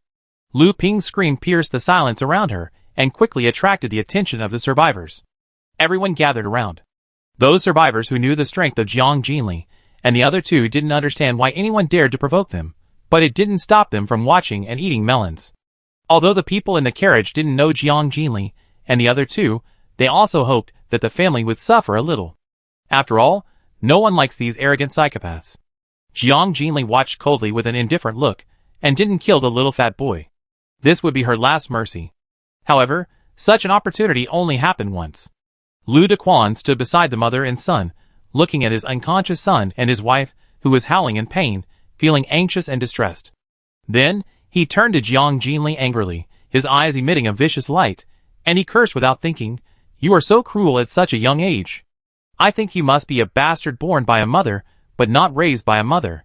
You are an uneducated lunatic, and even more a monster that everyone hates." Mu Yuan's face suddenly changed when he heard this, thinking that the situation was not good. Lu Dequan's voice was still echoing in the air, and a swift afterimage had passed by his eyes. Before he could react, his hair was tightly grasped by an irresistible force. Then, a flash of cold light appeared. Lu Dequan was horrified to find that a cold sharp blade had been silently pressed against his throat. The sharp blade then slowly cut into the skin, and in just a moment, the heart-wrenching pain surged. "Ah! No! Don't! I was wrong, please forgive me." Lu Dequan's face was distorted, his pupils suddenly dilated. He stared in fear at Jiang Jinli, who seemed to be possessed by the devil. His body was tightly bound by an invisible force, unable to move at all. Helpless like a lamb to be slaughtered. Lu Dequan could only slowly feel the severe pain of his neck being cut, and he couldn't help but shout helplessly in his heart, "Why don't you give him a quick death? He is simply a devil, a cruel lunatic, just a few curses, why is it so?" A cough. Cough cough cough. Blood kept pouring out of Lu Dequan's mouth, and his expression was extremely painful. As the last bit of flesh was cut off, Lu Dequan's body and head were separated. His body still maintained a standing posture, the muscles at the neck fracture trembled slightly, and blood gushed out, which was shocking. Jiang Jinli held Lu Dequan's head, with cold light flashing in his eyes. His face was extremely indifferent, and he exuded an indescribable gloom. Lu Ping held her son, and sat on the ground in a daze. She stared at her husband's headless body with empty eyes, and was completely shocked. The survivors around also witnessed this horrifying scene, and the surroundings were quickly shrouded in deathly silence. Then, terrified screams and shouts came one after another, completely breaking the strange silence. Hiss. "Oh my God! My God! Human heads! It's too cruel! Murder, go and call the army!" They stared at Jiang Jinli in horror. Their bodies couldn't stop shaking with fear, like a devil facing hell. Her ruthlessness and decisiveness made people feel horrified and frightened. Lu Dequan's younger brother finally came back to his senses from the shock, and he shouted angrily, "You bastard! You actually killed my eldest brother! Let's go together and kill her!" After that, he rushed towards Jiang Jinli with a weapon in his hand. In the blink of an eye, a sharp arrow shot from behind him and pierced his head in an instant. His eyes widened, his face was full of astonishment, and his body collapsed. Qingxi quickly pulled the bowstring to the full, and the arrow pointed directly at the remaining two people, warning coldly, "Put down your weapons quickly, otherwise, the next arrow will shoot your heads. Don't. Spare us, please spare us." The two quickly dropped their weapons, knelt on the ground in panic, and kowtowed to Qingxi repeatedly, begging for forgiveness. Qingxi stared at the two people expressionlessly, without saying a word. Then, she turned her gaze to Jiang Jinli, with a trace of worry in her eyes. Jiang Jinli's ears were filled with the noisy discussions of the survivors around her, and her mood became more and more irritable, and a violent spirit quietly grew in her heart. It was too noisy. They were all a bunch of idiots. Just kill them all. A strong killing intent suddenly rose in her heart, and the murderous aura emanating from her body surged in an instant, just as she was about to take action. At the critical moment, Chen Zhang's anxious voice suddenly rang out. "No! Captain Jiang, please calm down. You must calm down." Chapter 44. Chen Zhang quickly ran over and sternly stopped the chattering crowd. "A bunch of idiots, shut up. Shut up. Soldiers, drive them away immediately." The soldiers moved at the sound and quickly walked towards the survivors around and dispersed them one by one. Soon, the surroundings became empty and gradually returned to peace. Afterwards, Chen Zhang slowly walked to Jiang Jinli and stopped not far away. He gently wiped the cold sweat from his forehead and said with a pale face, "I'm really sorry, this is my management negligence. Please don't argue with this group of people, so as not to dirty your hands, it's really not worth it." Seeing that Jiang Jinli still had no expression on his face, Chen Yizhong turned to the trembling Chen Yong and sternly ordered, "Go! Bring those troublemakers here immediately and slap them hard." After Chen Yong responded, he immediately took action. He dragged Lu Ping, whose eyes were empty and seemed to have lost her soul, and the two followers who were frightened and incontinent, to Jiang Jinli. Then, he slapped several people in the face with loud slaps. Pa! Pa! Pa! Chen Yong stopped until their cheeks were swollen and blood oozed from the corners of their mouths. They collapsed to the ground like dead dogs, motionless. Chen Yizhong turned to Jiang Jinli again, with a hint of caution and pleading in his tone. "Captain Jiang, Lu Ping is just an arrogant and ignorant woman. She is not guilty of death. Killing her is easy, but it is not necessary. Can you consider sparing her this time? After all, if she dies, her son will definitely not survive. After all, these are 2 living lives." He paused for a moment and added softly, "Captain Jiang, you see." Jiang Jinli stared at Chen Yizhong's pleading eyes, then glanced at Lu Ping, who was unconscious on the ground. Finally, the cold murderous aura on her body eased a little. Aware of the subtle change in Jiang Jinli's attitude, Chen Yizhong secretly breathed a sigh of relief. He was originally busy clearing the blocked vehicles, and never thought that someone would offend Jiang Jinli without knowing the tact. When he saw Jiang Jinli's cold face, Chen Yizhong couldn't help but be shocked. The scene of beheading, whether it was the cruel means or the strong psychological quality, was beyond the reach of ordinary people. The aura and murderous aura emanating from Jiang Jinli's body made even a veteran like him feel afraid. If he hadn't spoken in time, I'm afraid that everyone present, including himself, would have been doomed. I don't know what the fool who didn't know the severity of the matter said. It made Jiang Jinli so angry that he almost implicated everyone. At this moment, a roar suddenly sounded. Then, a huge mutant black dog unexpectedly appeared in front of Jiang Jinli. Feeling Jiang Jinli's anger, the mutant black dog turned around suddenly. It roared at everyone with a deafening roar, revealing its sharp claws and fangs, which made people feel terrified. Chen Yizhong subconsciously took a step back. He knew in his heart that he was no match for this mutant dog. Xiaohua was originally playing with zombies in the distance. Seeing that Jiang Jinli had not driven to pick her up, she ran over curiously to check the situation. Unexpectedly, when she arrived at the scene, she found that Jiang Jinli's face was gloomy, and the atmosphere was solemn. Jiang Jinli, who was usually calm and composed, was so angry at this moment, obviously because those humans said something excessive. What a damn group of humans, just bite them to death. Xiaohua, take it, you can play with it. Jiang Jinli threw the head in his hand to it. Xiaohua jumped up and caught the head, revealing ferocity in her eyes, and began to bite it madly. If it weren't for Jiang Jinli's outstanding achievements in cooking, Xiaohua might have lost patience with humans and taken action. After upgrading, Xiaohua's desire for blood became stronger. After tearing the head beyond recognition, it stepped on it and crushed it hard. After that, Xiaohua roared at those prying eyes again. And those survivors who were secretly observing were frightened by the sudden roar and trembled all over, and turned their heads away in a hurry. Chen Yizhong witnessed this scene and secretly exclaimed in his heart, "These 3 people and 1 dog, none of them are easy to deal with." Fortunately, Jiang Jinli still has a bottom line in her heart. At this time, Xin Qingxi slowly walked to Jiang Jinli and wiped her hands carefully with a wet tissue. Her movements were gentle and caring.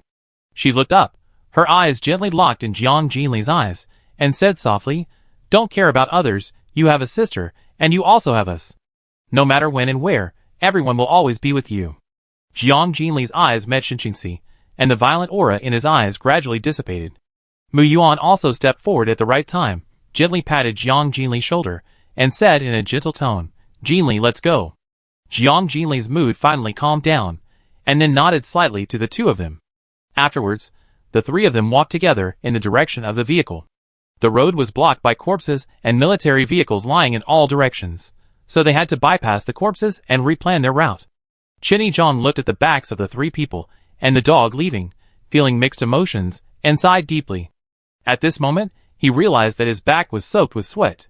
He felt weak all over and his muscles were weak. Bang! It was not until the vehicle was getting farther and farther away that Lu Dequan's headless body fell to the ground. Chen Yizhong calmed down for a moment, turned around and glanced at the 4 people lying on the ground, and ordered Chen Yong, "Pull them all into the car and get ready to go." Chen Yong responded and acted quickly, picking up the collars of Lu Ping and the other 4 people and dragging them to the carriage one by one. Then, Chen Yizhang's eyes turned to Wang Daping, who was walking straight ahead. Captain Chen, haven't those 3 people left? Why haven't you gotten in the car yet? Why are you standing here? Wang Daping stopped in front of Chen Yi and asked with a puzzled tone. After talking with the 3 people, Wang Daping went back to the car to take a nap, occasionally lighting a cigarette to relieve his fatigue. But before he had rested for long, he heard a commotion outside. It seemed that the man named Lu Dequan was killed by those 3 people. It's just a few people who died. Is it necessary to shout and make a fuss? A group of guys who have never seen the world. It's time for them to face reality. This world is far more cruel and ruthless than the troubled times. How can you not die if you offend a superpower like Mu Yuan? He was too lazy to meddle in other people's business. Anyway, Chen Yizhang would handle it. Chen Yizhang opened his mouth slightly when he heard this, and originally planned to mention Jiang Jinli's unfathomable strength. But after thinking about Wang Daping's temper, he gave up. Chen Yizhang knew that even if he told Wang Daping, he might not believe it. After all, Wang Daping always admired the strong, and deep in his heart, he had prejudices against women and looked down on them. Thinking of this, Chen Yizhang said, "It's okay, everything is done, let's go." After the road was cleared, the 3 military vehicles set off again and continued to move forward. Inside the RV, Mu Yuan stared at Jiang Jinli, who had returned to normal, and couldn't help feeling distressed. When it comes to the words that Jiang Jinli is most reluctant to touch, it must be parents and bastard. Since she was born, she has never been treated well and loved, and was even ruthlessly abandoned in the end. In these long years, only Jiang Shuman gave her a little warmth and comfort. However, even with the care of her sister, there are things that Jiang Shuman can't do. Jiang Jinli was weak and sickly since childhood, and she didn't recover until she was in her teens. It is conceivable that she endured a lot of contempt and ridicule during those lonely days. What's worse, some people insulted her with the words "garbage monster." But in the face of these malicious words, Jiang Jinli remained unmoved. The comments from the outside world were like wind passing by her ears, and she chose to respond with silence. However, she is also a flesh and blood body after all. How could she really be indifferent? It's just that she has been silently enduring, unwilling to add any troubles and burdens to her sister. Moreover, after she entered the welfare home, she never mentioned her parents again, and never asked about their situation. No one knows what Jiang Jinli really thinks. In addition, during Jiang Jinli's college years, there was something that always lingered in Mu Yuan's mind, which puzzled him. One day, Mu Yuan was resting at home when there was a knock on the door. When he opened the door, he unexpectedly found that it was Jiang Jinli. However, it was class time at this moment, and her appearance seemed particularly abrupt. Mu Yuan was puzzled as to why she would skip class for no reason. What was even more shocking was that Jiang Jinli's coat and hands were stained with blood. This scene made Mu Yuan's heart tighten, and he mistakenly thought that she had encountered some misfortune. But Jiang Jinli said lightly that it was someone else's blood, and she came here just to borrow Mu Yuan's bathroom to wash her coat. Before she could say more, she went straight to the bathroom, quickly washed it, and carefully dried it with a hair dryer. Mu Yuan suggested buying her a new set of clothes, and the old clothes could be taken away after they were naturally dried. But Jiang Jinli declined. She was worried that if she changed her coat when she returned home at night, it would cause her sister suspicion and worry. Mu Yuan was really worried about whether Jiang Jinli had encountered any accident. After many inquiries, she revealed that it was a piece of garbage blood. However, she had handled it properly, and the other party would not call the police, so Mu Yuan was relieved. Given that Jiang Jinli was calm and almost never interacted with others, her daily activities were limited to school and home. Neither Mu Yuan nor Jiang Shuman had expected that she would encounter an accident at school. Based on Jiang Jinli's forbearing personality, it was inferred that the other party must have done something that made her unbearable, so she would resort to such extreme behavior as knife. Afterwards, Mu Yuan also investigated whether there were hooligans harassing her, but found nothing. In the end, the matter was left unresolved. This road seems closer. Jiang Jinli's voice interrupted Mu Yuan's thoughts. Mu Yuan responded, "Yes, it is estimated that we will arrive in 2 or 3 days." Jiang Jinli folded her arms, leaned on the seat, and looked into the distance calmly. She said lightly, "After getting the gun, we will head towards Jincheng. Let Lu Ping go today. It depends on whether she cherishes her life. If she behaves herself and does not cause trouble again, Jiang Jinli will not chase her and kill her. But if Lu Ping still colludes with her brother-in-law to make trouble after entering the base, Jiang Jinli will not hesitate to deal with Lu Ping and her brother-in-law together." After hearing this, the two nodded in agreement. 3 days later, the vehicle finally arrived in Nanbin City. Chapter 45. Nanbin, a medium-sized city. Due to its superior geographical location, it has become the location of a military base. The arsenal is far away in a remote area, and it may take several hours to drive there. At this time, Mu Yuan was driving slowly on the streets of Nanbin. The advent of the end of the world has made the city look unfamiliar. In addition, due to the traffic jam, Mu Yuan can only rely on his own judgment to explore new driving routes. Don't worry, let's drive slowly. Jiang Jinli's tone was calm. Because she had reached her destination, she seemed calm at the moment. In recent days, she has successfully absorbed dozens of second-level crystal cores. The supernatural power has therefore jumped to the 4th level. Similarly, Mu Yuan and Shen Qingxi have also broken through 2 levels each. Now Jiang Jinli's Sea of Consciousness contains a huge amount of mental power, and she even looks forward to encountering more zombies to hone herself in actual combat. However, the journey was unusually calm, and she did not have the opportunity to take action. The vehicle drove slowly under the glaring sun, occasionally knocking down 1 or 2 zombies blocking the road. The high temperature made the corpses on the roadside emit bursts of suffocating stench. Even in the car, you can vaguely smell the smell. Various insects and rats are rampant on the rotting corpses, enjoying their feast. This area is full of rotten corpses. Survivors living in such an environment don't know if they will be poisoned. The weather is getting hotter and hotter. Mu Yuan complained while wiping the sweat from his forehead. The temperature is rising day by day, and today it has exceeded 30 degrees at least. Don't wait until the end. The survivors will not die at the mouth of zombies, but be swallowed by this ruthless high temperature. What an irony that would be. Then, Mu Yuan looked at the 2 people next to him, and said with a little envy, "Look at you 2, you don't sweat a drop, don't you feel hot? Have you forgotten my ability?" Shen Qingxi took over the conversation. Mu Yuan suddenly realized, "I didn't expect that your ability can also cool down. That's really comfortable." Jiang Jinli and Shen Qingxi also changed into short sleeves. Jiang Jinli didn't feel the heat because of the space. Shen Qingxi's water ability made her whole body cool, like a moving human refrigerator in summer. No one knows how long this high temperature will last. If it doesn't rain, the water stored by the survivors will eventually run out. The rivers will also dry up. The water crisis will become the primary problem for human survival. By then, the only one who can be relied on may be the water ability users. But there are very few such ability users. Whether you can survive this ruthless high temperature depends entirely on your luck. After the vehicle slowly drove past the corpses, it turned and headed for a more remote road. "Brother Hong, where is this car going?" Not far away, in a tall building. A man with yellow hair was watching the car going away, and then turned to ask the big man next to him. Li Hong glanced at him and said coldly, "That's someone else's business. Why are you asking so many questions? As long as they don't cause trouble on our territory, don't interfere. By the way, how is the collection of supplies?" The yellow-haired man replied, "I searched all around here and found some food and several boxes of mineral water." After saying that, he looked up at Li Hong again, with a hint of cowardice in his voice. "Brother Hong, there is one more thing. I didn't take good care of him, and he ran away again. Waste." After hearing this, Li Hong angrily cursed, "You can't even keep an eye on one person. What's the use of you?" After saying this, he kicked Huang Mao directly. Huang Mao fell to the ground, holding his stomach and begging for mercy. "Brother Hong, I'm sorry. Please calm down. It's mainly because he is too strong. I really can't stop him."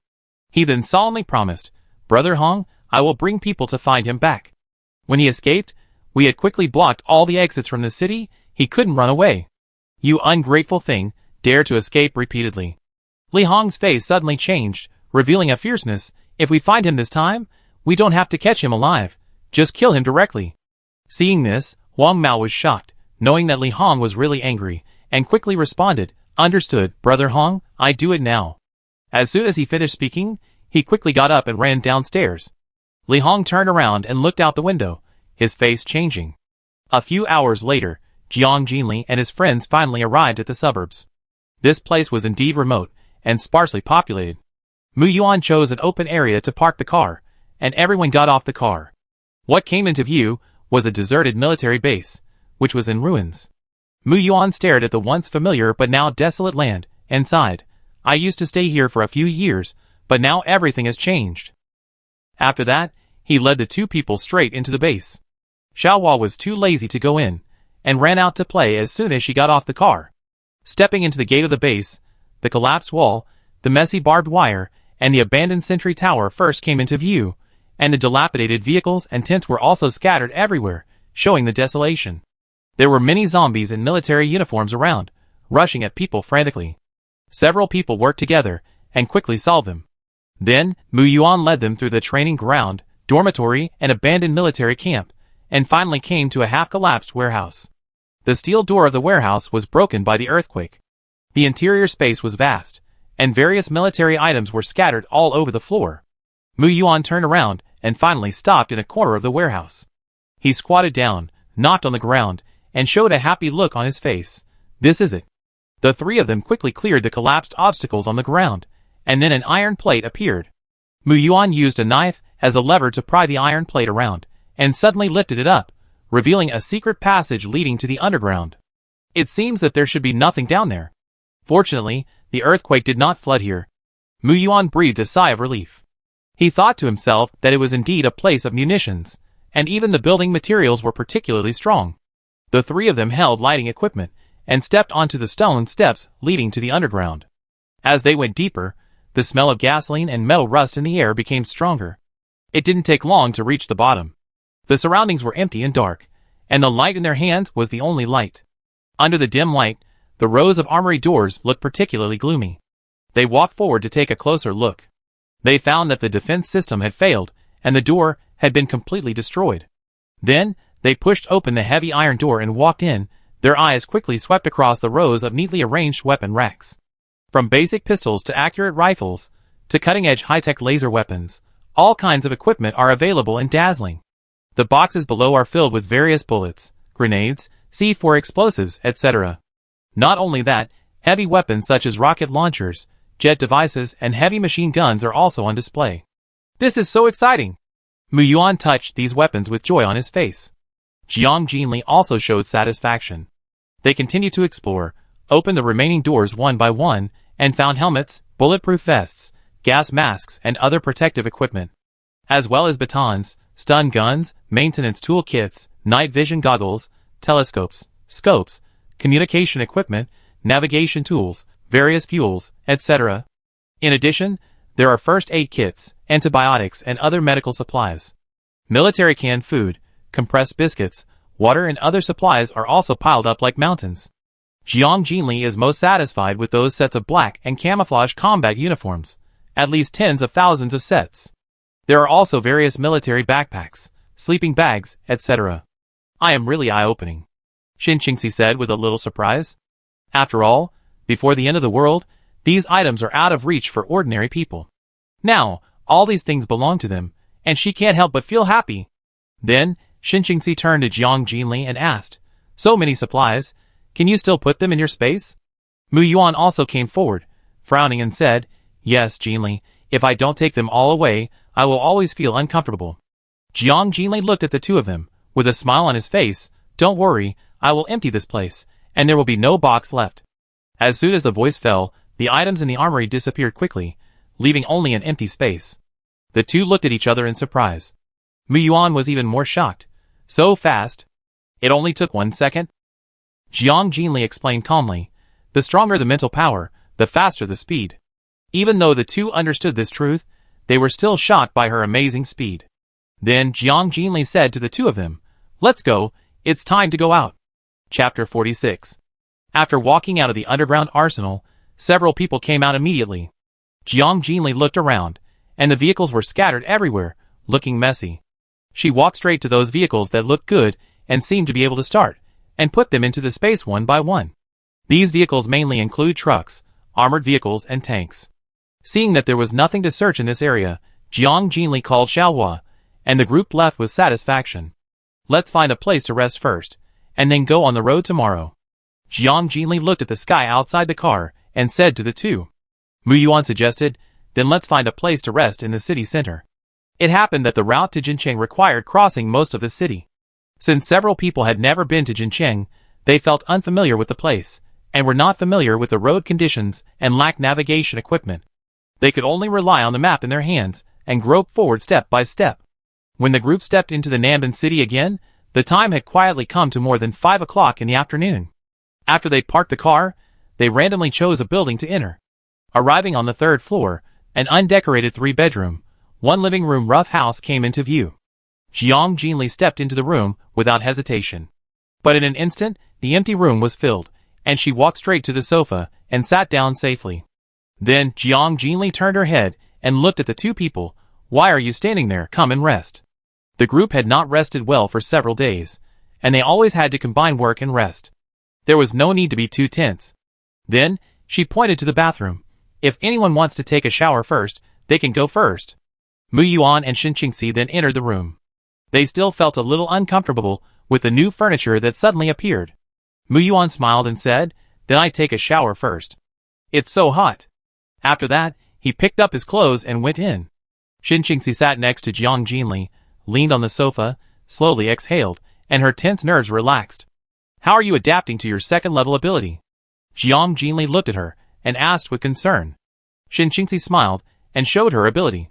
She slowly opened her palms and saw the water flow quickly gathered, flexibly changing its shape, and finally condensed into a rotating water-shaped vortex. "Now, my ability has become offensive," Shen Qingxi said happily, and her tone could not hide her joy. Before, when she was at the 1st level, she could only summon small water flows, but now, she can not only make the water flow more majestic, but also shape its shape as she wishes, and even carry out long-range attacks. However, as Jiang Jinli said, the attack methods and power of superpowers all require personal exploration and discovery. Jiang Jinli felt the surging power in the vortex, and said earnestly, "In the future, you should use superpowers to attack more often, which can not only speed up your proficiency, but also help improve your superpowers themselves." Shen Qingxi nodded in agreement. Then, Jiang Jinli took out some fruits and snacks and gently placed them on the table. She carefully noticed that Shen Qingxi liked these snacks very much. "Eat." "Yeah," Shen Qingxi responded. Then she picked up the snacks and ate them, and at the same time, she did not forget to give Jiang Jinli a faint smile. Jiang Jinli stared at Shen Qingxi quietly. Although she had a cold temperament, she seemed particularly well-behaved and docile in front of him. However, occasionally, she would inadvertently reveal a gentle elder sister-like attitude. In short, she can be cold, a queen, gentle, and well-behaved. This thought flashed through her mind, and Jiang Jinli couldn't help but laugh softly, feeling a little helpless about her strange description. Shen Qingxi was attracted by the laughter, turned her head to look at Jiang Jinli, and saw her smiling face, and couldn't help but be a little stunned. After all, Jiang Jinli was always so calm on weekdays and rarely smiled. Not to mention such a happy smile.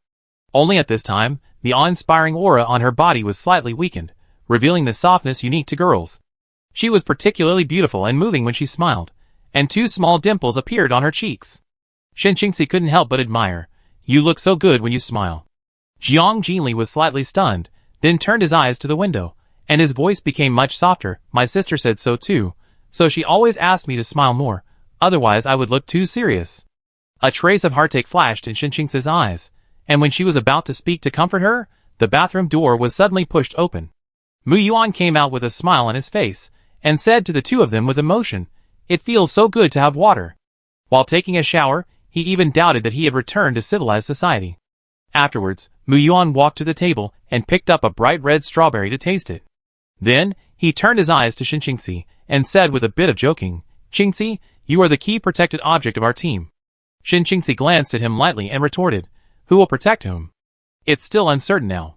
"Yes, I know you are powerful," Mu Yuan responded gently. Then, he turned to Jiang Jinli and suggested, "Jinli, let me cook a meal for everyone tonight." Shen Qingxi asked curiously, "Can you cook?" Mu Yuan's face was full of pride. "Of course, although I am an older bachelor, simple meals are still not difficult for me." Jiang Jinli readily agreed, "That's perfect. I go outside for a walk and get some fresh air." "Okay, come back early, the meal will be ready soon." After Mu Yuan finished speaking, he walked into the kitchen. In the kitchen, Jiang Jinli had thoughtfully placed all the ingredients on the stove. He started cooking directly. Jiang Jinli stood up, stretched, and then whispered to Shen Qingxi, "You have a good rest, I will be back soon." Before leaving, she did not forget to take out a watermelon and an apple-flavored lollipop and handed them to Shen Qingxi. Shen Qingxi stared at the lollipop in her hand, with a smile in her eyes. After Jiang Jinli went downstairs, she communicated with Xiaohua through the mental link and learned that it was fighting with several mutant dogs. She did not show any concern about this, and continued to walk around. Once she established a mental link with others, she could easily convey her thoughts to the other party, and receive the other party's response at the same time. This method is not only convenient, but also exceeds the limitations of traditional telephones. Now, her ability has been promoted to the 4th level, and she has mastered 2 new skills, mental attack and mental shield. The scattered zombies she met along the way just happened to be the ideal objects for her to test these new abilities. Thinking of this, Jiang Jinli immediately activated her mental ability and accurately injected mental power into the depths of the minds of the surrounding zombies, causing them to stop suddenly.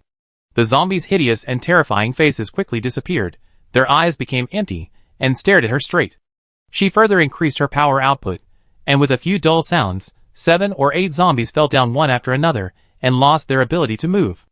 Jiang Jinli went forward to check carefully and confirmed that the brain centers of these zombies had been completely destroyed, and she was secretly satisfied. This method of directly invading and destroying the enemy's thinking center not only demonstrated strong strength, but also revealed a bit of weirdness. In the following hour, Jiang Jinli shuttled between the zombies and practiced continuously until her control of mental attacks reached perfection. Then, she thought of the mental shield. This may be an effective means to resist the attacks of other mental power users, but she still had doubts in her heart whether it could resist the attacks of zombies. So, she stood in front of the 3 zombies, concentrated her mind, and released a force, which instantly condensed into an invisible circular shield around her body. Then she quietly observed its effect. The zombies saw this and swooped forward with their corrupted bodies, but were firmly blocked by the shield 1 meter away. They were extremely anxious, constantly slapping the empty air, staring at Jiang Jinli with hungry eyes. Jiang Jinli looked at the anxious expression of the zombies, who wanted to eat but couldn't, and a trace of joy surged in her heart. She knew very well that the strength of the shield depended directly on her mental strength. However, at this moment, she suddenly felt dizzy and weak in her limbs. Jiang Jinli immediately realized that this was a sign that her mental strength was almost exhausted. However, for her, this was a turning point, because only when the mental strength is deficient can absorbing the crystal core bring the fastest upgrade effect. However, she also knew that she couldn't rush it. Just as she removed the shield and was about to kill the zombie, a deep and powerful male voice suddenly sounded from the side.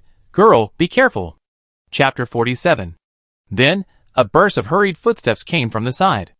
I saw a strong man holding a mace, rushing towards the 3 zombies rushing towards him. With a loud shout, he swung the mace 3 times, quickly and efficiently solving them. After solving the zombies, the strong man turned around, his eyes fell on Jiang Jinli, and asked with concern, "Girl, why are you standing there? It's very dangerous here." The strong man realized that his actions just now might seem rude. He quickly softened his expression and raised a kind smile at the corner of his mouth. Jiang Jinli looked at the strong man carefully. He was tall and burly, with a short flat hair that looked capable, and a round face covered with bruises left by fighting. Sweat soaked his clothes, adding a bit of fatigue and haggardness that was difficult to conceal. His thick eyebrows and big eyes complemented his dark skin, outlining a regular face. When he smiled, his white teeth were clearly visible, giving people a simple and sincere feeling. In fact, Jiang Jinli could easily sense with his mental power that this strong man was indeed very pure in heart. This was rare among men. Jiang Jinli noticed his trembling hands and almost exhausted body, and concluded that he had suffered serious internal injuries. It was obviously caused by violent beatings. If he was not treated in time, his life would be in danger. At the same time, Zhou Lianhu was also examining this unusual woman. She stood there, her whole body was unusually neat, which was out of tune with the doomsday scene around her. Zhou Lianhu secretly speculated in his heart that this woman was either extremely powerful or lived under someone's protection. However, Zhou Lianhu had no time to think about it. After all, his own situation was not optimistic. He said to Jiang Jinli anxiously, "It's getting dark, it's dangerous outside, you should find a safe place to hide. I have something urgent to do, so I have to leave first." After that, he turned and walked away quickly. Jiang Jinli stared at his hurriedly leaving back, raised her eyebrows slightly, and then turned around slowly without stopping for too long and walked back. As soon as she stepped onto the stairs, a tempting and appetizing aroma came to her nose. When the 2 saw her return, they immediately stood up from the sofa and greeted Jiang Jinli with a smile on their faces. However, when they noticed Jiang Jinli's face, their smiles froze instantly. Xinqingxi held Jiang Jinli's hand tightly, frowning, eyes full of worry, and asked anxiously, "Why are you so pale? What happened?" Mu Yuan was also worried when he saw this, and asked, "Jinli, what happened?" Jiang Jinli's face was surprisingly pale, like paper, which made people feel pity. Jiang Jinli was stunned for a moment, and then answered easily, "Don't worry, I just consumed too much mental energy, and I will recover after absorbing the crystal core." Xinqingxi guided her to sit on the sofa and confirmed again, "Is it really harmless to your body?" She knew Jiang Jinli's efforts, but she couldn't hide her worries. "It's really okay, just a little dizzy," Jiang Jinli said, gently leaning her head on Xinqingxi's shoulder. Xinqingxi hugged her gently, handed her a few crystal cores, and whispered, "Absorb them quickly and recover your strength.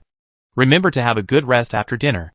Mu Yuan also thoughtfully handed her a glass of water and placed it in front of Jiang Jinli. Jiang Jinli closed her eyes and rested. The crystal core in her hand seemed to have magic power, and was quickly absorbed by her body. The speed was so fast that even she was surprised.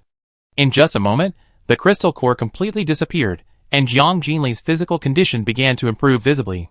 Seeing this, Xinqingxi and Mu Yuan both breathed a sigh of relief. Let's go eat first," Xinqingxi suggested softly. Jiang Jinli nodded in agreement. The three of them sat down at the dining table. Mu Yuan prepared 3 dishes and a bowl of soup, shredded pork with green peppers, braised eggplant, stir-fried cabbage, and a bowl of hot egg soup. "Does this dish look good?" Mu Yuan was quite proud of his cooking skills. "You have to try it to know." Xinqingxi tasted it first, and after taking a bite, she nodded and praised it. "It tasted really good." Mu Yuan smiled and said, "Although I can't match Jinli's cooking skills, I should be better than most people." Then, he picked up the serving chopsticks and carefully picked up food for Jiang Jinli. "Eat more." Jiang Jinli nodded. Mu Yuan's cooking skills were indeed good. In the past, when the three of them celebrated the festival together, Mu Yuan was the chef. Just as the three of them were enjoying the food, there was a sudden sound of hurried footsteps and noisy fighting in the stairwell. After hearing this, they couldn't help but frown slightly. Although they felt a little irritated, they failed to slow down the pace of their meal, and still ate with relish. Suddenly, a loud bang was heard. The door was suddenly knocked open. A tall figure stumbled in, and the room was immediately filled with dust. Then, a contemptuous voice penetrated the air. "Run? Why don't you continue to run? Look at what you can do." Before he finished speaking, 5 or 6 men armed with machetes filed in, aggressively. One of the yellow-haired young men even arrogantly stepped on the fallen man, mocking and insulting him wantonly. However, when they looked up inadvertently, and their eyes touched the 3 people who were leisurely dining in the restaurant, their smiles froze instantly. The atmosphere in the whole room suddenly became strange and silent. But a few moments later, a few exclamations broke the strange calm. "Hey! Who are these 3 people? This is obviously a rough house. How come there are still people living in it? And they are still eating? It's really a ghost. What's going on? It smells so good. It's the smell of meat." These men were attracted by the smell of food and had long forgotten their mission and purpose. On weekdays, they could only fill their stomachs with biscuits and bread, and the smell of hot meals almost became a distant memory. At this moment, the tempting aroma made them salivate. Their eyes were full of desire, like hungry wolves, staring at the food greedily. Their eyes seemed to be flashing green light. Then, they looked at Jiang Jinli and the other 2, and a series of questions came out of their mouths. "Hey, when did you move in? This is our brother Hong's territory. Also, where do the fresh vegetables you eat come from? If you don't want to cause trouble, just share some of the ingredients with us." "That's right. A man who knows the current situation is a hero. I advise you to be wise." Jiang Jinli continued to eat, without looking up at them, and only calmly spit out 2 words, "Get out." The strong man lying on the ground, squinting his eyes swollen from being beaten, was struggling to raise his head so that he could see the surrounding environment clearly. As soon as his eyes touched Jiang Jinli, one of the 3 people, his pupils shrank suddenly. It turned out to be her. TSK, you really can't see the situation clearly." The yellow-haired man's eyes were fixed on the dining table. He swallowed his saliva, and then ordered the younger brother beside him, "Go tell brother Hong." The younger brother looked at the dining table reluctantly, then turned around and ran downstairs. Jiang Jinli didn't care about the younger brother's whereabouts. Whether it was brother Hong or brother Bai, how many people came was insignificant to her. After finishing the meal, Jiang Jinli gently wiped the corner of her mouth, then swept a cold look at the remaining 5 people, and said coldly again, "Get out." The younger brother beside the yellow-haired man saw that Jiang Jinli and the other 2 had extraordinary temperaments, and thought to himself that they might not be easy to deal with. He kindly advised Huamao, "They don't look simple, let's retreat first." Huamao didn't care when he heard it, and smiled with a hint of contempt. No matter how powerful they are just 3 people. When Brother Hong comes, he will definitely be very happy to see me deal with him. Seeing that Huamao didn't listen to the advice, and seeing that Jiang Jinli's face became more and more stern, the younger brother stopped talking, quickly withdrew and fled the scene. Huamao squinted his eyes, and was about to provoke further, but suddenly felt a sharp pain. He suddenly fell to the ground and wailed in pain, "Ah! My head hurts so much." At the same time, the other 3 men also showed pain on their faces. After screaming, they fell to the ground with their heads in their hands. They kept rolling around, making heart-wrenching screams. "Ah! It hurts. Why is it like this?" Zhou Lian, who stared blankly at the people struggling on the ground, not understanding why. The yellow-haired man, who usually acted arrogantly, now had a very distorted face. His forehead was covered with blue veins. He held his head tightly with both hands, his body kept twitching, his eyes gradually became bloodshot, until the entire eyeball turned a terrifying blood color. As the screams gradually weakened, the people finally stopped struggling. Their faces were forever frozen in fear and pain, their mouths were wide open, and their eyeballs were as red as blood. This strange death scene made people feel creepy. Zhou Lian, who looked at Jiang Jinli sitting on the stool in horror, and cold sweat broke out on his forehead due to nervousness. Her ability was so strange and powerful. At this moment, Jiang Jinli was staring at Zhou Lian, who intently, and her deep eyes were full of complex emotions. Zhou Lian, who stammered, about to say something, but Jiang Jinli suddenly turned around and told the man, "Get rid of the bodies." Mu Yuan walked straight to the door, with a blank expression on his face. He dragged the bodies to the window coldly, like dragging garbage, and then threw them out of the window one by one without hesitation. The bodies touched the ground, making a deafening sound, and were soon eaten up by the zombies around. At the same time, the escaped brother was huddled in the corner of the building complex downstairs, watching all this in fear. He covered his mouth with both hands, and his body trembled with fear. Finally, he turned around and fled the scene in a mess. Chapter 48. Zhou Lian, who noticed that the girl was looking at him again, and her sharp eyes seemed to be able to penetrate people's hearts. Zhou Lian, whose heart tightened, mistakenly thinking that his behavior might have caused her displeasure. Just as he was about to get up and say goodbye, he heard Jiang Jinli say in a calm voice, "There are still some meals. If you don't mind, you can come and eat."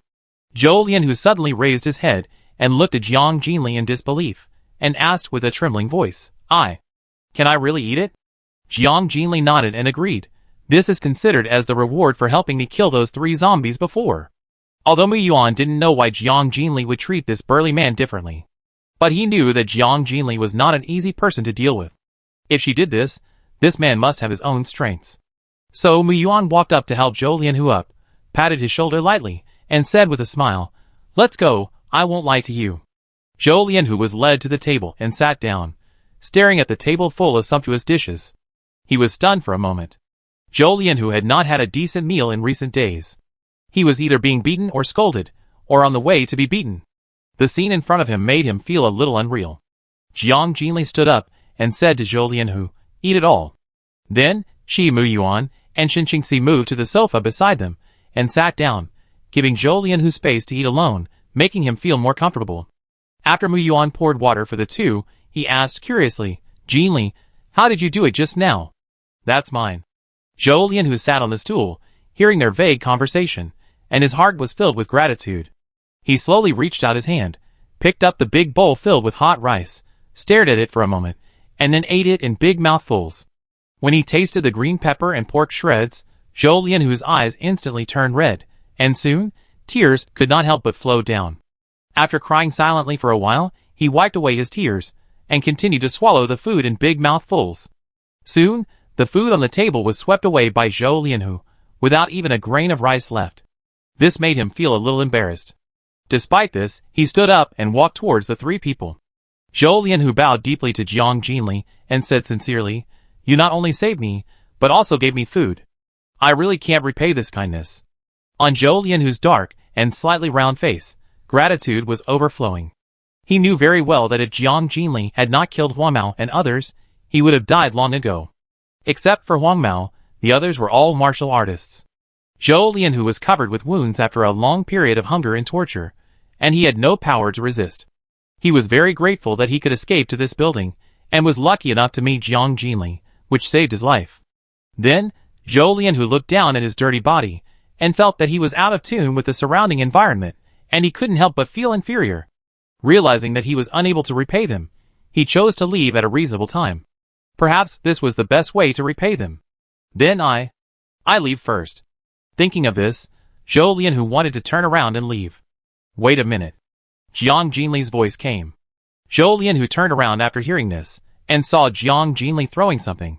He quickly stretched out his hands to catch it steadily, and held it tightly in his arms. He untied the bag and looked at it carefully. When he looked at Jiang Jinli again, his eyes had unconsciously turned red. Jiang Jinli calmly said to the man in front of him, "Apply it on your body, otherwise, you will die in 2 days." She continued, "You can stay in the opposite room tonight. Believe me, you can sleep peacefully." "Thank you, really. Thank you very much." Zhou Lianhu nodded repeatedly, his voice slightly hoarse. He suddenly seemed to be touched by something sad, and tears flowed like a spring. Zhou Lianhu felt a little embarrassed, and after thanking him again and again, he hurried to the opposite room. After closing the door and coming to the bed, Zhou Lianhu opened the bag, which contained some healing medicine and a small bottle of clear water. He knew that his body had suffered serious internal injuries, and was bruised and purple. Some parts were no longer conscious.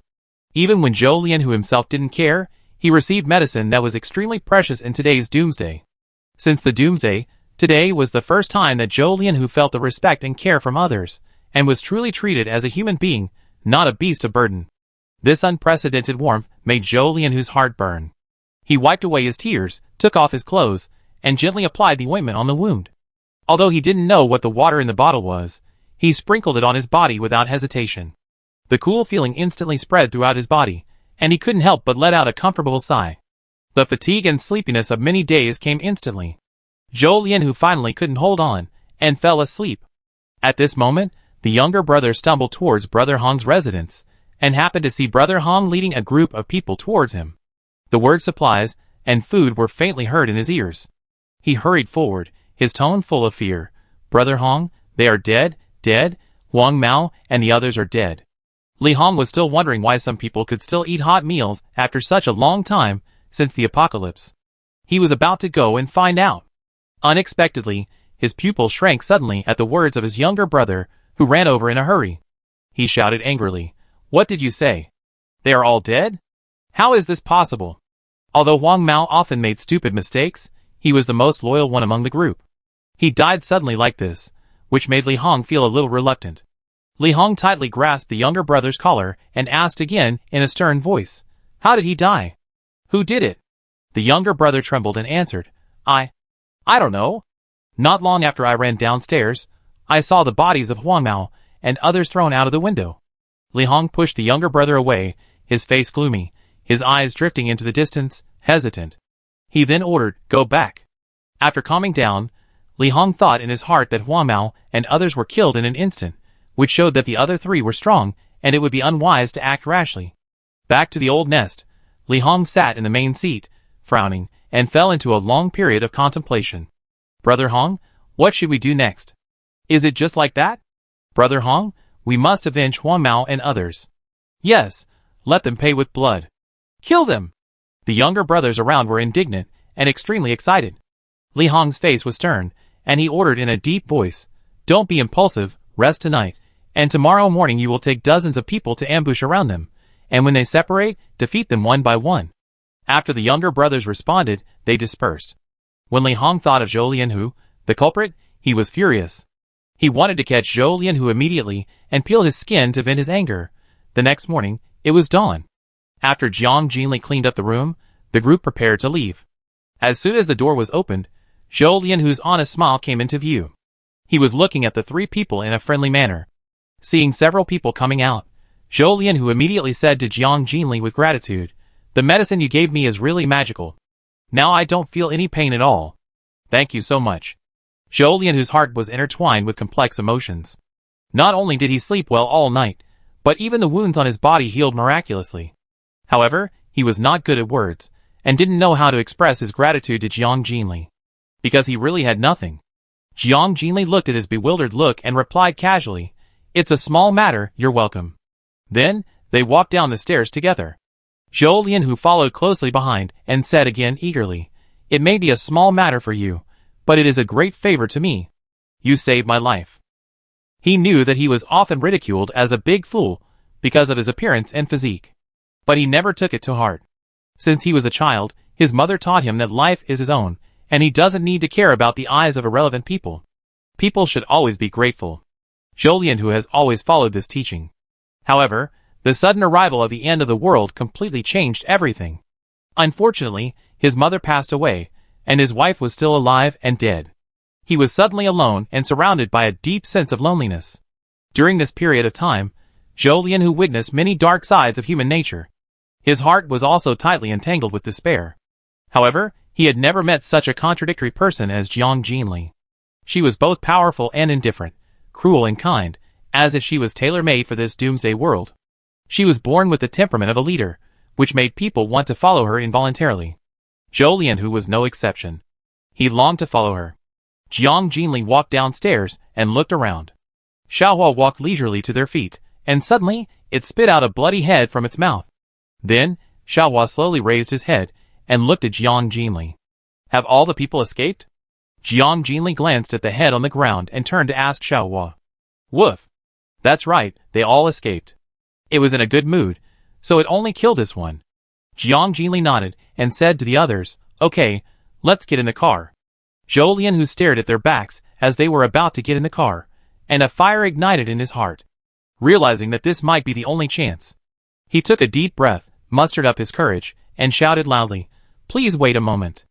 Jiang Jinli stopped when he heard the voice, turned around and looked back, raised his eyebrows slightly, and locked his eyes on Zhou Lian, who not far away. Zhou Lian, whose body trembled slightly due to nervousness. But he still tried to stabilize his voice and expressed his wishes sincerely. "Excuse me, do you still need help? Can I join you?" "Join?" Jiang Jinli was very interested. Zhou Lian, who was even more excited when he saw her response, and quickly confirmed, "Yes, I want to go to the doomsday with you. Don't worry, I am naturally strong and will not be a burden. If you are worried about food, I will find it myself." His voice gradually became low and choked. "It is too lonely and desperate to survive alone in the doomsday. I also want to become stronger. I have a hunch that only by following you can there be a way out in the future."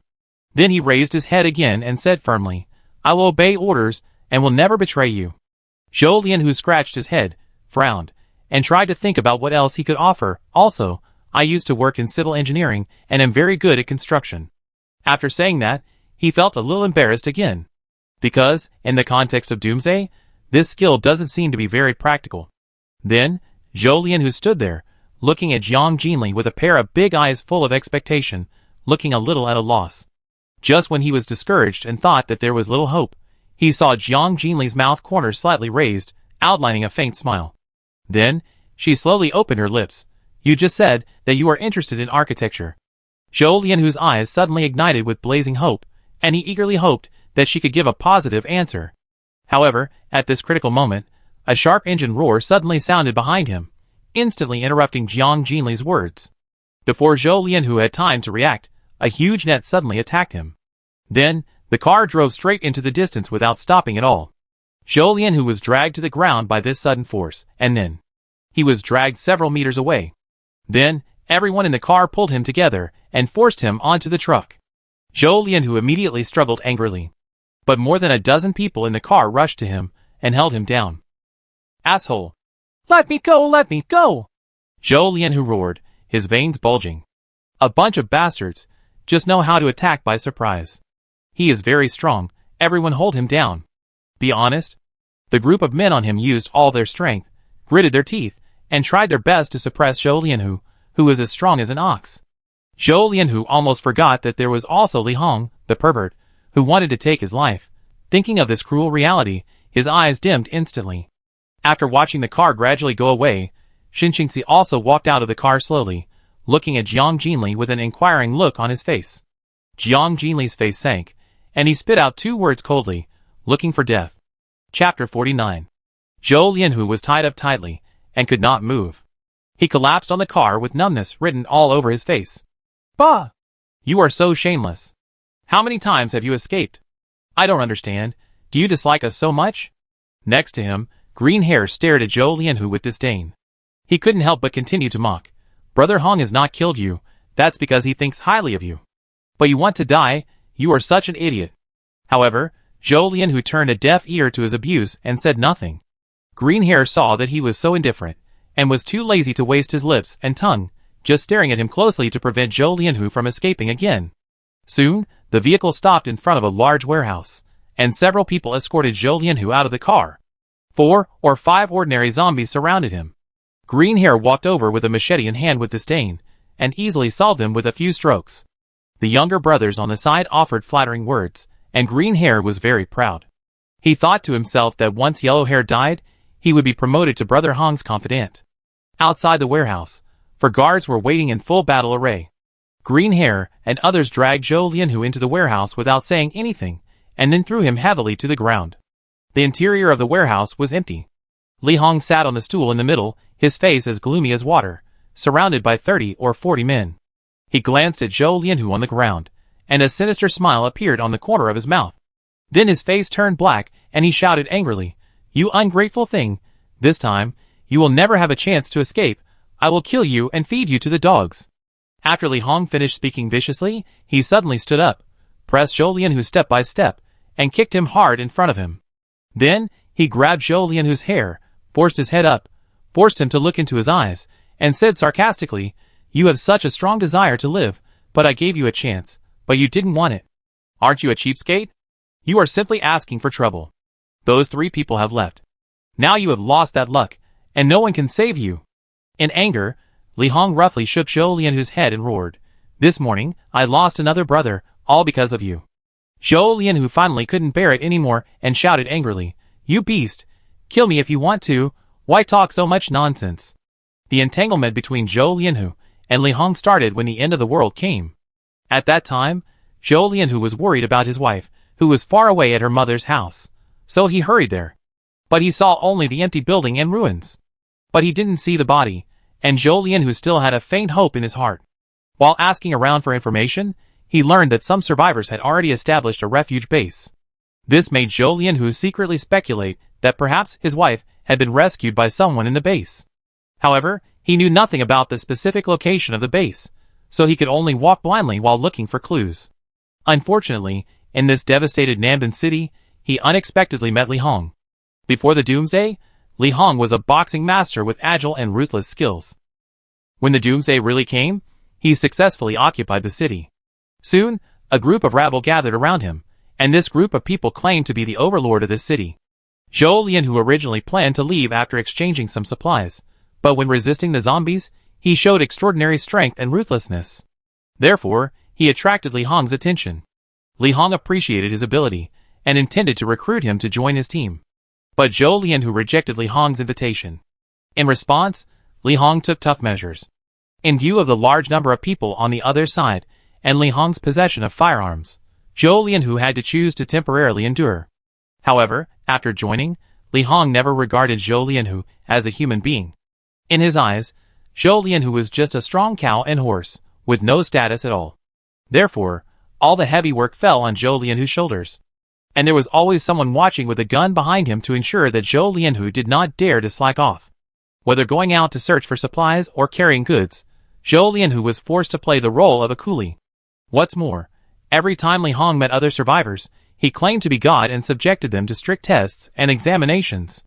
If men want to survive, they have to make a cruel choice, kill their relatives, offer their wives, and then surrender to Li Hong. However, human nature often cannot withstand such a test. A few people stick to the bottom line, and would rather die than surrender. They were eventually brutally killed by Li Hong. Most people chose to sell their dignity and conscience just to survive. Zhou Lianhu was angry and confused about this, but Li Hong thought that he was only expanding his power by doing so. He did not realize that there was anything wrong. Zhou Lianhu was unwilling to go along with him, and launched resistance many times. But Li Hong was very skilled and had many younger brothers, so Zhou Lianhu could not cause any substantial harm to Li Hong. Later, Li Hong became very interested in Zhou Lianhu's resistance. He was eager to tame this unruly and sturdy tiger and make it his loyal running dog. If he succeeded, what a sense of accomplishment it would be. The following days were like hell for Zhou Lianhu. He was tortured by whipping and beating every day. The food was only enough to sustain his life. When night fell, Zhou Lianhu was imprisoned in a cold iron cage. His situation was miserable, as if he was really treated like a livestock. Zhou Lianhu's resentment towards Li Hong grew day by day, and he was always planning his escape route. For freedom, Zhou Lianhu tried many methods. From subtle modifications to the iron cage lock to trying to knock out the guards, he tried everything.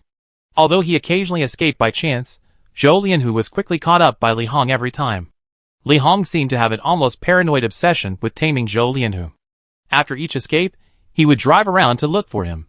Since the road out of the city was blocked, Zhou Lianhu could only find a hiding place in the city. However, in this doomsday ruin, finding people seems to be extremely easy. In order to survive, Zhou Lianhu had to go out to search for supplies, but this also made him fall into the situation of being arrested again soon. Every time he was arrested, he was beaten up. It is worth noting that the perpetrators were not only Li Hong's men, but also the survivors, who were forced to join. They seemed to have adapted to this chaotic world and began to indulge in the pleasure of controlling the fate of others. They have been assimilated into tyranny, and evil thoughts in their hearts have been completely awakened. Cruel atrocities were committed against Zhou Lianhu. Although Zhou Lianhu was brave, he could hardly resist the beatings of many enemies, not to mention the siege of dozens of people. Whenever he was beaten to death, Li Hong would appear and ask him with a sneer whether he was willing to surrender. If he surrendered, he had to learn to bark like a dog to show his obedience. Zhou Lianhu's answer was always the same: "You old pervert, obey your sister." After hearing this, Li Hong didn't care and tortured him as usual. This torture continued, day after day. Until yesterday, Zhou Lianhu found another opportunity, knocked down the guard, and escaped from the cell without hesitation. Fortunately, this mental torture did not last too long. If this situation continued for a few more months or even a year, Zhou Lianhu might have lost the courage and energy to escape again. Li Hong might really transform him into a beast. But fate turned at this moment. This escape seemed to be blessed by God. Zhou Lianhu was very lucky, and met Jiang Jinli on the way. This unexpected encounter, which was not considered a help, not only saved Zhou Lianhu from danger, but also made him feel unprecedented respect and care. Jiang Jinli's strength, mystery, and indifference deeply touched Zhou Lianhu. He admired and yearned for her. He longed to join her team. Zhou Lianhu's intuition told him that if he wanted to continue to survive, as a human being in the doomsday, not a beast, Jiang Jinli would be his only choice. Just before, he finally mustered up the courage to speak, but before he knew Jiang Jinli's answer, he was interrupted by these bastards. Thinking of this, Zhou Lianhu could not help but glare at Li Hong again, and shouted angrily, "If you have the guts, do it! You are a beast, and you want to drag others into the water, ugh! Just for lying on you, and these shrimp soldiers and crab generals, you want to be the king in the doomsday? It's ridiculous. You don't even weigh yourself. How much weight do you have?" Zhou Lianhu's face turned red with anger. He was not good at speaking, and these few words just now were the most vicious words he could say.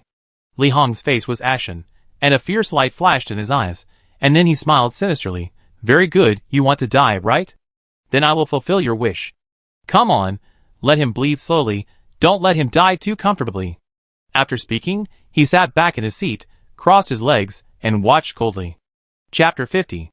Lemao heard this, and walked straight towards Zhou Lianhu. The rest of his men also rushed forward, and subdued Zhou Lianhu to the ground in an instant. With a ferocious look on his face, Lemao quickly pulled out the butcher knife behind him. Just as he was about to squat, a sharp sound of breaking through the air suddenly sounded. Lemao was horrified, and before he could react, his neck was pierced by an arrow. He fell to the ground in an instant, and blood gushed out. "What's wrong? What happened? Everyone be careful, someone is coming." The surroundings suddenly became chaotic, with noise and roars. Li Hong saw this and stood up suddenly, shouting, "Quiet, everyone be quiet." As the chaos gradually subsided, everyone's eyes were focused on the three new people who appeared at the door. The younger brother stared at the door, quickly grasped their weapons, and became more and more alert. Li Hong's eyes followed the crowd, and finally fixed on the three uninvited guests. On the left stood a cold-looking short-haired woman holding a bow and arrow, and on the right stood a cold-hearted man holding a machete. The woman between the two exuded a cold aura and looked indifferent. At this moment, She was staring at Li Hong coldly. Li Hong was shocked and thought to himself, why haven't they left yet? Is it because of Zhou Lianhu? But how could that idiot have such weight? I didn't feel anything strange when I heard it from my younger brother last night, but now I see it with my own eyes, and the extraordinariness of these three people is obvious. Their aura is so strong that it cannot be ignored. Li Hong concluded in his heart that these three people must be strong enemies. He suppressed the waves in his heart, quietly reached for the pistol behind him, and stared at the three people with unfriendly faces with a serious look. What do you mean? I haven't investigated what happened last night and this morning, but you took the initiative to come to my door. It seems that this doesn't make sense, right? Jiang Jinli said coldly, you arrested my people, shouldn't I come? Hearing this, Li Hong was stunned. Zhou Lianhu excitedly got rid of his restraints, and looked at Jiang Jinli with a silly smile. Li Hong sneered, pointed at Zhou Lianhu, and said sarcastically, just this big fool? Your vision is really not very good, he is just a dog under my command.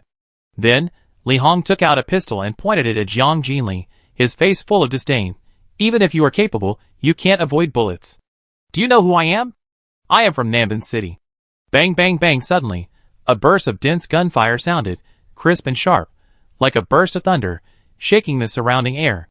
After the gunfire stopped abruptly, the surroundings fell into a dead silence. Then, a terrified scream broke the silence. Brother Hong is dead. The younger brothers, who were not affected by the bullets, witnessed the tragic scene of the corpses all over the ground and retreated to the corner in fear. Li Hong and his entourage were all shot into sieves, with bullet holes all over their bodies. The scene was so tragic that it was shocking. When their eyes turned to the door again, they saw the woman in the middle holding a submachine gun and standing indifferently. Everyone was immediately frightened and knelt down and wailed, begging for forgiveness. I'm sorry, please spare us. It's none of our business. Please spare my life. Jiang Jinli was upset by the noise and interrupted coldly. Shut up. Otherwise, I don't mind killing you all. As soon as these words came out, everyone immediately fell silent, covered their mouths, and huddled in the corner, motionless. Jiang Jinli glanced at Li Hong's body on the ground with contempt, and said 4 words lightly, talkative, noisy. Then, she turned her eyes to the gun in her hand, and a satisfied smile appeared on the corner of her mouth. This gun is good. Zhou Lianhu finally came back to his senses from this sudden change, staring at Li Hong's body with a dull look, his expression dazed. The pervert who had made him suffer for a long time died so easily. He reflected secretly and realized that his strength was too weak. The desire to become stronger became stronger in Zhou Lianhu's heart. He swore that he would never experience the feeling of powerlessness and humiliation again. Zhou Lianhu slowly stood up and walked towards Jiang Jinli, his lips moving slightly. But he couldn't find the right words, just staring at her with his bright eyes. Jiang Jinli looked back at Zhou Lianhu calmly and said slowly, I can let you join, but there are 2 conditions you must know. First, I only accept ruthless people here. Second, don't have any thoughts of leaving or betraying, otherwise, I will kill you without mercy. She paused for a moment, and her tone became cold. Your life and freedom will be in my hands. Have you thought about it? Yeah. Zhou Lianhu smiled innocently, and nodded repeatedly to show his agreement. From the state of Mu Yuan and Xinqingxi, Zhou Lianhu could easily see what kind of happiness it meant to be Jiang Jinli's partner. Seeing this, Jiang Jinli nodded gently. Okay, then we will set off now. Everyone turned around and left, leaving a slightly messy scene. Since there was one more person in the team, Jiang Jinli chose to sit in the back seat of the RV and gave the front seat to Zhou Lianhu. Zhou Lianhu followed everyone happily, and only after he sat steadily in the car did he feel relieved. He introduced himself enthusiastically. My name is Zhou Lianhu. You can call me Dahu. Mu Yuan drove the car and responded with a smile. Since you have joined our team, we will not be polite. I am Mu Yuan. Xinqingxi. Xinqingxi nodded. Hello. Zhou Lianhu smiled at the 2 people, then turned to Jiang Jinli in the back seat and said respectfully, Hello, Captain. Jiang Jinli looked at Zhou Lianhu's naive smile and nodded gently. Mu Yuan asked casually, Dahu, can you drive?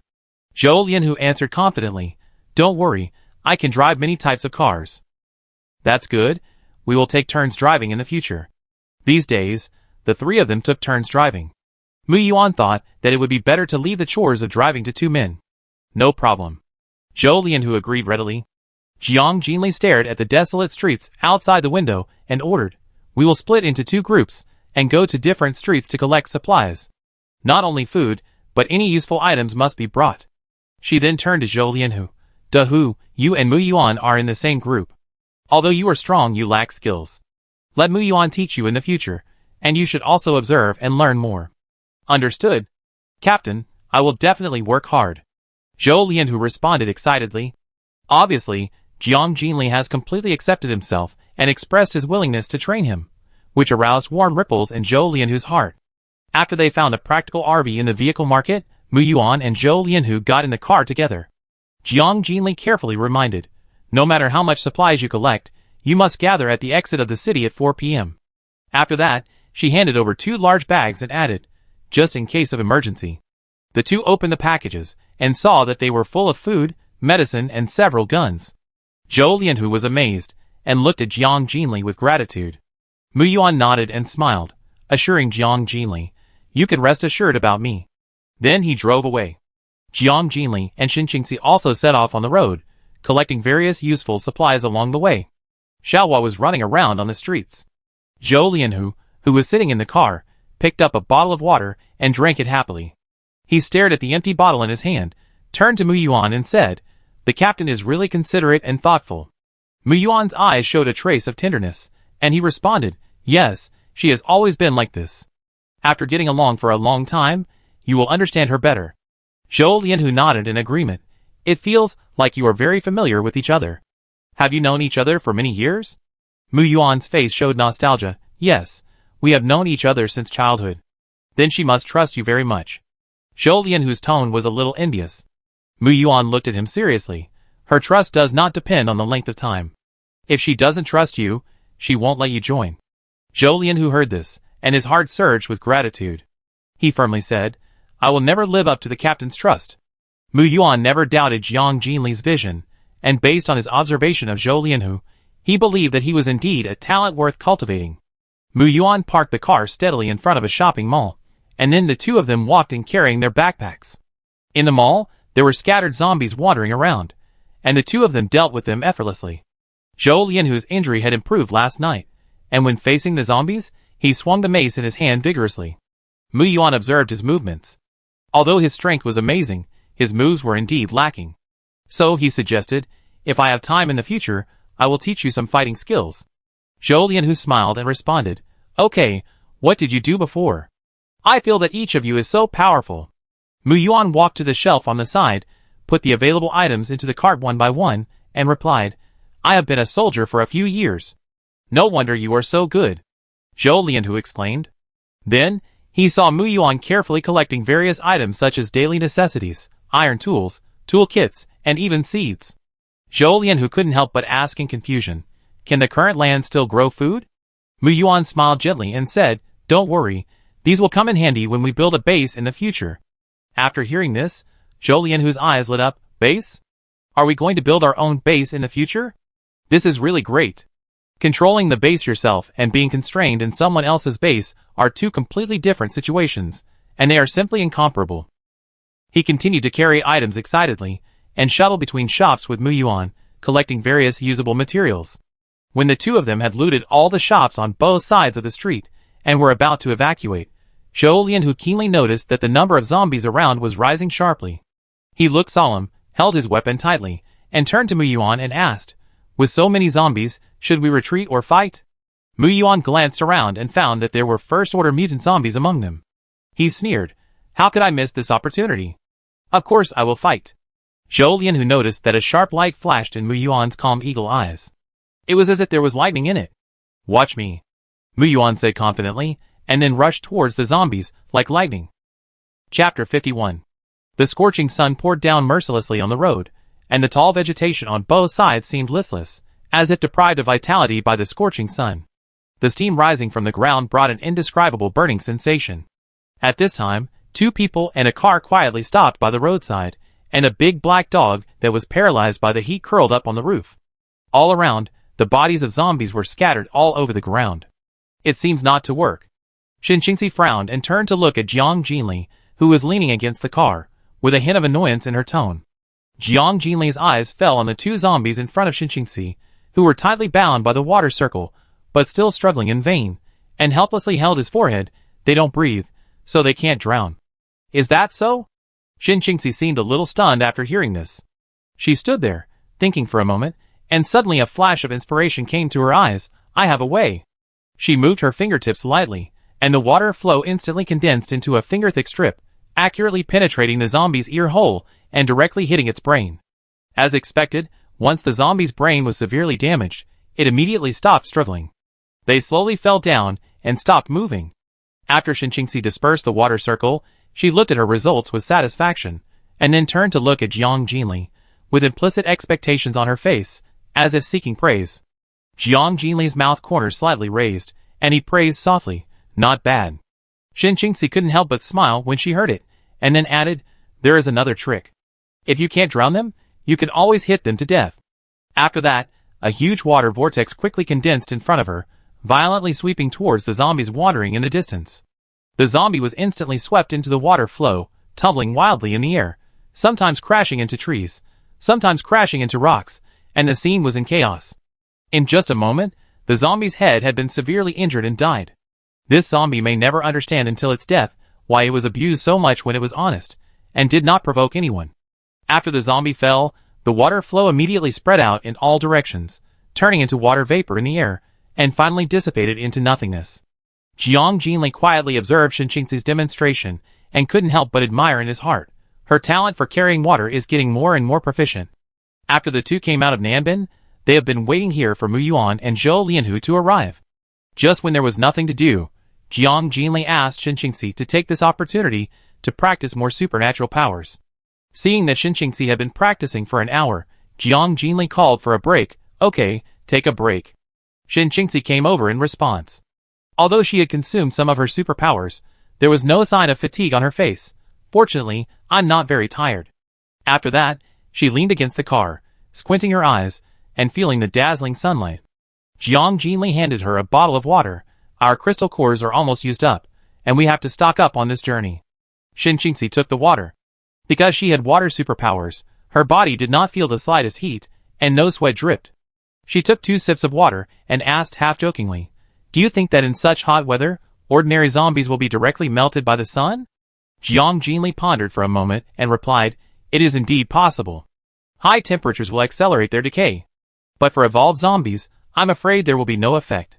Xin Qingxi nodded in agreement, then turned her eyes to Jiang Jinli's exquisite profile, and suddenly asked, "Can I call you Jinli?" Jiang Jinli was slightly startled when she heard this, and then turned her head to meet Xin Qingxi's eyes. Not to mention, the two have known each other for so long, but she has never heard Xin Qingxi call her. "Of course." Jiang Jinli replied with a little doubt, "You can call me whatever you want. Why do you still ask me?" After that, she teased, "Are you afraid that I won't agree?" Xin Qingxi saw Jiang Jinli agreed, and a faint smile appeared on the corner of her mouth. She did not respond directly, but called softly, "Jinli." "Well, what?" Jiang Jinli responded. "It's okay, I just suddenly wanted to call you that." Xin Qingxi smiled and looked away. According to common sense, she should call Jiang Jinli the captain, but Xin Qingxi didn't want to do so in her heart. Jiang Jinli looked at Xin Qingxi's slightly awkward but sincere look, and couldn't help shaking her head gently, with a hint of helplessness in her eyes. She was obviously 2 or 3 years older than herself, but sometimes she acted like a child. As the two were talking, the sound of a vehicle came from far away. They exchanged glances, and then went to meet it. Mu Yuan parked the car not far away, and smiled at Jiang Jinli, who was approaching. "Jinli, we found a car of supplies. Let's put it away quickly." After that, he and Zhou Lianhu got out of the car together. Jiang Jinli walked to the front of the car, and with a thought, the whole car disappeared in an instant, and was put into the space warehouse by her. The warehouse was a little messy, and she planned to take time to enter the space to sort it out. Zhou Lianhu witnessed the sudden disappearance of the vehicle. His eyes widened, and he explained, "Captain. Captain." Although he had been shocked by Mu Yuan's lightning ability before, this did not reduce his astonishment at all. Mu Yuan had explained to Zhou Lianhu the origin of superpowers in the car, including the abilities of Jiang Jinli and Xin Qingxi. Zhou Lianhu was stunned for a long time before accepting this incredible reality. The 3 captains were already extraordinary and far superior to ordinary people, and now, as superpowers, their strength is hard to estimate. When ordinary people are still using swords and guns, they have already mastered more powerful superpowers. This gap in strength is like a natural moat that is difficult to cross. Jiang Jinli noticed Zhou Lianhu's surprise and asked calmly, Mu Yuan has told you about superpowers, right? Yes, he did. Zhou Lianhu showed awe. Jiang Jinli nodded slightly, and then said to everyone, Get in the car first. Everyone responded and got in the car one after another. After sitting down again, Jiang Jinli's eyes fell on Zhou Lianhu, who was still immersed in shock, and asked calmly, Which superpower do you want to awaken? It is most important to choose the one that suits you. Zhou Lianhu was so excited that he said, Can I also awaken superpowers? Of course. Jiang Jinli raised his eyebrows, and gave an affirmative answer. Zhou Lianhu smiled foolishly, then fell into deep thought, and said after a moment, I want to have Earth-related superpowers, which is exactly what I am good at. He patted his chest and added, Besides, Captain, you will build a base in the future, and construction is definitely indispensable. Leave it to me when the time comes. Jiang Jinli nodded in agreement. She also felt that whether it was physique or specialty, Earth-related superpowers were indeed the most suitable for Zhou Lianhu. She continued, There are no fruits at the moment. We have to look for them, and we need to wait for a while. It's okay, I can wait no matter how long it takes. When Zhou Lianhu saw that Jiang Jinli was going to find the fruits for him personally, a warm current surged in his heart. After listening to Mu Yuan's explanation of the supernatural fruit, he understood its scarce nature. Whether or not to awaken supernatural powers depends entirely on personal circumstances and luck. Most people may spend their entire lives until they die, and they may not be able to see the trace of this fruit with their own eyes. When thinking of death, Zhou Lianhu couldn't help but worry about his wife, and his mood gradually became a little depressed. He asked Jiang Jinli with an uncertain tone, Captain, are we going to Jinqing next? Is there really a base there? Jiang Jinli looked at Zhou Lianhu with a deep gaze, and did not directly respond to his question, but said affirmatively, You have missing relatives. Zhou Lianhu was stunned when he heard this. He had never expected that Jiang Jinli could see through his thoughts so keenly. He couldn't help but admire Jiang Jinli even more in his heart, so he told her frankly, Yes, before the doomsday, my wife and I separated for some reasons. She went back to her parents' home alone, and then we lost contact. Now, I don't know whether she is alive or dead. Zhou Lianhu continued, I guess, if she is still alive, she may be in a base. But I don't know the specific location of the base, so I have been searching blindly all the way. He looked up at Jiang Jinli. So, if there is a chance to enter the base, I want to find my wife. Although Zhou Lianhu did not have much hope for his wife's possibility of surviving alone in this dangerous world today, but he still didn't want to give up the idea of looking for her. At first, Zhou Lianhu didn't mention this matter because he mistakenly thought that Jiang Jinli and others were also going to the base for refuge. Anyway, they were on the same road. However, to his surprise, Jiang Jinli actually intended to build a base himself, which brought new hope to Zhou Lianhu. If his wife was still alive, they could join this new base led by the captain together. After saying this, Zhou Lianhu looked at Jiang Jinli nervously, feeling uneasy, wondering if she agreed with his search. Jiang Jinli naturally understood Zhou Lianhu's thoughts, and she was not unreasonable. For those who followed her, she would try to make them fulfill their wishes, so that they could work for her wholeheartedly. As for their relatives, their base would surely provide them with lifelong shelter and peace. Jiang Jinli agreed. Okay, I also have to go to various bases to look for people. If your wife is still alive, we will find her. Great, thank you, Captain. Zhou Lianhu breathed a sigh of relief, and was extremely grateful to Jiang Jinli. Chapter 52. It was afternoon. The vehicle continued to move forward on the road. As the daytime got longer, the sun hung high in the sky, and its light was dazzling. Jinli, look ahead. Shin Qingxi suddenly reminded softly. Jiang Jinli, who had closed her eyes to rest, opened her eyes and looked forward. Her face was solemn, and she quickly ordered, Stop! Mu Yuan braked immediately after hearing the words. His eyes were fixed on the front, his brows slightly frowned, and he asked in confusion, Why are there so many vehicles gathered here? Could it be that the survivors have collectively encountered an accident here? On the road ahead, vehicles were overturned in all directions, completely blocking the intersection. Some vehicles had been burned out and turned into a pile of scrap metal. The scene was like a tragic traffic accident. Obviously, this was an unfortunate place for the survivors on their way to escape. They encountered a sudden change, which eventually led to the tragedy of the annihilation of the whole army. At this moment, a group of first-order mutant zombies suddenly emerged from behind the scrap vehicle, and they were slowly approaching the RV of several people. The reason has been found. It seems that all this is caused by them. Mu Yuan frowned after he finished speaking.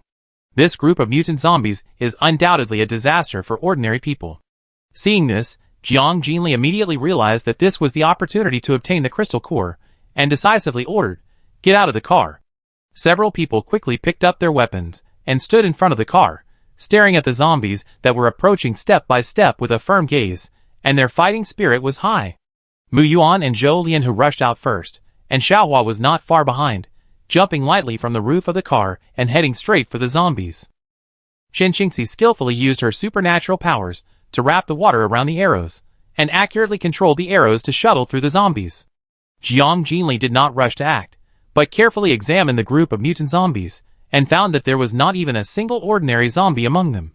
She couldn't help but wonder, where did the bodies of the survivors go after the car accident?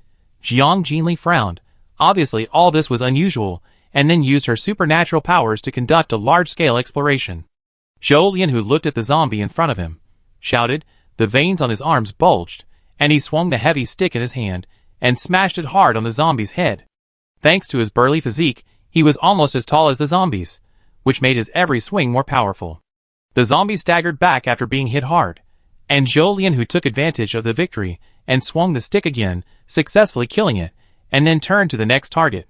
Thanks to his natural strength, otherwise it would be difficult to deal with these first-level zombies.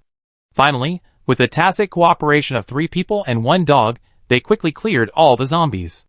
Then, Mu Yuan handed Zhou Lian a short knife, and several people began to dig crystal cores. Just as everyone was about to return to the car, Jiang Jinli came over with a serious face. He said to several people, "This car accident was not caused by zombies, but by something else. Everyone be alert, it's coming." As soon as these words came out, several people were shocked and their faces became serious in an instant. They quickly entered the fighting state. At this moment, a subtle sound suddenly sounded around, and before everyone could take a closer look, Jiang Jinli had already shouted loudly, "Disperse quickly."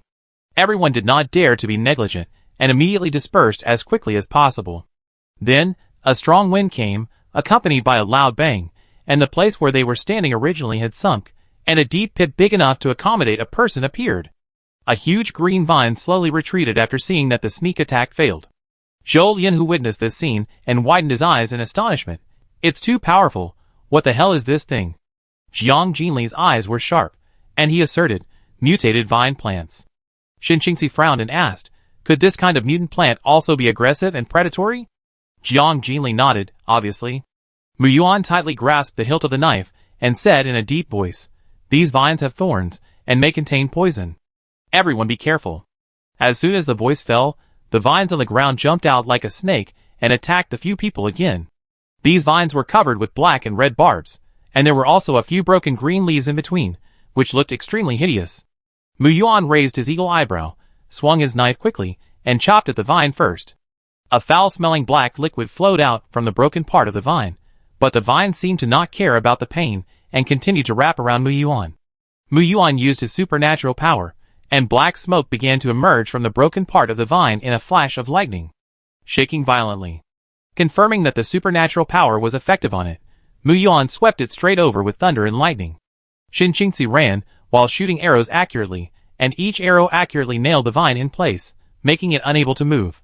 However, these vines seemed endless and emerged continuously. Some of them shot from the air, and some spread silently from the ground. It was difficult to guard against. At the same time, Zhou Lian, who tightly grasped the iron rod, and swung it vigorously at the vine in front of him, smashing it to pieces in an instant. But the broken vines and branches still whipped at him recklessly. He cursed in his heart, quickly rolled on the ground, and then ran away quickly. Xiaohua on the other side tried to bite the vines with her mouth, but found that they were not only difficult to swallow but also full of thorns, and finally had no choice but to spit them out. Then, a vine suddenly entangled Xiaohua's tail, and the sharp part pierced into its buttocks. "Ah!" Xiaohua screamed, quickly swung her sharp claws, and slapped the vines wrapped around her buttocks, and the vines broke with a sound. Xiaohua ran around angrily, with a fierce face, howling, showing a momentum of not stopping until death. Jiang Jinli had only sensed the energy fluctuations of zombies beyond the first level nearby, but failed to lock its specific location. Now, the vine's active appearance unexpectedly revealed the exact clues to her. She looked into the depths of the woods, where the roots of countless vines were, and where the heart of the mutant plant was. Just as Jiang Jinli was thinking, a thick vine suddenly attacked her like a waving whip. Without blinking, she swung her hand back, and the sharp blade had already split the vine in two. Then Jiang Jinli turned around and said to the three people and the dog who were still fighting hard, "It's not a solution to kill like this. I go cut off the roots. You hold on for a while. Leave it to us." Mu Yuan and Zhou Lianhu responded in unison. "Be careful," Shen Qingxi reminded worriedly. Jiang Jinli nodded in agreement, and then his figure flashed, and he quickly rushed along the direction where the vine stretched. "Teleport." Zhou Lianhu couldn't help blurting out when he saw Jiang Jinli move dozens of meters away in an instant. Mu Yuan and Shen Qingxi also witnessed Jiang Jinli's spatial ability for the first time, and both of them were shocked. Jiang Jinli shuttled quickly in the woods. If she guessed correctly, the root of the vine should be a third-level mutant plant. For her, the third level came just in time. In less than 2 minutes, Jiang Jinli came to the end of the woods. This place was shrouded in a gloomy atmosphere. When Jiang Jinli saw the scene in front of her, her brows knitted involuntarily, and an indescribable feeling of nausea surged in her heart. What came into view was a huge black-green plant, with countless vines growing wildly from it. This scene almost caused Jiang Jinli's intensive phobia to break out. This group of plants continued to ooze out sticky black liquid, gathering into a pool on the ground. What was particularly horrifying was that the surface of the plant was covered with sharp thorns, and many human corpses were hanging on the thorns. The lower half of the corpse had been completely digested, leaving only a bloody skeleton. The faces of these corpses were shrunken, their eyes were wide open, and their expressions were distorted by pain, frozen in the fear of their lives. At this moment, this group of plants was greedily devouring the remaining flesh and blood of the corpses. It was obviously replenishing energy to stimulate the growth of more vines and continue its hunting cycle. Sticky, disgusting, and weird. It was nauseating. The group of plants soon noticed Jiang Jinli's presence and quickly stretched out several vines to attack her. Jiang Jinli was determined to make a quick decision. She first used her spatial ability to isolate her body from the outside world, and then activated her mental ability to accurately locate her core in the middle of her head. Then, she drew out her long knife, stepped firmly on the vines that were entwined, and rushed up all the way to the top of the ball-shaped plant. The vines were slippery and sticky, but they did not slow her pace at all. The ball-shaped plant seemed to be angered by Jiang Jinli's contempt, and suddenly released more vines and launched a fierce counterattack. However, Jiang Jinli easily dodged with her agility, and the vines were entangled and knotted because of the large number, and the scene was in chaos. The moment she saw the head of the plant, Jiang Jinli instantly moved to the center of its head. Realizing that the weakness was exposed, the ball-shaped plant twisted violently, and seemed extremely anxious. This is its weak point, and this human must not be allowed to succeed.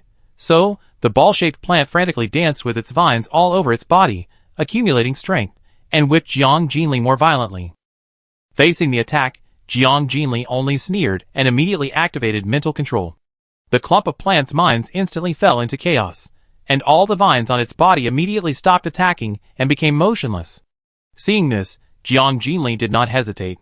She held the handle of the knife tightly, decisively aimed at the core of the plant's head, and stabbed it violently.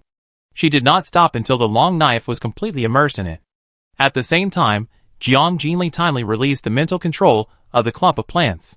After being stabbed, the clump of mutant plants reacted extremely violently, and its body twisted wildly, as if it was making a desperate last stand. Jiang Jinli seized the opportunity, quickly pulled out the long knife from its head, and instantly flashed under the ground. She raised her eyes again, and stared at this disgusting creature, only to see its whole body trembling violently, and the vines flying wildly. Jiang Jinli could deeply feel the despair in its silent cry. As time slowly passed, the plant gradually lost its vitality, and finally shrank into black blood, quietly blending into the soil. Likewise, the vines gradually dried up as their mother body disappeared, eventually shrinking into ashes, and vanishing into nothingness. Chapter 53. Jiang Jinli stared at the sticky liquid on the ground, her face full of disgust. Despite this, she walked over and bent down to pick up the glowing diamond crystal. Confirmed, this is the third-level crystal core. She speculated that the reason why this mutant plant is so powerful must be because it has absorbed the flesh and blood of many survivors. Then, she turned to the corpses on the ground and roughly estimated that there were about 30 or 40 of them. This intelligent mutant plant is indeed cunning and hard to guard against. It actually knows how to ambush on the roadside to hunt. At this moment, a burst of hurried footsteps sounded from behind. Jiang Jinli turned around and saw Shinqingxi and others running hurriedly. "Are you okay?" they asked in unison. "Don't worry," Jiang Jinli responded. During the fierce battle on the roadside, the vine suddenly withered, and they quickly realized that Jiang Jinli had successfully killed the mother of the vine. So, they immediately rushed along the road to check her safety and situation. "It stinks." Shinqingxi frowned, and the air around her was filled with a foul smell.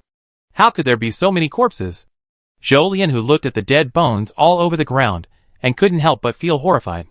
Mu Yuan also stared at this horrifying scene, thinking to himself, this can be considered as getting rid of a harm. At least, the survivors who pass by this place in the future will no longer become nutrients for this strange plant. When several people focused their eyes on the crystal core in Jiang Jinli's hand, they couldn't help but sigh. Although this plant looks ugly, the crystal core it grows is extremely beautiful. "Okay, let's go." Jiang Jinli looked around and confirmed that there was no breath of energy fruit nearby, so he suggested leaving. Everyone returned to the road, and their eyes were all looking at the abandoned vehicles blocking the road ahead. Just as Mu Yuan was about to start cleaning, Zhou Lian who stepped forward and volunteered, "Let me do it. This car is not big, I can handle it." After that, he strode forward, took a deep breath, frowned, and suddenly shook his arms, and his muscles bulged instantly. With Zhou Lian whose low roar, the abandoned car was slowly lifted up, and then he exerted another force, and the car was easily lifted to the side. In a short while, the road was smooth again. Mu Yuan sincerely praised, "Dahu, you can have such great strength before awakening. You are really born with supernatural power." Zhou Lian who scratched his head, looking a little embarrassed, "Yes, I was born with this stupid strength." Mu Yuan smiled and said, "In the end of the world, this is also a blessing." After that, everyone got in the car and continued their journey ahead. Due to the impact of the earthquake, the road surface was severely damaged, and the vehicles were driving on the uneven road surface, which seemed a bit bumpy and unstable. Shinqingxi looked out the window at the darkening sky and reminded everyone, "We have to find a place to spend the night in the wild. There is no town ahead. Is it safe to spend the night outside?" Zhou Lian who had never had the experience of camping in the wild, so he was uneasy. Mu Yuan said with certainty, "Where Jinli is, it is a safe house." This is not an exaggeration. Jiang Jinli's spiritual ability is indeed extremely powerful. Along the way, they often need to spend the night in the wild, but every time Jiang Jinli chooses a place to stay, it is extremely safe. Under the cover of her spiritual power, the invasion of mutant creatures is out of the question. "That's right, the captain is here," Zhou Lian who responded with a smile. Jiang Jinli looked out the window, and after a little perception, she said to Mu Yuan, "No need to drive, just park the car in the open space in front." Mu Yuan responded, and then parked the car in a spacious open space on the side of the road. Then, everyone got out of the car one after another. Jiang Jinli took out 2 more cars from her space, and cleverly arranged the 3 cars into a semicircular formation. Then, tables, chairs, benches, various foods and fruits, and ready-made meals were arranged between the cars. Originally, she planned to make a fire and cook, but the weather was unbearable, so she gave up the idea. The other people followed her, and before they could react, the ground seemed to be cast by magic, filled with various items. Shinqingxi and Mu Yuan were no longer surprised, and they went straight forward to tidy up, while Zhou Lian who stood there in a daze, dumbfounded. Not only the food, but also fruits like cantaloupe and pears, which are almost extinct in the end times. Zhou Lian who almost forgot about these flavors, and couldn't help but sigh that the captain's space was really magical, as if he was in a sci-fi scene. In the moment when he was stunned, Mu Yuan's voice came. "Dahu, what are you doing? Come and eat." Zhou Lian who came back to his senses and responded, "Hey, I'm here." Everyone then sat around the table and started eating directly. Jiang Jinli cut a few pieces of raw wolf meat with blood and put them on the plate, and handed it to Xiaohua. She noticed that Xiaohua was quite interested in the smell of blood recently, which was obviously a sign of evolution. If measured by the level of humans, Xiaohua should be close to the peak of the 3rd level. This dish is delicious. Zhou Lian who ate and praised, the hot food made him blush and his neck thick with excitement. Jinli made it. Shinqingxi stood upright, chewing slowly while eating and said softly, "Ah, the captain can cook?"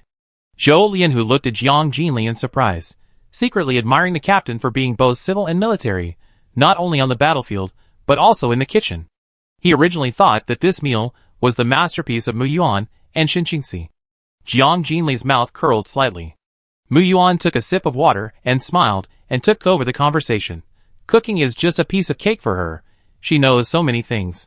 Zhou Lian, whose eyes were full of admiration, and the more he understood Jiang Jinli, the more respect he had in his heart. He continued to bury his head in his food, feeling in his heart, in this doomsday, not only can he live like a human being, but he can also enjoy hot meals, which is simply a great happiness. After dinner, Jiang Jinli took out 2 mobile bathrooms, and specially separated them for men and women. She then arranged for everyone to take a bath in turn. After all, the heat was unbearable. If the 2 men did not take a bath, Jiang Jinli would not let them get on the car. Although she and Shinqingxi did not sweat, they insisted on the habit of bathing every day. As for Xiaohua, it was naturally no exception. Otherwise, it would be full of blood and choking, but no one could stand it. After the bath, everyone sat together, tasting the sweet fruit, enjoying this rare quiet and relaxing time. Zhou Lian, who was chewing the pear in his hand with relish, with a silly smile on his face. Suddenly, the roar of a car engine broke the silence, and he immediately put away his smile and turned to look in the direction of the car. Jiang Jinli also looked up and saw 2 cars approaching slowly. When passing by them, the speed of the car slowed down significantly and finally stopped across the road. The car door slowly opened, and more than a dozen people of different ages and tired faces got off the car one after another. They immediately cast curious eyes on Jiang Jinli and others and started to talk. Jiang Jinli sensed it a little and clearly captured the content of their conversation. Are they eating? Captain, we are so hungry.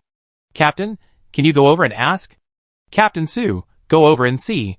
If there is still food on the table over there, please ask them to share some with us. Even water is fine.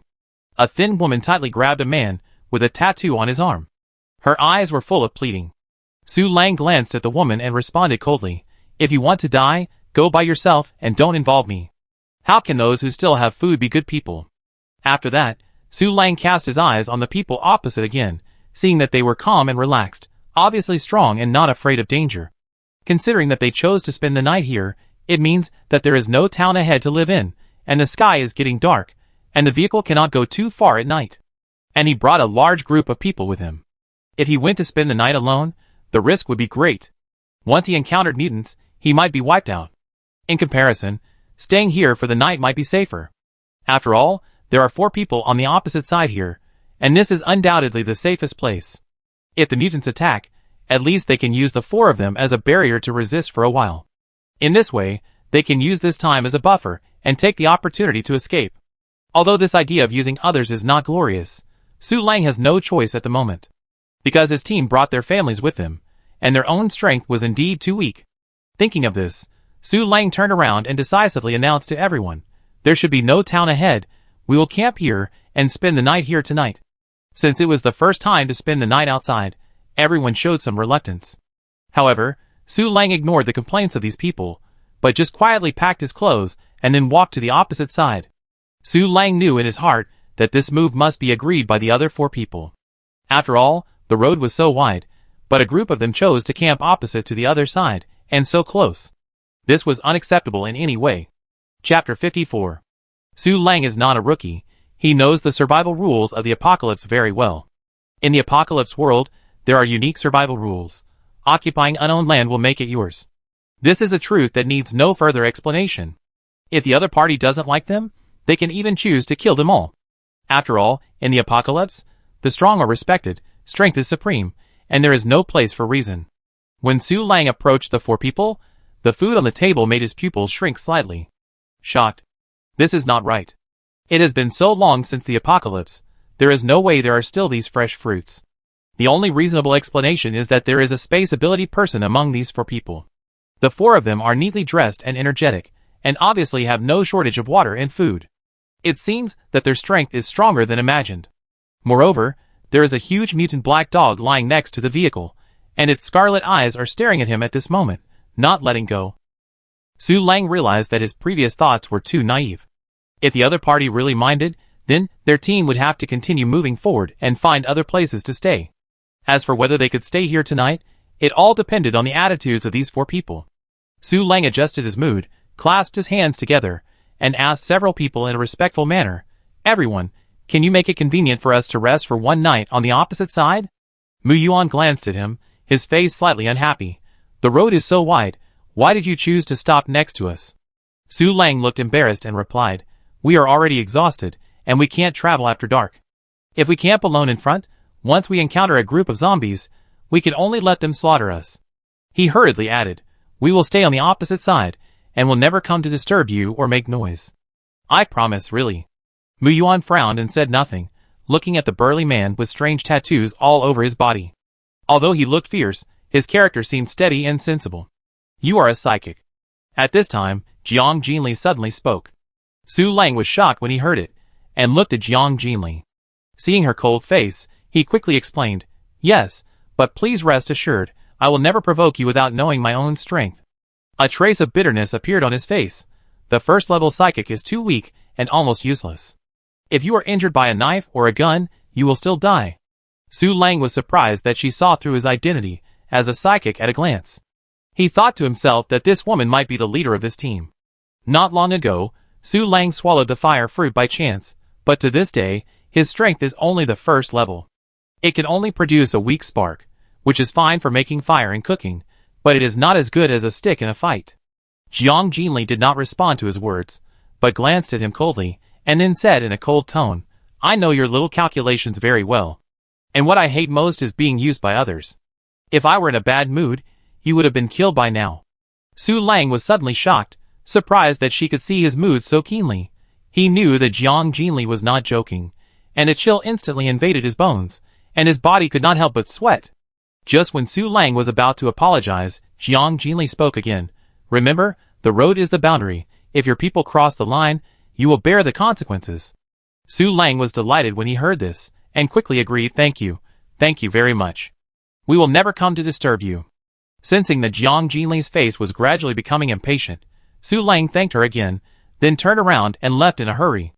Arriving at the other side of the road, Su Lang wiped the cold sweat from his forehead and let out a long breath. The woman's aura was really strong, and the other people didn't look ordinary. "Are they all superpowered?" "Brother Su, how is the negotiation going?" the subordinate asked. Su Lang responded, "It's already been negotiated. They don't like to be disturbed, so you have to keep an eye on them, and don't let anyone pass." "Understood, I arrange it later."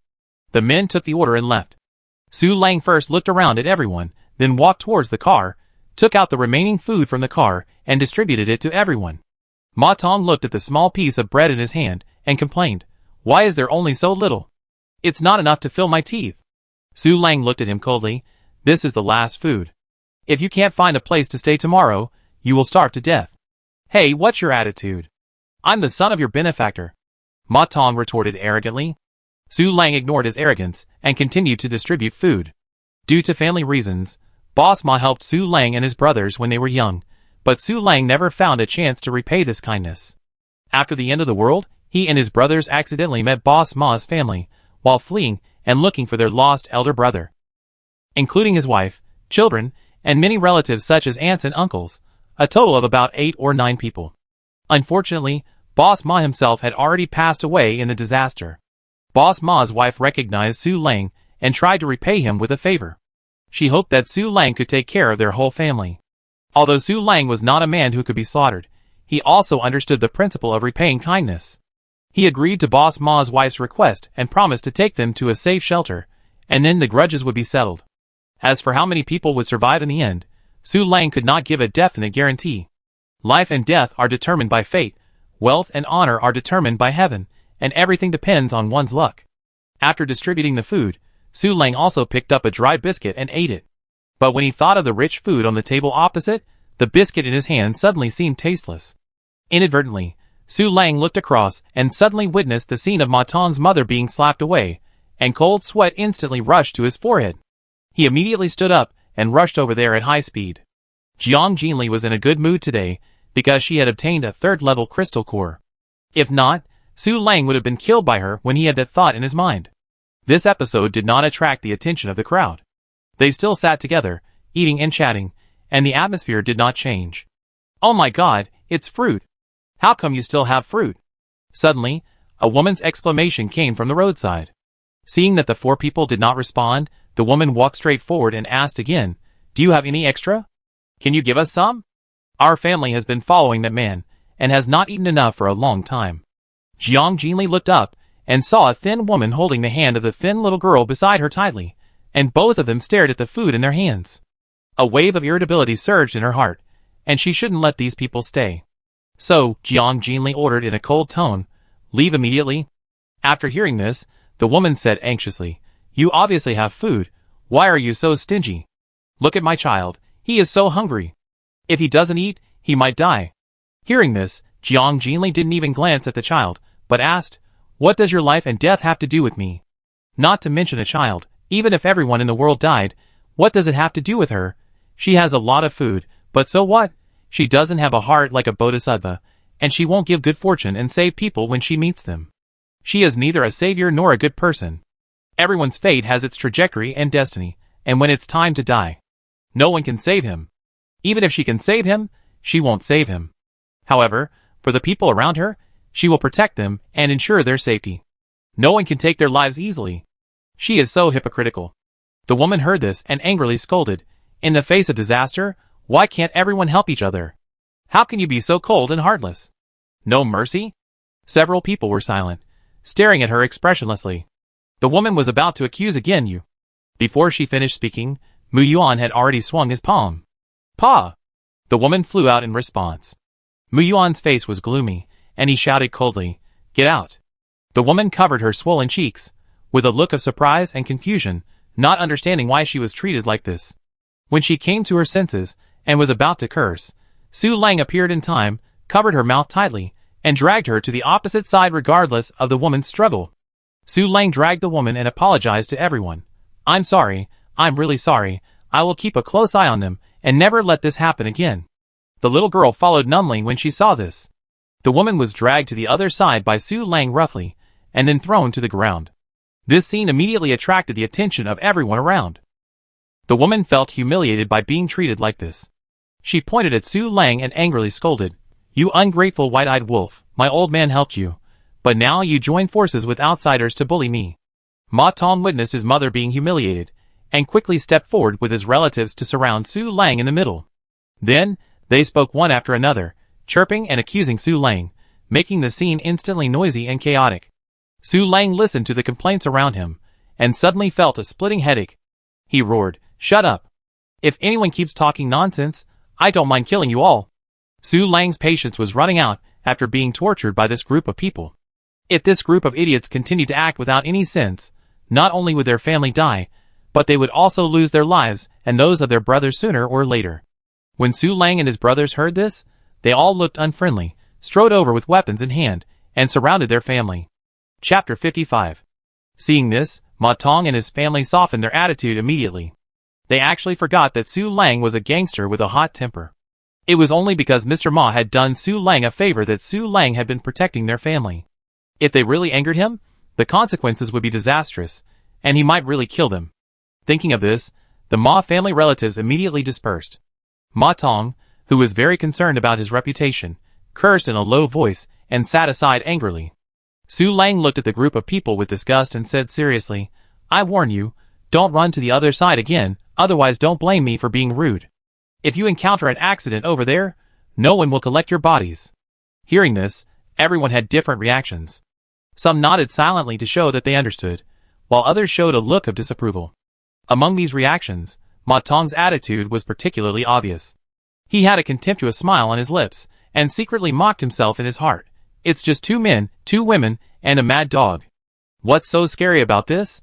Don't they sleep at night? Ma Tong stared at Jiang Jinli, and the others opposite him, his face showing a cruel look. Thinking of the food in their bags, he became greedy again. Thinking of this, Ma Tong quickly won over the 2 cousins, moved to the corner, and whispered to conspire. Jiang Jinli retracted his gaze, a cold light flashed in his eyes, and a sneer appeared at the corner of his mouth. It was 2 o'clock in the middle of the night, and the night was as cold as water. There was silence all around. Xiaohua lay on the roof of the car, curled up, and slept soundly. Jiang Jinli leaned back on the recliner, staring at the slightly red sky. His thoughts seemed to drift far away, and his expression was slightly detached. As the door of the RV opened slightly, Zhou Lianhu quietly got out of the car. He walked to Jiang Jinli and whispered, "Captain, you should go to rest quickly. I will take care of the night watch in the second half of the night."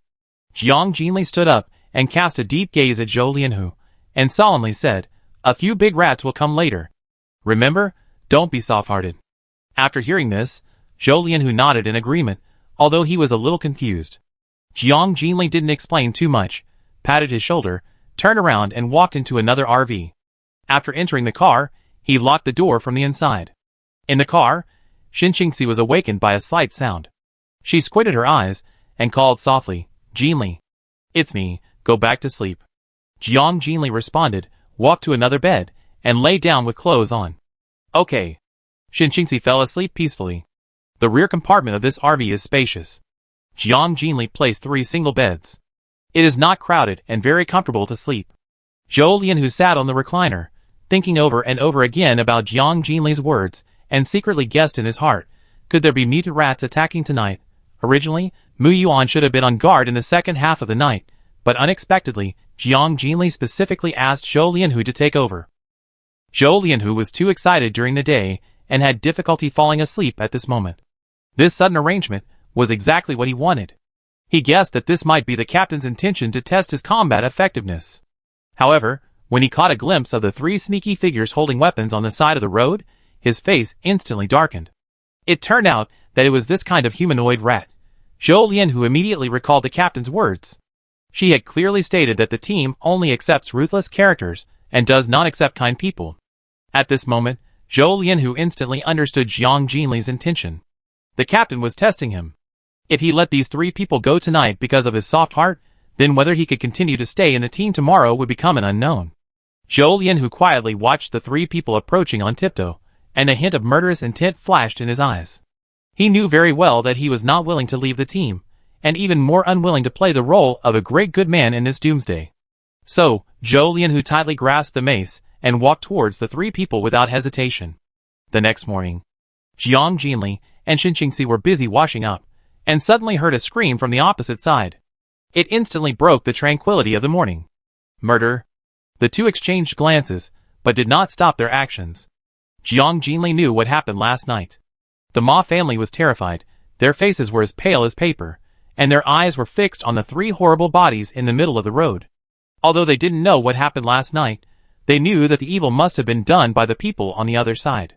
After all, there was no one else on this road except their 2 teams. Seeing her son in such a miserable state, Ma Tong's mother was heartbroken and cried bitterly.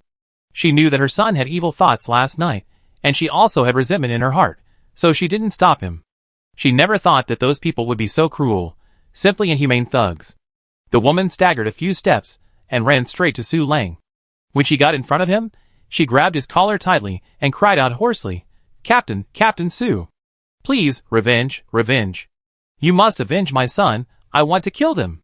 Su Lang glanced at the 3 bodies on the ground. A trace of fear flashed across his eyes, and then he calmly pulled back his clothes and responded indifferently. They are completely reaping the fruits of their own actions. Even if they were not beaten to death last night, your stupid son would not live long in this apocalypse. Last night, the 3 sneaked out of the camp, while Su Lang's men were changing shifts. After the night watchman found out that they were missing, he immediately notified Su Lang, but unfortunately, it was too late. Just after Su Lang took a few steps, he witnessed the bodies of the 3 of them being dragged by the strongman on the opposite side, and thrown ruthlessly on the road. When the strongman left, he glanced at Su Lang coldly. Su Lang was uneasy at the time, fearing that the girl would blame him for failing to restrain his men and leading to indiscriminate killing. This worry kept him awake all night. However, after a night, the other party did not take any action, and Su Lang gradually felt relieved.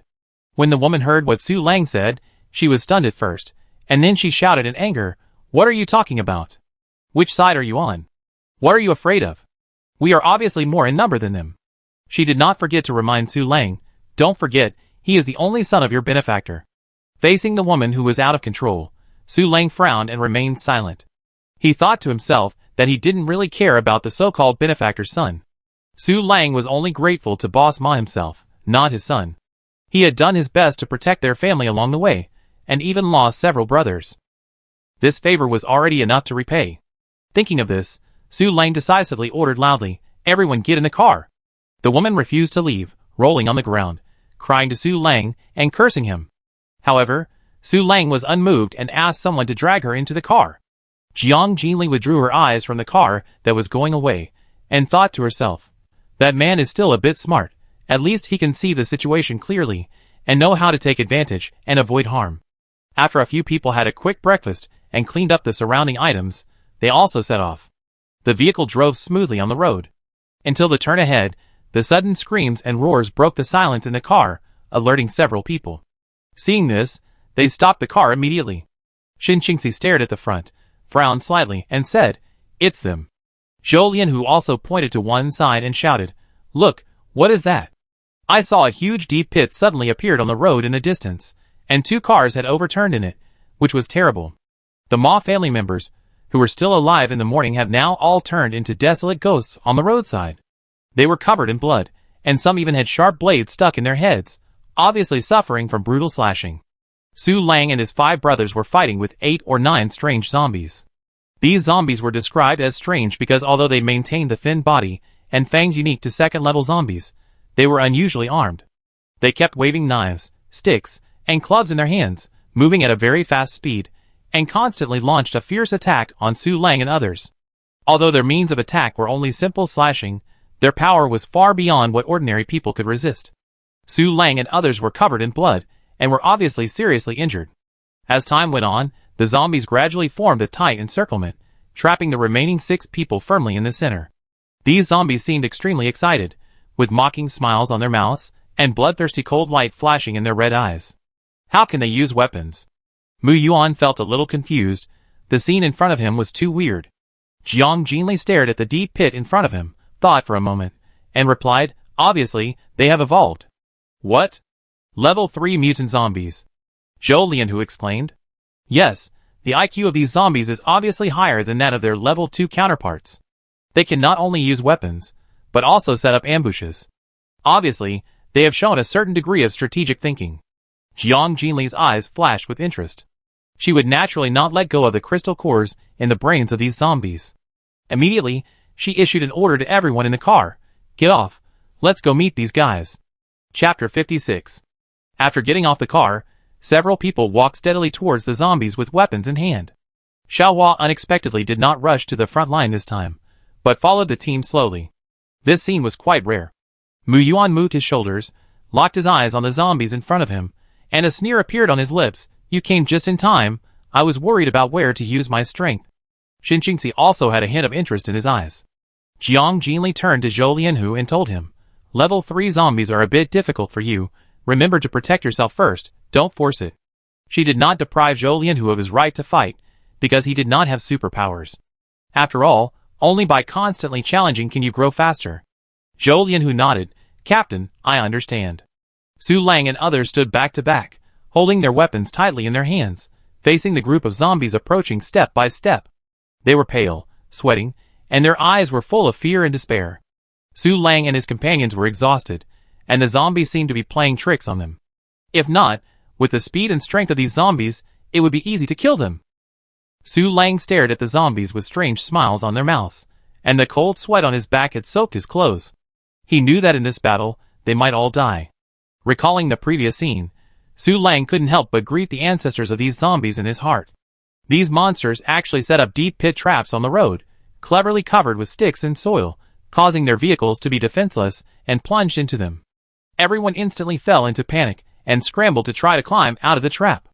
But before they could gain a firm foothold, they were pierced by blades shot from all directions. Su Lang and his group managed to escape the first round of attacks with some skill. Then, they saw a group of zombies holding weapons jumping out of the bushes on both sides. Without saying a word, the zombies launched a fierce attack on Su Lang and his group. Faced with such a thrilling scene, Su Lang and his group were unprepared. 2 companions died in an instant, and then a fierce melee broke out. But facing the third-level zombies, ordinary people had no power to fight back and could only be slaughtered. Su Lang's first-level ability was so weak that it could only make the knife in his hand heat up, but it could not touch them, and could not play any role. What's more, there were so many third-level zombies that he could not handle them alone. At this moment, they could only sit and wait for death. Su Lang thought, if they had not stopped to sleep last night, but chose to continue driving forward, perhaps they would not have survived until now. Su Lang saw the fierce light flashing in the zombies' eyes, and immediately realized that the game was about to end. Their death was also approaching. Then, the zombies burst into eardrum-tearing screams in unison, and the blades in their hands were like arrows from a string, shooting directly at Su Lang and others without mercy. Facing this overwhelming and unavoidable rain of knives, Su Lang's eyes were full of despair, and his ears were filled with the shouts of his brothers one after another. Brother Su! Brother Su, be careful! In an instant, he was pushed down by someone, and then the 5 people moved quickly, squatted together, and formed a circle tightly shoulder to shoulder, protecting Su Lang firmly in the center. At this time, everyone's back was exposed and soon pierced by various weapons. The scene was thrilling. What was particularly tragic was that one of the people's heads was directly pierced. No! Liuzi. Su Lang witnessed this scene, his eyes were bloodshot, his heart was broken, and he screamed loudly. Brother Su, I'm leaving first. Liuzi spit out blood and forced a smile to Su Lang, and then his breath was cut off. But his hand was still not loosened. Get out of the way! I don't need your protection. Let's die together. Su Lang's eyes were red, and he roared at the people around him. Brother Su, it is our responsibility to protect you. No! Even if we have to die, we will die first. Protect Brother Su. Su Lang struggled desperately, but was pressed tightly by several people with their knees, unable to move, and his heart was filled with powerlessness. These brothers were his life and death companions, but he was powerless to protect them at this moment. He could only watch them sacrifice themselves for him. The torrent of self-blame overwhelmed Su Lang. Why are you still standing around? How can a grown man cry like that? At this time, a cold male voice suddenly sounded. Su Lang was slightly startled and looked up. When he saw who was coming, hope instantly ignited in his eyes, and then he shouted loudly, Quick! Stand up and continue fighting. The rest of the people were obviously still in a trance. When they came to their senses, they couldn't help but cheer. When they stood up, they found that Mu Yuan had left. The zombies surrounding them had already dispersed, and were now fighting fiercely with Jiang Jinli and others. Su Lang and others looked at each other, and realized that they seemed to have no place to use their skills. It was not their turn to fight the mutant zombies. Su Lang hurried forward and checked the injuries of his brothers. He was relieved after confirming that they were not injured. He quickly pulled out the sharp knives on their backs, and used the cloth strips he carried with him to bandage them simply. After that, Su Lang helped them to sit down on the side of the road to rest. He turned around and stared at the fierce battle in the distance, with a flash of envy for the powerful strength in his eyes. After all, the strong always make people yearn for them. The zombies obviously realized that these humans were much stronger than their previous opponents, so they put away their mocking smiles and began to become serious. They opened their blood-red mouths and roared continuously at Jiang Jinli and others, with their scarlet eyes full of vigilance. Then, they ran at the fastest speed, trying to win with their usual speed and sneak attack strategy. Xin Qingxi saw 2 zombies spinning around in front of her, and she was dazzled. She used her superpowers without hesitation, and instantly imprisoned the 2 zombies in the water circle, forcing them to stop. Although the zombies were higher than Xin Qingxi, so the superpowers could only last for 2 or 3 seconds, this short time was enough for her. In this instant, Xin Qingxi quickly completed a series of actions, such as drawing the bow, putting the arrow, aiming, and shooting, and it was smooth. With the sound of 2 arrows whizzing through the air, the zombies in the water fell down. Seeing this scene, Xin Qingxi's tense expression finally relaxed. On the other side, after Mu Yuan released his superpowers, his whole body and weapons were instantly covered with electric current, sizzling and sparks flying. The zombies rushed over to fight him. Mu Yuan swung his knife to meet them. The 2 knives collided, and the zombies immediately twitched due to the electric shock. Mu Yuan seized the opportunity and chopped them fiercely. A zombie fell to the ground, and he quickly turned to the rest of the zombies. The blade swept through with electricity, paralyzing the zombies instantly. After a few sharp slashes, the zombies died one by one. In comparison, Zhou Lian, whose battle seemed more difficult. Facing the zombies, who also held sticks, his eyes burned with unyielding flames. The zombies rushed over and hit Zhou Lian, whose head with the sticks, but Zhou Lian, who was not afraid, and swung the mace to fight back. Bang! Accompanied by the deafening sound of the collision, Zhou Lianhu and the zombies were both knocked back several steps. The zombies looked unbelievable. I didn't expect this human's power to be so great. It had a hideous face, and roared at Zhou Lianhu. Zhou Lianhu rolled his eyes in contempt, raised his thick eyebrows, and shouted loudly, Why are you yelling? Everyone knows that you have a loud voice. You beast, even if I can't beat you, I will wear you out to death. After that, Zhou Lianhu waved the stick in his hand and rushed over. The zombies were not to be outdone, and launched a fierce attack again. Both of them had amazing brute force. The confrontation was fierce, and it was difficult to tell the winner for a while. As time went by, the zombies became more and more anxious and began to run around Zhou Lianhu, trying to find an opportunity to attack. Zhou Lianhu keenly saw through the zombies' intentions. He quickly waved the stick in his hand and wove an airtight defense line around him. It effectively stopped the zombies from approaching and prevented them from getting close to him. Seeing the zombies jumping in frustration, Zhou Lianhu couldn't help laughing. Chapter 57. Woof. After being attacked by one of the zombies with a stick, Xiaohua immediately turned around and barked at Jiang Jinli. Jiang Jinli had been watching Xiaohua's battle with 3 zombies. It was quite a spectacle. Seeing that Xiaohua had called her, she couldn't stand watching anymore. She teleported behind a zombie, raised her hand, and slashed the zombie's head. Another zombie came swinging a stick at a very fast speed. Jiang Jinli swung her long knife fiercely, breaking the stick and the head at the same time. Xiaohua stared at the side with her eyes wide open. Originally, she hoped that Jiang Jinli could help her, but she didn't expect the battle to end so quickly, in less than 3 seconds. After Jiang Jinli dug out the crystal core, he signaled to Xiaohua with his eyes. There is another one that escaped. After catching up with it, you can swallow the crystal core directly. Woof. Xiaohua reacted quickly, turned around immediately, and accelerated to chase the fleeing zombie. Jiang Jinli looked around and found that Xinqingxi and Mu Yuan had almost cleaned up the scene, leaving only the zombie that was fighting with Zhou Lianhu. It was rare that Zhou Lianhu could hold on until now under the fierce attack of the 3rd-level zombie. Seeing that Zhou Lianhu's physical strength was gradually running out, Jiang Jinli quickly stepped forward and killed the zombie with a knife. She asked with concern, "How is it? Are you okay?" Although Zhou Lianhu was sweating profusely, his eyes were bright. He gently stretched his arms and smiled. "Thank you, Captain, I'm fine. After exercise, I feel a lot more relaxed." Jiang Jinli nodded, "That's good." At this time, Xinqingxi and Mu Yuan had also completed the excavation of the crystal core. After confirming that there was nothing missing around, they walked towards Jiang Jinli. Although they looked tired, they were quite satisfied with the battle. After all, this was a valuable practical experience. Noticing Xiaohua running back from a distance, Jiang Jinli said to everyone, "It's time for us to set off." When they returned to the roadside, they saw Su Lang and others watching them nervously. Su Lang had been watching their battle intently, and the more he watched, the more excited he became. He was deeply impressed by their ability to easily kill zombies. When several people approached, Su Lang was full of gratitude and awe, and said sincerely, "Thank you." "No need."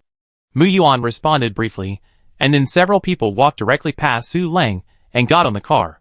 The vehicle cleverly bypassed the deep pit and drove quickly into the distance. Su Lang watched them leave until the vehicle disappeared from his sight, and then he slowly retracted his gaze. He looked around at the corpses scattered around, sighed, and then his eyes became firm, and he said to the rest of the people, "It's time for us to set off." As the temperature continued to rise, most of the ground had cracked and most rivers had dried up. At this moment, under the scorching sun, a huge base came into view. The base is surrounded by towering walls. It is made of rough concrete and mottled rusty metal plates, with dense sentry towers on the wall and strict security. The entrance to the base is a large iron gate reinforced with steel, engraved with the 4 characters Jincheng base. On both sides of the gate, fully armed soldiers stood solemnly. Through the gate of the base, you can see rows of simple bungalows. In between, people can be seen busy building new homes to cope with the growing population. Under the high temperature, the survivors were sweating profusely, their lips were chapped, and everyone was exhausted. Although their movements seemed mechanical, they were extremely firm, and there was no slackness. Because they knew that only by working non-stop could they exchange for the rations needed for survival. Suddenly, the roar of a vehicle engine broke the tranquility of the base gate. 3 cars slowly approached from a distance, and finally stopped steadily at the gate of the base. Then, the survivors in the car jumped out of the car one after another, and in a short while, the gate was full of people. After confirming that everyone had gotten off the car, Wang Daping drove straight around the crowd without hesitation and drove into the base. Qin Zhang stood at the front of the crowd, looking up at the base, taking a long breath, and his face was filled with joy. The guard at the door saw Qin Zhang and quickly stepped forward and shouted excitedly, "Captain! You are finally back safely." As soon as this voice came out, the soldiers who were originally patrolling the periphery also rushed over after hearing the news. They quickly surrounded Qin Zhang. Their concern was evident, and they all asked about every detail of the journey. After 10 days of arduous journey, Zhang's face looked even paler and more haggard. But being able to return to this familiar land and reunite with his comrades again, his heart was filled with indescribable joy. Zhang smiled and said to everyone, "There is no danger along the way, I am fine, don't worry." Then, Zhang turned around and said loudly to the group of survivors, who were full of curiosity and talking, "Please keep quiet, this is our base. Everyone go to register first, and then we will assign accommodation for everyone. After the distribution is completed, take a good rest. There will be detailed arrangements tomorrow." Hearing this, the survivors turned to Zhang and asked, "Captain Chen, can you give us some food first? We are so hungry that we can't stand it." "Captain Chen, you said before that we can eat enough when we arrive at the base." "Captain Chen, do we live in a single room or share with others?" "Captain, is there any water to drink?" The survivors asked questions one after another. Zhang's eyes revealed fatigue, but he still assured, "Please rest assured, I will properly arrange the problems you are worried about. Now, everyone go in first." He immediately ordered a soldier, after the inspection, take them in, and make sure that every survivor can get food and water. After the soldier nodded in agreement, he led a group of people into the base. The survivors walked and looked at the solid high walls and patrolling soldiers. Their faces were filled with smiles, and their eyes were shining with yearning for a stable life. At this moment, they seemed to have found a safe haven. But what they didn't realize was that sometimes, the inside of the base may not be much safer than the outside world. "Mom, meat, I want to eat meat!" The little fat boy kept shouting. Lu Ping was holding her son's hand and walking at the end of the team with a gloomy face. Hearing her son's words, she could only lower her head and comfort him softly. "Baby, be good, bear with it, we will have food soon." Lu Ping raised her head and looked around, then she grabbed a passing soldier and whispered about her sister and brother-in-law. Zhang confirmed that everyone had been settled and was about to drive into the base, but a question suddenly emerged in his mind. He asked casually, "Why didn't I see the second kid? Did he go out to perform the mission?" Aware of the sudden silence of the soldiers around him, Zhang felt an ominous feeling in his heart. He held the hand of the soldier beside him tightly, his eyes slightly red, and asked anxiously, "What happened? Tell me quickly." The soldier's expression was full of desolation. He spoke with difficulty, his voice trembling slightly. "I'm sorry, Captain, we didn't protect him well. Wang Er, he died." His voice was almost inaudible, and then he added, "And our third team, a full 10 people, all died." Every word was like a heavy bomb, hitting Zhang's heart hard. Zhang felt a dizziness coming over him.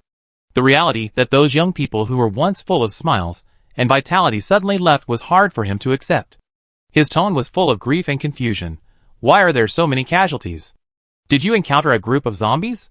Where are your weapons? Can't you even deal with ordinary zombies?" The soldier's eyes were red, and he choked and answered, "It's not zombies, they were killed by mutant plants and animals. Our guns don't work at all." His words revealed a deep sense of powerlessness and fear. The soldier stared at Zhang's face and spoke again, with a hint of determination in his voice.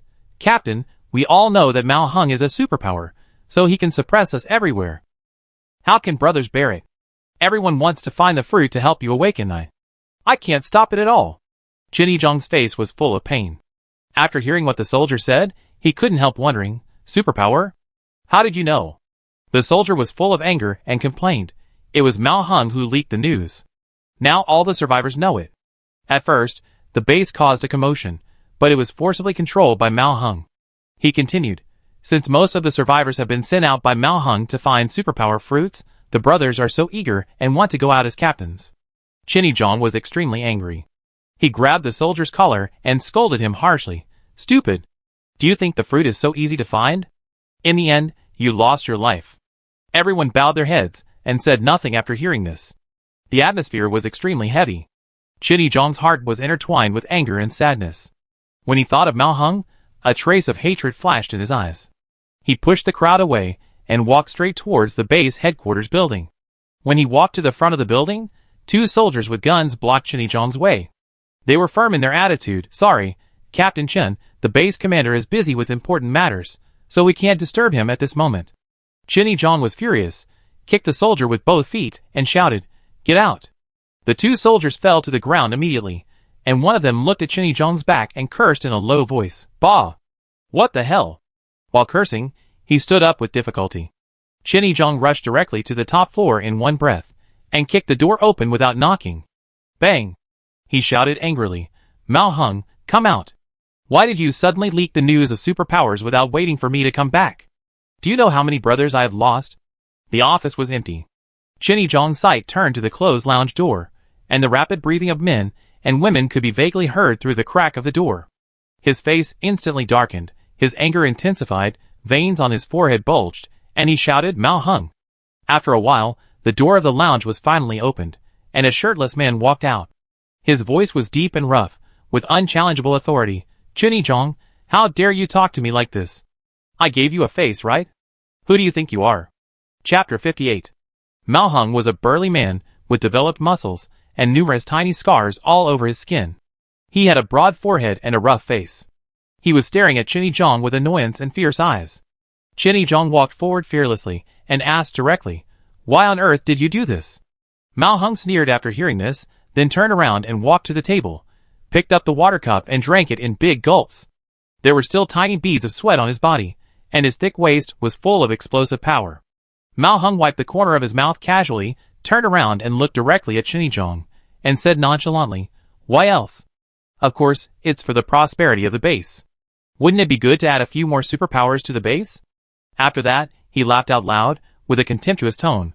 Why, your people are gone so easily? That's really too weak, isn't it? But now is not the time. People are not united, and the base is prone to chaos. Zhang retorted angrily. A fierce light flashed in Mao Heng's eyes. Chaos? No, I will kill anyone who dares to do so. Sometimes, you can't be too gentle to rule this group of people. Rule? How could you become like this? Listening to his words, Zhang's face was full of pain. The brothers who once fought side by side have now become strangers. When they first established the base, they all wanted to contribute to mankind. But since Mao Heng awakened his superpowers, his ambitions have been growing, and he has long forgotten his original intention. Now, he has become even more unreasonable. Mao Heng glanced at Zhang as if he was looking at a fool, then walked to the window and looked down at the survivors below. With a flash of excitement in his eyes, he said loudly, Every time I stand on a high place and look down at everything around me, I feel an indescribable pleasure in my heart. What protecting the people and preserving the fire of mankind are all bullshit. Now, I just want to enjoy it to my heart's content. The feeling of power is really addictive. Now, my goal is not only to strengthen myself, but also to make the base indestructible, and no one can stop me. Mao Heng turned around fiercely, locked his eyes with Zhang, and said sternly, Remember, I am the base commander here. If you don't understand the rules next time, don't blame me for being cruel. After hearing this, Zhang was furious and finally couldn't hold back. He rushed towards Mao Heng and started fighting with him. Seeing this, Mao Heng raised his disdainful smile, raised his thick eyebrows, and a sharp golden light flashed in his eyes. In a flash, Zhang was firmly subdued by Mao Heng and pressed to the ground. Zhang was shocked and shouted in disbelief, You have upgraded again. Ha ha ha, what else? Mao Heng asked with a ferocious smile, Why do you think I told those idiots about the superpower? Even if they find the superpower fruit, they will eventually fall into my control and be used by me. Because now I have absolute strength, enough to crush everyone. Mao Heng looked down at the embarrassed Zhang at his feet, and warned again sternly, Remember, this is the last time I indulge your presumptuousness. In the future, you must work for me honestly, otherwise. Mao Heng's voice suddenly became low, revealing a cruel meaning, All your brothers will be killed by me. You bastard. Zhang was extremely angry, but seemed powerless, and his whole face turned red. Mao Heng sneered and said sarcastically, I am a bastard? Am I as stupid as you? It's the end of the world, and I always think about helping others. He then sternly rebuked, In this world, no one will appreciate your efforts. If you show some kindness, they will cling to you like bloodsuckers. Being a good person is the most stupid thing to do, understand? You idiot! Mao Heng's face was gloomy. He suddenly pulled Zhang up, and then threw several heavy punches in a row, hitting him hard in the face. Zhang staggered a few steps, and finally fell to the ground again. If Zhang's management ability was not really outstanding, Mao Heng would have killed him. After being tired, Mao Heng stopped his actions, and then slowly walked to the table.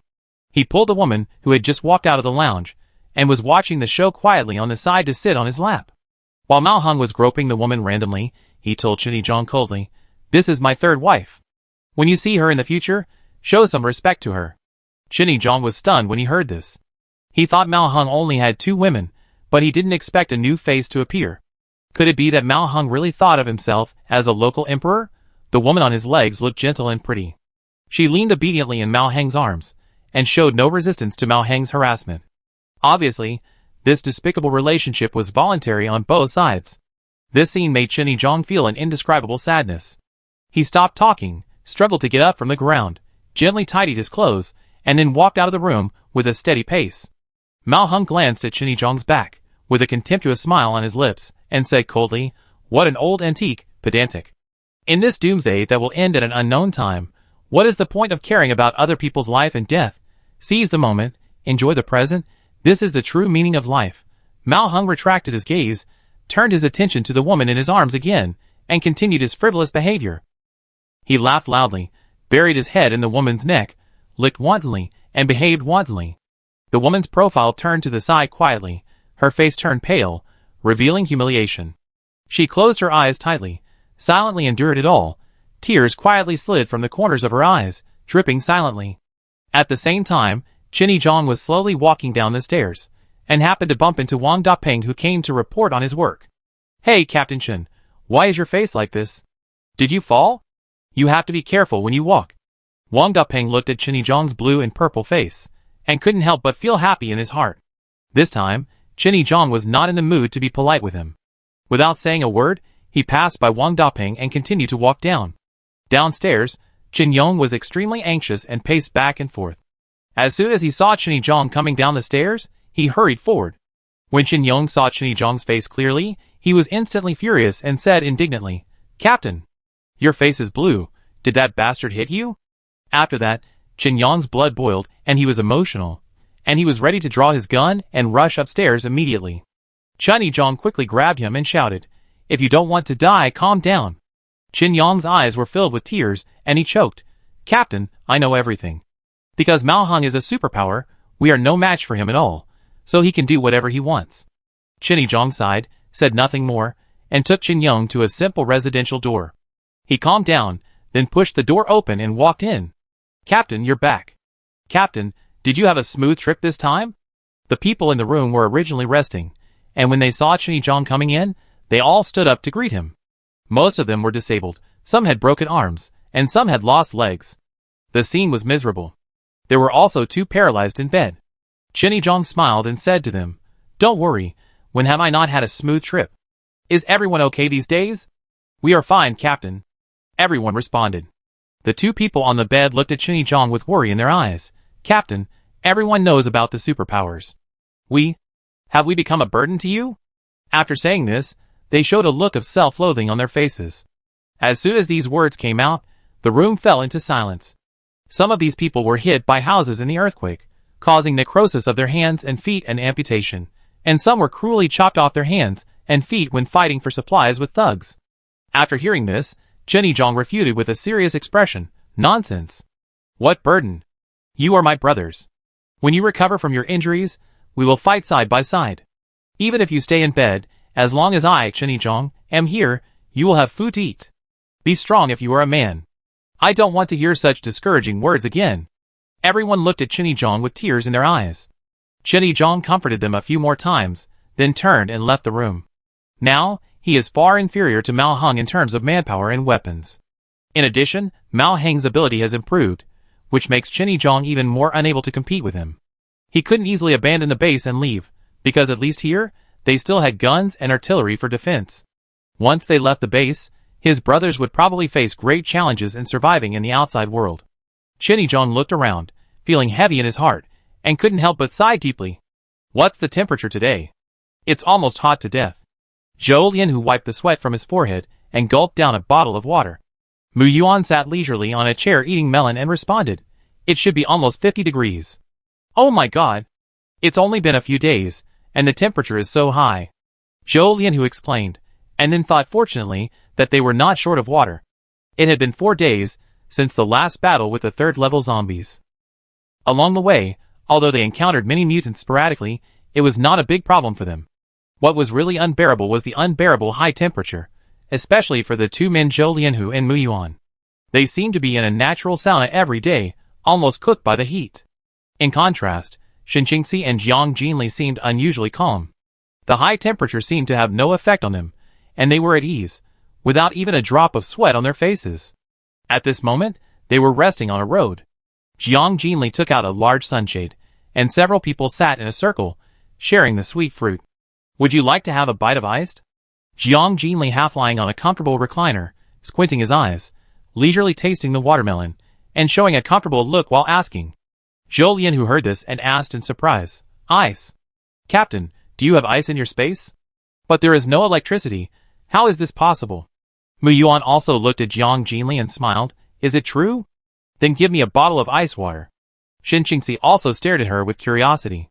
"Of course there is." Jiang Jinli's mouth curled up slightly. In the kitchen of her space residence, the refrigerator was full of various frozen foods. Everything needed in real life was available here. After saying that, she stretched out a hand. The hand was white and slender, well-proportioned and beautiful, which made everyone secretly admire its beauty. In a flash, several popsicles appeared out of thin air in her hand. "Wow, popsicles!" Zhou Lianhu excitedly grabbed one and put it in his mouth, and then sighed with satisfaction, "Shu Chong. Captain, you are really amazing." As he said, he gave Jiang Jinli a thumbs up. Shen Qingxi stared at the popsicle in her hand and felt it was incredible. Mu Yuan was too lazy to exclaim, and directly picked up the popsicle and ate it. Afterwards, Jiang Jinli took out a few bottles of ice water from her space, handed them to the three people, and said, "Next time, if anyone wants to drink ice water, just tell me directly." Although Jiang Jinli's words were calm, they stirred a ripple in everyone's heart. Then, she asked about the itinerary. "Which city is the next destination?"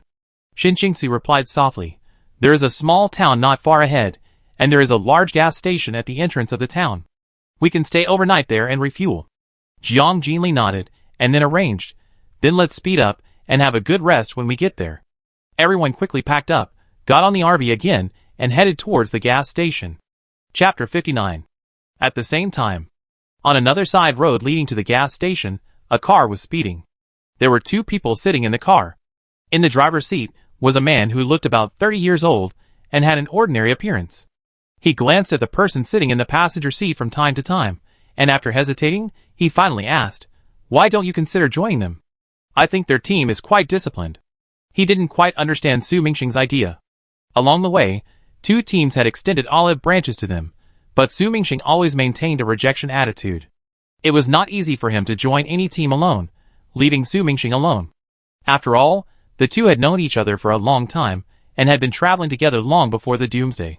Along the way, it was precisely because of their tacit understanding and cooperation that they were able to get to where they are today with difficulty. Hearing this, Su Mingxing responded lazily, "Didn't I say it all? They are not good people. If we really join them, we will all be in danger." His voice was like the sound of cicadas in summer, clear and energetic, with a full sense of rhythm. Su Mingxing has fair skin, handsome face, sword-like eyebrows flying into the temples, sparkling eyes, and short hair that makes him look more energetic. Although the high temperature and lack of water made his lips slightly chapped, his expression was a little tired. But his black and white eyes were still bright. Even in this apocalyptic situation, he still insisted on keeping his clothes clean and tried his best to protect his dignity and decency as a human being. The third place asked puzzledly, "How do you know they are not good people? They didn't do anything bad to us." Su Mingxing glanced at him and asked back, "In a team of more than 30 people, there is not a single woman. Don't you think this is unusual? Moreover, their hierarchy is strict. If we join, we will probably only become the object of their oppression and exploitation." The third place winner touched his nose awkwardly and continued to ask, "Okay, then what kind of team do you want to join?" Su Mingxing looked out the window. A trace of yearning flashed in his eyes. "I want to join a team that is both strong and united, and can make people feel comfortable." The third place winner sneered, "It's time, and you are still dreaming like this. Which leader who can form a team is a good person? You should be thankful if you can get a bite of food." Su Mingxing also knew that his idea was a bit naive, so he would rather wander outside than join those dirty teams. He made up his mind that even if he died in the mouth of zombies in the end, he would never regret it. What he pursued was just to live with dignity. But he also clearly realized that his strength was limited, and he had no special skills. Even if there really was such an ideal team, it would be difficult to accept him. Thinking of this, Su Mingxing couldn't help but smile bitterly. Due to his love for photography, he resolutely gave up the path his family had laid out for him, and chose to follow his heart and live the lifestyle he wanted. Over the years, he has traveled around the world. Although he was free, as time went by, his inner loneliness became stronger and stronger. He was like a rootless leaf, drifting in the wind, with no home. So this year he made up his mind, chose a city and settled down. And he and his partner Ji Jun co-founded a small photography studio. They planned to take steady steps and gradually expand their business territory. Unexpectedly, the doomsday came so suddenly that all his dreams and efforts were swallowed up in an instant and turned into nothing. Faced with this sudden doomsday scene, the word survival suddenly became the only and urgent issue. Fortunately, Su Mingxing successfully avoided the ravages of the red fog and the earthquake and escaped with the third place. What he was most concerned about was the safety of his family. However, when he arrived at his home, all he saw were ruins and wandering zombies. Su Mingxing searched the entire city, but failed to find any trace of his parents, let alone their bodies. He knew that in this desperate situation, his parents' hope of survival had become extremely slim. He immediately realized that this might be a cruel retribution for not returning home for many years, and his heart was suddenly filled with pain and self-blame. But the threat of zombies did not allow him to indulge in grief. Su Mingxing was unwilling to give up his life, and could only embark on the road of escape again. He felt at a loss for a while, not knowing where to go, let alone where to settle down. Therefore, Su Mingxing could only drive forward blindly. He thought to himself that he would not be afraid if he died on the way, because he might be able to reunite with his parents in another world, and he would definitely apologize. If he survived by chance, he would continue to live, and he wanted to witness with his own eyes how cruel the doomsday in the future could be. Since you don't want to join any team, let's find a base to seek shelter, how about it? Otherwise, it's too dangerous for us to wander around like this, and the zombies have evolved, and we are no match for them at all. The words of the third place winner brought Su Mingxing back to reality. Su Mingxing responded briefly, yes. Seeking survival inside the base may also be full of various dangers and difficulties, but he has no choice. Seeing that he agreed, the third place winner continued, not only water, but also food has been eaten. After arriving at the town ahead, we must search for supplies as soon as possible, otherwise, we will die of thirst before reaching the base. Su Mingxing sighed helplessly. The high temperature made the survivors more daring, and most of the supplies in the large shopping malls have been plundered. Especially water, not a drop left. What is even more frustrating is that most of the places where there are still food and water sources are occupied by various gangs. The two people found very little food in several towns along the way, and as for water sources, it was even more out of reach. At present, they have not had drinking water for more than 2 consecutive days. If they still cannot find supplies in the town ahead, I am afraid that the two will face the desperate situation of dying due to lack of water. Is there a gas station ahead? Ji Jun suddenly narrowed his eyes, and stared ahead and asked. Su Mingxing quickly glanced and confirmed, yes, and it's quite large. As the car gradually approached, Su Mingxing was shocked to find that there was a large group of people gathered in front of him. His face suddenly changed, and he hurriedly shouted, not good. The gas station has been occupied, change the route and leave. The group of people were sitting or squatting, holding weapons, blocking the entrance of the gas station, and a large roadblock was set up in the middle. It was obvious that this was a group of robbers who blocked the road. The third runner-up also noticed the situation. Cold sweat slid down his forehead, his hands trembled and tightly grasped the steering wheel, ready to respond at any time. But it was too late. When the group saw the car approaching, they immediately swarmed up and surrounded the car. Then, 4 or 5 gangsters holding sharp knives quickly jumped into the car and pressed against the necks of Su Mingxing and the third runner-up respectively. Ha ha! You want to run after seeing us? Get off. Hurry up, or I kill you. TSK, look at these 2 cowards. They are so scared that they dare not move. Hurry up and get off. Su Mingxing and the third runner-up were surrounded by the crowd, surrounded by strong malice, and a piercing cold came from their necks. Su Mingxing's heart sank immediately, thinking to himself that today was probably a bad day. After getting off the car, the two were roughly dragged to the door of the gas station and thrown aside like garbage. At first, the two wanted to struggle and resist. But when one of them showed a pistol, he froze instantly. How come there is a gun? With sweat on his forehead, the third runner-up chose to give in to them, and said, What do you want? If you want supplies, we have nothing in the car. If you want lives, The lives of two men like us don't seem to have much value, right? The gangsters looked at each other in surprise. After a moment of stunned silence, one of them rushed into the car and searched eagerly. The car was indeed empty, with no trace of water or food. In comparison, even his own pockets seemed fuller than the car. He angrily cursed it inwardly, and after getting off the car, he reported to the gunman, "Two poor guys, nothing, this time it's really in vain." The man with the gun was so angry that he yelled at the two men, "There are so many cars passing by, but you have nothing in your car. How unlucky." After that, he smiled sinisterly, "You don't think you can escape without supplies? Don't even think about it. If you don't hand over anything when you arrive at our territory, you will have to pay with your life." Su Mingxing was so angry that his face turned red, and he couldn't help but yelled, "You are just a group of unreasonable bullies." Seeing that the man was about to explode, the third runner-up hurried forward and said with a smile, "Brother, please calm down. He is young and ignorant, please forgive me for the offense. But we really have nothing. Can you please be flexible? Please forgive us." The man with the gun saw that the third runner-up was quite sensible, and his expression eased a little. "If you want to live, I can't make the decision. Let our big brother make the decision." He seemed to have thought of something again, and looked at the two men with an obscure look. When his eyes touched Su Mingxing's face, he couldn't help but reveal a wicked smile. The man with the gun patted Ji Jun's shoulder and ordered, "You wait here first, I will report to the eldest brother." When he turned to leave, he quickly glanced at Su Mingxing with malicious eyes. Su Mingxing felt uncomfortable and frightened by his gaze, and didn't understand what this man meant. After the man with the gun left, Ji Jun pulled Su Mingxing over and whispered, "The leader will come out later, and I will negotiate. If they still have some morality, they shouldn't make it too difficult for us. If it doesn't work, just give them the car, don't worry." Su Mingxing nodded in agreement. He knew that due to his personality, he couldn't beg for mercy from this group of people in a humble manner. At this moment, in a building next to the gas station, a group of men with naked upper bodies and guns on their waists were playing cards and cursing. He still had a cigarette in his mouth, causing the whole room to be filled with smoke.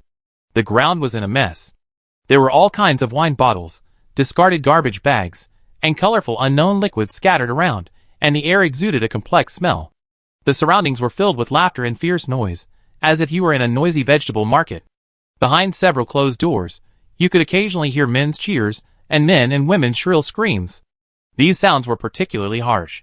Several shirtless men occasionally glanced at the largest door, with sly smirks on their faces, and then quickly exchanged glances and continued to immerse themselves in the card game. Chapter 60. Just then, the man with a gun rushed up from downstairs and pushed the door open. Everyone in the room looked at him in unison, and one of the shirtless men asked, "Why did you come up here instead of staying downstairs? Did you get anything on the road?" The man with a gun quickly reported, "The road is unusually empty today. I finally waited for a car, but there was no supplies on the car. Therefore, I came to ask the eldest brother for instructions." He looked around and didn't see the boss, but when he saw the closed door, he knew what the boss was busy with.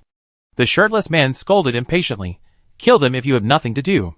You have to bother the boss for such a small matter. What's the use of you?" "Yes, yes. But..." The man with the gun had Su Mingxing's face in his mind, and turned to the others and smiled. "There is a handsome pretty boy inside, who is more outstanding than the previous ones. I think the boss should be interested." The shirtless men were all stunned when they heard this, and then they all smiled maliciously. "Is it really that good looking?" At this time, the door in the middle room opened with a bang, and a rough male voice suddenly sounded, interrupting their laughter. Then, Li Gang strode out of the room. In the room, the scene was in a mess. 3 thin, naked men curled up on the ground, tears streaming down their faces. They were covered with purple scars on their bodies, and they were hugging themselves tightly at this moment, their bodies trembling slightly. Li Gang's appearance made everyone stop smiling and shouted respectfully, "Brother." The man with the gun nodded and assured Li Gang, "Brother, it's true, tender skin, very green, very clean at first glance." Li Gang was an obese, ugly man, with his facial features distorted by the accumulation of fat. Hearing his words, Li Gang couldn't help laughing. "If there really is such a thing, I will reward you heavily." He quickly put on his pants, picked up his gun, strode to the door, and shouted to everyone, "Brothers, follow me. Let's go and see how beautiful that person is." "Let's go!" The others followed him out. Su Mingxing and Ji Jun were surrounded by a group of hooligans, and the scorching sun made everyone sweat. Su Mingxing was dry-mouthed and dizzy. He stared at these villains, and knew that he would not be able to escape this time. He didn't know whether he would be shot to death or become food for zombies. They are coming. Ji Jun's words interrupted Su Mingxing's chaotic thoughts. Su Mingxing looked up and saw a group of naked upper-body men holding various guns approaching them step by step, and finally stopped at the entrance of the gas station. The fat ugly man was staring at Su Mingxing with an uncomfortable look. Su Mingxing felt a chill and goosebumps all over his body. He cursed in his heart, "This ugly old man is so disgusting. Why is he staring at me like this? Is it because I am more handsome than him, so I am jealous? Or do I want to torture myself?" Li Gang looked up and down at Su Mingxing. From his thin but upright figure to his handsome face with red cheeks due to the hot weather, every detail made him swallow his saliva involuntarily. Li Gang admired in his heart, "What a stunning beauty." Suddenly, he felt that the three people in the room became boring. When Li Gang saw the third player cautiously approaching, a hint of teasing flashed in his eyes. The third player slowly approached, his eyes fell on Li Gang's fat body, he swallowed nervously, and then said in a respectful tone, "Big brother, you see, we really don't have any valuables on us. Can you show us a way out? We will remember your great kindness, we—" "Yes." Li Gang interrupted the unfinished words of the third player, and agreed readily. Hearing this, the third player was stunned for a moment, and then his face was filled with ecstasy. He thanked him repeatedly. Thank you very much, big brother, I am really grateful." However, Li Gang's next words made the third player's heart tighten, and a chill suddenly appeared. "You can leave, but your companion must stay."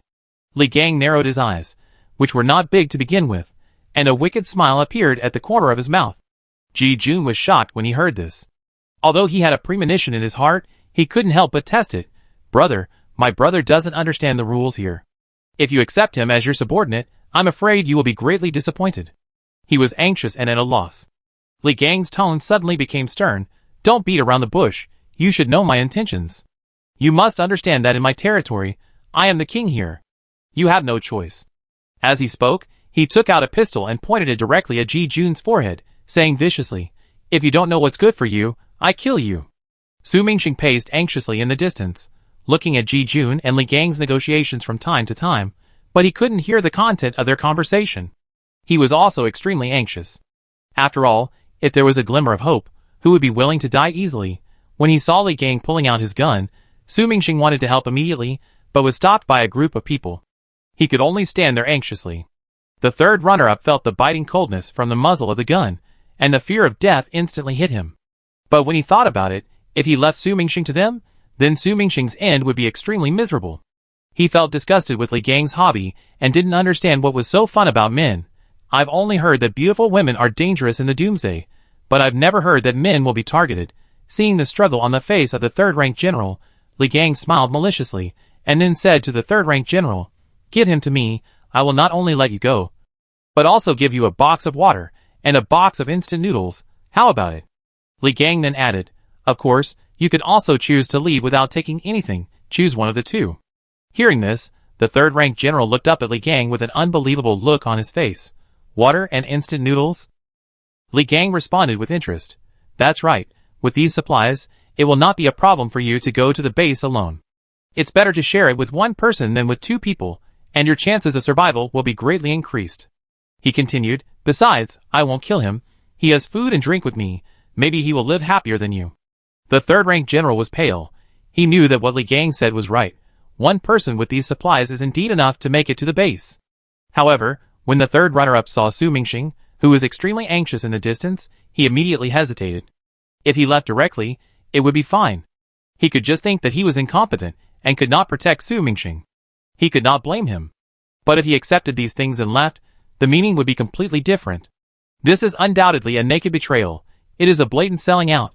Li Gang saw that the corners of the third-place winner's mouth twitched, his brows were furrowed, and his eyes were flashing with confusion and anxiety, and he knew that he was struggling with his conscience. Li Gang was patient, and did not urge him, which was also a kind of perverted bad taste of his. It must be quite interesting to imagine Su Mingxing witnessing the scene of being abandoned by his friends and teammates. After a while, the third-place winner raised his head, and the confusion and entanglement in his eyes had disappeared. He slowly said, "I agree." Li Gang laughed and said repeatedly, "Ha ha ha. Not bad, not bad, you are indeed a smart man." Li Gang turned around and ordered his younger brother, "Go and get the things." After hearing this, The shirtless man immediately walked into the gas station supermarket and quickly took out the necessary supplies. Walked to the third-place winner and handed over the items, revealing a mockery and disdain that was difficult to conceal in his eyes. The third-place winner was ashamed by the man's gaze, but he still reached out and took the supplies. He stared at the box of water in his hand, and his heart was filled with excitement. After a moment, the third-place winner actually laughed, and his expression gradually became crazy. He began to comfort himself, saying that he was not wrong. What morality is still the world these days? The key is to survive. So he is not wrong. Anyway, no one will know that he has done such a despicable thing. It is still unknown how long Su Mingxing can live under the torture of the fat man. Thinking of this, the third-place winner looked up at the fat man, with a trace of uneasiness in his eyes, and said anxiously, "If he falls into your hands, don't let him run away, otherwise, he has a strong desire for revenge. Once he finds me, I will be completely finished."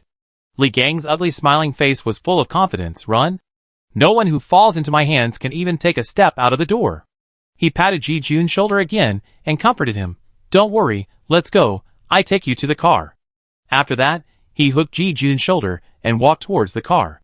Su Mingxing found that Ji Jun was not only safe and sound, but also holding 2 boxes of supplies in front of him. What confused him even more was that Ji Jun was still walking arm in arm with the fat man. How could this group of people be so kind? This is obviously wrong. A sense of panic gradually arose in Su Mingxing's heart. He immediately went up to Ji Jun and asked him with a puzzled look on his face, "Why, have you already negotiated? Why would they give you supplies?" Su Mingxing directly ignored the fat man's malicious eyes and stared at Ji Jun, wanting an answer. Ji Jun avoided Su Mingxing's questioning sight, hurriedly bypassed him, and placed the supplies in his hand in the car. He turned his back to Su Mingxing and whispered, You have to serve this big brother well, so that at least you can have a meal." After that, he quickly got into the car. The car door slammed shut. "What? Serve? Su Mingxing's head suddenly buzzed when he heard this, and his face was full of disbelief. He was about to step forward to ask again, but was blocked by a group of people. Su Mingxing was furious and began to punch and kick them, shouting, "Let me go." But they were numerous and powerful, with guns and knives, and they pressed Su Mingxing to the ground in 2 strokes. Li Gang smiled obscenely on the side. "Don't struggle, I advise you to be good, and you can suffer less." Hearing Li Gang's tone of voice, even Su Mingxing, who was slow to react, suddenly realized that he had encountered such an absurd and outrageous thing. His face was pale, and he struggled desperately. "I just felt sick and wanted to vomit." Chapter 61. Su Mingxing's eyes immediately fell on the third runner-up in the car, and he angrily rebuked, "Third runner-up, you sold me out for a box of water and instant noodles? Do you still have a conscience? You are not my relative. Why do you treat me like this? Why?" Whether it was the work before the Doomsday or the escape after the Doomsday, they had always been in a cooperative relationship and independent of each other. No one owed anyone anything. However, Su Mingxing could never have imagined that this seemingly steady and reliable third runner-up could become so strange and cruel in an instant. Su Mingxing continued to roar at the third runner-up, "Asshole, you know that this is worse than killing me. Don't let me live, otherwise, I will definitely let you taste this kind of despair." Su Mingxing clenched his fists, his mouth was tightly pursed into a line, his eyes were burning with anger, as if he could spit out fire. But the third runner-up did not give any response, but silently started the car and drove away quickly, leaving a cloud of dust. Su Mingxing stared at the car going away, his eyes filled with endless sorrow. If the third-place player had just left him, he would not have resented the third-place player, but would have blamed himself for his lack of strength and careless friendship. But the third-place player actually took the supplies of these evil people when he knew that the fat man would not let him go. This kind of transaction was simply unbearable for Su Mingxing. He would rather die immediately than be insulted. Thinking of this, Su Mingxing's eyes suddenly became fierce, and he smashed his head against the ground. Li Gang had been watching Su Mingxing's reaction after being abandoned. Seeing that he intended to commit suicide, he immediately took action, grabbed his collar, and pulled Su Mingxing up. Seeing this, the younger brothers on both sides quickly stepped forward and firmly controlled Su Mingxing. Su Mingxing's eyes were red, and he cursed at Li Gang, "You disgusting fat man. Ugly toad. Stinky fart bug." Li Gang was not annoyed, but stared at Su Mingxing's red face with excitement, and his voice was mixed with pride. "No matter how ugly I am, you are still at my mercy." On Li Gang's fat, yellow and ugly face, a pair of turbid eyes flashed with a strange light. After saying that, He tried to stretch out his fat hand to touch Su Mingxing's cheek. Su Mingxing had never seen such a scene in his life. He suddenly turned sideways to avoid Li Gang's hand, and then his stomach churned. Nausea came instantly. Su Mingxing couldn't stand it anymore, and immediately lowered his head and vomited. Ugh, vomit. Ugh. Because he hadn't eaten much for several days, there was really nothing in Su Mingxing's stomach to vomit, and he could only vomit acid. Seeing this, Li Gang's face suddenly changed, and it was terribly gloomy. For him, this was undoubtedly a naked and great insult. Li Gang was extremely angry, but he sneered. Why, that's all? You want to vomit? Good, very good, very good. Li Gang immediately gave orders to the people around him. Drag him over and strip him of his clothes. The men laughed and obeyed. Su Mingxing was then roughly dragged aside and pressed to the ground, and then someone began to tear his clothes. Li Gang twisted his fat body and walked towards Su Mingxing, leaning over and staring at his struggling figure, with a grim smile on his lips. Let me go! You scum! Su Mingxing screamed in despair and humiliation. As a man of 7 feet tall, he was actually treated so absurdly. He struggled with all his might, veins bulging on his forehead, his eyes reddened with anger and unwillingness, and tears finally couldn't bear the burden and slid down his cheeks. Surrounded by a group of shirtless men who were watching, they saw Su Mingxing crying. Not only did they not sympathize, but they laughed. They mocked him as a little girl. In the crowd, some people were booing and some were whistling. The whole scene was in chaos, adding a bit of malice. In this chaos, a loud and powerful voice sounded from the back of the crowd. TSK, TSK, what are you doing? He then said, Captain, this group of people is so disgusting, this scene is enough to make me get sty. Everyone was shocked when they heard it. They didn't even notice when a motorhome appeared behind them. After reacting, they quickly picked up their weapons and aimed at the people in the motorhome behind. Li Gang pushed away the crowd, walked to the front, and squinted his eyes. Su Mingxing, who was originally in despair, realized that the power that suppressed him was weakened, so he struggled to stand up and look towards the RV. After seeing the person clearly, Su Mingxing's eyes shone brightly, and he shouted, Oh my god, so handsome, so cool, so beautiful. These 4 people and 1 dog are just like the arrival of a modern version of a knight. One of the women was particularly eye-catching. She held a black tang sword and wore a tight black short-sleeved combat uniform, which perfectly outlined her tall and graceful figure. The woman had a delicate face and a cold expression. She was not stained with any dust on her body, exuding an awe-inspiring temperament. Su Mingxing completely forgot about his embarrassing situation, wiped away his tears, and stared at Jiang Jinli holding the knife with starry eyes. Zhou Lian was driving, and saw a group of people gathered near the gas station from a distance. He initially thought they were fighting for supplies. When the car approached, he was surprised to find that it was a group of shirtless men bullying another man. Zhou Lian was immediately shocked. This scene made him extremely uncomfortable and disgusted, and he was immediately disgusted. He couldn't help but complain to Jiang Jinli. Jiang Jinli didn't say much and led several people out of the car. Her sharp eyes quickly swept across the obstacles and people on the road. Then, she asked in a calm tone, What do you want? Li Gang narrowed his eyes, and looked at Jiang Jinli, and Shin Qingxi carefully, and his heartbeat accelerated. Their beauty made Li Gang's heart beat fast, and even rekindled his desire for women. Facing Jiang Jinli's question, Li Gang laughed arrogantly. Little beauty, don't you understand? This is my territory. If you want to pass through here, you have to leave your supplies. Li Gang's greedy eyes wandered over the 2 people, and added, But now the rules have changed. You 2 beauties, you have to stay too. Jiang Jinli's eyes flashed with murderous intent. Xiaohua stood beside her, grinning, and also had a fierce look on her face. The other men looked at Jiang Jinli. All of them had hot eyes, were extremely excited, and occasionally uttered dirty words. Zhou Lianhu and Mu Yuan's faces turned pale after hearing this. Zhou Lianhu was even more furious, and suddenly took out a submachine gun and shouted, Shut your stinky mouths. You guys are ignorant of the world. Shin Qingxi also had a gloomy face, tightly holding the bow and arrow, with a cold look, staring at everyone coldly. Li Gang was shocked and exclaimed, You also have guns. Before he finished speaking, he quickly pulled a man over as a cover and stuck close behind him. Then, Li Gang leaned out half of his body from behind the man, and the frivolous look on his face was gone, replaced by a fierce expression. He shouted, I advise you not to act rashly. We have more people and guns than you. If you want to live, hand over the women and supplies, and leave here immediately. Zhou Lianhu and the other 2 heard this, looked at Li Gang with disdain and sarcasm. Jiang Jinli glanced at him sideways, looking calm. Not only will I not hand over the supplies, I will also take everything here away. She paused for a moment, a cold light flashed in her eyes, and said word by word, including your lives.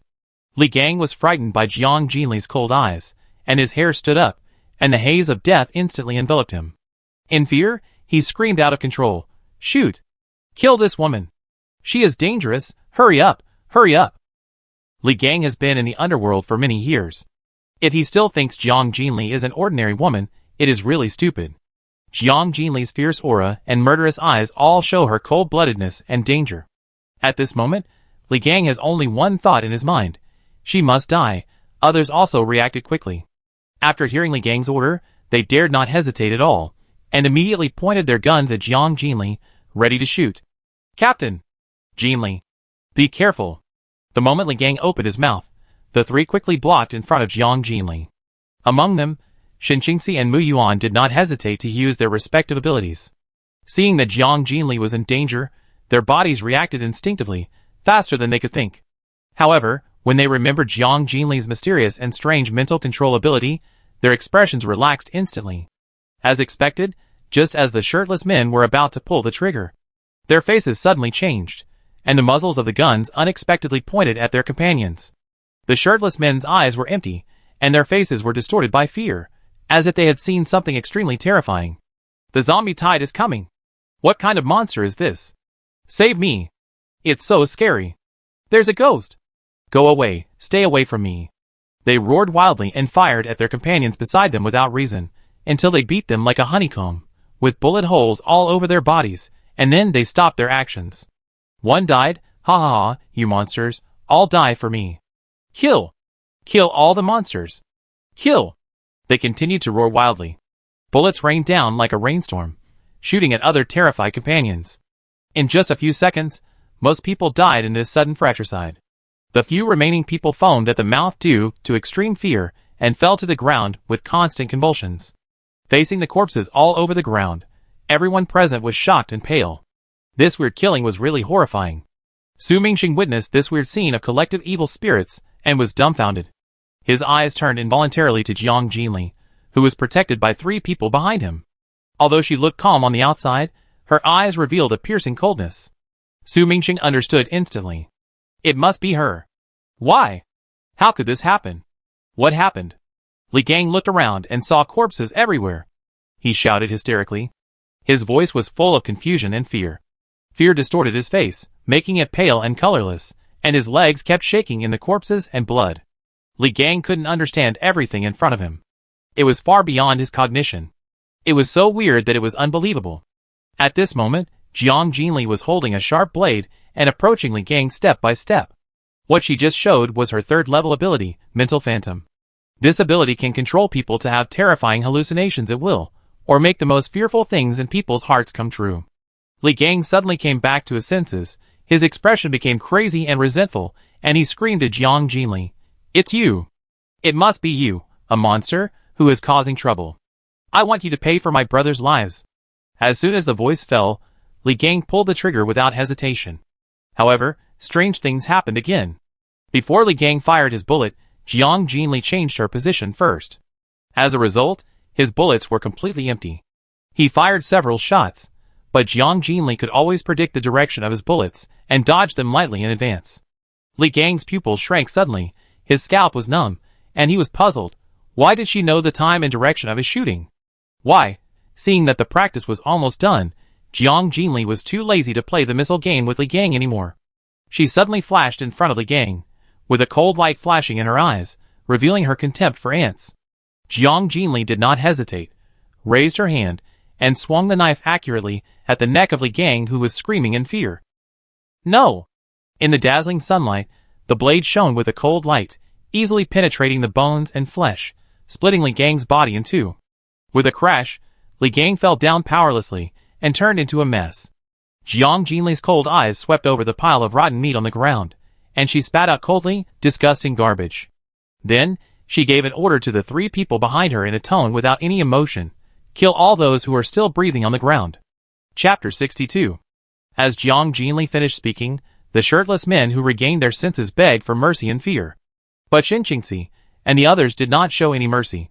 They quickly picked up their weapons and launched a cleanup operation against the men lying on the ground. In order to save ammunition, Zhou Lianhu put away his gun and pulled out his mace, hitting the men's heads hard. These evil men deserved to die. Jiang Jinli walked towards Mu Yuan. His eyes swept across the building not far away, and he cast a look at Mu Yuan. Mu Yuan understood, nodded, picked up the big knife, and quickly walked in that direction. After cleaning up the remaining shirtless men, Zhou Lianhu picked up the guns on the ground one by one, sorted and packed them. At this moment, the roars of zombies suddenly sounded all around. Obviously, it was the smell of blood and gunshots on the ground that attracted these monsters. The three looked at each other, picked up their weapons, dispersed, and took the initiative to face the zombies. Xiaohua saw that she finally had a place to use her skills, and rushed into the zombie pile without hesitation. Su Mingxing was shocked by the tragic killing scene, and stood there. It took a while for him to gradually come back to his senses. He looked at the corpses all over the ground, his eyes gradually brightened, and his blood boiled in his body. Staring at Jiang Jinli's back, Su Mingxing's heart was filled with indescribable excitement. Isn't this the team he has always dreamed of? Su Mingxing originally thought that his luck was not good today, but he never expected that today would become his lucky day. He wanted to chase them immediately, but when he saw the zombies approaching nearby, he quickly picked up a knife and shouted loudly to join the battle. These zombies were so corrupt that they could be beheaded with just a little force. Soon, several people worked together to quickly resolve these threats. Jiang Jinli just sheathed her knife when she heard a sound of hee-hee-ha-ha coming from not far away. She looked in the direction of the sound and saw Su Mingxing waving his knife, slashing zombies while shouting, "Take my knife!" "Uh-huh. Hee-hee." Jiang Jinli thought, where did this idiot come from? "Captain, it's all done." Zhou Lianhu came over and handed a bundle of guns to Jiang Jinli. Jiang Jinli took it, put it into the space, and then walked towards the supermarket of the gas station. Shen Qingxi and Zhou Lianhu followed closely behind. "Wait for me." Su Mingxing caught up breathlessly, and said with admiration, "You guys were really awesome just now." He turned to Jiang Jinli and praised, "Your knife-swinging movements, swishing, were so cool, it made my blood boil. I really admire you." Zhou Lianhu looked at the excited Su Mingxing next to him, and had no ill feelings towards this cheerful guy. Hearing his praise, Zhou Lianhu took over the conversation and said proudly, "Our captain is naturally awesome, these villains are nothing at all." Su Mingxing nodded repeatedly to show his approval, his eyes full of admiration and a bright smile. Recalling the disgusting experience just now, he couldn't help but feel a chill, and was glad that he escaped. "Thanks to your timely appearance, otherwise, I might have been in trouble." He frowned and said angrily, "That fat man is really disgusting. I am a grown man, and I haven't even touched a girl's hand, but I have suffered such an insult. It's really unbearable." Looking at Su Mingxing's disgusted expression, Zhou Lianhu couldn't help laughing and comforted him. "The world is complicated now, and there are indeed many perverts. You have to be more careful in the future." Seeing that they were about to enter the supermarket, Su Mingxing took a deep breath, mustered up his courage, and shouted to Jiang Jinli's back, "My name is Su Mingxing. Excuse me, can I join your team?" Everyone stopped and turned to look at him. Su Mingxing's eyes revealed nervousness and anxiety, but he still ran to Jiang Jinli bravely and added, "I can fight zombies, find supplies, and obey orders. I promise not to be a burden to the team." Shen Qingxi and Zhou Lianhu exchanged glances, and then walked into the supermarket silently. On this matter, only Jiang Jinli can decide. After hearing this, Jiang Jinli began to look at Su Mingxing carefully. He was like a sunflower that was still shining in the doomsday sun, and the cruel reality did not wipe out his vitality. Jiang Jinli did not agree immediately, but asked, "Why do you want to join my team?" Su Mingxing answered without hesitation, "Because your team is exactly what I yearn for in my heart. Moreover, in this doomsday, only by following a strong person like you can there be hope to survive. Aren't you afraid of me?" Jiang Jinli's eyes were sharp. Su Mingxing was stunned, and then smiled. "No! I can't even admire you enough. How can I be afraid of you?" The image of Jiang Jinli fighting bravely appeared in his mind, and his heart was full of admiration and yearning for her. Jiang Jinli looked at him deeply, without saying a word, turned around and walked into the supermarket. In fact, compared with men, she prefers to find some women to join the team. But she met Mu Yuan and Zhou Lianhu one after another. Mu Yuan's joining is needless to say, and she is also quite satisfied with Zhou Lianhu, especially his ability in architecture. She originally planned to recruit only these two men. As for Su Mingxing, Although Jiang Jinli had no ill feelings towards him, he was not included in her recruitment plan. Therefore, she still needed to weigh carefully. Watching Jiang Jinli's departing back, Su Mingxing froze in place, his face instantly losing color. Was he rejected? His mood instantly fell to the bottom, and he sat weakly at the door of the supermarket, his head drooping, with a look of loss on his face. Jiang Jinli walked into this small supermarket and found that there were quite a lot of snacks and water inside, which were obviously hoarded by the gangsters. Her mind moved slightly, and in an instant, the supplies of the entire supermarket were collected by her space. After confirming that nothing was left out, the group walked out of the supermarket. At this time, Mu Yuan happened to come in from outside. He said to Jiang Jinli, "The garbage in the building has been cleaned up. We found a clean building opposite, where we can rest tonight." Jiang Jinli nodded in agreement, then called Xiaohua, and the group bypassed Su Mingxing, stepped over the corpses on the ground, and left this place. Su Mingxing was like an abandoned puppy, watching their backs go away, his eyes full of loneliness and desolation. As their figures gradually blurred, Su Mingxing's unwillingness became stronger. He realized that this might be a godsend opportunity, and if he missed it, he might regret it for the rest of his life. He was unwilling to give up, even if he was called shameless.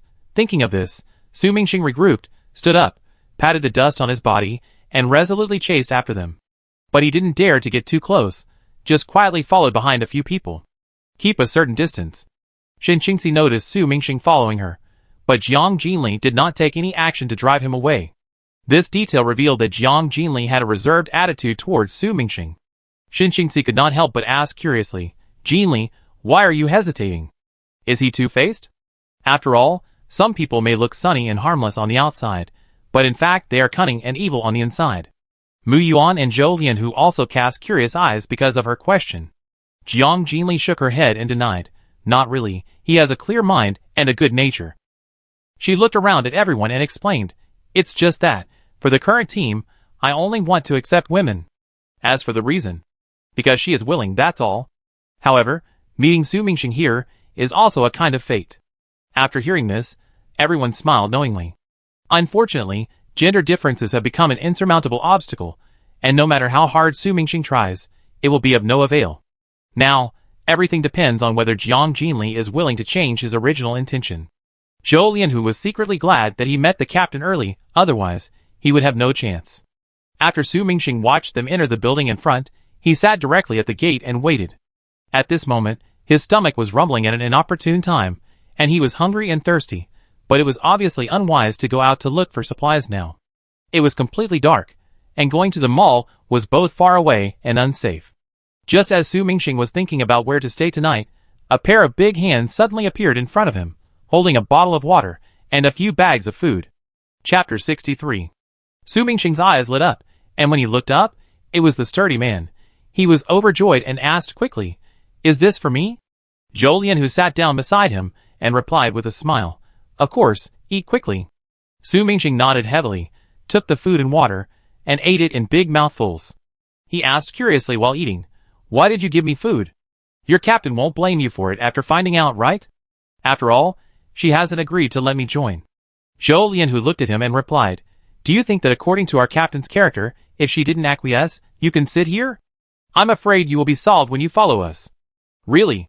Su Mingxing shouted excitedly, and then burst into a crisp and joyful laugh. Then, he frowned and asked in confusion, "Why didn't she agree to my request immediately? Is it because I'm not strong enough?" Zhou Lianhu looked at his pitiful appearance and decided to tell the truth. In fact, the captain didn't plan to recruit male players. But now, she has begun to reconsider, so you still have a chance. We should be able to get a conclusion tomorrow morning. He continued, "Strength is not the decisive factor. The captain often said that no one is strong at the beginning, and she will give everyone room to grow." Zhou Lianhu recalled the situation when he first joined the team and couldn't help laughing. "Look at me, my strength is also average, but the captain still gave me a chance." Su Mingxing's face turned pale when he heard that Jiang Jinli didn't plan to recruit male players anymore. After all, no matter how hard he tried, he couldn't become a woman. However, the second half of Zhou Lianhu's words rekindled Su Mingxing's hope. Then, he asked curiously, "How did you join them at that time?" Zhou Lianhu then told Su Mingxing about his experience of joining the team. After listening to Zhou Lianhu's narration, Su Mingxing was filled with emotion. Such an embarrassing experience, It sounds really dangerous. You are really lucky to meet the captain. Zhou Lianhu looked at him with a playful look on his face, and responded in a teasing tone. You are still talking about me. Your situation seems to be worse than mine. In this case, aren't you more lucky? The two recalled the various strange things that happened today, and couldn't help but smile at each other. Then, Su Mingxing affectionately hooked Zhou Lianhu's shoulders, and the two chatted enthusiastically about their past and future. Zhou Lianhu enthusiastically recounted the various adventures during the journey, and Su Mingxing listened attentively. As the conversation deepened, Su Mingxing felt that this big man was more and more kind and amiable. Unconsciously, night had fallen. Realizing that it was late, Su Mingxing stood up and said to Zhou Lianhu reluctantly, Brother Dahu, it's dark, you should go in and rest. After a long conversation, Su Mingxing learned that Zhou Lianhu was about to turn 29 years old, 4 years older than himself. The two of them got along very well, and friendship between men was established quickly. Zhou Lianhu also stood up, patted Su Mingxing on the shoulder, and encouraged him. Come on, try to get the captain to accept you, and we will fight the Doomsday together. Su Mingxing was deeply moved and nodded firmly. I will. I wait for you tomorrow. After a brief farewell, Zhou Lianhu turned and walked into the house. Su Mingxing looked around, and then walked into a nearby house to rest. For the upcoming tomorrow, he was mixed with expectation and anxiety. The next morning, as soon as Jiang Jinli stepped out of the door, he saw Su Mingxing standing there waiting. Su Mingxing's eyes were bright. When he saw Jiang Jinli, he immediately straightened his back and solemnly swore loudly, Boss, please accept me. I will be loyal, diligent, obedient, and fearless. Jiang Jinli heard his words, and felt a little amused by his address. Jinli, get in the car. Xin Qingxi and others called Jiang Jinli in the RV. Xiaohua on the roof also made urgent calls from time to time. Jiang Jinli took a step forward, and at the same time looked back at Su Mingxing, asking again, Why are you so determined to join my team? Su Mingxing saw her asking again, his expression froze, and his eyes could not help but lock on Jiang Jinli's deep black eyes. He recalled all the recent experiences in his heart, and a sense of unyielding blood suddenly surged into his heart, and his eyes could not help but turn red. He said with reluctance, Because you are very strong, I want to become stronger with you. I will trample all those who bully me under my feet, and let them die without a burial place. I want to live with dignity. After saying that, he raised his hand, wiped the corners of his eyes, and then looked at Jiang Jinli with expectation. Jiang Jinli quietly examined Su Mingxing's eyes, and after a moment of silence, he finally said, Let's go. Su Mingxing was stunned when he heard the words, and then he was overjoyed in his heart. He quickly quickened his pace to catch up with Jiang Jinli, and shouted with a smile, Thank you, boss. The boss is mighty. Seeing this, several people in the car also smiled. Xin Qingxi sat directly in the back seat, preparing to let the three men sit in the front row. Su Mingxing walked to the front of the car and excitedly shouted to Zhou Lianhu, Brother Dahu. Zhou Lianhu was also very happy, nodded in response, and looked at him with a silly smile. After getting in the car, Su Mingxing was still a little dazed, and it was hard to believe that he had a partner to fight side by side so soon. This joy gradually fermented in his heart, and finally turned into a bright silly smile, full of enthusiasm and vitality. Jiang Jinli glanced at Su Mingxing, who was smiling silly in the front seat, and shook his head helplessly. This town is not big. After they collected some simple information, they continued to head towards Jincheng. It turns out that superpowers can be awakened. This is really amazing. It's like making a movie. After listening to the narration of several people, Su Mingxing couldn't help but show astonishment on his face. Then, he turned to the crowd, his eyes full of envy, and asked, Have you all awakened your superpowers? Zhou Lianhu shook his head and replied, I haven't awakened yet, but there's no need to be too anxious. You can accumulate crystal cores before awakening. Afterwards, Zhou Lianhu also explained in detail to Su Mingxing the superpowers of Jiang Jinli and the other two. Su Mingxing was surprised and admired when he learned that Jiang Jinli had mastered the 4th level ability. He turned to Jiang Jinli, revealing an excitement that was difficult to conceal. Boss, where can I find superpower fruits? I also want to awaken superpowers. Finding fruits requires opportunities. Jiang Jinli looked at him calmly and asked, What ability do you want to awaken? Coincidentally, she still had 2 fruits on her body. If Su Mingxing wanted to awaken one, she could give it to him directly. Su Mingxing heard this, and a hint of surprise flashed in his eyes. He had never expected that he could make his own choice. He was so excited that he could not sit still, and his body twisted unconsciously, almost twisting into a twist, which looked quite funny.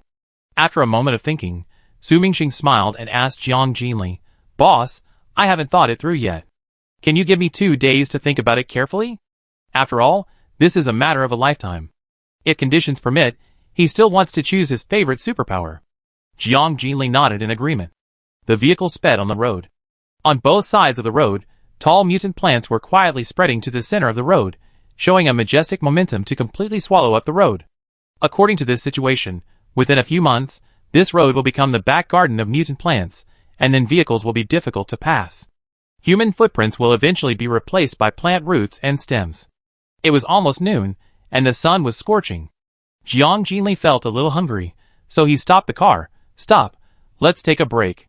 After the car stopped smoothly, several people got out of the car to stretch their muscles. Su Mingxing felt the high temperature, squinted his eyes, and complained irritably, "This damn weather is so hot." He was almost melted by the sun. Although Mu Yuan and Zhou Lianhu were also sweating profusely, they had long been accustomed to such high temperatures. Soon, Xinxingzi called everyone to eat in the back car. Zhou Lianhu patted Su Mingxing on the shoulder. "Let's go, let's eat, drink some cold water later, and it won't be so hot." Su Mingxing thought he had misheard for a moment. Cold water? Eat? When he stepped into the back car of the RV, his eyes suddenly opened up. 5 boxed lunches were neatly placed on the big table, and there were cut watermelons and pineapples next to them. He was so surprised that his eyes widened. This is really... Chapter 64. Zhou Lianhu directly pulled him to sit down, picked up a portion of food and started eating. He said while eating, "Don't stand there, eat quickly, get used to this scene." He got used to it after 2 days. After all, the captain was a treasure box, and it was not surprising that he could produce anything. These 3 dishes and 1 rice were hastily prepared a few days ago, and it was a simple meal. The meals were usually more abundant. Su Mingxing picked up a portion in a daze, opened it, and saw that it was white rice, fish-flavored pork shreds, smashed cucumbers and hand-shredded cabbage. He stared at the food in disbelief, thinking, this is the end of the world, and he can still eat such precious things. Jiang Jinli and the other 3 also sat down to eat. They noticed that Su Mingxing was staring at the food in a daze, so they urged him, "Eat quickly, we have to hurry after eating." Su Mingxing looked up, looked at Jiang Jinli with slightly red eyes, and whispered, "Boss." Jiang Jinli glanced at him and said helplessly, "Okay, follow me, I will never let you go hungry in the future." Su Mingxing nodded with emotion, and then began to eat voraciously. Tears could not help but slide down his cheeks. He sobbed while eating, and this scene made Mu Yuan and Zhou Lianhu laugh. Mu Yuan smiled and blamed, "Why are you crying? Show some strength." "Sorry, I really can't help it." Su Mingxing explained, "I haven't eaten rice since the outbreak of the Doomsday, not to mention such delicious dishes. This is really unbearable." He quickly finished a box of rice, and picked up a piece of watermelon to eat. The red watermelon was sweet and cool. It was absolutely amazing. After dinner, Jiang Jinli got out of the car to check on Xiaohua. She knew that Xiaohua had a habit, that is, she would eat a big meal before every departure, and would not return until her belly was full. Recently Xiaohua had not eaten cooked food, but was used to hunting other animals on the way, which made Xiaohua more bloodthirsty and violent. Despite this, Jiang Jinli was not worried, because this was the nature of mutant animals. Seeing that everyone had eaten and rested well, Jiang Jinli asked everyone to continue on their way. After passing 2 or 3 more cities, Jincheng would not be far away. That afternoon, the vehicle slowly drove into a city, and then drove steadily on the street. When Jiang Jinli and his party passed a community, they were shocked to find a group of zombies gathered inside, and some first-level zombies were mixed in. Seeing this scene, the vehicle naturally slowed down. After a brief discussion, everyone decided to stop the car, and decided to walk into the community to find out. After all, mosquito meat is meat no matter how small it is. Now, in order to improve strength, each crystal core is particularly precious. Su Mingxing stared at the zombies in front of him, with a burning desire in his eyes. "I haven't challenged a first-level zombie yet, and this time I finally have a chance." He quickly checked his weapon, ran to Jiang Jinli, and asked, "Boss, I don't use this weapon very well. Do you have a spear? Can you use a spear?" Jiang Jinli asked with a little curiosity. After all, cold weapons such as spears are not common, let alone mastering their use skills. Su Mingxing shook his head. "No, but I believe I can get used to it after using it a few times. Mainly, I think the spear looks very cool." He touched his nose, and seemed a little embarrassed. Jiang Jinli did not say anything more, and directly took out a spear from the space and handed it to him. The spear was about 2 meters long, with smooth lines, and the golden spear head was dotted with a bright red tassel, which was just the right proportion to the spear shaft. It looked majestic. The spear head was designed with double blades, with barbs, and the tip was extremely sharp, which was very suitable for stabbing, while the 2 blades could be used for chopping or cutting. Su Mingxing couldn't let go of the spear as soon as he saw it. After taking the spear, he waited gently, feeling its weight and feel. Then he expressed his gratitude to Jiang Jinli. "I like it very much, thank you boss." Jiang Jinli warned him, "The first-level zombies are not easy to deal with. Once you sense danger, remember to shoot." Su Mingxing nodded in agreement. Then, holding the spear, he rushed towards the zombie group without hesitation.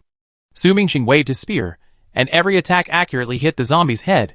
Whether it was a straight stab or a sweep, it was unstoppable. As he thrust his spear continuously, the zombies fell to the ground one after another, and their rotten heads seemed extremely fragile under the fierce attack. Zhou Lian, who followed closely behind, wielding a new weapon he got from Jiang Jinli, a mace that was 1.5 meters long. This mace was made of a thick iron rod, and the end of the rod was inlaid with sharp iron nails. Zhou Lian, who was extremely powerful, and the mace seemed to have life in his hands, and its power was doubled. His movements were swift and powerful, and every swing of the mace was accompanied by a deafening roar. The iron nails raged mercilessly, easily smashing the zombies' heads, and blood and flesh splattered everywhere. Shen Qingxi and Mu Yuan also used their superpowers, and threw themselves into the battle. The 3 men charged bravely in front, while Shen Qingxi suppressed them with precise archery in the back. The tacit cooperation among the 4 made the battle both easy and efficient. Realizing that a large number of zombies had also gathered in the surrounding area, Jiang Jinli decided to take Xiaohua to clean up. As for the current area, it was left to the 4 people as a venue for actual combat exercises. Jiang Jinli walked on the increasingly dark streets, and the surrounding scene was bleak. Abandoned vehicles were parked randomly, and broken windows and collapsed building debris were everywhere, adding a bit of desolation and loneliness to the place. The air was mixed with the smell of decay and death, which seemed particularly heavy. Compared with other towns, the zombies here are more concentrated, and the dead silence is even worse. Suddenly, the low and heart-pounding roar of zombies was faintly heard in front. The sound was loud and chaotic, obviously the collective roar of many zombies. Jiang Jinli heard the sound, paused slightly, and then carefully walked around the corner. I saw that the street entrance was surrounded by zombies, airtight, forming a living corpse wall. A small-scale zombie tide was clearly visible. These zombies were ragged and exuded a foul stench of decay. They squeezed frantically towards the center, as if there was tempting food hidden there. The zombies' bodies were severely twisted and deformed, and their skin glowed green, looking slippery and greasy. Their faces were swollen due to bacterial erosion, their gray eyeballs were bulging, their lips were turned outward, and the tip of their tongues was sticking out. The scene was shocking. In contrast, although the mutant zombies looked horrifying, they at least retained a recognizable outline. And these ordinary zombies were so ugly that it was hard to look at them, arousing strong disgust and discomfort. The deafening roars of the zombies were like invisible calls, attracting more of their kind to swarm in. At this moment, a heavy sound of dragging footsteps suddenly came from behind. Jiang Jinli didn't even turn her head, and swung the knife back, instantly cutting off the heads of 3 zombies that were quietly approaching.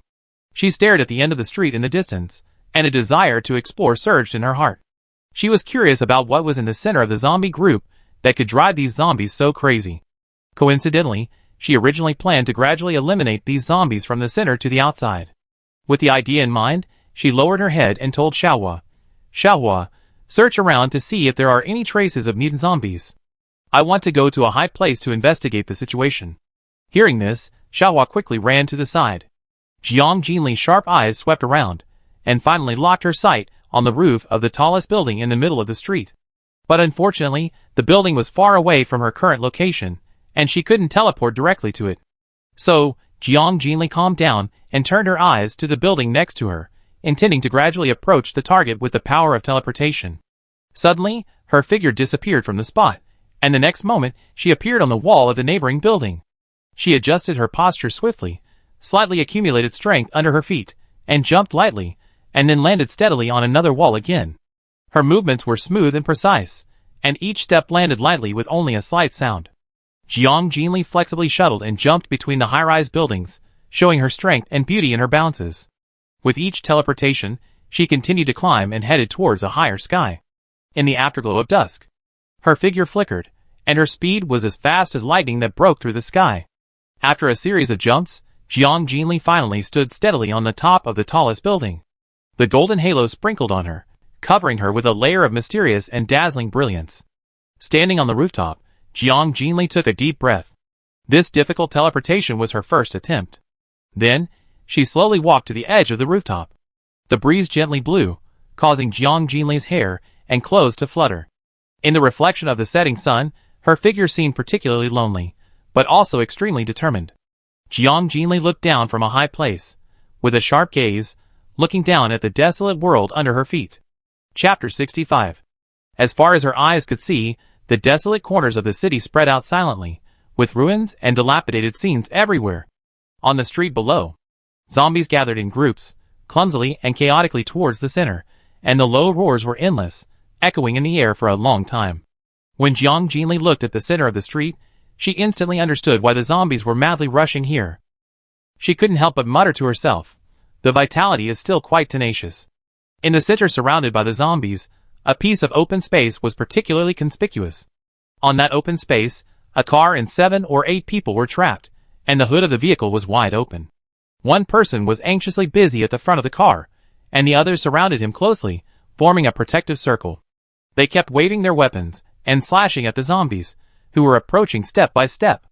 Although the zombies fell one after another, a new wave of zombies quickly filled the gap, making the battle continue and become more intense.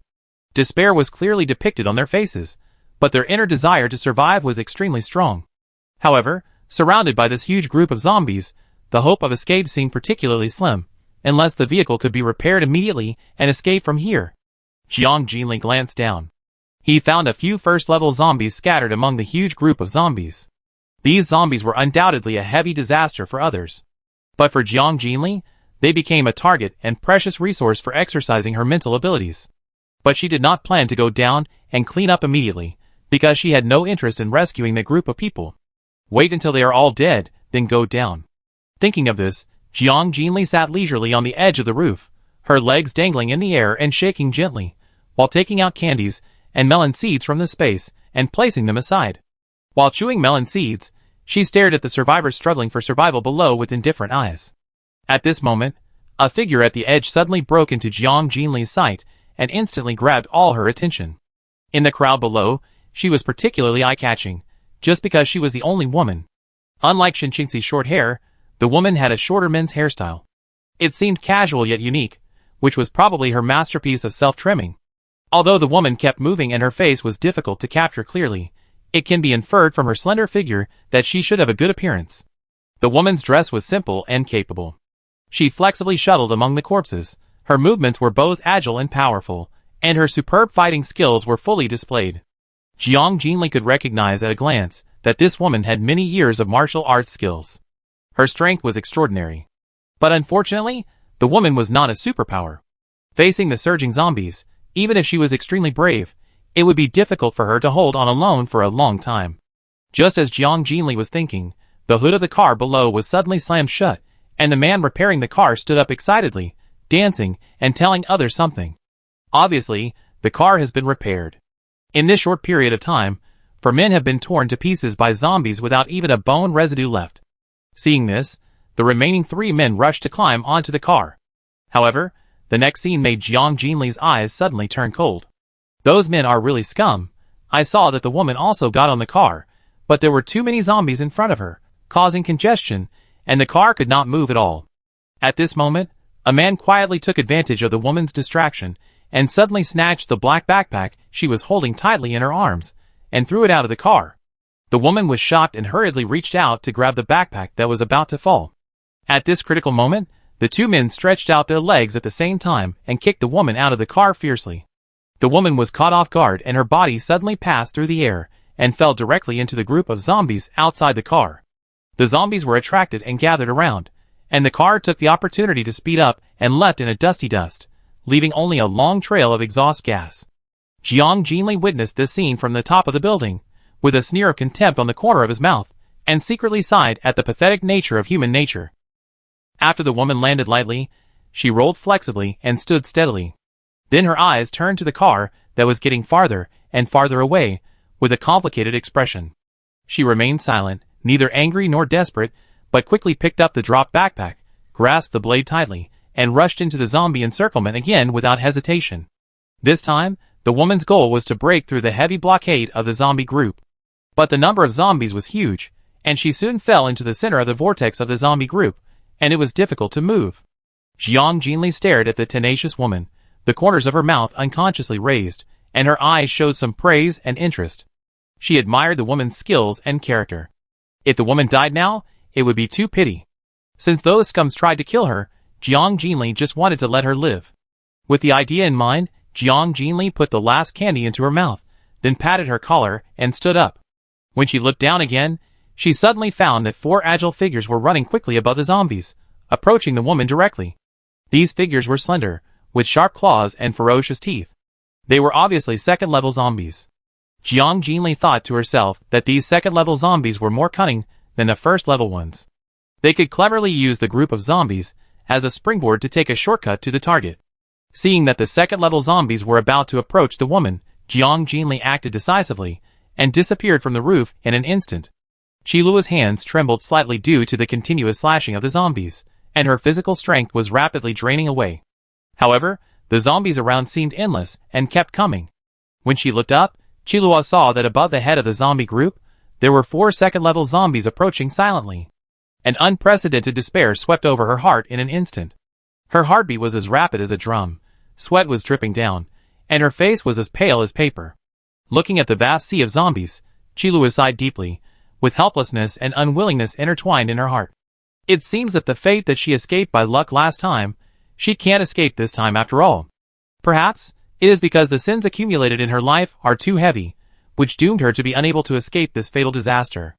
Qilua's eyes were fixed on the second-level zombie that was getting closer and closer, and her eyes gradually lost their luster, and the weapon in her hand slowly slipped. At this moment, a playful and brisk word sounded in her ears. "Why, are you ready to give up? I guess this shouldn't be your style?" Before the words fell, a slender and powerful arm suddenly wrapped around Qilua's waist, followed by a warm current and elegant fragrance. Before Qilua could react, the scene in front of her suddenly changed. When she looked closely, her pupils shrank slightly. She was actually standing on the head of the zombie. In panic, Qilua slipped and almost lost her footing. Fortunately, the firm hand pulled her back to her original position again, and a whisper came from her ear. "I'm going to let go, stand firm." Qilu'a finally managed to stabilize her body, and the scene in front of her made her heart beat faster and excited. This picture was extremely shocking. She had never imagined that one day she would be able to stand on the heads of countless zombies and overlook everything. Those ferocious creatures that were originally frightening are now like docile lambs under her feet, bowing their heads and keeping silent, quiet and obedient. There was a dead silence all around. Only she and the 2 zombie heads under her feet became the focus of this quiet world. This scene looked particularly strange among the zombies. Looking from a distance, it made people feel cold and numbed. Qilu'a slowly turned her head, intending to glimpse the true appearance of this powerful man with unfathomable strength. When her eyes touched, she couldn't help but be stunned. It turned out to be a young and attractive girl with a delicate face. This unexpected discovery surprised Qilu'a. The 2 people's eyes met in the air, and Jiang Jinli was also examining her. Qilua's facial features were gentle and soft, but her eyebrows inadvertently revealed a sharp and tough temperament that could not be ignored. What was particularly striking was that there was a scar on her left cheek, extending from the chin to the throat, which seemed to be injured by a sharp blade or the claws of a beast, which was very eye-catching. The color of the scar was darker than the surrounding skin, with a rough texture. Although the scar affected her external beauty to a certain extent. But Jiang Jinli did not think she was ugly, but captured a unique wild charm from her sharp eyes. Jiang Jinli thought to herself that this woman was definitely not an ordinary person. Even before the Doomsday, she was definitely not an ordinary woman. She speculated that this woman's work might be hidden in the dark, and closely related to weapons such as knives and guns. Then, Qilu'a took a deep breath, her voice full of gratitude. "I can't repay you for saving my life." Due to the injury to her throat and damaged vocal cords, her voice was slightly hoarse. Jiang Jinli looked at her and smiled. "I save people on a whim, just because I like you and don't want you to die." After that, She turned her head to look at the 4 restless second-level zombies and asked, "Can you continue to fight?" Jiang Jinli also wanted to experience the feeling of fighting on the heads of the zombies, so she did not control those second-level zombies. Qilua heard this, her eyes flickered, she gripped the hilt tightly, and responded with high morale, "Fight! In that case, be careful not to slip." Jiang Jinli saw that the zombie's head was filthy, and quickly activated the full-body isolation protection. Okay. Qilua didn't care about the dirt at all. She jumped onto the zombie's head lightly, and rushed towards the second-level zombie excitedly. Qilua relied on her agility and superb fighting skills to shuttle freely over the zombies, as if walking on flat ground. Her steps were steady, and her lower body was solid. No matter how the second-level zombies pounced, she could always nimbly avoid the sharp claws, and then decisively launch a counterattack. Chapter 66. Jiang Jinli's eyes swept over the other 3 zombies, and she couldn't help but have the idea of playing. After all, this strange way of fighting is rare. She then flashed and rushed towards the 3 zombies. The 2 figures were like ghosts, jumping lightly above the zombies. If someone saw the scene, they would definitely mistakenly think they had seen ghosts. With Jiang Jinli's ability, even if she deliberately restrained her strength, these second-level zombies would not be able to hold on for too long. She quickly cut off the heads of the 3 zombies, dug out the crystal cores, and turned to look at Qilua. Noticing that Qilua's physical strength was gradually declining, she instantly moved to her side and ended the battle with a knife. Qilua was still panting, and looked at Jiang Jinli with respect in her eyes. "Your superpowers are really powerful." Jiang Jinli put away the crystal core, and was not surprised by Qilua's knowledge of superpowers. "Now, I'm afraid all the survivors have already known about this supernatural power. Your strength should not be underestimated." Jiang Jinli responded to Qilua, and then said, "After we clean up these, we will go down." As soon as the voice fell, Jiang Jinli immediately closed his eyes and concentrated, and his mental power surged out like a thread, piercing the deep consciousness of the zombies below. The zombies fell to the ground in an instant. Jiang Jinli reacted quickly, and pulled up Qilua's arm. The 2 of them instantly shuttled through the dense zombies, and quietly appeared at the entrance of the alley in the distance. Qilua was startled. Turning around, she saw corpses lying all over the ground. The scene was horrifying. She took a deep breath, trying to calm the waves in her heart, and turned her eyes to Jiang Jinli, wanting to say something but stopping. Her gratitude was overflowing, but she didn't know how to express her gratitude. Jiang Jinli looked at Qilua and asked calmly, "You are not alone, right? Are the food in the bag prepared for your teammates?" Qilua was slightly stunned when she heard this. "How did you know?" Jiang Jinli chuckled. This street was full of shops. Obviously, Qilua encountered a wave of zombies while out looking for food. Moreover, her lips were chapped, but she did not drink the water in the bag, which was obviously left for others. Jiang Jinli did not respond, but turned and walked forward, reminding, "Let's go, it's getting dark, your team may be waiting anxiously." Qilua caught up with her and said with praise, "You are so smart." She then explained, "In fact, we can't be considered a real team. Just because I owe her a favor, I promised to escort her to Anqing to reunite with her family." Jiang Jinli stopped and looked at Qilua's face, and asked hesitantly, "Is it because of your face?" Qilua nodded, her voice slightly hoarse. "My face was injured by a mutant bear, and she gave me medicine when she passed by. Although being injured by a mutant animal will not cause corpse transformation, it can also be fatal if not treated in time." Jiang Jinli nodded to show her understanding. It is rare to find people who know how to repay their gratitude in the end of the world. But the woman next to him foolishly abides by her bottom line and principles. Then, Qilua asked with a hint of urgency in her voice, "They are waiting for me in the community ahead, what about you?" Qilua stared at Jiang Jinli, frowning, her heart full of worries that she might be gone forever after she left. Qilua's heart was filled with an urgent emotion, and thousands of words came to her mind, but she was not good at speaking, and really didn't know how to start.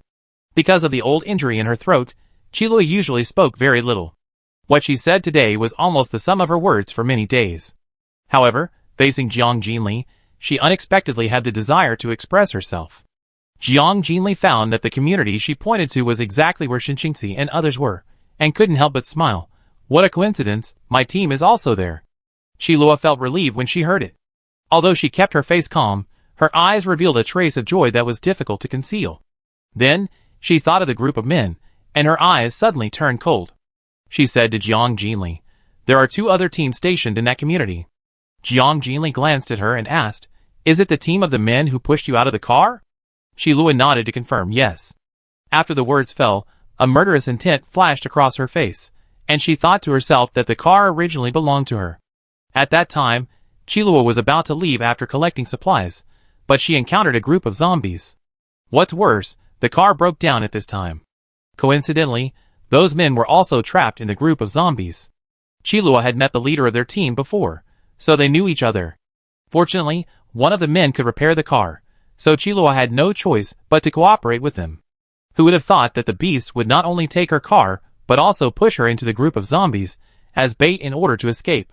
This time she was lucky enough to survive, but Qilua vowed to kill those men with her own hands. Jiang Jinli quickly pieced together the general course of events from her brief narration. In the Doomsday, this kind of backstabbing behavior is not uncommon, but it is also really chilling. Suddenly Qilua stopped, turned around and looked at Jiang Jinli, and said solemnly, "My name is Qilua." Jiang Jinli also stopped and looked back at Qilua. After a moment, he calmly responded, "Jiang Jinli."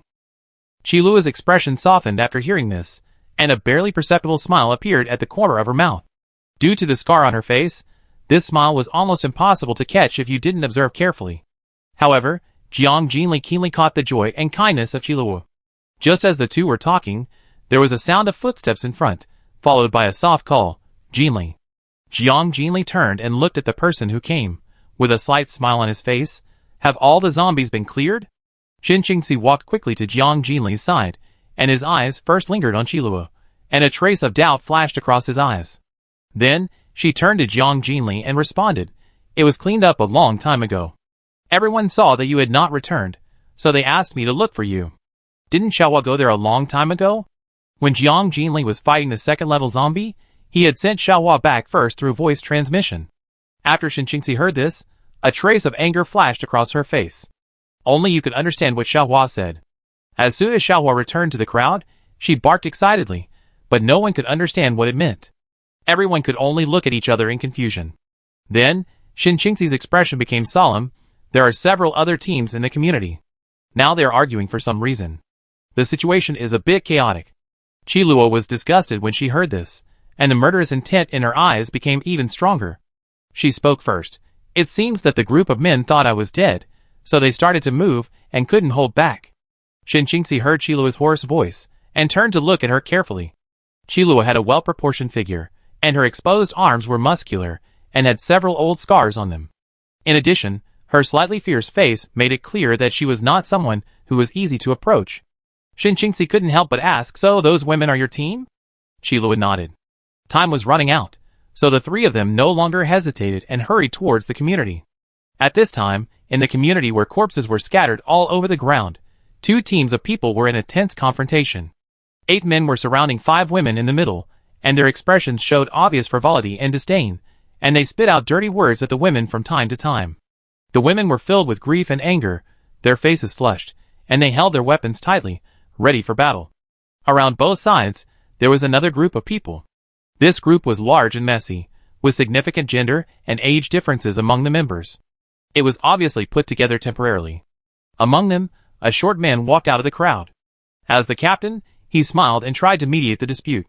Unexpectedly, he just took a step, and was pushed to the ground by the group of men before he had a chance to speak. "Ouch!"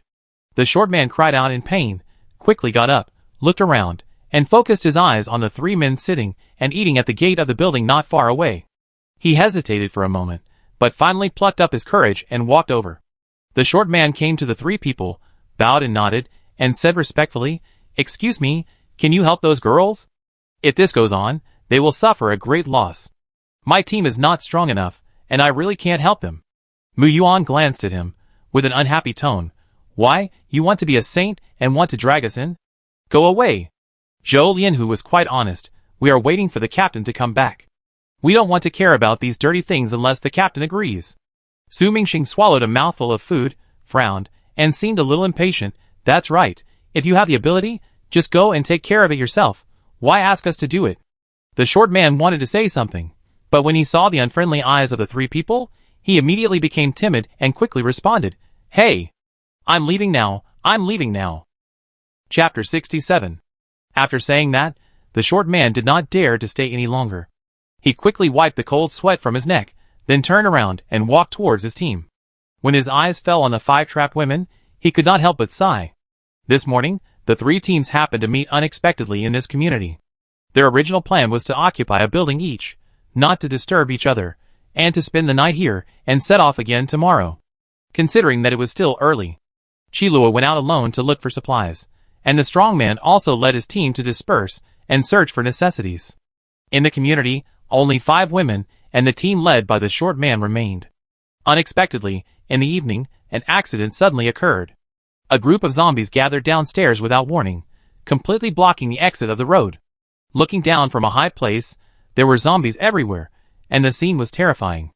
Since most of the short team members were old, weak, women and children, and their combat effectiveness was weak, they did not dare to risk breaking out. Just when everyone was at a loss, the downstairs suddenly became quiet. Out of curiosity, they went downstairs to check and were surprised to find that all the zombies had been eliminated. And in the pile of corpses, there were 3 men and 1 woman digging crystal cores. What is there to understand? It was obviously their doing. Suddenly, everyone was both respectful and fearful of them. After completing the cleaning of the crystal cores, the 4 people sat at the door of a building, claiming that they were waiting for the captain to arrive. The survivors around them cast curious eyes, and talked privately, speculating whether they were all awakened. Today, the news about superpowers is no longer a secret. It spreads rapidly to every corner like wildfire, and everyone has a deep desire for awakening in their hearts. Originally, they were full of curiosity, and wanted to ask the 4 people about the whereabouts of the supernatural fruit. But the strength of several people was unfathomable, their faces were cold, and their strong aura made everyone stay away, and no one dared to ask easily. Therefore, everyone had a strong curiosity and unsolved questions in their hearts. Not long after, the team of strongmen went out to search for supplies, and returned with a shocking news. Qilua had died among the corpses. This news was like a bolt from the blue, and instantly made the women present fall into panic. Then, the strongman and his group quickly surrounded the group of women, and their intentions were obviously not good. The chaotic scene in front of them was caused by this. Ha ha ha. That ugly woman has died a long time ago, who will come to help you now. I advise you to be good and don't force me to use force. The arrogant and domineering laughter of the strong man suddenly echoed in the air, suddenly interrupting the short man's meditation. The short man immediately stepped aside, and chose to watch the farce with cold eyes, because he knew very well that he was completely powerless to intervene. I don't believe it. Sister Lua will not die. A sweet-looking girl angrily retorted. That's right. The captain will definitely not die. The other women also echoed indignantly. What's the use of you not believing it? My brother saw her die with his own eyes. It was a group of corpses. She couldn't escape anyway. The strong man stared at Wang Xiaoxiao with fiery eyes. When he first saw Wang Xiaoxiao in the morning, the strong man had evil intentions, but he didn't dare to act rashly because there were so many people, and the extraordinary Qilua was present. Now that he knew Qilua was dead, Wang Xiaoxiao had undoubtedly become his target. With tears in her eyes, Wang Xiaoxiao tightly grasped the hilt of the knife in her hand, and shouted to the men around her again, I just don't believe it. I'm going to find her in person. All of you get out of my way. The men burst into laughter. At this time, a mixed-haired man challenged, Little sister, I advise you to face the reality. That woman has been dead for a long time. It is wise to choose to follow our eldest brother. After all, Qilua was pushed down by him personally. How could she still be alive in the huge group of corpses? A trace of cruelty flashed in the mixed-haired man's eyes. Wang Xiaoxiao wiped away her tears, and her eyes became firm. Even if Sister Lu really got into trouble, we will live strong and would rather die than commit ourselves to a man. Yes. The other women responded in unison, holding weapons and posing in a fighting posture. You ungrateful bitch. The strong man's expression darkened, and then he said to everyone, Brothers, these women will be given to whoever you catch. Come on. After saying that, he crossed his arms, stood aside, and looked at Wang Xiaoxiao and others with malicious eyes. The other men heard the words. Their eyes lit up, and they rushed towards the 5 people in the middle with lustful hearts. Faced with this scene, the women did not retreat, but shouted in unison, holding weapons, and fighting fiercely with the men. The fighting skills they learned were all from Qilua, who hoped that they could use them to protect themselves and find a glimmer of hope in the troubled times. However, now that they heard the news of Qilua's death, they seemed to have lost all their goals and directions in an instant. The humiliation in front of them was like adding fuel to the fire, completely igniting the anger in their hearts. Every woman's eyes flashed with uncontrollable anger, and they launched a fierce counterattack regardless of everything. They were agile, and the means of attack they used were extremely tricky, so that the men could not get close to them for a while. Brother Mu Yuan, are we really not going to help? Su Mingxing watched from the side, feeling a little reluctant. Mu Yuan glanced at Su Mingxing lightly. In the Doomsday, such things are common, and we can't help them. Everyone has their own destiny. There is no need to interfere too much. Moreover, if you want to help others, you must first ensure that your own strength is strong enough, otherwise, you may put yourself in danger. If Mu Yuan's speculation is correct, the sturdy man should be a superpower, and his level is comparable to his. He then solemnly warned, don't ask such questions in front of Jinli otherwise. Mu Yuan didn't say anything more. He felt that Su Mingxing should understand that Jiang Jinli didn't like blindly kind people. Besides, in the Doomsday, it is often those kind-hearted people who are most likely to encounter misfortune. Su Mingxing's heart was shocked. Yes, if the boss heard what he said, he would be unhappy. Ha ha ha. I caught one. Zamao's rampant laughter echoed around. At this moment, he was riding on the back of a woman, pressing her tightly. Let her go. Wang Xiaoxiao shouted anxiously on the side, but was unable to get away to help. Zamao not only didn't let go, but slowly lowered his body, with a wretched smile on his face. Let go? It's better to say let her go to my bed. Ha ha ha. At this moment, a figure suddenly passed by Zamao like lightning. Zamao's eyes widened instantly, and then a large amount of blood gushed out of his throat. Before he could react, his body had already fallen heavily on the woman's back, and he was dead without any breath. The woman under him felt the warm and sticky blood, and a feeling of nausea suddenly surged into her heart. She hurriedly broke free. Wang Xiaoxiao watched the tall figure join the battle and shouted in surprise, Sister Lu is back. Hearing this, the other women also cheered, Captain, you are okay, it's really great. Qilua held a short knife and flexibly shuttled through the crowd. Soon she harvested 3 lives, 2 of whom were the people who robbed the car earlier. The remaining 3 men saw this scene, and were so scared that they fled to the back of the strong man. Because Qilua's attack was too swift, when the strong man came to his senses, 4 of his companions had fallen. The strong man was furious, his face was ferocious, and he roared, How dare you kill my brother? I swear you will pay with your life. He had no interest in how Qilua escaped the siege of the zombies, and at this moment, he only had the intention to kill. But he soon realized that he could not match Qilua alone, so he decided to use his supernatural powers to fight a quick victory. Thinking of this, the strong man's body swelled up instantly, blue veins burst under his skin, and his body quickly became tall and strong. In a flash, he had turned into a veritable giant. Back off. Qilua looked solemn and issued an order to Wang Xiaoxiao and others. Wang Xiaoxiao and several women immediately retreated after hearing this. The strong man's superpowers were fully loaded, and with a deafening roar, he rushed towards Qilua unstoppably. Every time he swung his strong and powerful fists, it was like thunder and shocking. Bang! And every time it missed, it would create a shocking huge pit.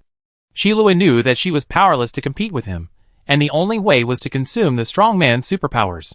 So she nimbly shuttled between the attacks and evaded flexibly. The survivors around were stunned by this sudden display of superpowers and retreated to the corner. However, curiosity was hard to suppress after all, and they couldn't help but quietly stick their heads out and witness this thrilling scene together. Just at this time, Jiang Jinli and Shen Qingxi slowly walked into the community. On the way, Qilua hurried over first because of anxiety. The two stopped and focused their eyes on this duel of disparity in power. What kind of power is this? How can it become so big? Shen Qingxi was full of doubts. Jiang Jinli stared at the strong man whose body had changed. A trace of deep thought flashed in his eyes, and whispered, This should be a power-type power in the reinforcement system. While the two were talking, Mu Yuan and the other 2 came towards them. Boss! You are finally here. Captain! Jiang Jinli nodded in response. Looking around, she didn't see Xiaohua, so she knew that it couldn't bear it again and ran to play nearby. While watching the battle, the short man glanced at the 3 men from time to time. Now seeing them so respectful to a girl, he was full of confusion and surprise. She is the captain? 3 big men following a girl? The short man was getting more and more confused, and even had a little contempt for the 3 men in his heart. He looked at the girl with a thin waist and thin legs, and didn't see how powerful she was, not as good as the giant in front of him. Sister Luo, be careful. Wang Xiaoxiao shouted anxiously. She was watching the battlefield nervously, Her heart seemed to jump out of her throat. Brother! Speed up, kill her! The three men were watching with blood boiling, and they shouted excitedly. Jiang Jinli saw that the strong man's offensive became more and more fierce, and Qiluo gradually fell into a disadvantage, and a trace of impatience flashed in his eyes. The strong man was a peak second-level superpower. The two had a huge difference in strength, and Qiluo was obviously not his opponent. Realizing this, Jiang Jinli walked towards the two without hesitation. The strong man saw that Qiluo was agile and slippery like a loach, and became more and more angry, so he increased the intensity of his attack. Seeing Qiluo gradually unable to resist, he grinned and roared directly, "Ha ha ha! You stinky bitch, go to hell! I smash you to death!" After that, the strong man used all his strength to punch hard, directly at Qiluo's head. Hiss! Oh my god! It's over! The crowd around screamed in fear. With this punch, Qiluo's whole body would definitely be crushed. At this critical moment, a woman suddenly appeared between the two. The fist was about to hit, but the woman was calm and stretched out her delicate hand, as if intending to collide with a heavy punch. Everyone thought to themselves, where did this fool come from? How dared he join in the fun? Isn't this courting death? The size of the palms of the two hands is very different, just like a baby's hand against a gorilla's palm. How could it be possible to resist, however? The scene that happened next surprised everyone and made them dumbfounded. Just when the two palms were about to touch, the woman quickly extended her fingers and gently pushed. The originally fierce and sturdy fist actually retracted, and the sturdy giant stumbled a few steps and retreated repeatedly. The girl's seemingly small palm actually contained incredible power. How is it possible? Too powerful. Who is that woman? It seems to be the captain of the four-person team. What kind of supernatural power is this? Everyone at the scene looked at each other, talking about it, all in disbelief. Jiang Jinli raised his eyes slightly, glanced at the strong man quickly, and said calmly, "If you cut off one of your arms, I can spare your life and keep you alive." Chapter 68. After being knocked back, the strong man looked incredulous, but then Jiang Jinli's arrogant words reached his ears, and anger instantly surged in his heart. He was completely overwhelmed by anger. Not only did he ignore Jiang Jinli's words, but he roared even more arrogantly, "Bah! You, a little girl who is still wet behind the ears, dare to be so arrogant. Mind your own business, I will kill you too. Don't blame me if you die. You know, in the Doomsday, the strong are respected and the weak are slaughtered, but there is no need for any reason. Take another punch from me." After saying that, the strong man pounced again, with an even more violent momentum. Jiang Jinli sighed in his heart. He originally planned to leave them a way out, but now it seems that he seems too kind. He was right. Now, killing does not need any reason. Whoever is strong is the rule. If you don't like someone, just kill him directly. Then all of you go to hell. Jiang Jinli's eyes suddenly turned cold and fierce, and she flashed and disappeared from the spot in an instant.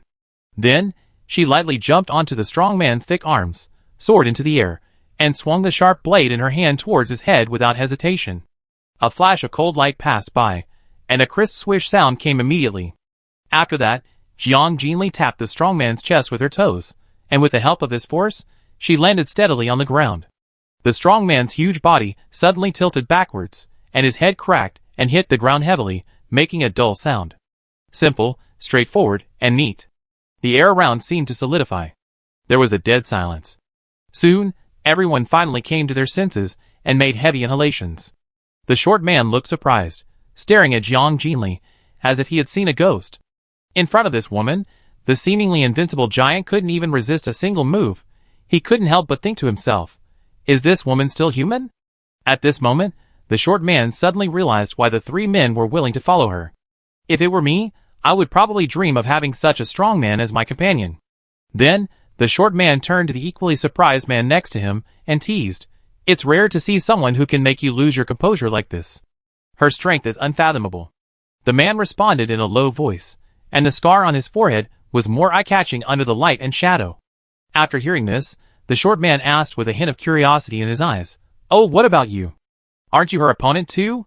Hearing this, Su Lang glanced at him, secretly criticizing the nonsense of this question in his heart, and really thought too highly of him. "Su Lang, I'm asking you," the short man urged anxiously. Su Lang's tone was a little stiff. "I may find it difficult to survive a single move against her." Seeing that the woman could move instantly, Su Lang guessed that she should be a space-powered person. But her abilities seemed to go beyond this scope, making Su Lang completely unpredictable. The short man was shocked when he heard this. All along the way, most of the crises encountered were resolved by Su Lang. His strength always gives everyone peace of mind. Now, even Su Lang is willing to admit defeat, so Jiang Jinli's strength is undoubtedly terrifying. The three men's begging for mercy clearly reached the short man's ears, and he couldn't help but look again, thinking in his heart, I don't know if the girl will spare them. Don't kill me. We were wrong, we apologize. The three looked at the body of the strong man, their hearts filled with fear, and they kept begging Wang Xiaoxiao and others who were pressing around. Wang Xiaoxiao saw the arrogant man before now in such a humble state, and a sense of relief surged in her heart. Afterwards, she ran towards Qilua excitedly, and was about to call out, but was shocked to find that Qilua was staring at the powerful girl with eyes full of admiration and admiration. The two were whispering and talking happily. Wang Xiaoxiao deeply understood the deep meaning of the light in Qilua's eyes, which was gratitude and yearning for Jiang Jinli. What surprised her even more was that on Qilua's face, she caught an expression she had never seen before, a smile. Although subtle, it was real. During this journey, Qilua often showed a strong and indifferent image, spoke very little, and there was almost no emotional fluctuation on her face. However, Wang Xiaoxiao knew that Qilua's seemingly fierce and hard appearance actually concealed the gentleness and delicacy unique to women. Just because of a bottle of medicine given to Qilua, she spared no effort, and was determined to escort Wang Xiaoxiao to Anqing to reunite with her family. Wang Xiaoxiao also knew that Qilua had been immersed in melancholy for a long time, like a lost little animal, confusedly searching for the way home. Now, seeing her smile and cheerful expression, Wang Xiaoxiao knew that the haze in Qilua's heart had quietly dissipated. While feeling sincerely happy for Qilua, Wang Xiaoxiao couldn't help feeling a little disappointed. She had imagined that after arriving in Anqing, the two of them could still fight side by side and live together as before. However, now such a wish seems to have become a bubble. Because Qilua has found someone she is willing to follow, a leader who is more worthy of her trust and reliance. When Qilua learned that Jiang Jinli had also practiced fighting for nearly 10 years, she immediately turned into a martial arts fanatic and couldn't wait to discuss fighting skills with Jiang Jinli.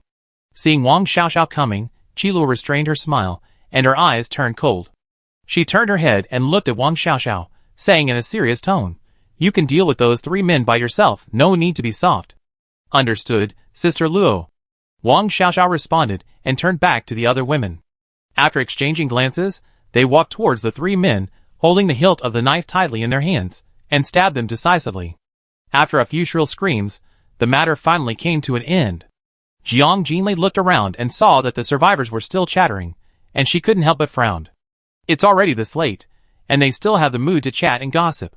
Jiang Jinli thought to herself as she looked at their still energetic energy. The coming of this doomsday seemed to have not made them feel cruel enough. Jinli, the room has been tidied, you can go and rest. Shin Qingxi appeared at the right time, walked to her side, and said softly. While Jiang Jinli was fighting with the strong man, they had nothing to do, so they cleaned out a building next to them. Hearing this, Jiang Jinli nodded. It was completely dark, but under the moonlight, the surroundings seemed unusually clear, just like daytime. This abnormality of the moonlight began on the day when the temperature rose sharply. The ruins of the end of the world, illuminated by the white moonlight, added a bit of desolation and indescribable weirdness. Hello. At this moment, the short man came over with a smile on his face. He faced everyone and introduced himself. I am currently the captain of this team, my name is. I don't want to listen to your nonsense. Jiang Jinli interrupted him coldly, and continued indifferently. Tonight, this place belongs to me. Your people had better stay away from us, otherwise, I will kill everyone I see, without mercy. She then issued a stern warning. Leave here immediately. The short man was stunned when he heard this, and couldn't help muttering in his heart. How could she be so indifferent? He didn't even have time to say his name. But the short man definitely didn't dare to provoke Jiang Jinli, because for her, killing them was as easy as crushing an ant. Hey! Hey! Don't get angry, I'm leaving now. The short man wiped the cold sweat from his forehead, and turned away quickly. He felt a little speechless, and didn't understand why the team led by Jiang Jinli was so difficult to communicate with. Each one was more difficult than the other. It really gave him a headache. What the hell? You hit a wall, I told you not to go. When Su Lang saw the short man coming back in a dusty face, he knew that the plan had failed. Do you still want to cooperate with such a team? Just based on this group of misfits? It was really ugly, Even Su Lang himself looked down on them, not to mention the other party. The short man touched his head, his expression a little embarrassed. Let's go to the opposite community tonight to spend the night. After that, he led the uneven team away. Jiang Jinli saw that the group of people finally left, and her expression gradually relaxed. Then, she noticed that Qilua was looking at her with hesitation, so she took the initiative to say, "You are different, you can stay here tonight." Qilua shook her head gently. Obviously, she was not thinking about this. She looked directly into Jiang Jinli's eyes. With a fighting spirit in her eyes, "I want to spar with you, okay?" The tactical skills discussed with Jiang Jinli before made her eager to deepen her understanding through actual combat. At the same time, she also wanted to measure the difference in strength between the two by challenging Jiang Jinli. Su Mingxing heard this, and a light flashed in his eyes. He thought, this is a great opportunity to see the boss's kung fu. He hurriedly shouted to the two people waiting at the door, "Come and see the boss's kung fu." Mu Yuan and Zhou Lianhu exchanged a knowing smile, and then stepped forward. Wang Xiaoxiao and several other women were also full of expectations. This was a rare scene. They also gathered quickly, with curiosity and excitement on their faces. Jiang Jinli raised her eyebrows and smiled. "I'm happy to do it." She looked around, pointed to an open space not far away, and said to Qilua, "Let's go over there." The two came to the open space and stood face to face, forming a confrontation. The crowd began to make noise, and everyone's face was filled with excitement. Soon they spontaneously formed a circle, and surrounded the two in the middle. Xiaohua heard that there was something exciting to watch, and hurried over from a distance, squatted beside Shinqingxi, and looked at the two with interest. Jiang Jinli handed the knife in her hand to Shinqingxi beside her, and at the same time restrained her space and mental abilities, trying to return her physical state to the state before awakening her superpowers. She knew that Qilua was inspired at the moment, and what she needed most was a sparring partner. Therefore, it is sufficient to use the basic fighting skills before the end of the world. Chapter 69. Under the moonlight, the figures of the two women frequently interweave and flash, performing a fierce and tense fight. Every attack and defense, all show their strength and superb skills. The Doomsday streets, under the moonlight, have become the background of their intense competition. Jiang Jinli's steps are light and steady, her body is agile, and every movement is full of strength and beauty. Her punches are sharp, and her legs are flying, showing her superb martial arts. At the same time, Qilua also showed amazing agility, and every dodge was accurate and just right. Their fight is like an exciting symphony, and the dull sound of collision is endless when fists and feet intersect. The moonlight falls gently, and their sweat sparkles in the light, like pearls dazzling. Damn! The boss's skills are so amazing, he is so handsome that he has no friends. Su Mingxing's eyes were shining, staring at the field closely, shouting excitedly, his eyes flashing with excitement that could not be concealed. Zhou Lianhu was also excited and praised, "Yes, I didn't expect the captain's boxing skills to be so outstanding, it's really admirable." Woof! Xiaohua immediately agreed. Shinqingxi raised the corners of her mouth slightly, her eyes bright. Mu Yuan stared at Jiang Jinli's ghost-like figure, and his heart was full of relief. Jiang Jinli's smooth muscle lines and thin waist all exuded charming charm. Wang Xiaoxiao and a group of people watched nervously. They originally thought that their captain was strong enough, but they didn't expect that this mysterious girl was even stronger. Jiang Jinli's fists were swung as densely as raindrops, and every attack was accompanied by a sharp wind, and the momentum was overwhelming. Although Qilua tried to resist, she was slightly lacking in strength. As time went by, Qilua's steps gradually became messy, and her clothes were soaked with sweat and stuck to her body. However, the light in her eyes became more and more determined, without any intention of retreating, but instead aroused her stronger fighting spirit. Just when everyone thought Qilua was about to lose, she suddenly launched an unexpected counterattack. Qilua cleverly used Jiang Jinli's offensive and successfully resolved her fierce attack with an agile side kick. Seeing this, Jiang Jinli slightly curled the corners of her mouth, quickly adjusted her breathing, and then launched a more fierce and precise attack. After several fierce confrontations, Jiang Jinli finally caught Qilua's subtle flaw. She did not hesitate to perform a gorgeous roundhouse kick, hitting Qilua's upper body. Qilua tried her best to resist with both hands, but Jiang Jinli's strength was too fierce, causing her to slide back involuntarily. Jiang Jinli seized the opportunity, rushed forward, and accurately punched Qilua in the abdomen. Qilua groaned, her body fell backwards due to the force, and finally fell to the ground due to inertia.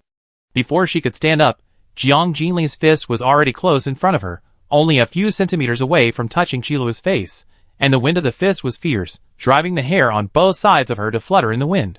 Qilua looked up at Jiang Jinli standing, with a fiery light flashing in her eyes, and frankly admitted, "I lost, and I am convinced."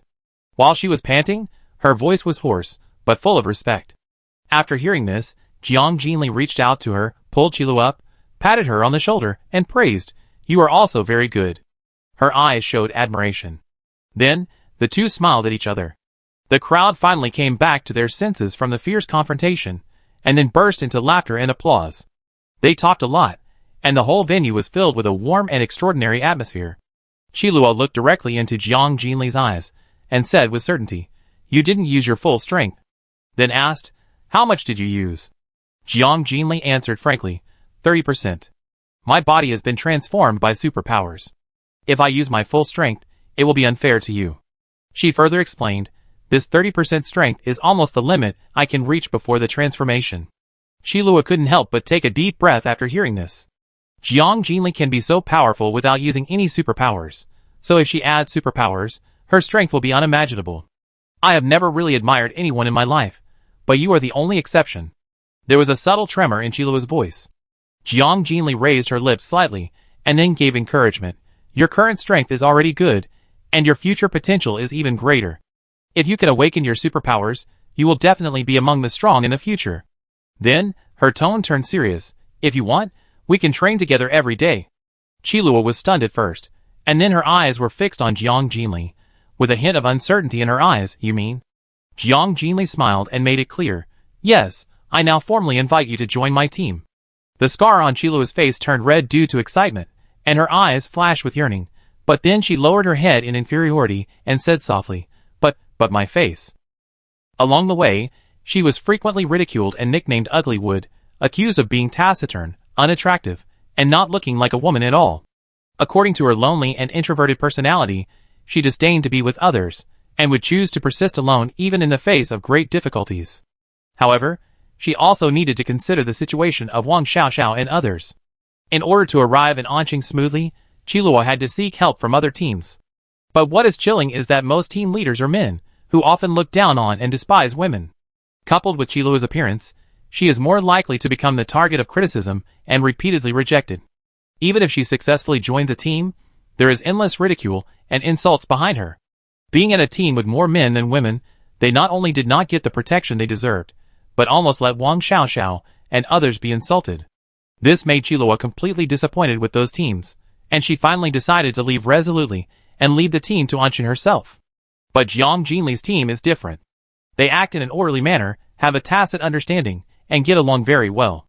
What's more important is, this team is led by Jiang Jinli, a mysterious and powerful woman. In this chaotic doomsday, this is really an extremely difficult thing. Qilua has always admired the strong, and Jiang Jinli's martial arts, character and courage make her admire and appreciate her deeply. In the battle just now, the tacit cooperation between them made Qilua feel extremely happy, and she also experienced the long-lost respect from it. Although Qilua is alone in this world, without relatives or friends. But she firmly believed that if there was anyone in the world who could truly understand her, it would be Jiang Jinli. Jiang Jinli's deep eyes would make people involuntarily indulge in them, and feel close to her. If there was a chance to choose, Qilua believed that no one would want to survive alone in this cruel doomsday, including herself. Deep in her heart, she did have a strong desire to follow Jiang Jinli, and she longed to carve out a world of her own as a woman in this doomsday. However, Qilua was also worried that if she joined their team, her overall appearance might be lowered. Indeed, a far-sighted team must pay more attention to strength rather than appearance. But Qilua intuitively believed that Jiang Jinli might have a slight face control, otherwise, how could she explain that every member of the team had outstanding looks? Now, hearing Jiang Jinli's invitation in person, Qilua still felt unbelievable, but the excitement in her heart was hard to suppress. However, even if she agreed, she couldn't join the team immediately because she had to escort Wang Xiaoxiao to Anqing first. Qilua was very nervous, not sure whether Jiang Jinli was willing to wait for her. Thinking of this, her mood quietly dropped again. Jiang Jinli heard Qilua's slightly inferior words, and couldn't help but comfort her. No, you are more beautiful than most people. Besides, in this era, appearance has no effect, but is a burden. In fact, Many people look bright and beautiful on the outside, but their hearts are already full of holes and rotten, and they are really beasts in human clothing. Jiang Jinli stared at Qiluo's lost expression, and instantly caught her worries and concerns, so he gently told her, I will always keep a place for you in my team. When you have fulfilled your responsibilities, you are always welcome to come back and join us. She added, no matter where or when, as long as I am here, it can become your home. You? Qiluo suddenly raised her eyes, and looked directly at Jiang Jinli, her eyes full of surprise and emotion. She was surprised that Jiang Jinli could see through her thoughts so keenly, and was deeply touched by those warm words. She had been wandering and helpless since she was a child, and at this moment, her heart seemed to have found a long-lost sense of belonging warm and stable. Qiluo pursed her lips slightly, and her eyes were full of complex emotions and turbulent. She tried to smile at Jiang Jinli, but failed because of her stiff face. Then, Qiluo took a step back, and her expression instantly became solemn and serious. Then, she knelt on one knee, clenched her right hand into a fist, put the 4 fingers of her left hand together, and gently held her right fist with her thumb inward, forming a standard fist-holding salute. Every movement of hers revealed solemnity and piety, which made people deeply feel the weight behind this etiquette. The moonlight sprinkled from the treetops, shining on Qiluo, who was kneeling on the ground, forming a halo, adding a bit of sacredness. As everyone witnessed this solemn scene, the smiles on their faces gradually disappeared, replaced by a solemn look. The air around them seemed to freeze, and everyone's eyes were focused on Qiluo. Qiluo looked up at Jiang Jinli, her eyes firm and sincere, and she swore in a hoarse but powerful voice, I, Qiluo, am willing to devote all my blood and swear to follow Jiang Jinli to death. Regardless of life or death, I will fight for you, guard you by your side, and never give up. As a person in the martial arts world, Qiluo used the most noble etiquette in the martial arts world to express her perseverance and respect for Jiang Jinli. Whether it was the grace of saving her life or the grace of knowing her, Jiang Jinli was her only choice. She was willing to repay this favor with her broken body and everything she had. Seeing her like this, Jiang Jinli's face immediately became solemn, and he gently lifted Qiluo's arm and helped her up. Jiang Jinli stared at Qiluo with deep eyes, and said in a deep voice, Your loyalty will be the sharp blade for me to conquer the end of the world. She said firmly again, In the future, we will work hand in hand, fight together, and never betray each other. Qiluo smiled after hearing this. Chapter 70. The next morning, the scene on the streets of the community was horrifying. The corpses decomposed and rotted rapidly under the high temperature, and the blood and rotten meat mixed together, forming a disgusting picture. The air was filled with an unbearable stench that almost suffocated people. At this moment, a car was quietly parked on the side of the road at the gate of the community. Jiang Jinli and the other 5 people, as well as Qiluo, were standing beside the car with solemn expressions. Jiang Jinli's eyes fell on Qiluo, and he solemnly reminded her, When you arrive at Anqing, you must find a safe place to wait for me. I will pass through that city on the way, and we will meet again then. From here to Anqing, even if there are delays on the road, Qiluo and the others are expected to arrive in about a few days. If Jiang Jinli finds her sister in Jincheng, she will definitely go to Anqing to meet Qiluo. On the contrary, if Jiang Jinli fails to find her sister in Jincheng, she will immediately set off to other bases to continue searching. Coincidentally, Jiang Jinli's itinerary after leaving Jincheng also includes Anqing, which undoubtedly provides an opportunity for the two to meet again. Qiluo nodded in agreement. With reluctance in her eyes, I will definitely wait for you. Although she wanted to join Jiang Jinli now, she was also worried about Wang Xiaoxiao and other women going on the road alone. Qiluo would not put the responsibility of protecting them on Jiang Jinli, because that was her own responsibility, not Jiang Jinli's obligation. She knew that Jiang Jinli was not a good person, and that she could treat Wang Xiaoxiao and the others calmly because of her relationship. She also wanted to prove to Jiang Jinli that she was not a weak person, and that she was capable of completing this simple escort mission. Jiang Jinli took out 2 bulging backpacks from the space and handed them to Qiluo. There are food and guns in them, enough to deal with ordinary mutant creatures. Then, she stared into Qiluo's eyes, and said seriously, word by word, you must survive for me. In fact, with Qiluo's skills and caution, ordinary dangers do not pose a threat to her. The only difficult ones may be mutant zombies and superpowers, but the chance of encountering these high-level zombies is already very low. How could her luck be so bad? Moreover, even if she really encounters danger, Jiang Jinli is convinced that Qiluo is fully capable of protecting herself alone and getting out of trouble smoothly. She can lead these women to this place alone, which is enough to prove that Qilua has fully integrated into and mastered the way of survival in the end times, and is an absolutely qualified survivor. This time Qilua did not refuse. She took the backpack, felt the weight in it, and tears welled up in her eyes. She never thought that just because of Jiang Jinli's recognition, she could get such careful care and deep concern. Last night, when Qilua expressed her loyalty, Jiang Jinli offered to give her the supernatural fruit without hesitation to help her awaken. This sudden surprise made Qilua's heart surge, but at the same time, a strong sense of bitterness also surged in her heart. This is unconditional trust and tolerance for herself, but Qilua refused, because she thought she had not really integrated into the team and did not deserve such treatment. In addition, Qilua also felt that she was not competent. She was now under Jiang Jinli's command, but she had to leave her and escort others. She was determined to unload the burden on her body, and would serve Jiang Jinli wholeheartedly in the future to repay his kindness. Qilua's eyes were red, staring at Jiang Jinli, her hoarse voice choked with sobs. No matter what, I will survive. If she really couldn't survive, then she was even less worthy of joining Jiang Jinli's team. Because Jiang Jinli didn't need weak people around him. She then turned her eyes to the other 4 people, and said seriously, I look forward to the day when I fight side by side with you. Last night, everyone gathered in the building and chatted until almost midnight. Everyone was basically familiar with each other. As expected of the people selected by Jiang Jinli, Qilua admired everyone's personality, and was full of expectations to join their team. Su Mingxing smiled and broke the atmosphere of parting.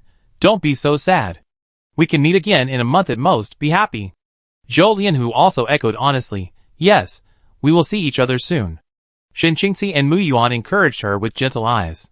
After getting to know Qilua, they all liked this taciturn but tenacious woman. Qilua took a deep breath and said to everyone, take care. You should take care too. Su Mingxing and others responded in unison. Qilua looked at Jiang Jinli again and said softly, then, I'm leaving. Jiang Jinli didn't say a word, just smiled in response and patted her shoulder gently.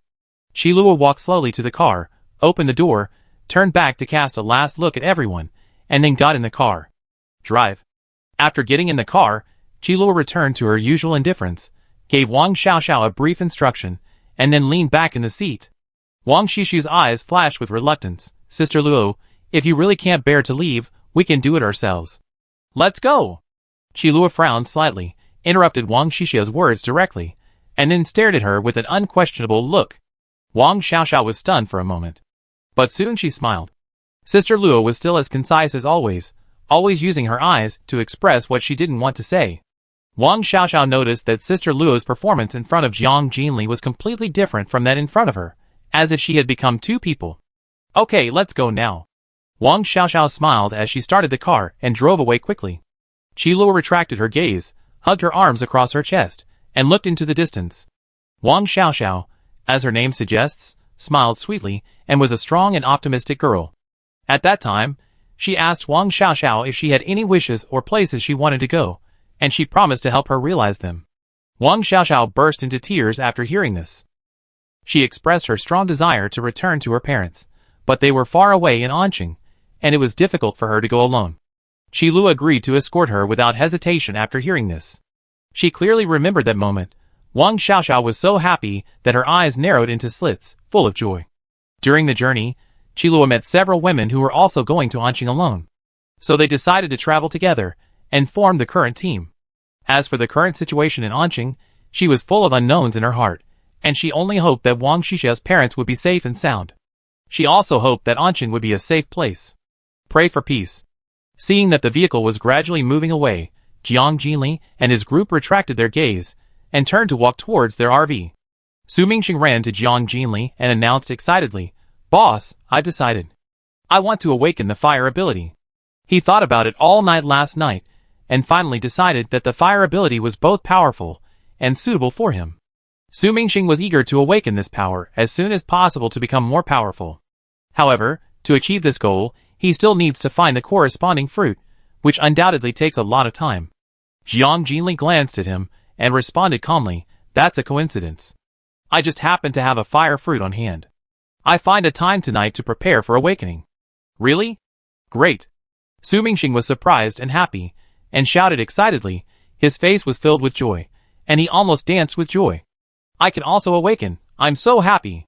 Long live the boss. If he hadn't been timid, Su Mingxing would have wanted to pick up Jiang Jinli and spin around.